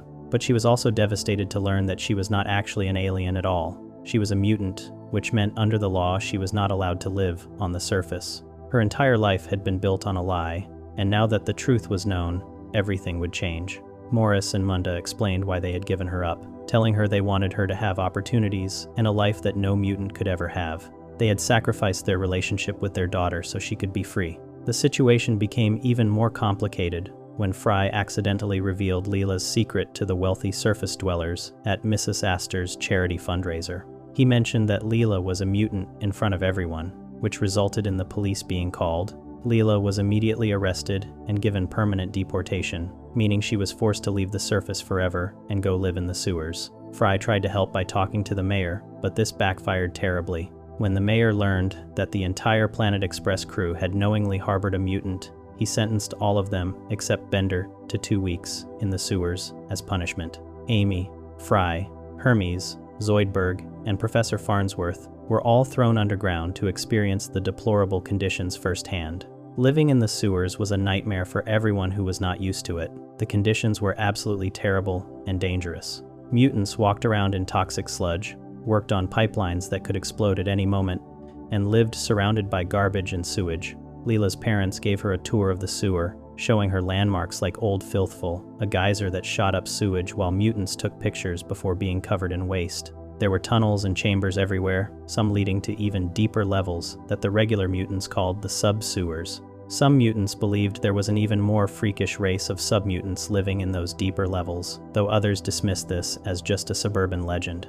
After being forced to live in the sewers, Leela became enraged at the inequality and injustice that mutants faced every single day. She swore that she hated every single person on the surface for making the mutants live in such horrible conditions. Leela decided that something had to change, and she was going to be the one to change it. She began organizing the mutants into a movement fighting for equal rights and access to the surface. The mutants held rallies where they chanted slogans like 2, 4, 6 eyes, mutant people will arise. They started what they called the Devolution Revolution, with even the mutated members of the rock band Devo coming to perform at a concert for mutant rights. The mutants began their revolt by sending toxic sewage back up to the surface, flooding the streets of New York with waste. Bender helped them by bending the West Side Pipeway, which redirected all the sewage that normally flowed underground back up to street level. Soon, the entire city was covered in toxic sludge, and the surface dwellers were forced to deal with the same filth that mutants lived in every day. The mutants then organized the Million Mutant March, where they came up to the surface en masse to demand equal rights and the freedom to live above ground. Leela led the protest, giving speeches about dignity and equality, while thousands of mutants stood behind her. The surface government tried to stop the protest by pumping all the sewage into a place called Madison Cube Garden and then releasing it in a massive tidal wave aimed at washing the mutants back underground. But Fry used a special quantum gemerald ring to part the wave of sewage, like Moses parting the Red Sea, protecting the mutants from being swept away. The protesters continued demanding their rights, and Fry made an emotional speech about how Mr. Astor, the husband of the wealthy widow, had once given up his seat on an evacuating vehicle to save a mutant mother and child when a massive street vehicle called the Land Titanic sank in the year 2912. Fry showed Mrs. Astor the passenger manifest from the Land Titanic wreckage, proving that mutants had been aboard the ship. He argued that if Mrs. Astor truly wanted to honor her husband's memory, she should treat mutants with the same compassion and dignity he had shown. Mrs. Astor was finally moved by this appeal and agreed to support mutant rights. She had the mayor officially grant mutants their freedom, making it legal for them to live on the surface for the first time in history. This happened in the year 3010, and it was a massive victory for mutant equality.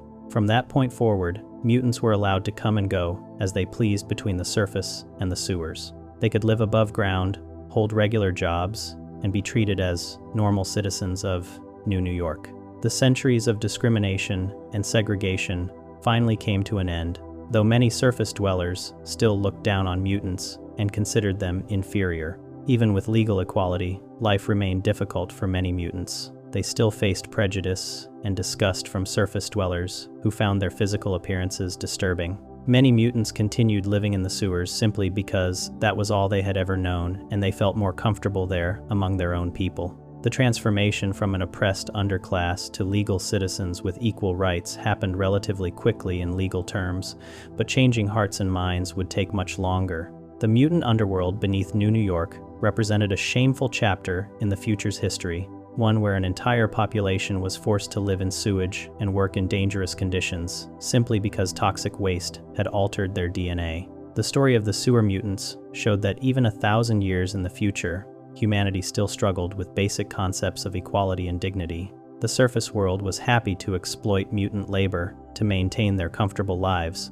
but they refused to treat those workers as equals or even acknowledge them as fully human. The mutants maintained the pipes, cleaned the sewage, and kept civilization running, yet they were rewarded with discrimination, poverty, and banishment to a toxic underworld. Only through organized resistance and revolt did the mutants finally win the rights they deserved, proving that even in the 31st century, freedom and equality still had to be fought for rather than simply given. Before we move on, make sure to subscribe if you're enjoying this breakdown. Moving on to the Brainheads Museum, Celebrities Trapped for Centuries. In the gleaming city of New York during the 31st century, there exists one of the strangest and most remarkable institutions ever created by human civilization. The Head Museum stands as a testament to technological achievement and historical preservation, housing thousands of severed heads kept alive in glass jars filled with special liquid. These are not just any heads. They belong to the most famous, important, and notorious people from throughout human history, all preserved and conscious centuries after their bodies died or were separated from them. The technology that made this bizarre museum possible was invented by a man named Ron Popeil sometime before or during the 23rd century. Popeil was already known for creating products like Mr.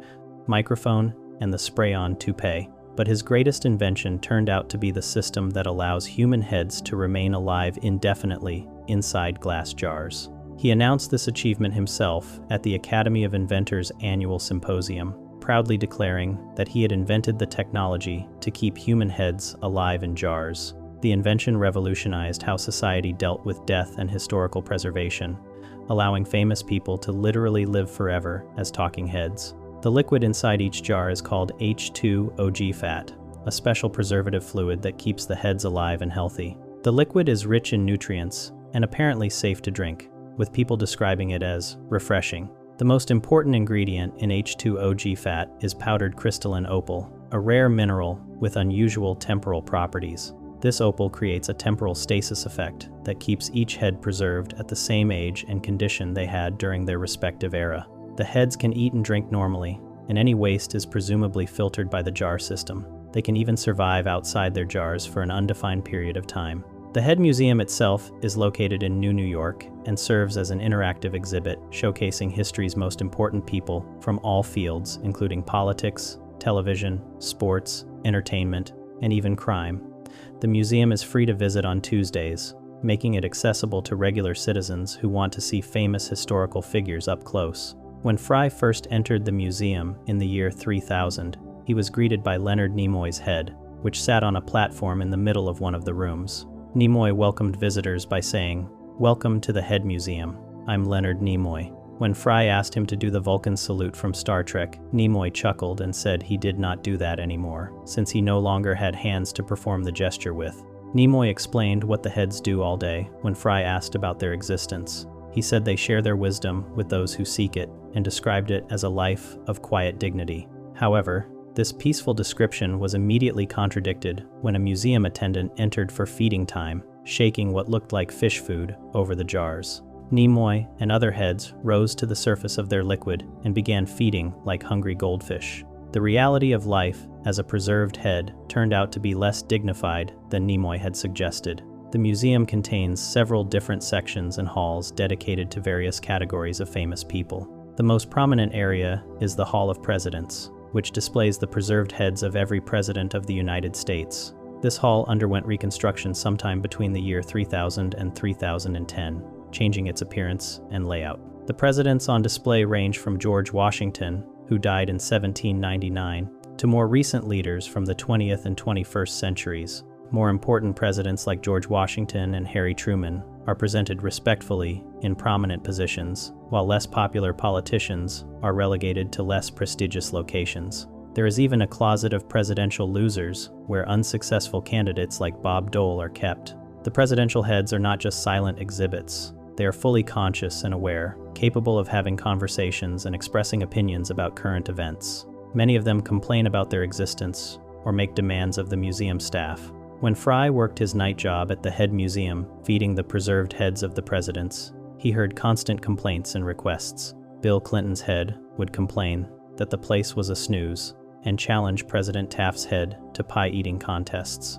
Andrew Jackson's head would demand Tennessee loopy juice to drink. Warren Harding's head wanted loose women who were not afraid to show a little ankle. Fry had to remind them all of the rules, which stated, "No fun allowed."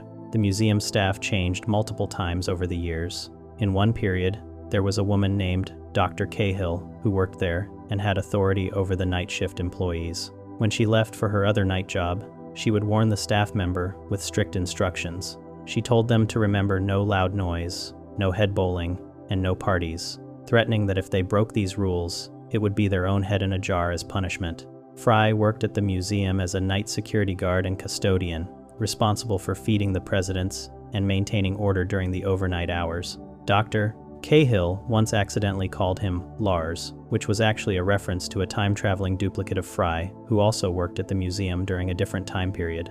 The museum houses an enormous variety of celebrity heads from different eras and fields. Among the heads visible when Fry and Bender first visited were Johnny Carson, Lucille Ball, Ed Begley Jr., David Duchovny, Gillian Anderson, Elizabeth Taylor, Dennis Rodman, Billy Corgan, Matt Groening, Barbra Streisand, Rodney Dangerfield, and Dick Clark. The Hall of Presidents showed Richard Nixon, Gerald Ford, Jimmy Carter, Ronald Reagan, George H.W. Bush, Bill Clinton, Warren G. Harding, Andrew Jackson, Grover Cleveland, who appeared twice for his 2 non-consecutive terms, and Benjamin Harrison. There were also sections for television stars, porn stars, and even criminals who had their own separate halls. One of the most remarkable aspects of the head jar technology is that it can preserve people who died long before the technology was invented. This is accomplished through cloning techniques that can recreate both the physical head and somehow restore the memories and personality of the deceased person. Historical figures like George Washington, who died in 1799, and Abraham Lincoln, who died in 1865, were brought back to life as heads in jars centuries after their deaths. Even Elvis Presley, who died in 1977, appears as a head despite dying decades before Fry was frozen. The exact process of how dead people are resurrected and have their memories restored remains unclear, but the technology clearly works because the museum is filled with people from throughout history. The temporal properties of the crystalline opal in the preservative fluid create some unusual effects. If someone drinks the liquid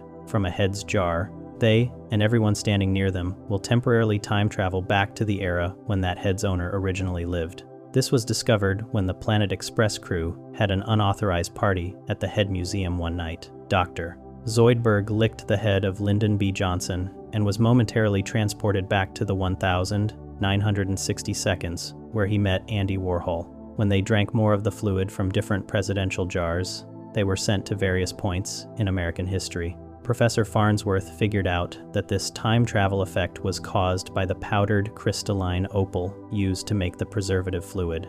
The opal keeps the heads alive in a temporal bubble connected to their original time period. The heads in jars are not simply museum exhibits trapped behind glass. They can and do perform normal roles in society if they choose to leave the museum. Many heads have integrated themselves into life in the 31st century, taking on important positions and responsibilities. The most famous example is Richard Nixon's head, who became president of Earth in the year 3000. Nixon had been living in the presidential wing of the Head Museum after his death in 1994, but he was not content to spend eternity as a mere exhibit. Nixon seized an opportunity when Bender pawned his robot body during a titanium shortage. Nixon's head purchased Bender's body and attached himself to it, giving him mobility and a physical form once again. He then announced his candidacy for president of Earth, arguing that he could run for a third time because, while no body can be president more than twice, he had a brand new body, and therefore the law did not apply. This technicality allowed him to enter the race. Nixon campaigned aggressively with his new robotic body and swept the robot vote, winning the election by a single vote.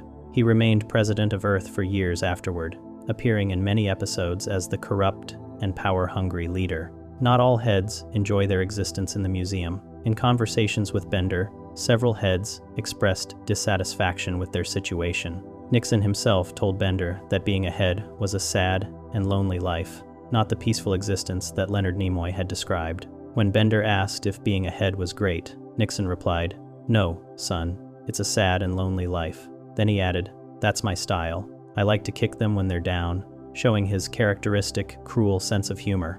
Many heads refer to themselves in the third person as their head rather than themselves, as when Nixon famously declared, "I am not a crook's head," instead of simply saying he was not a crook. The museum serves multiple purposes in 21st century society. On one level, it functions as an educational institution where people can come to learn about history directly from the people who lived it. Students and tourists can walk through the halls and see famous figures from the past, ask them questions, and hear their perspectives on historical events. On another level, it serves as a form of entertainment, with people visiting to gawk at celebrities and historical figures who are now reduced to heads in jars. The heads themselves seem aware of this dual nature, with some embracing their role as educators and others resenting being treated as curiosities. The technology also raises profound ethical questions that the show does not fully explore, but are implicit in the premise. People are given immortality of a sort, but at the cost of their bodies and much of their autonomy. They are dependent on the museum staff to feed them and maintain their jars. They are on display for anyone to see, with no real privacy. Some heads choose to leave the museum and try to build new lives in the future, but many remain there indefinitely, spending centuries watching the world change through a glass jar. The museum's appearance changed significantly between the year 3000 and 3010. The building underwent reconstruction that altered both its exterior and some of its interior halls. including the Hall of Presidents. The staff responsible for feeding the heads and maintaining the facility also changed multiple times during this period. Despite these changes, the museum's basic function remained the same throughout. It continued to house thousands of preserved heads and serve as a living history exhibit where the famous dead could interact with the living citizens of the future. When Fry and Bender hid in the museum while running from Leela and the police, Fry accidentally bumped into shelves holding presidential heads. Richard Nixon's head fell off the shelf and his jar smashed on the ground. Nixon was furious and declared, "That's it, you just made my list," referencing the enemies list he kept during his presidency. This incident showed that the heads were fragile and could be damaged if their jars were broken, though Nixon apparently survived the fall and was able to get a new jar since he continued appearing throughout the series. The Head Museum represents one of the most audacious and bizarre concepts in all of science fiction. It takes the idea of preserving historical figures and pushes it to an absurd extreme, creating a world where Abraham Lincoln can give advice about current politics and Leonard Nimoy can greet tourists at a museum entrance. The technology that makes it possible may be scientifically questionable, but within the logic of the Futurama universe, it works perfectly. Heads from throughout history live on in glass jars, sharing their wisdom, complaining about their treatment, and occasionally escaping to take over robot bodies and run for political office. The museum serves as both a celebration of human achievement in preserving life and consciousness,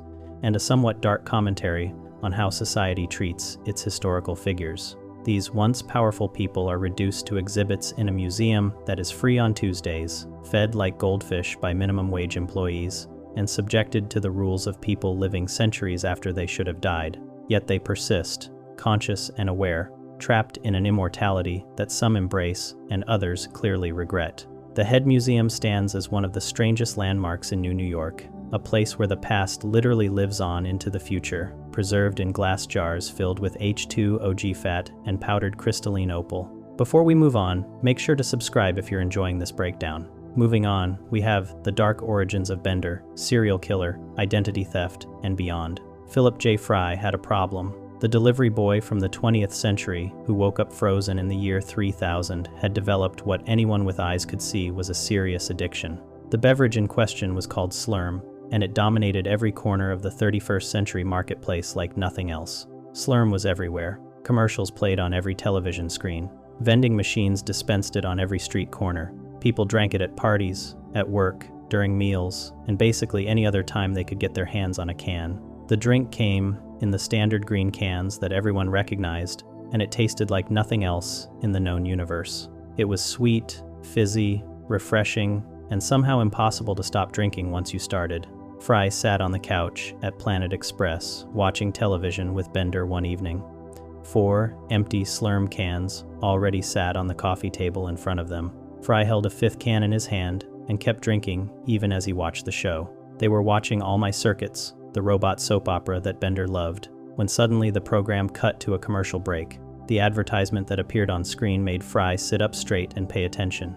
A hand reached across the screen and grabbed a can of Slurm. The hand belonged to a slug-like alien creature riding a surfboard. 2 attractive female aliens stood on either side of him as he guzzled down the beverage. This was Slurm's Mackenzie, the official mascot of Slurm and the most popular party animal in the galaxy. Slurms. Mackenzie lived the dream life that everyone wanted. He surfed, he partied, he was surrounded by beautiful companions, and he always had a can of Slurm in his hand. The commercial announced something that made Fry nearly jump off the couch with excitement. The Slurm Corporation was holding a contest. Somewhere out there, hidden inside certain cans of Slurm, were special golden bottle caps. Anyone who found one of these rare golden caps would win an incredible prize. The winner would get a free trip to the Slurm bottling plant on the distant planet Wormulon. They would receive a complete guided tour of the famous Slurm factory where the drink was made. And best of all, they would get to attend an exclusive party with Slurm's Mackenzie himself. Fry became obsessed. He drank Slurm like his life depended on it. Can after can disappeared down his throat as he searched desperately for that golden bottle cap. His teeth started falling out from all the sugar. He created a literal pile of discarded teeth that he tossed aside without a second thought. He kept drinking and drinking and drinking, but the winning cap never appeared. Meanwhile, Bender walked into the Planet Express building one day, feeling terrible. The robot complained that something was wrong with his internal systems. He had developed a high fever of 900 degrees Fahrenheit, which was unusual even for a robot. Professor Farnsworth saw this as the perfect opportunity to test out his latest invention. The old professor had created something he called the F-ray. This device looked like a flashlight, but it had a special property. When you shined the F-ray at any object, you could see right through it to whatever was inside. The professor pointed the F-ray at Bender and immediately discovered the problem. Amy's watch was rattling around inside the robot's chest cavity. Bender had stolen it at some point and forgotten about it. After the professor removed the watch and fixed the problem, he handed the F-ray to Fry and Bender with instructions to put it away in a safe place. Fry and Bender had other ideas. They took the F-ray outside and started using it to look inside everything they could find. Bender pointed it at Fry's crotch, and the radiation made Fry temporarily sterile. He screamed in pain and yelled something about his sperm. Bender found this hilarious and did it again, but this time Fry felt nothing because all his sperm were already gone. They kept playing with the device around the city. Bender used it to look inside hot dogs at a convenience store, and the F-ray revealed disturbing debris floating inside the meat. They pointed it at a slurm blimp floating overhead, and it exploded from the radiation, forcing them to run away before anyone caught them. Eventually, Fry had a realization. He wondered out loud if there might be some way to look inside slurm cans without opening them first. That way, he could find the golden bottle cap without having to drink 90,000 cans of slurm. Bender was using the F-ray to look inside something else and barely heard what Fry said. Fry started to get an idea. He went back and forth for several seconds, saying yes, no, wait, maybe, no, yes, false alarm, until finally he shouted that yes, he definitely had an idea this time. The two friends spent hours using the F-ray to scan slurm cans. They looked inside, can after can after can. Bender took a can away from a small boy with a red balloon on the street. The boy started crying. Bender scanned it with the F-ray, saw it was empty, and gave it back. The boy stopped crying. Then Bender pointed the F-ray at the balloon and made it explode just for fun. The boy started crying again. They scanned a slurm dispenser at a store. They checked the company warehouse. After examining what Fry estimated to be about 90,000 cans, they finally gave up. The F-ray had found them absolutely nothing. They returned to Planet Express, defeated, and threw the device onto the table where Professor Farnsworth and Leela were playing three-dimensional Scrabble. The letters on the professor's rack spelled out most of the word Futurama, missing only one letter A because the rack could only hold 7 letters at a time. Exhausted from their failed search, Fry decided to just relax with a nice cold can of slurm from the refrigerator. He popped open the can and took a big gulp. Suddenly he started choking. Something was stuck in his throat. He coughed and sputtered until finally the object came loose and he could see what it was: the golden bottle cap. The winning bottle cap had been sitting in the Planet Express refrigerator the entire time. The Planet Express crew flew their ship to the planet Wormulon, home of the famous slurm factory.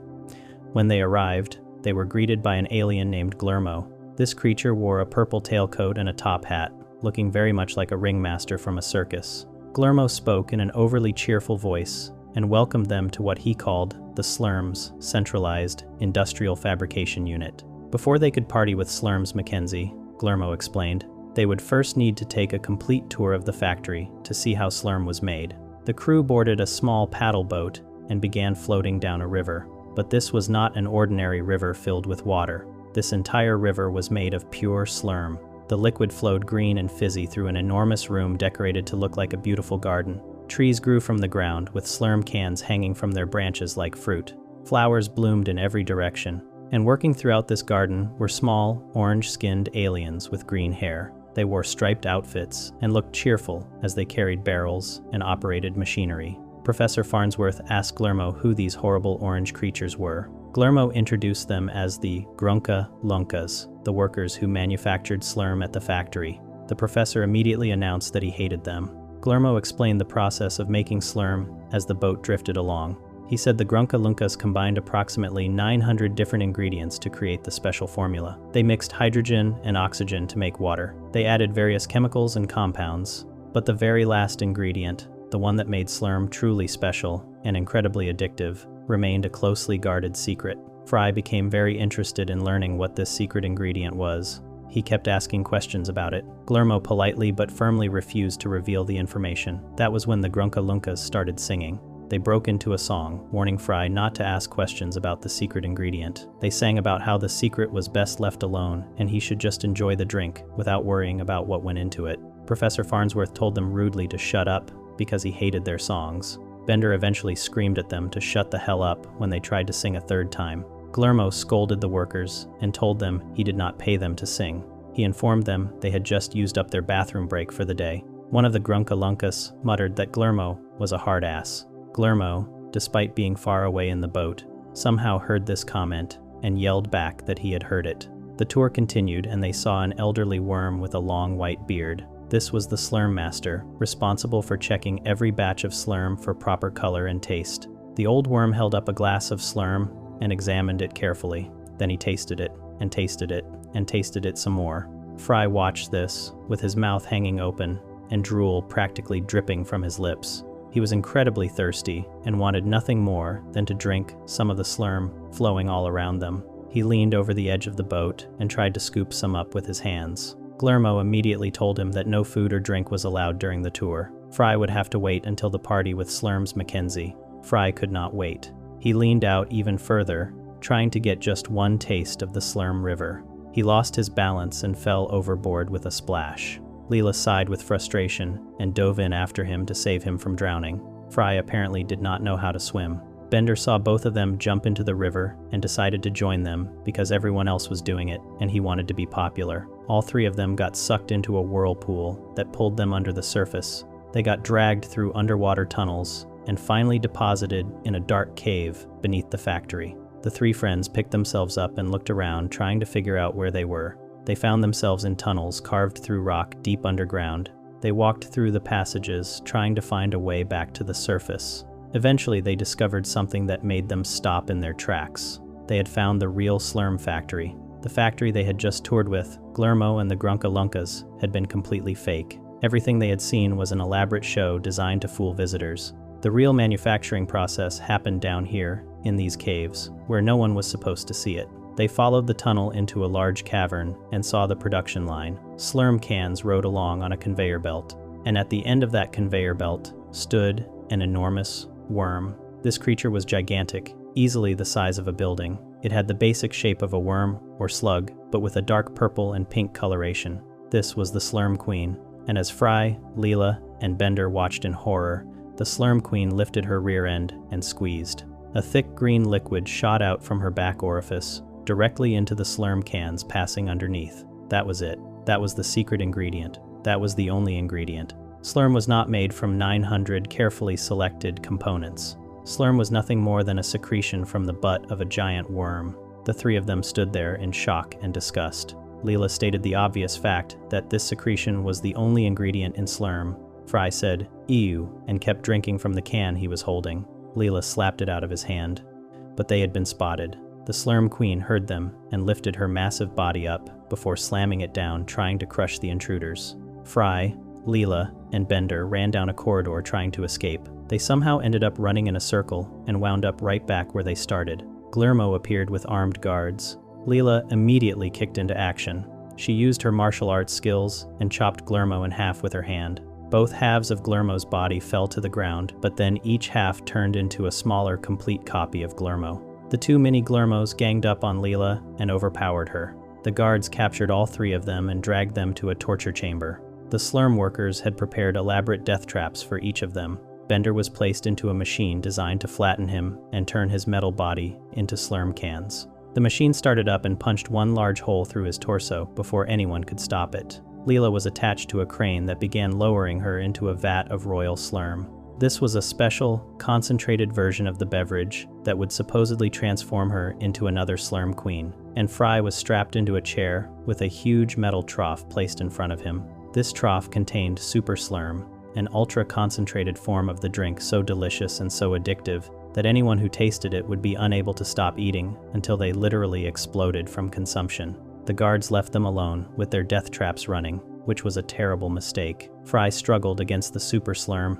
He wanted desperately to save his friends, but the addictive beverage called to him. He could not resist its pull. He could not overcome the addiction. However, he came up with a solution. Since he could not stop drinking the Super Slurm, he would just drag the entire heavy trough with him. He pulled with all his strength, and managed to move the massive container across the floor. He dragged it over to the crane controls while continuing to slurp down the super concentrated drink. He freed Leela from the crane just in time. She immediately went to help Bender, though she was slightly too late as the hole had already been punched through his body. Then Leela grabbed the trough of super slurm away from Fruy and dumped it down a drainage grate. Fruy screamed in anguish, watching his beloved concentrated slurm disappear forever. They ran for the exit, trying to escape the factory. The Slurm Queen chased after them in a rage. The secret was out, and she knew the company was ruined. Just when it seemed like the massive worm would catch them and crush them beneath her enormous body, someone unexpected arrived to help. Slurm's Mackenzie appeared, the party worm mascot himself. Years of non-stop partying had exhausted him completely. He was tired.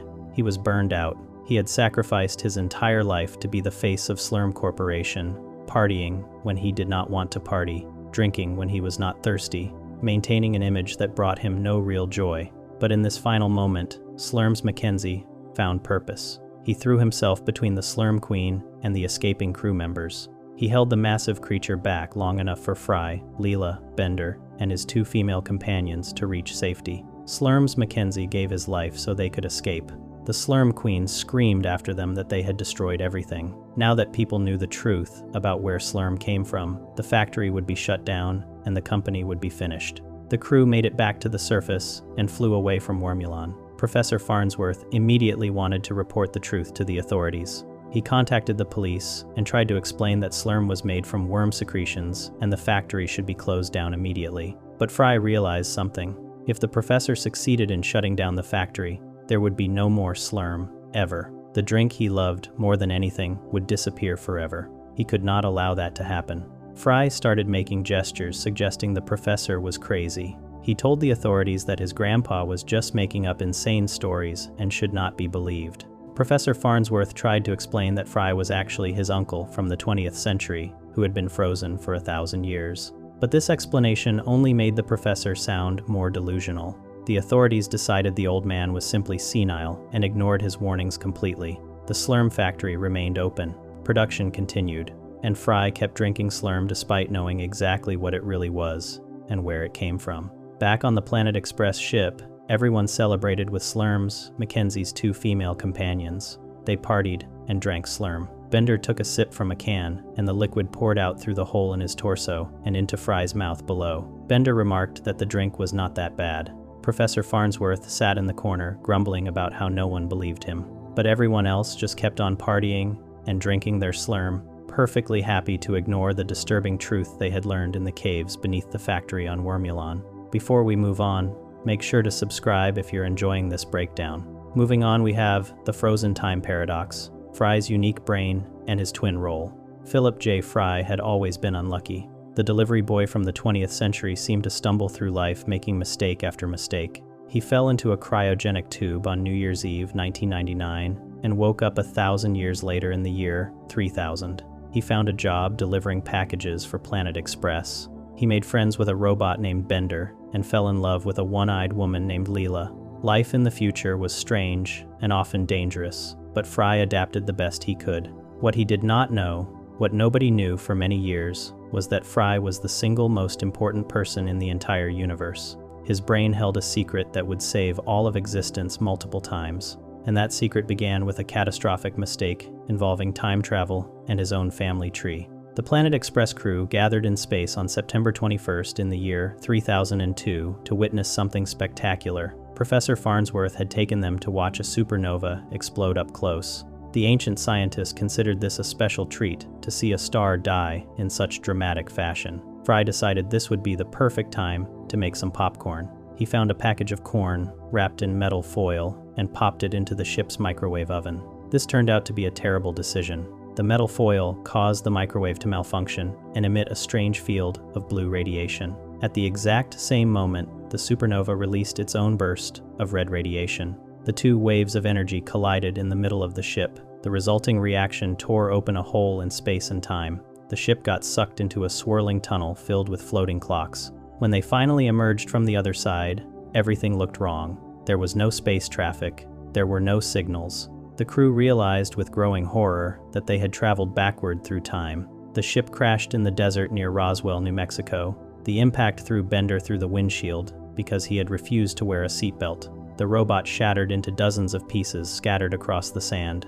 His head rolled away from the crash site and remained conscious. The rest of the crew scrambled out to assess the damage. Professor Farnsworth examined his instruments and made a shocking announcement. According to his digital chronograph, the date was July 9th, 1947. They had traveled back over 1,000 years into Earth's past. The military stationed at nearby Roswell Air Base heard the crash and immediately sent soldiers to investigate. Dr. Zoidberg stayed behind to collect all of Bender's scattered parts, while the others fled back to the ship.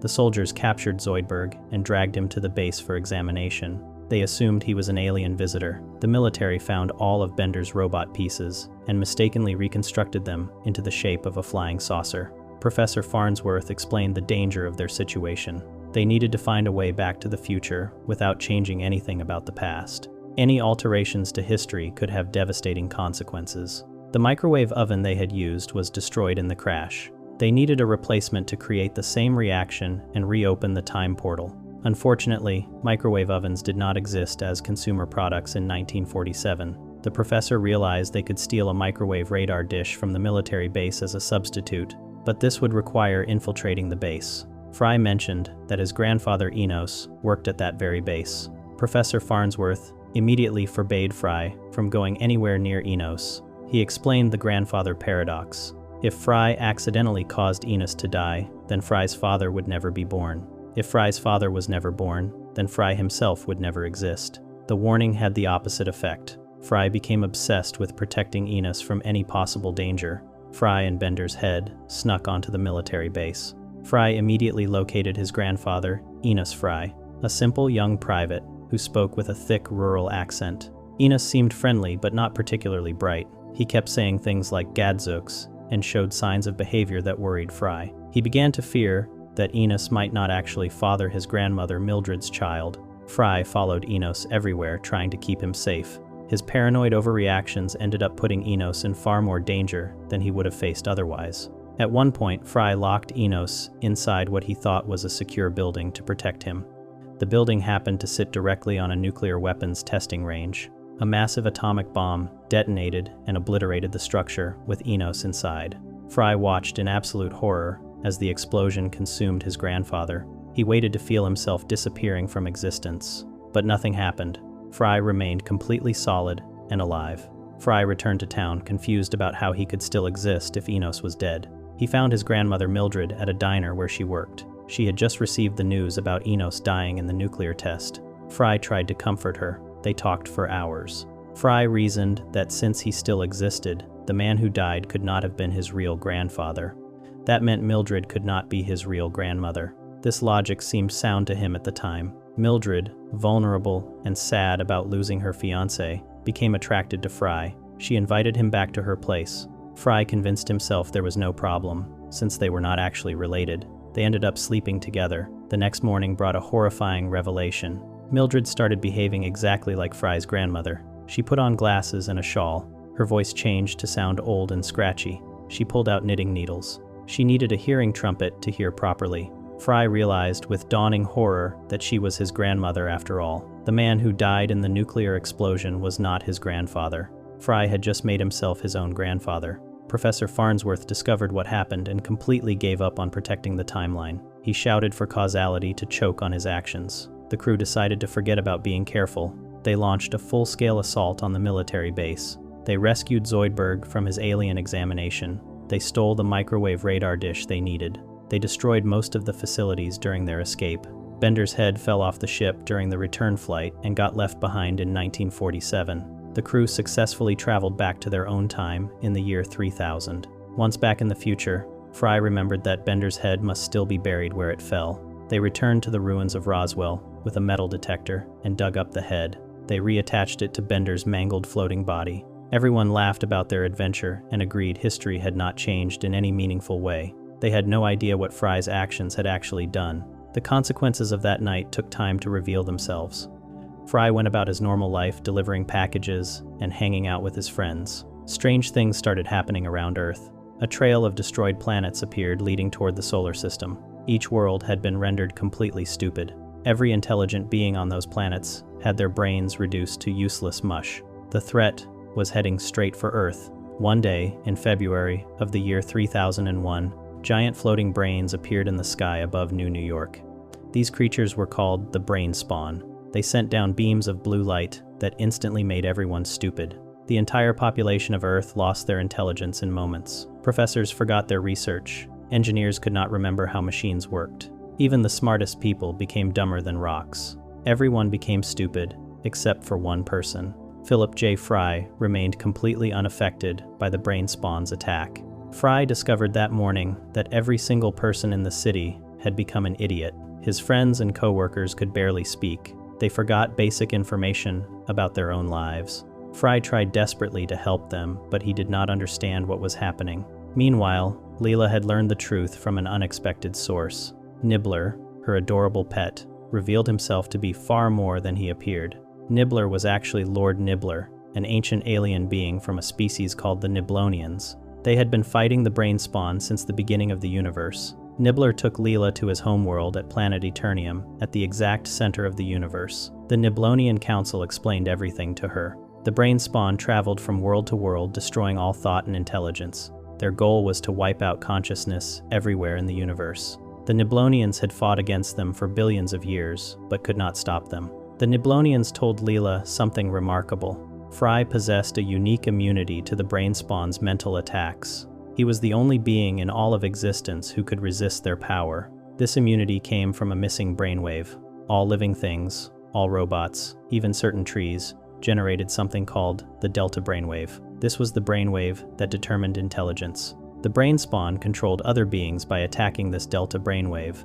Fry somehow lacked this brainwave entirely. His brain had cobbled together a working mind from a random collection of other brainwaves, like a prom dress made from carpet remnants, as Leela pointed out. Without the delta brainwave, the Brain Spawn could not affect him. The Niblonians sent Leela back to Earth with a message pinned to her clothing. She had to tell Fry to find the leader of the Brain Spawn and stop it. Leela landed on Earth and immediately became too stupid to remember the message. She retained just enough intelligence to tell Fry what he needed to do.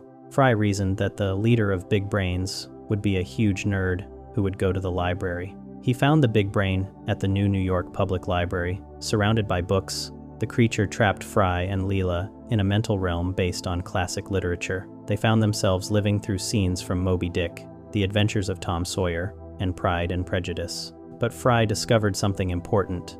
Thinking hurt the brains. They hated consciousness and intelligence. Fry eventually escaped the mental prison by writing his own terrible story, filled with plot holes and spelling errors. In his poorly written narrative, he was crushed by a bookcase. The Big Brain announced it was leaving Earth for no reason, which was Fry's misspelling of the word reason. The Brain Spawn departed, and everyone's intelligence returned to normal. Nobody except Fry remembered what happened. The Niblonians consumed all the Brain Spawn bodies left behind on Earth. Nibbler returned to his cover as Leela's pet, but this was not the end of the story. 2 years later, in the year 3004, Fry felt increasingly useless and depressed. Leela and Bender returned from a delivery mission that Fry had missed. They had performed even better than usual and earned medals while Fry was looking up curse words in the dictionary. Leela asked Fry to walk Nibbler that evening.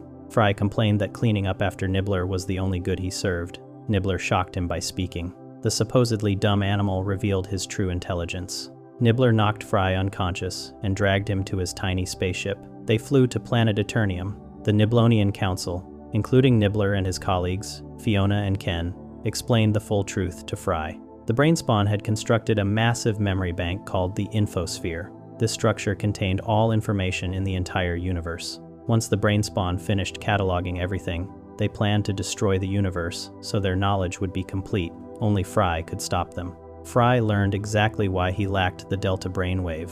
Ken, the Niblonian, explained that Fry had a genetic abnormality which resulted when he went back in time and became his own grandfather. The past nastification with his grandmother, as Fry put it.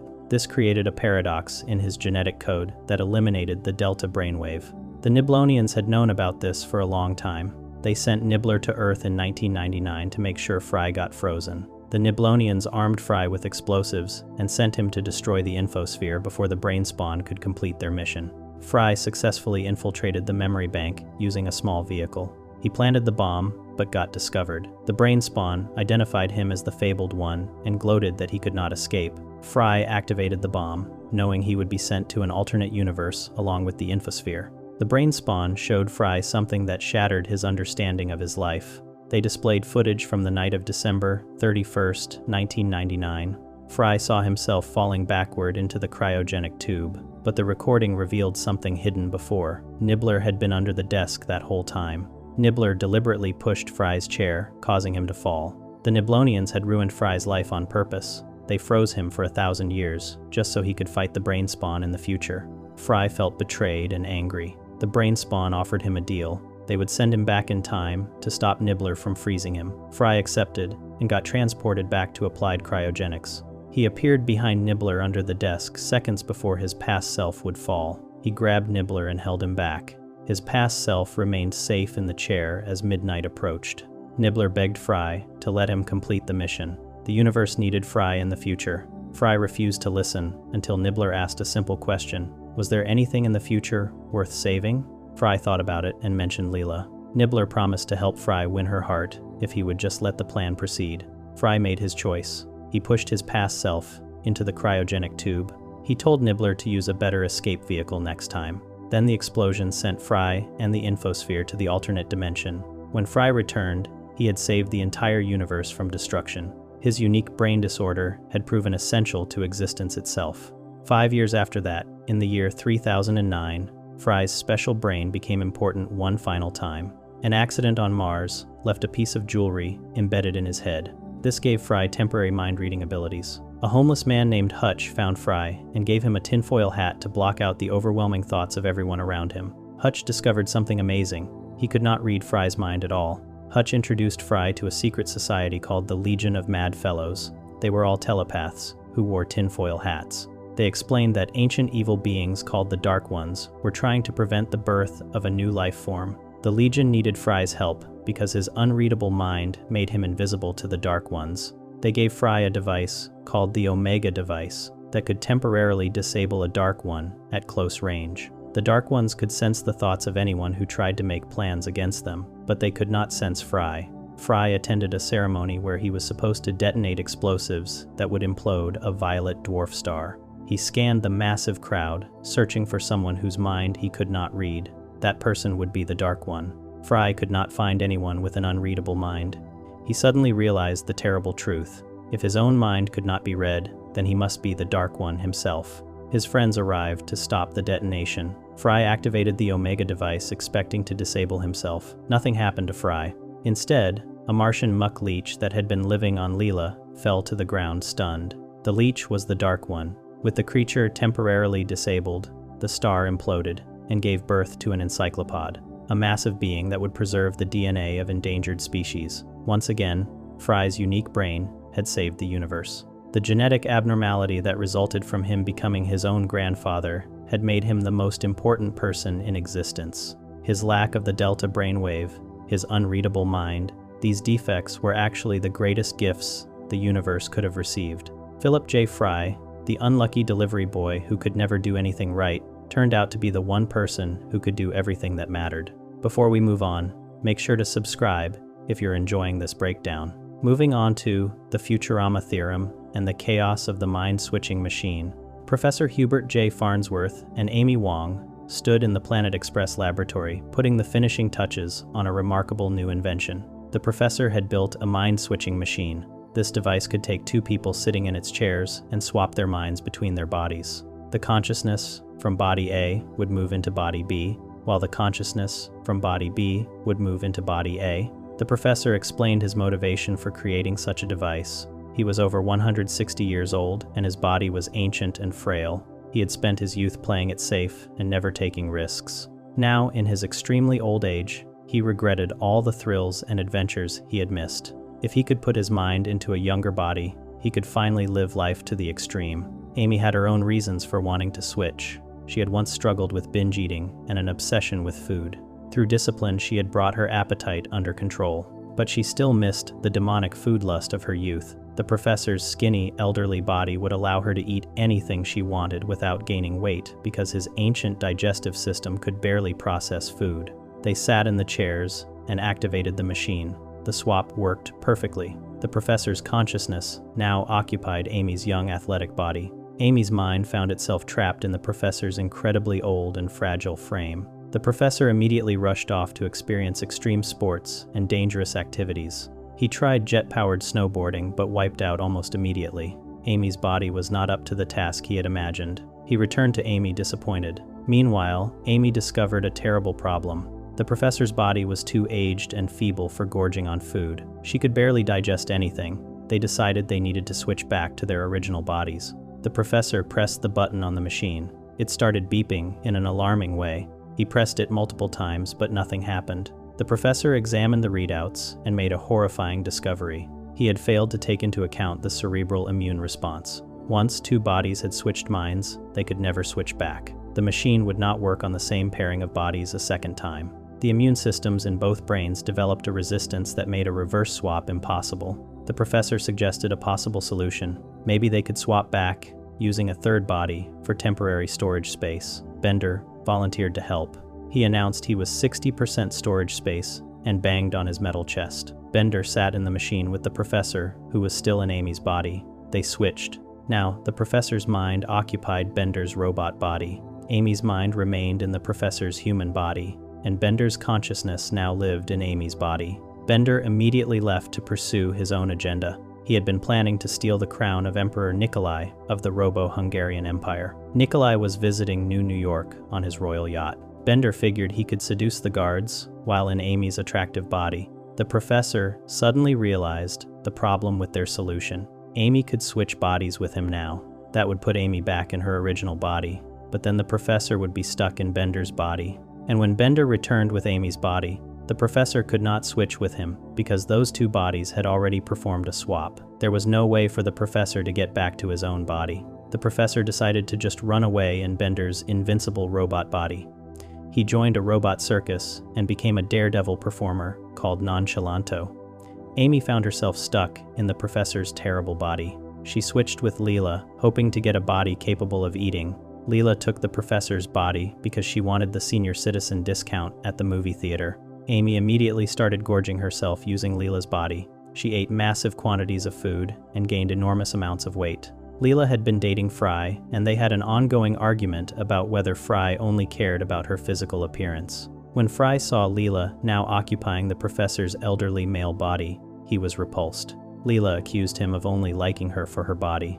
Fruy became angry at this accusation. To prove a point, he switched bodies with Dr. Zoidberg. Zoidberg was an alien lobster creature who most people found disgusting. Fruy challenged Leela to a romantic dinner to prove that physical appearance did not matter to their relationship. Both of them tried to hide their revulsion at the other's new body. Meanwhile, Bender's criminal plan moved forward. He was in Amy's body trying to seduce Basil, the Emperor's cousin and chief of the Royal Guard. When Basil showed no interest, Bender simply knocked him unconscious. Emperor Nikolai discovered Bender and realized he was actually a robot inhabiting a human body. The Playboy Emperor had grown tired of his life of luxury and endless royal obligations. He wanted to experience life as a common robot. Bender wanted to steal the crown, but the professor had run away with his robot body. Bender could not become Emperor Nikolai while in Amy's human body. Bender switched with Scruffy's robotic wash bucket. Then Bender, as the wash bucket switched with Emperor Nikolai.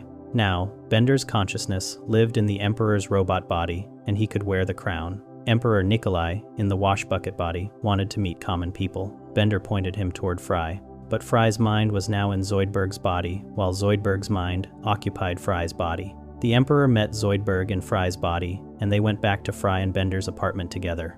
Hermes found Amy in Leela's body, eating entire sticks of butter. He was horrified at what she had done to herself. Hermes recommended they swap bodies right away. His body was already ruined from years of bureaucratic desk work. He could use Leela's body to finally lose weight through exercise. Amy took his body, thinking it would be better for eating than the professor's had been. At the circus, the professor met Big Bertha, a robot with a cannon in her stomach who shot other robots through the air. The professor's robot body was too big and heavy. Bertha was so old that shooting Bender's body would shatter her. The professor offered to switch bodies with her so she could have a younger robot body. Bertha proudly refused. Her body might be old, but it was hers. Every crack and dent was a memory of heavy things shot a long way. She would not abandon her body no matter how damaged it had become. Back on the royal yacht, Bender enjoyed the luxurious lifestyle. But when he tried to romance one of the Emperor's beautiful robot women, she pulled a gun on him.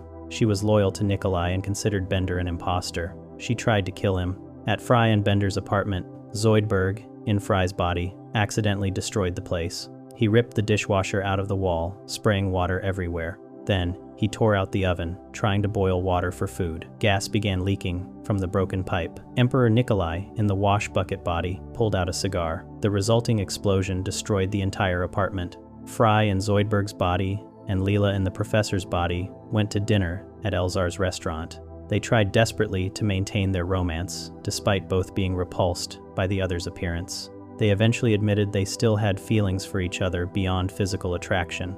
Later that night, they had their first confirmed sexual encounter while in their swapped bodies. Meanwhile, Hermes in Leela's body worked hard to lose the weight that Amy had gained. He ran and exercised constantly. Amy switched from Hermes's body to a globetrotter named Sweet Clyde Dixon. The situation had spiraled completely out of control. Multiple people had switched multiple times. Nobody could remember who was in which body anymore. Emperor Nikolai needed to give a speech at the United Nations. Bender, as the Emperor, had to perform this duty. The speech went terribly. A revolutionary named Basil challenged Bender to a duel. They fought with swords. Bender revealed he was not alone. He opened his chest compartment and 20 robot clowns emerged, all wielding swords. They killed Basil. The professor in Bender's body arrived at the United Nations. Everyone gathered together and realized they faced an impossible problem. Nobody could get back to their original body because so many swaps had occurred and no two bodies could switch with each other twice. Sweet Clyde Dixon, one of the Harlem Globetrotters, announced he had a solution. In the Futurama universe, the Globetrotters were genius mathematicians. Clyde explained that by introducing two new people who had never switched before, everyone could return to their original bodies. He and another Globetrotter named Bubblegum Tate would act as those two additional people. Clyde wrote out a mathematical proof on a blackboard. The theorem proved that regardless of how many mind switches had been made between any number of bodies, everyone could still be restored to their original bodies using only two extra people. These two people must not have had any mind switches prior. The proof was based on group theory, a branch of advanced mathematics that studies permutations and symmetry. Each mind swap represented a transposition in the symmetric group. The complicated jumble of switches could be decomposed into independent cycles. By introducing two fresh participants and deploying them in the correct sequence of switches, every cycle could be broken and resolved. The writer Ken Keeler, who held a PhD in applied mathematics from Harvard University, had created this proof specifically for the episode. It was the first known theorem to be created solely for entertainment purposes in a television show.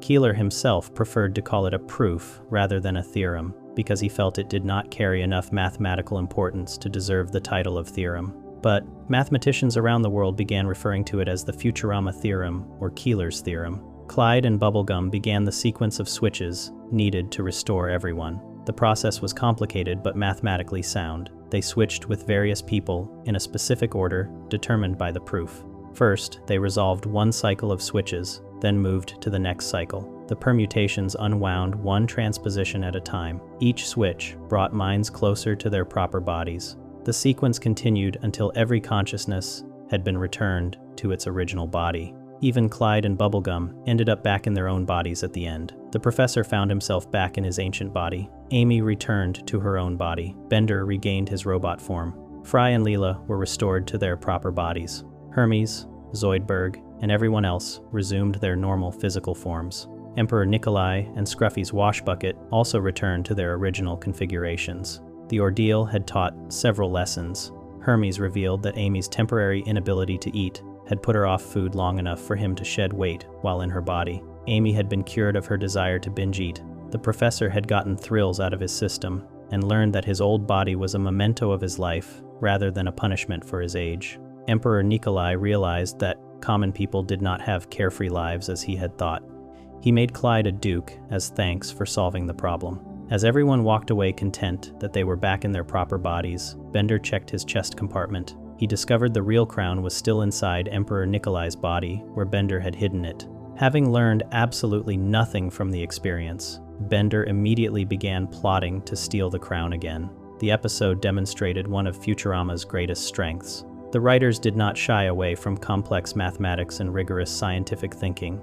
They created real solutions to fictional problems. The Futurama theorem became famous in mathematical circles as an elegant solution to a permutation problem. It illustrated how group theory could untangle even the most complicated arrangements. The episode won numerous awards, including a Writers Guild Award for Ken Keeler's script. Critics praised its mathematical complexity and tight plotting. Multiple plot threads wove together into a coherent whole. The body-swapping premise allowed for exploration of identity, relationships, and what makes a person who they are beyond their physical form.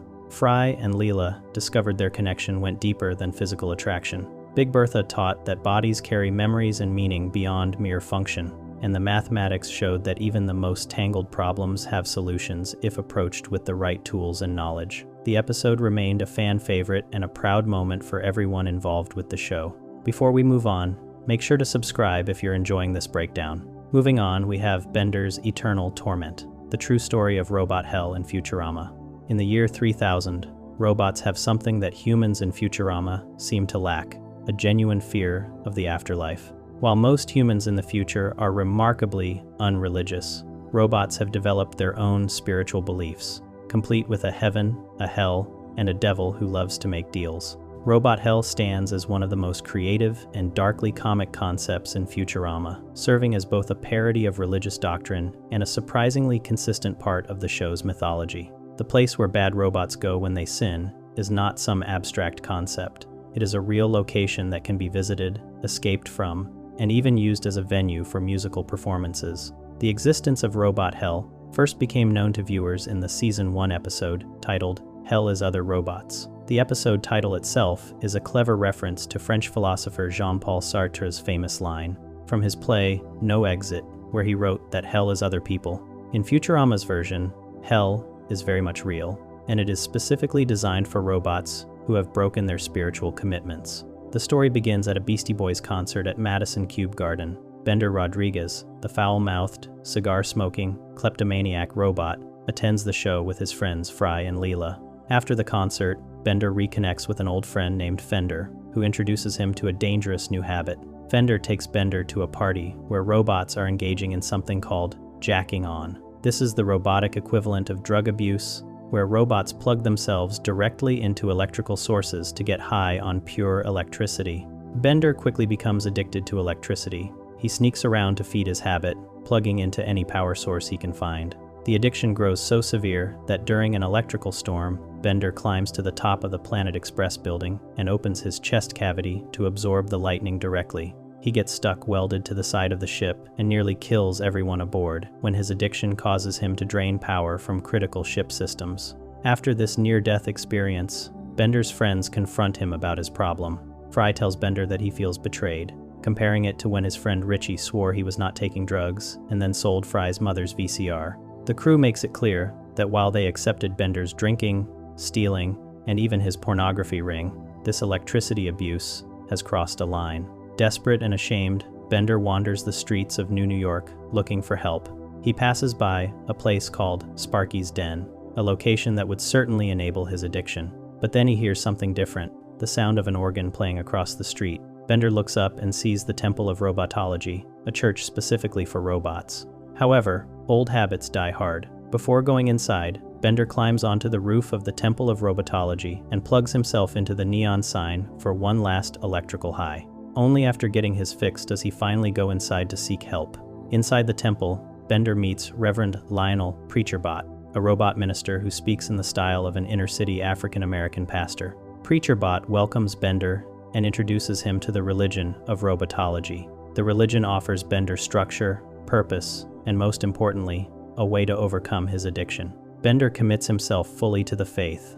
The baptism ceremony is distinctly robotic. Preacherbot asks Bender if he accepts the principles of robotology on pain of eternal damnation in robot hell. When Bender agrees, Preacherbot produces a keyboard from his waist with the instruction to press any key to continue. Bender presses a button and is lifted up and baptized in a barrel of high-viscosity baptismal oil. To seal his commitment, Preacherbot welds the symbol of robotology onto Bender's chest. The symbol is a resistor, which represents the need to resist the temptations of sin.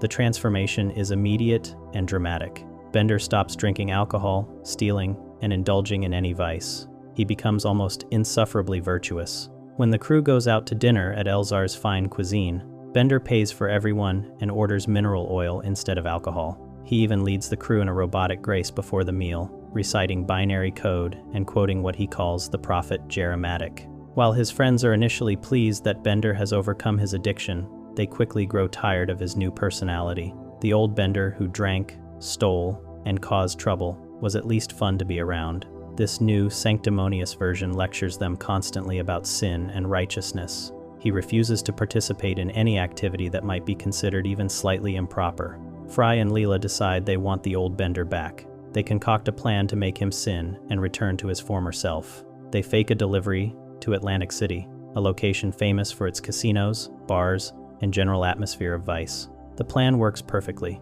They take Bender to Atlantic City and expose him to alcohol, prostitutes, and opportunities for theft. After trying to resist, Bender finally gives in to temptation. He rips the robotology symbol off his chest and throws it away, declaring that he is done with religion. The crew celebrates having their friend back, but they are unaware of the consequences. When Bender joined robotology, he agreed to a contract. The terms were clear. If he sins after joining the religion, he will be sent to robot hell for all eternity. The symbol he threw away begins to beep ominously, like a tracking device signaling his breach of contract.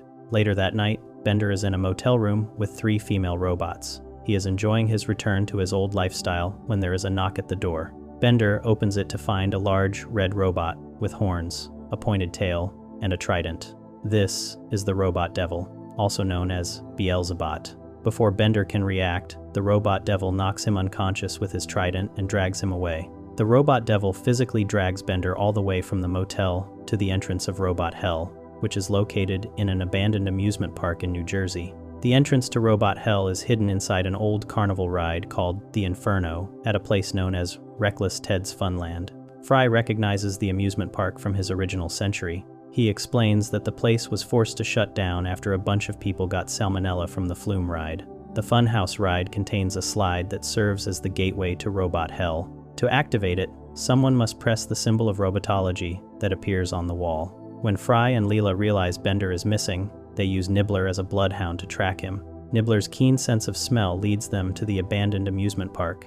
They find the Inferno ride and discover the entrance to Robot Hell. Inside Robot Hell, Bender is being given a grand tour by the robot devil himself. The tour takes the form of an elaborate musical number called Welcome to Robot Hell. The robot devil explains that he knows all of Bender's sins and has prepared agonizing and ironic punishments for each one. The song reveals that Robot Hell is structured like the levels in Dante's Inferno, with different circles dedicated to different types of sins. The first level addresses Bender's love of cigars. The robot devil sings about how cigars are evil and that Bender will not miss them. To simulate the smell of cigars, Bender is strapped to a roulette wheel with different cooking methods labeled on it: parboil, fricassee, sauté, pleasant massage, deep fry, and bake. The wheel spins and subjects Bender to various forms of cooking to recreate cigar smoke. The second level deals with gambling and cheating. The robot devil sings about how gambling is wrong, as is forging phony IOUs.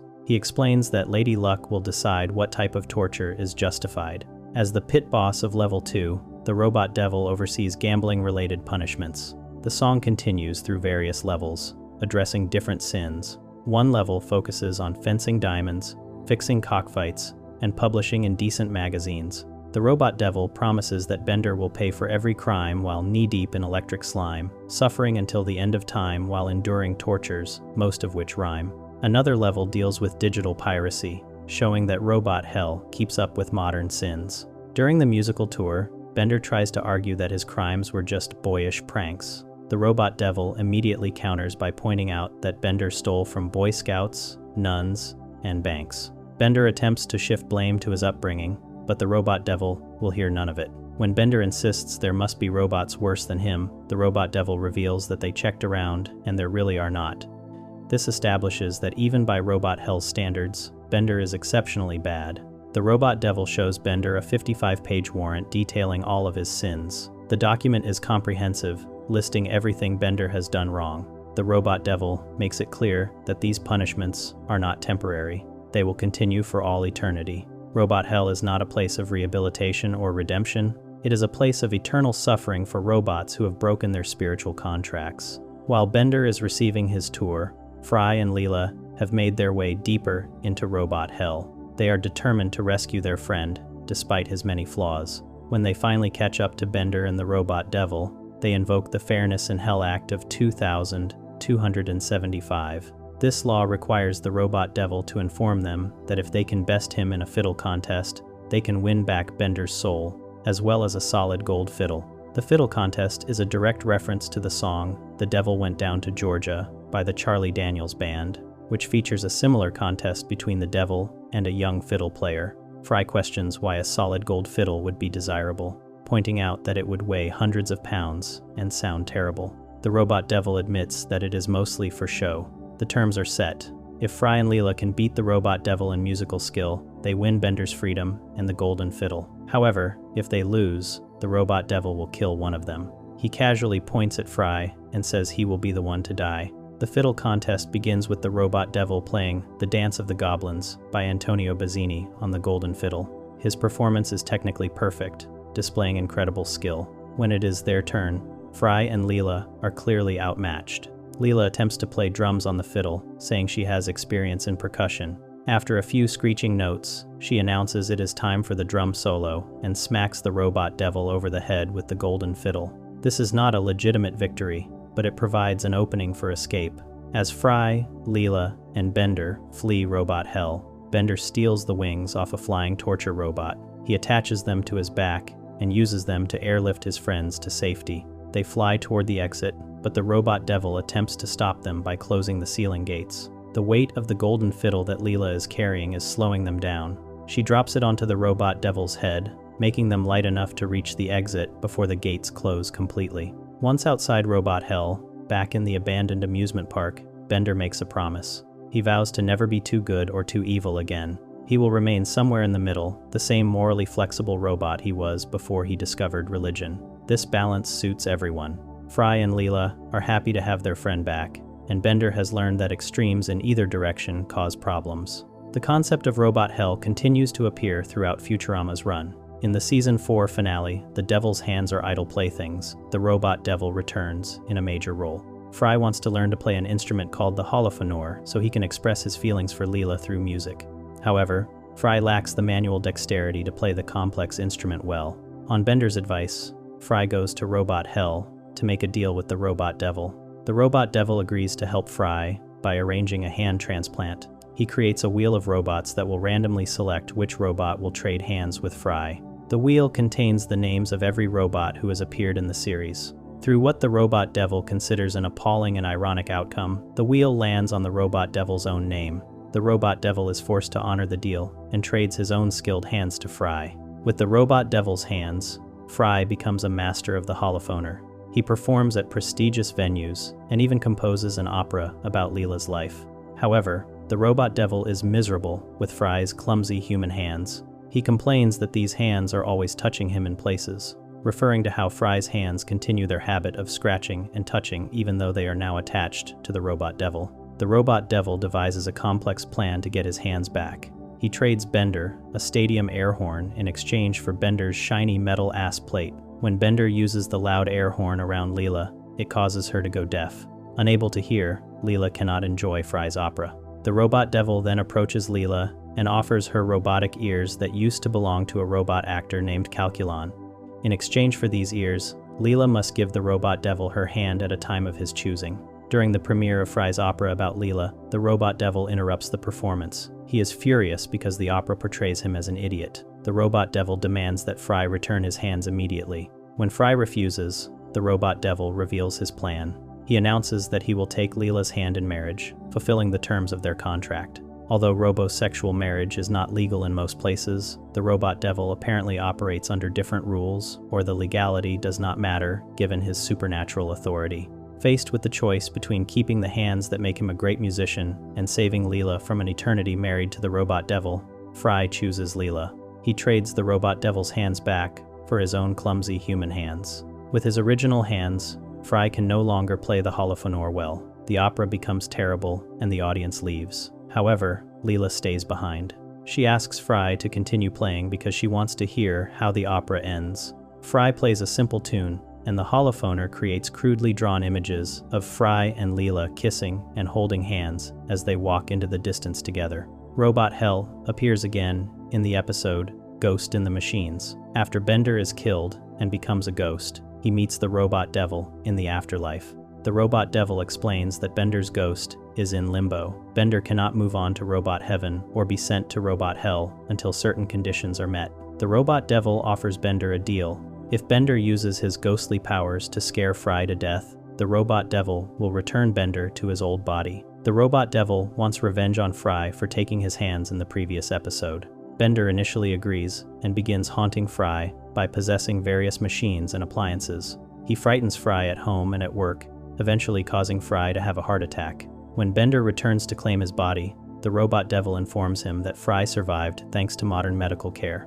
Bender tries one final time to scare Fry to death, but he cannot go through with it. Fry tearfully reveals that Bender's death taught him the true value of a robot's life. Touched by this sentiment, Bender refuses to kill his friend. When Bender tries to leave Robot Hell, the Robot Devil tells him it is too late. Since Bender failed to complete his task, he is damned to Robot Hell for all eternity. However, Bender takes matters into his own hands. He uses his ghostly abilities to possess and destroy the Robot Devil's body. Both Bender and the Robot Devil end up as ghosts, descending into Robot Hell. The Robot Devil quickly inhabits one of his spare backup bodies, something that reveals he has prepared for the possibility of being destroyed. He taunts Bender for giving up his one chance at returning to his body. But Bender does not end up in Robot Hell after all. His sacrifice in refusing to kill Fry counts as a good deed. Bender immediately ascends to Robot Heaven, having earned salvation through his act of friendship. Not satisfied with this heavenly reward, Bender irreverently possesses Robot God in an attempt to return to Earth. Robot God ejects Bender back to Earth, where he inhabits his former body, which has reassembled itself. The episode ends with Bender and Fry happily reconciled, though Fry accuses Bender of still haunting him. In Calculon 2, Robot Hell becomes the temporary home of the famous robot actor Calculon. After Calculon dies in an acting competition by drinking food coloring, his soul ends up in Robot Hell. This drives the Robot Devil crazy because Calculon constantly annoys him with badly performed Shakespeare-style monologues and discussions of his acting career. When Fry and Bender want to resurrect Calculon to bring him back to the soap opera All My Circuits, the Robot Devil practically gives them Calculon's soul just to be rid of him. Calculon later dies a second time and returns to Robot Hell, much to the Robot Devil's dismay. He is eventually resurrected again for a revival of All My Circuits, and the Robot Devil is quite pleased to eject him, stating there will be no takebacks. These appearances establish Robot Hell as a consistent element of Futurama's mythology. It is not just a one-off joke. The location has specific rules and operates according to spiritual laws that govern the robotic afterlife. The Fairness in Hell Act of 2275 provides certain rights to the damned, such as the opportunity to win freedom through a contest. The Robot Devil can make deals that are binding, though he often leaves out important details or tricks people into agreements they later regret. The Robot Devil himself is a fascinating character. He has supernatural abilities, including the power to summon fire at will, swap body parts without causing pain, and apparently travel freely between Robot Hell and the surface world. He is talented at playing musical instruments, particularly the fiddle. He owns a golden fiddle that is mostly for show, but represents his willingness to make theatrical demonstrations of his power. Despite being a devil figure, the Robot Devil exhibits traits that make him somewhat sympathetic. He is easily annoyed, particularly by robots who will not stop talking about themselves. He can be reasonable when it suits him, honoring contracts and following the laws that govern his domain. He even provides entertainment at events, such as when he loans himself and his robot demon band to perform at weddings. The physical appearance of the Robot Devil is distinctly demonic. He has a red body with horns, a pointed tail, and cloven hooves, represented by two-toed feet. His fingers are normally pointed and claw-like, though his backup bodies have rounded fingers instead. He carries a trident and can summon flames from his hands. He can also turn one hand into a smoking pipe and summon objects like pens from thin air. Interestingly, the Robot Devil is one of the few robots in Futurama with a movable jaw, which helps him deliver his theatrical speeches and songs. Robot Hell's location has some interesting continuity details. The first episode shows it hidden in an abandoned amusement park ride in Atlantic City, New Jersey. However, later episodes imply that Robot Hell is actually located underneath Earth, similar to how traditional Hell is believed to be below the surface. Both versions could be true if the amusement park ride serves as a portal to a deeper location. The tortures in Robot Hell are specifically designed to be ironic and agonizing for robots. They simulate experiences that robots find unpleasant while reflecting the nature of their sins. A robot who loved gambling must play endless games where the house always wins. A robot who pirated software faces digital torment. The punishments are creative, specific to each sinner, and eternal. What makes Robot Hell particularly effective as a concept is how it comments on religion and morality. The show uses Robot Hell to explore how religious belief affects behavior, both positively and negatively. Bender's conversion to robotology helps him overcome addiction, which is genuinely good for him. However, his extreme righteousness becomes insufferable to his friends. The show suggests that balance is important and that going to extremes in either direction causes problems.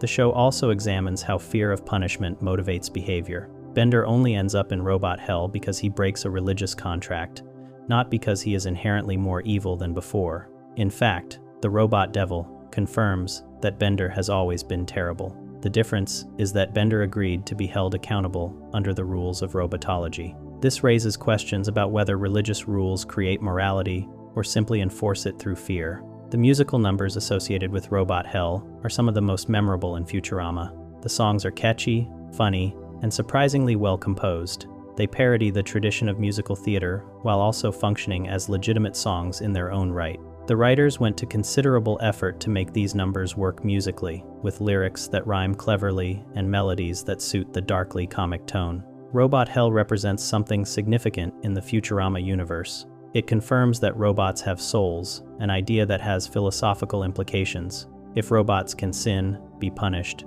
and potentially achieve salvation, then they are more than just machines. They are sentient beings with moral agency and spiritual significance. This elevates robots from being property or tools to being entities that deserve consideration and rights. The robot devil serves as an antagonist, but he is not purely evil. He operates according to rules, honors contracts, and even shows frustration with truly unpleasant individuals like Calculon. He is more of a lawful evil character than a chaotic one. He does not break agreements or act randomly. He schemes and manipulates, but always within the framework of deals and contracts that people enter voluntarily. Robot Hell works as both a comedic concept and a genuine element of the show's mythology. It provides opportunities for musical numbers, visual creativity in showing different tortures, and philosophical exploration of morality and consequences. It gives the robot devil a home base from which to operate and establishes that robots exist within a spiritual framework that includes judgment, damnation,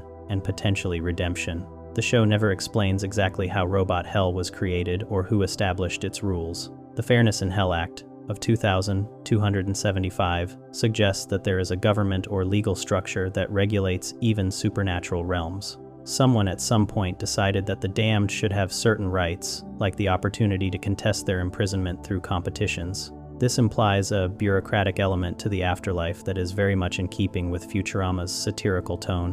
What remains consistent throughout all appearances of Robot Hell is that it is real, it is escapable but only under specific circumstances, and it represents genuine consequences for breaking spiritual contracts. Bender manages to escape through physical means with help from his friends. Calculon is resurrected through scientific means. Bender later ascends to robot heaven through a good deed. But for robots who have no one to rescue them and commit no acts of redemption, Robot Hell is forever. The eternal nature of the punishment is emphasized repeatedly. The robot devil tells Bender he will suffer until the end of time. When Calculon ends up in Robot Hell, he is there indefinitely until someone brings him back. Time has no meaning in Robot Hell. The tortures continue without end, perfectly calibrated to each sinner's specific crimes and nature. Robot Hell stands as one of Futurama's most fully realized concepts. It takes a familiar idea from human mythology and adapts it specifically for robots in ways that are both funny and thought-provoking. It provides recurring story possibilities, introduces a memorable antagonist in the robot devil, and adds depth to the show's exploration of what it means to be a robot in the year 3000 and beyond. Before we move on, make sure to subscribe if you're enjoying this breakdown. Moving on to the immortal Omicronians and their mass destruction of Earth.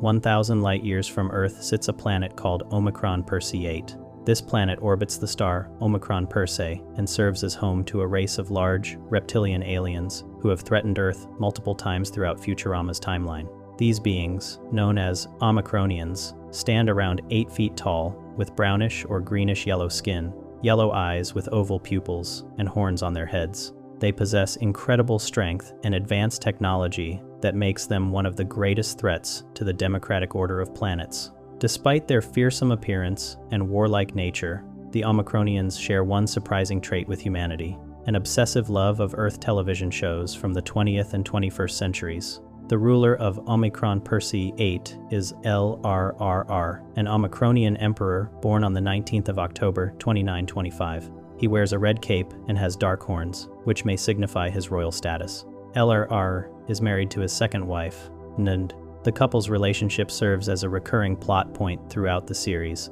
as they constantly argue and face marital problems that often lead to threats of invading Earth.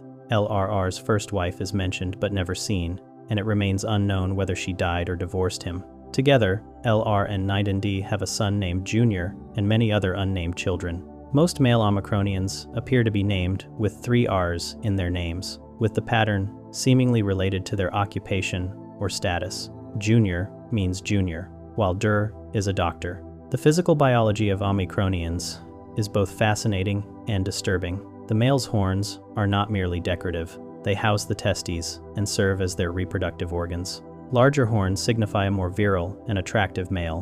When Omicronians mate, bystanders are advised to stay at least 500 meters away for safety reasons. The female's organs must move into position before intercourse can begin. The mating process appears to be violent and dangerous enough that it poses serious risks to anyone nearby. Omicronian reproduction follows an unusual life cycle. Adult Omicronians deposit their young, which are in a larval state, into large pits on nursery planets by the billions. In this immature form, the young resemble fried shrimp and are reportedly delicious. The parents watch over these nursery planets from a distance, using security cameras, but they do not appear to provide direct care to the young. As the larvae mature, they rapidly develop sentience and instinctively know how to speak once they reach a certain developmental stage. One disturbing aspect of Omicronian culture is that when the young grow up, they eat their mothers. This fact is mentioned casually by a young Omicronian named Jur during a conversation with Leela. The most peculiar aspect of Omicronian culture is their relationship with Earth television. Because Omicron Persei 8 is located exactly 1,000 light-years from Earth, electromagnetic waves from television broadcasts take 1,000 years to reach the planet. This means that in the year 3000, Omicronians are watching television shows that aired in the year 2000 on Earth. They watch these programs live, experiencing them just as Earth audiences did a millennium earlier. The Omicronians particularly enjoy programming from the Fox network and have developed deep attachments to various shows. They cannot distinguish between real people and fictional television characters, which has led to significant problems. The first major invasion of Earth by the Omicronians occurs in the year 3000 and is directly caused by Philip J. Fry's clumsiness 1,000 years earlier. In 1999, Fry makes a pizza delivery to the control booth of WNYW, the Fox flagship station in New York. While in the control booth, Fry spills beer on the console. Some sources suggest it may have been soda, but the damage is done either way. This accident interrupts the broadcast of a show called Single Female Lawyer, which is a spoof of the contemporary series Ally McBeal. As the technician panics about Fox being knocked off the air, Fry says something that will prove prophetic. Like anyone on Earth cares. The camera pulls back from the broadcast tower, traveling through space until it reaches Omicron Persei 8, 1,000 light-years away, and 1,000 years later. The Omicronians have been watching Single Female Lawyer and are deeply invested in the season finale. When the broadcast is interrupted during a climactic scene, they are furious at not knowing how the episode ends. Ellerer, incensed by this disruption, immediately launches an invasion fleet toward Earth. Back on Earth, in the year 3000, the Planet Express crew is enjoying a Labor Day trip to Monument Beach. This beach is where most of the world's monuments have stood since the 27th century, thanks to the activities of New York's supervillain governor, who had them moved there. As the crew relaxes, Omicronian ships begin their assault. They destroy the monuments, one after another, using what appear to be anti-monument lasers specifically designed for this purpose. LRR demands that Earth produce the one called McNeil. President McNeil, fearing for his own safety, assumes the aliens want him. He orders Zap Brannigan to lead an assault against the Omicronians. Zap enlists the Planet Express crew, along with thousands of other ships. He even turns on the robot's patriotism circuits, much to Bender's annoyance. The Earth fleet attempts to attack, but they only succeed in destroying the Hubble Space Telescope while suffering heavy casualties. The fleet stands absolutely no chance against the Omicronians' actual mothership. Their technology is far superior to anything Earth possesses. After the attack predictably ends in disaster, Earth's government surrenders President McNeil to the aliens. LRR announces that this is the wrong McNeil and vaporizes him with a disintegration beam. He then shows the world a photo of the McNeil they actually want. Fry recognizes her as Jenny McNeil, the fictional title character of Single Female Lawyer. The Omicronians cannot tell the difference between a real person and a television character. They demand the broadcast of the show's ending, threatening to destroy Earth if their demand is not met.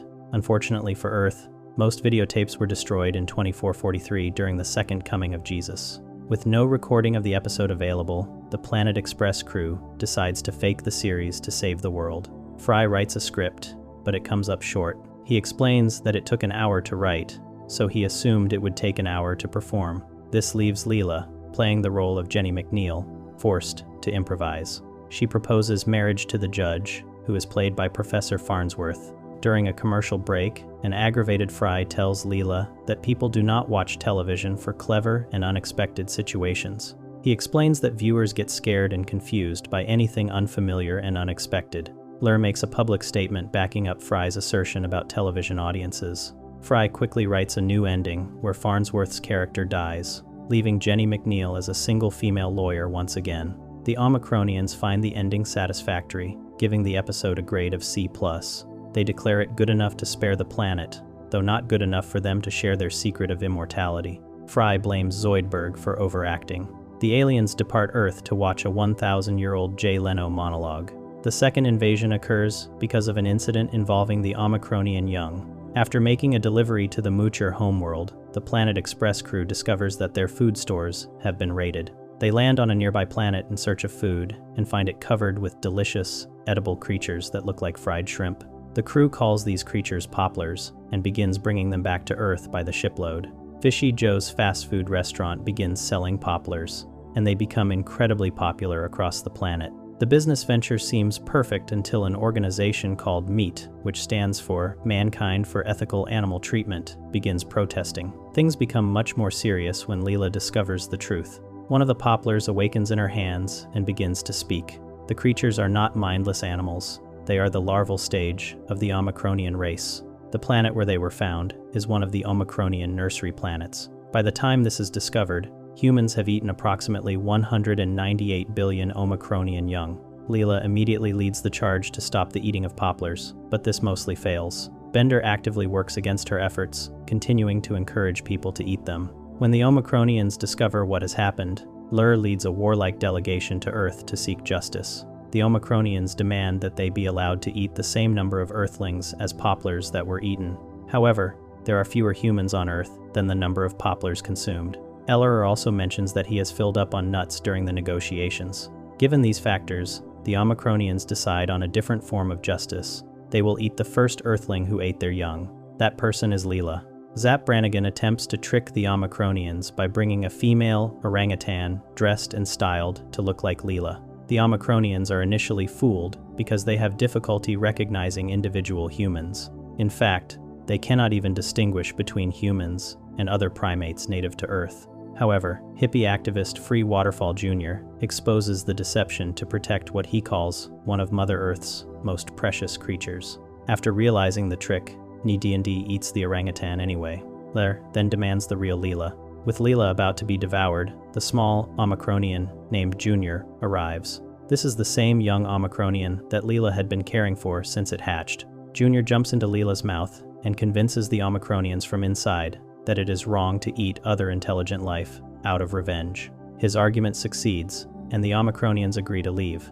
However, before departing, LRR devours Fruy Jr. The large amount of marijuana and other drugs in Waterfall's system immediately causes LRR to become visibly intoxicated. This demonstrates that Omicronians can experience the effects of drugs in the same way humans do. A third incident involves the episode Spanish Fry, though this is not technically a full invasion. While camping in Duraflame National Forest, Fry is abducted by alien poachers who steal his nose. He learns that human noses are regarded by many aliens as an aphrodisiac called human horn. The Planet Express crew tracks Fry's nose to the Galactic Bazaar, where they find a sleazy dealer who trades in human horn. Through intimidation and checking the dealer's blackmail video recordings, they learn that LRR purchased Fry's nose. The crew travels to Omicron Perseate to recover the nose before it is used. They discover that LRR bought the human horn because his marriage to Net and D is experiencing serious problems. Nyx quickly returns the nose when she learns about it, rejecting Luke's attempt to use an aphrodisiac to fix their relationship. However, Bender makes a critical mistake. He asks why aliens would use a human's nose as an aphrodisiac instead of using the human's genitals. Reveals that he thought the nose was the human reproductive organ. When Bender explains that the actual human sexual organ is located elsewhere, Eller immediately becomes interested in harvesting what he calls Fry's lower horn. Leela points out that LRRR and NIDND have deeper relationship problems that cannot be solved by any aphrodisiac, no matter how large. She suggests they try to rekindle the romance that brought them together in the first place. D&D reveals that Eller used to be tender and sensitive. He would write poetry and find injured creatures called tinkle bunnies in the woods, nursing them back to health. LRR protests that he was the one who injured the tinkle bunnies in the first place, but NIDND insists he stepped on them by accident and cried all night afterward. Fry makes a deal. If he can make Lern and D fall in love again, he gets to keep his lower horn. The Planet Express crew returns to Duraflame National Forest and arranges a romantic dinner under the stars for the Omicronian couple. They try everything to rekindle the romance. Leela even sings what she believes is the most beautiful love song ever written, which is, "I Will Always Love You." Unfortunately, the Omicronians misinterpret this as a sonic attack and find it painful to listen to. Just as Fry is about to lose his lower horn, Bigfoot makes an actual appearance. The enormous creature crashes into the clearing, and both Eller and D are immediately charmed by what they perceive as a cute behemoth. When Ranger Park attempts to tranquilize Bigfoot to cut off his feet as proof of his existence, Eller fiercely protects the creature.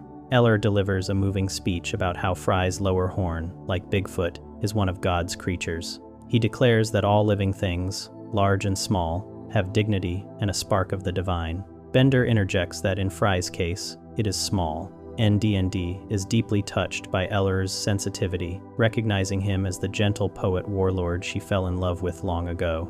The couple begins passionately kissing, and everyone is warned to get at least 500 meters away as the group runs for their lives. Fry's lower horn is saved. The third full invasion occurs years later and starts as a fake invasion that accidentally becomes real. On LRR's birthday, he lacks motivation to conquer other worlds. Night and D becomes fed up with his passivity and kicks him out of their home, reluctantly decides to invade Earth to try to impress his wife. However, he arrives during Comic-Con, a massive comic book and pop culture convention. The humans at the convention mistake him for someone in a costume participating in the costume contest.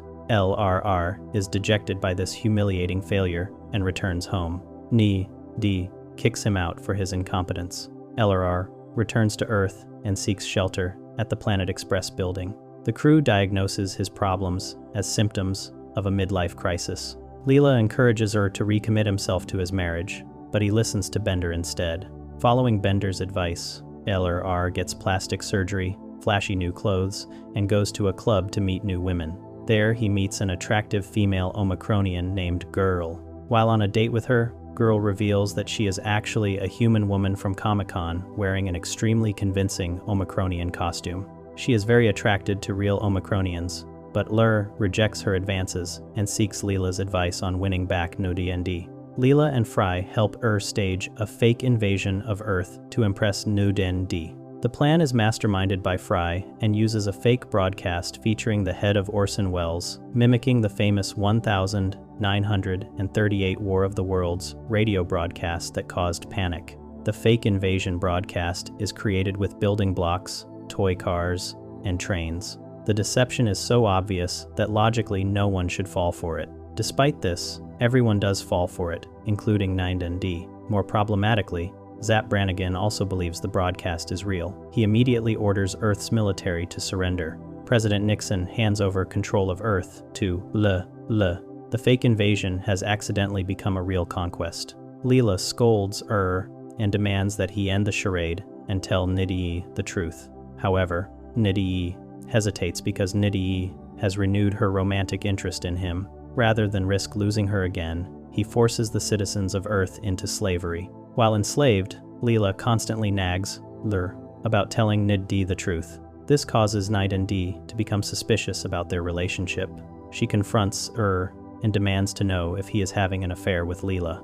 At this moment, reappears, announcing that she loves her and will fight for him. She brandishes what appears to be a disintegration ray. NDND quickly takes the weapon and shoots Girl, apparently killing her. NDND reveals that she is not upset about any potential romantic involvement between LR and Girl. What angers her is that LR allowed Leela to nag him. Nagging isn't his role, and right as LR's wife. To prove his love for Nida's, LR must shoot Leela with the disintegration ray. Though he values Leela as a friend, reluctantly agrees. As he fires the weapon, Fry leaps in front of Leela, sacrificing himself. Dund is deeply moved by LR's demonstration of love. The two reconcile and happily depart back to Omicron Persei 8. Leela is devastated by Fry's apparent death. However, as the Omicronians leave, Girl reappears, alive and well. She reveals that the weapon is not actually a disintegration ray. It is one of Professor Farnsworth's novelty teleportation guns that she purchased from an advertisement in the back of a comic book. The crew finds Fry alive and safe back at Planet Express headquarters. The fourth invasion takes place after and his son Jr. attack Earth. During this invasion, they kill the headless clone of Agnew, who serves as the vice president under Richard Nixon's head. Nixon is furious and imposes a strict embargo on Omicron Persei 8 inches retaliation. The embargo forbids all trade and communications between Omicron Persei 8 and other planets. This is highly distressing for because he considers Earth television to be in its golden age, while Omicronian television is terrible. The embargo creates a problem for Professor Farnsworth. He runs out of his herbal supplement that treats his arthritis, and the active ingredient only grows on Omicron Persei 8. The plant is called the sacred weed of Omicron, and its active ingredient is referred to as the Omicronic. Hermes becomes very enthusiastic about retrieving this herb and accompanies the crew on their illegal mission. While harvesting the herb on Omicron Persei 8, the crew discovers that Bender's electromagnetic field activates the plant's bioluminescence. The glowing plants make their work easier, but also more visible. While collecting herbs, Fry wanders away from the group and gets lost. When Omicronian soldiers arrive, the crew evacuates in fear of getting caught. They accidentally leave Fry stranded on the planet. Bender lies to Leela and claims that Fry is safely aboard the ship.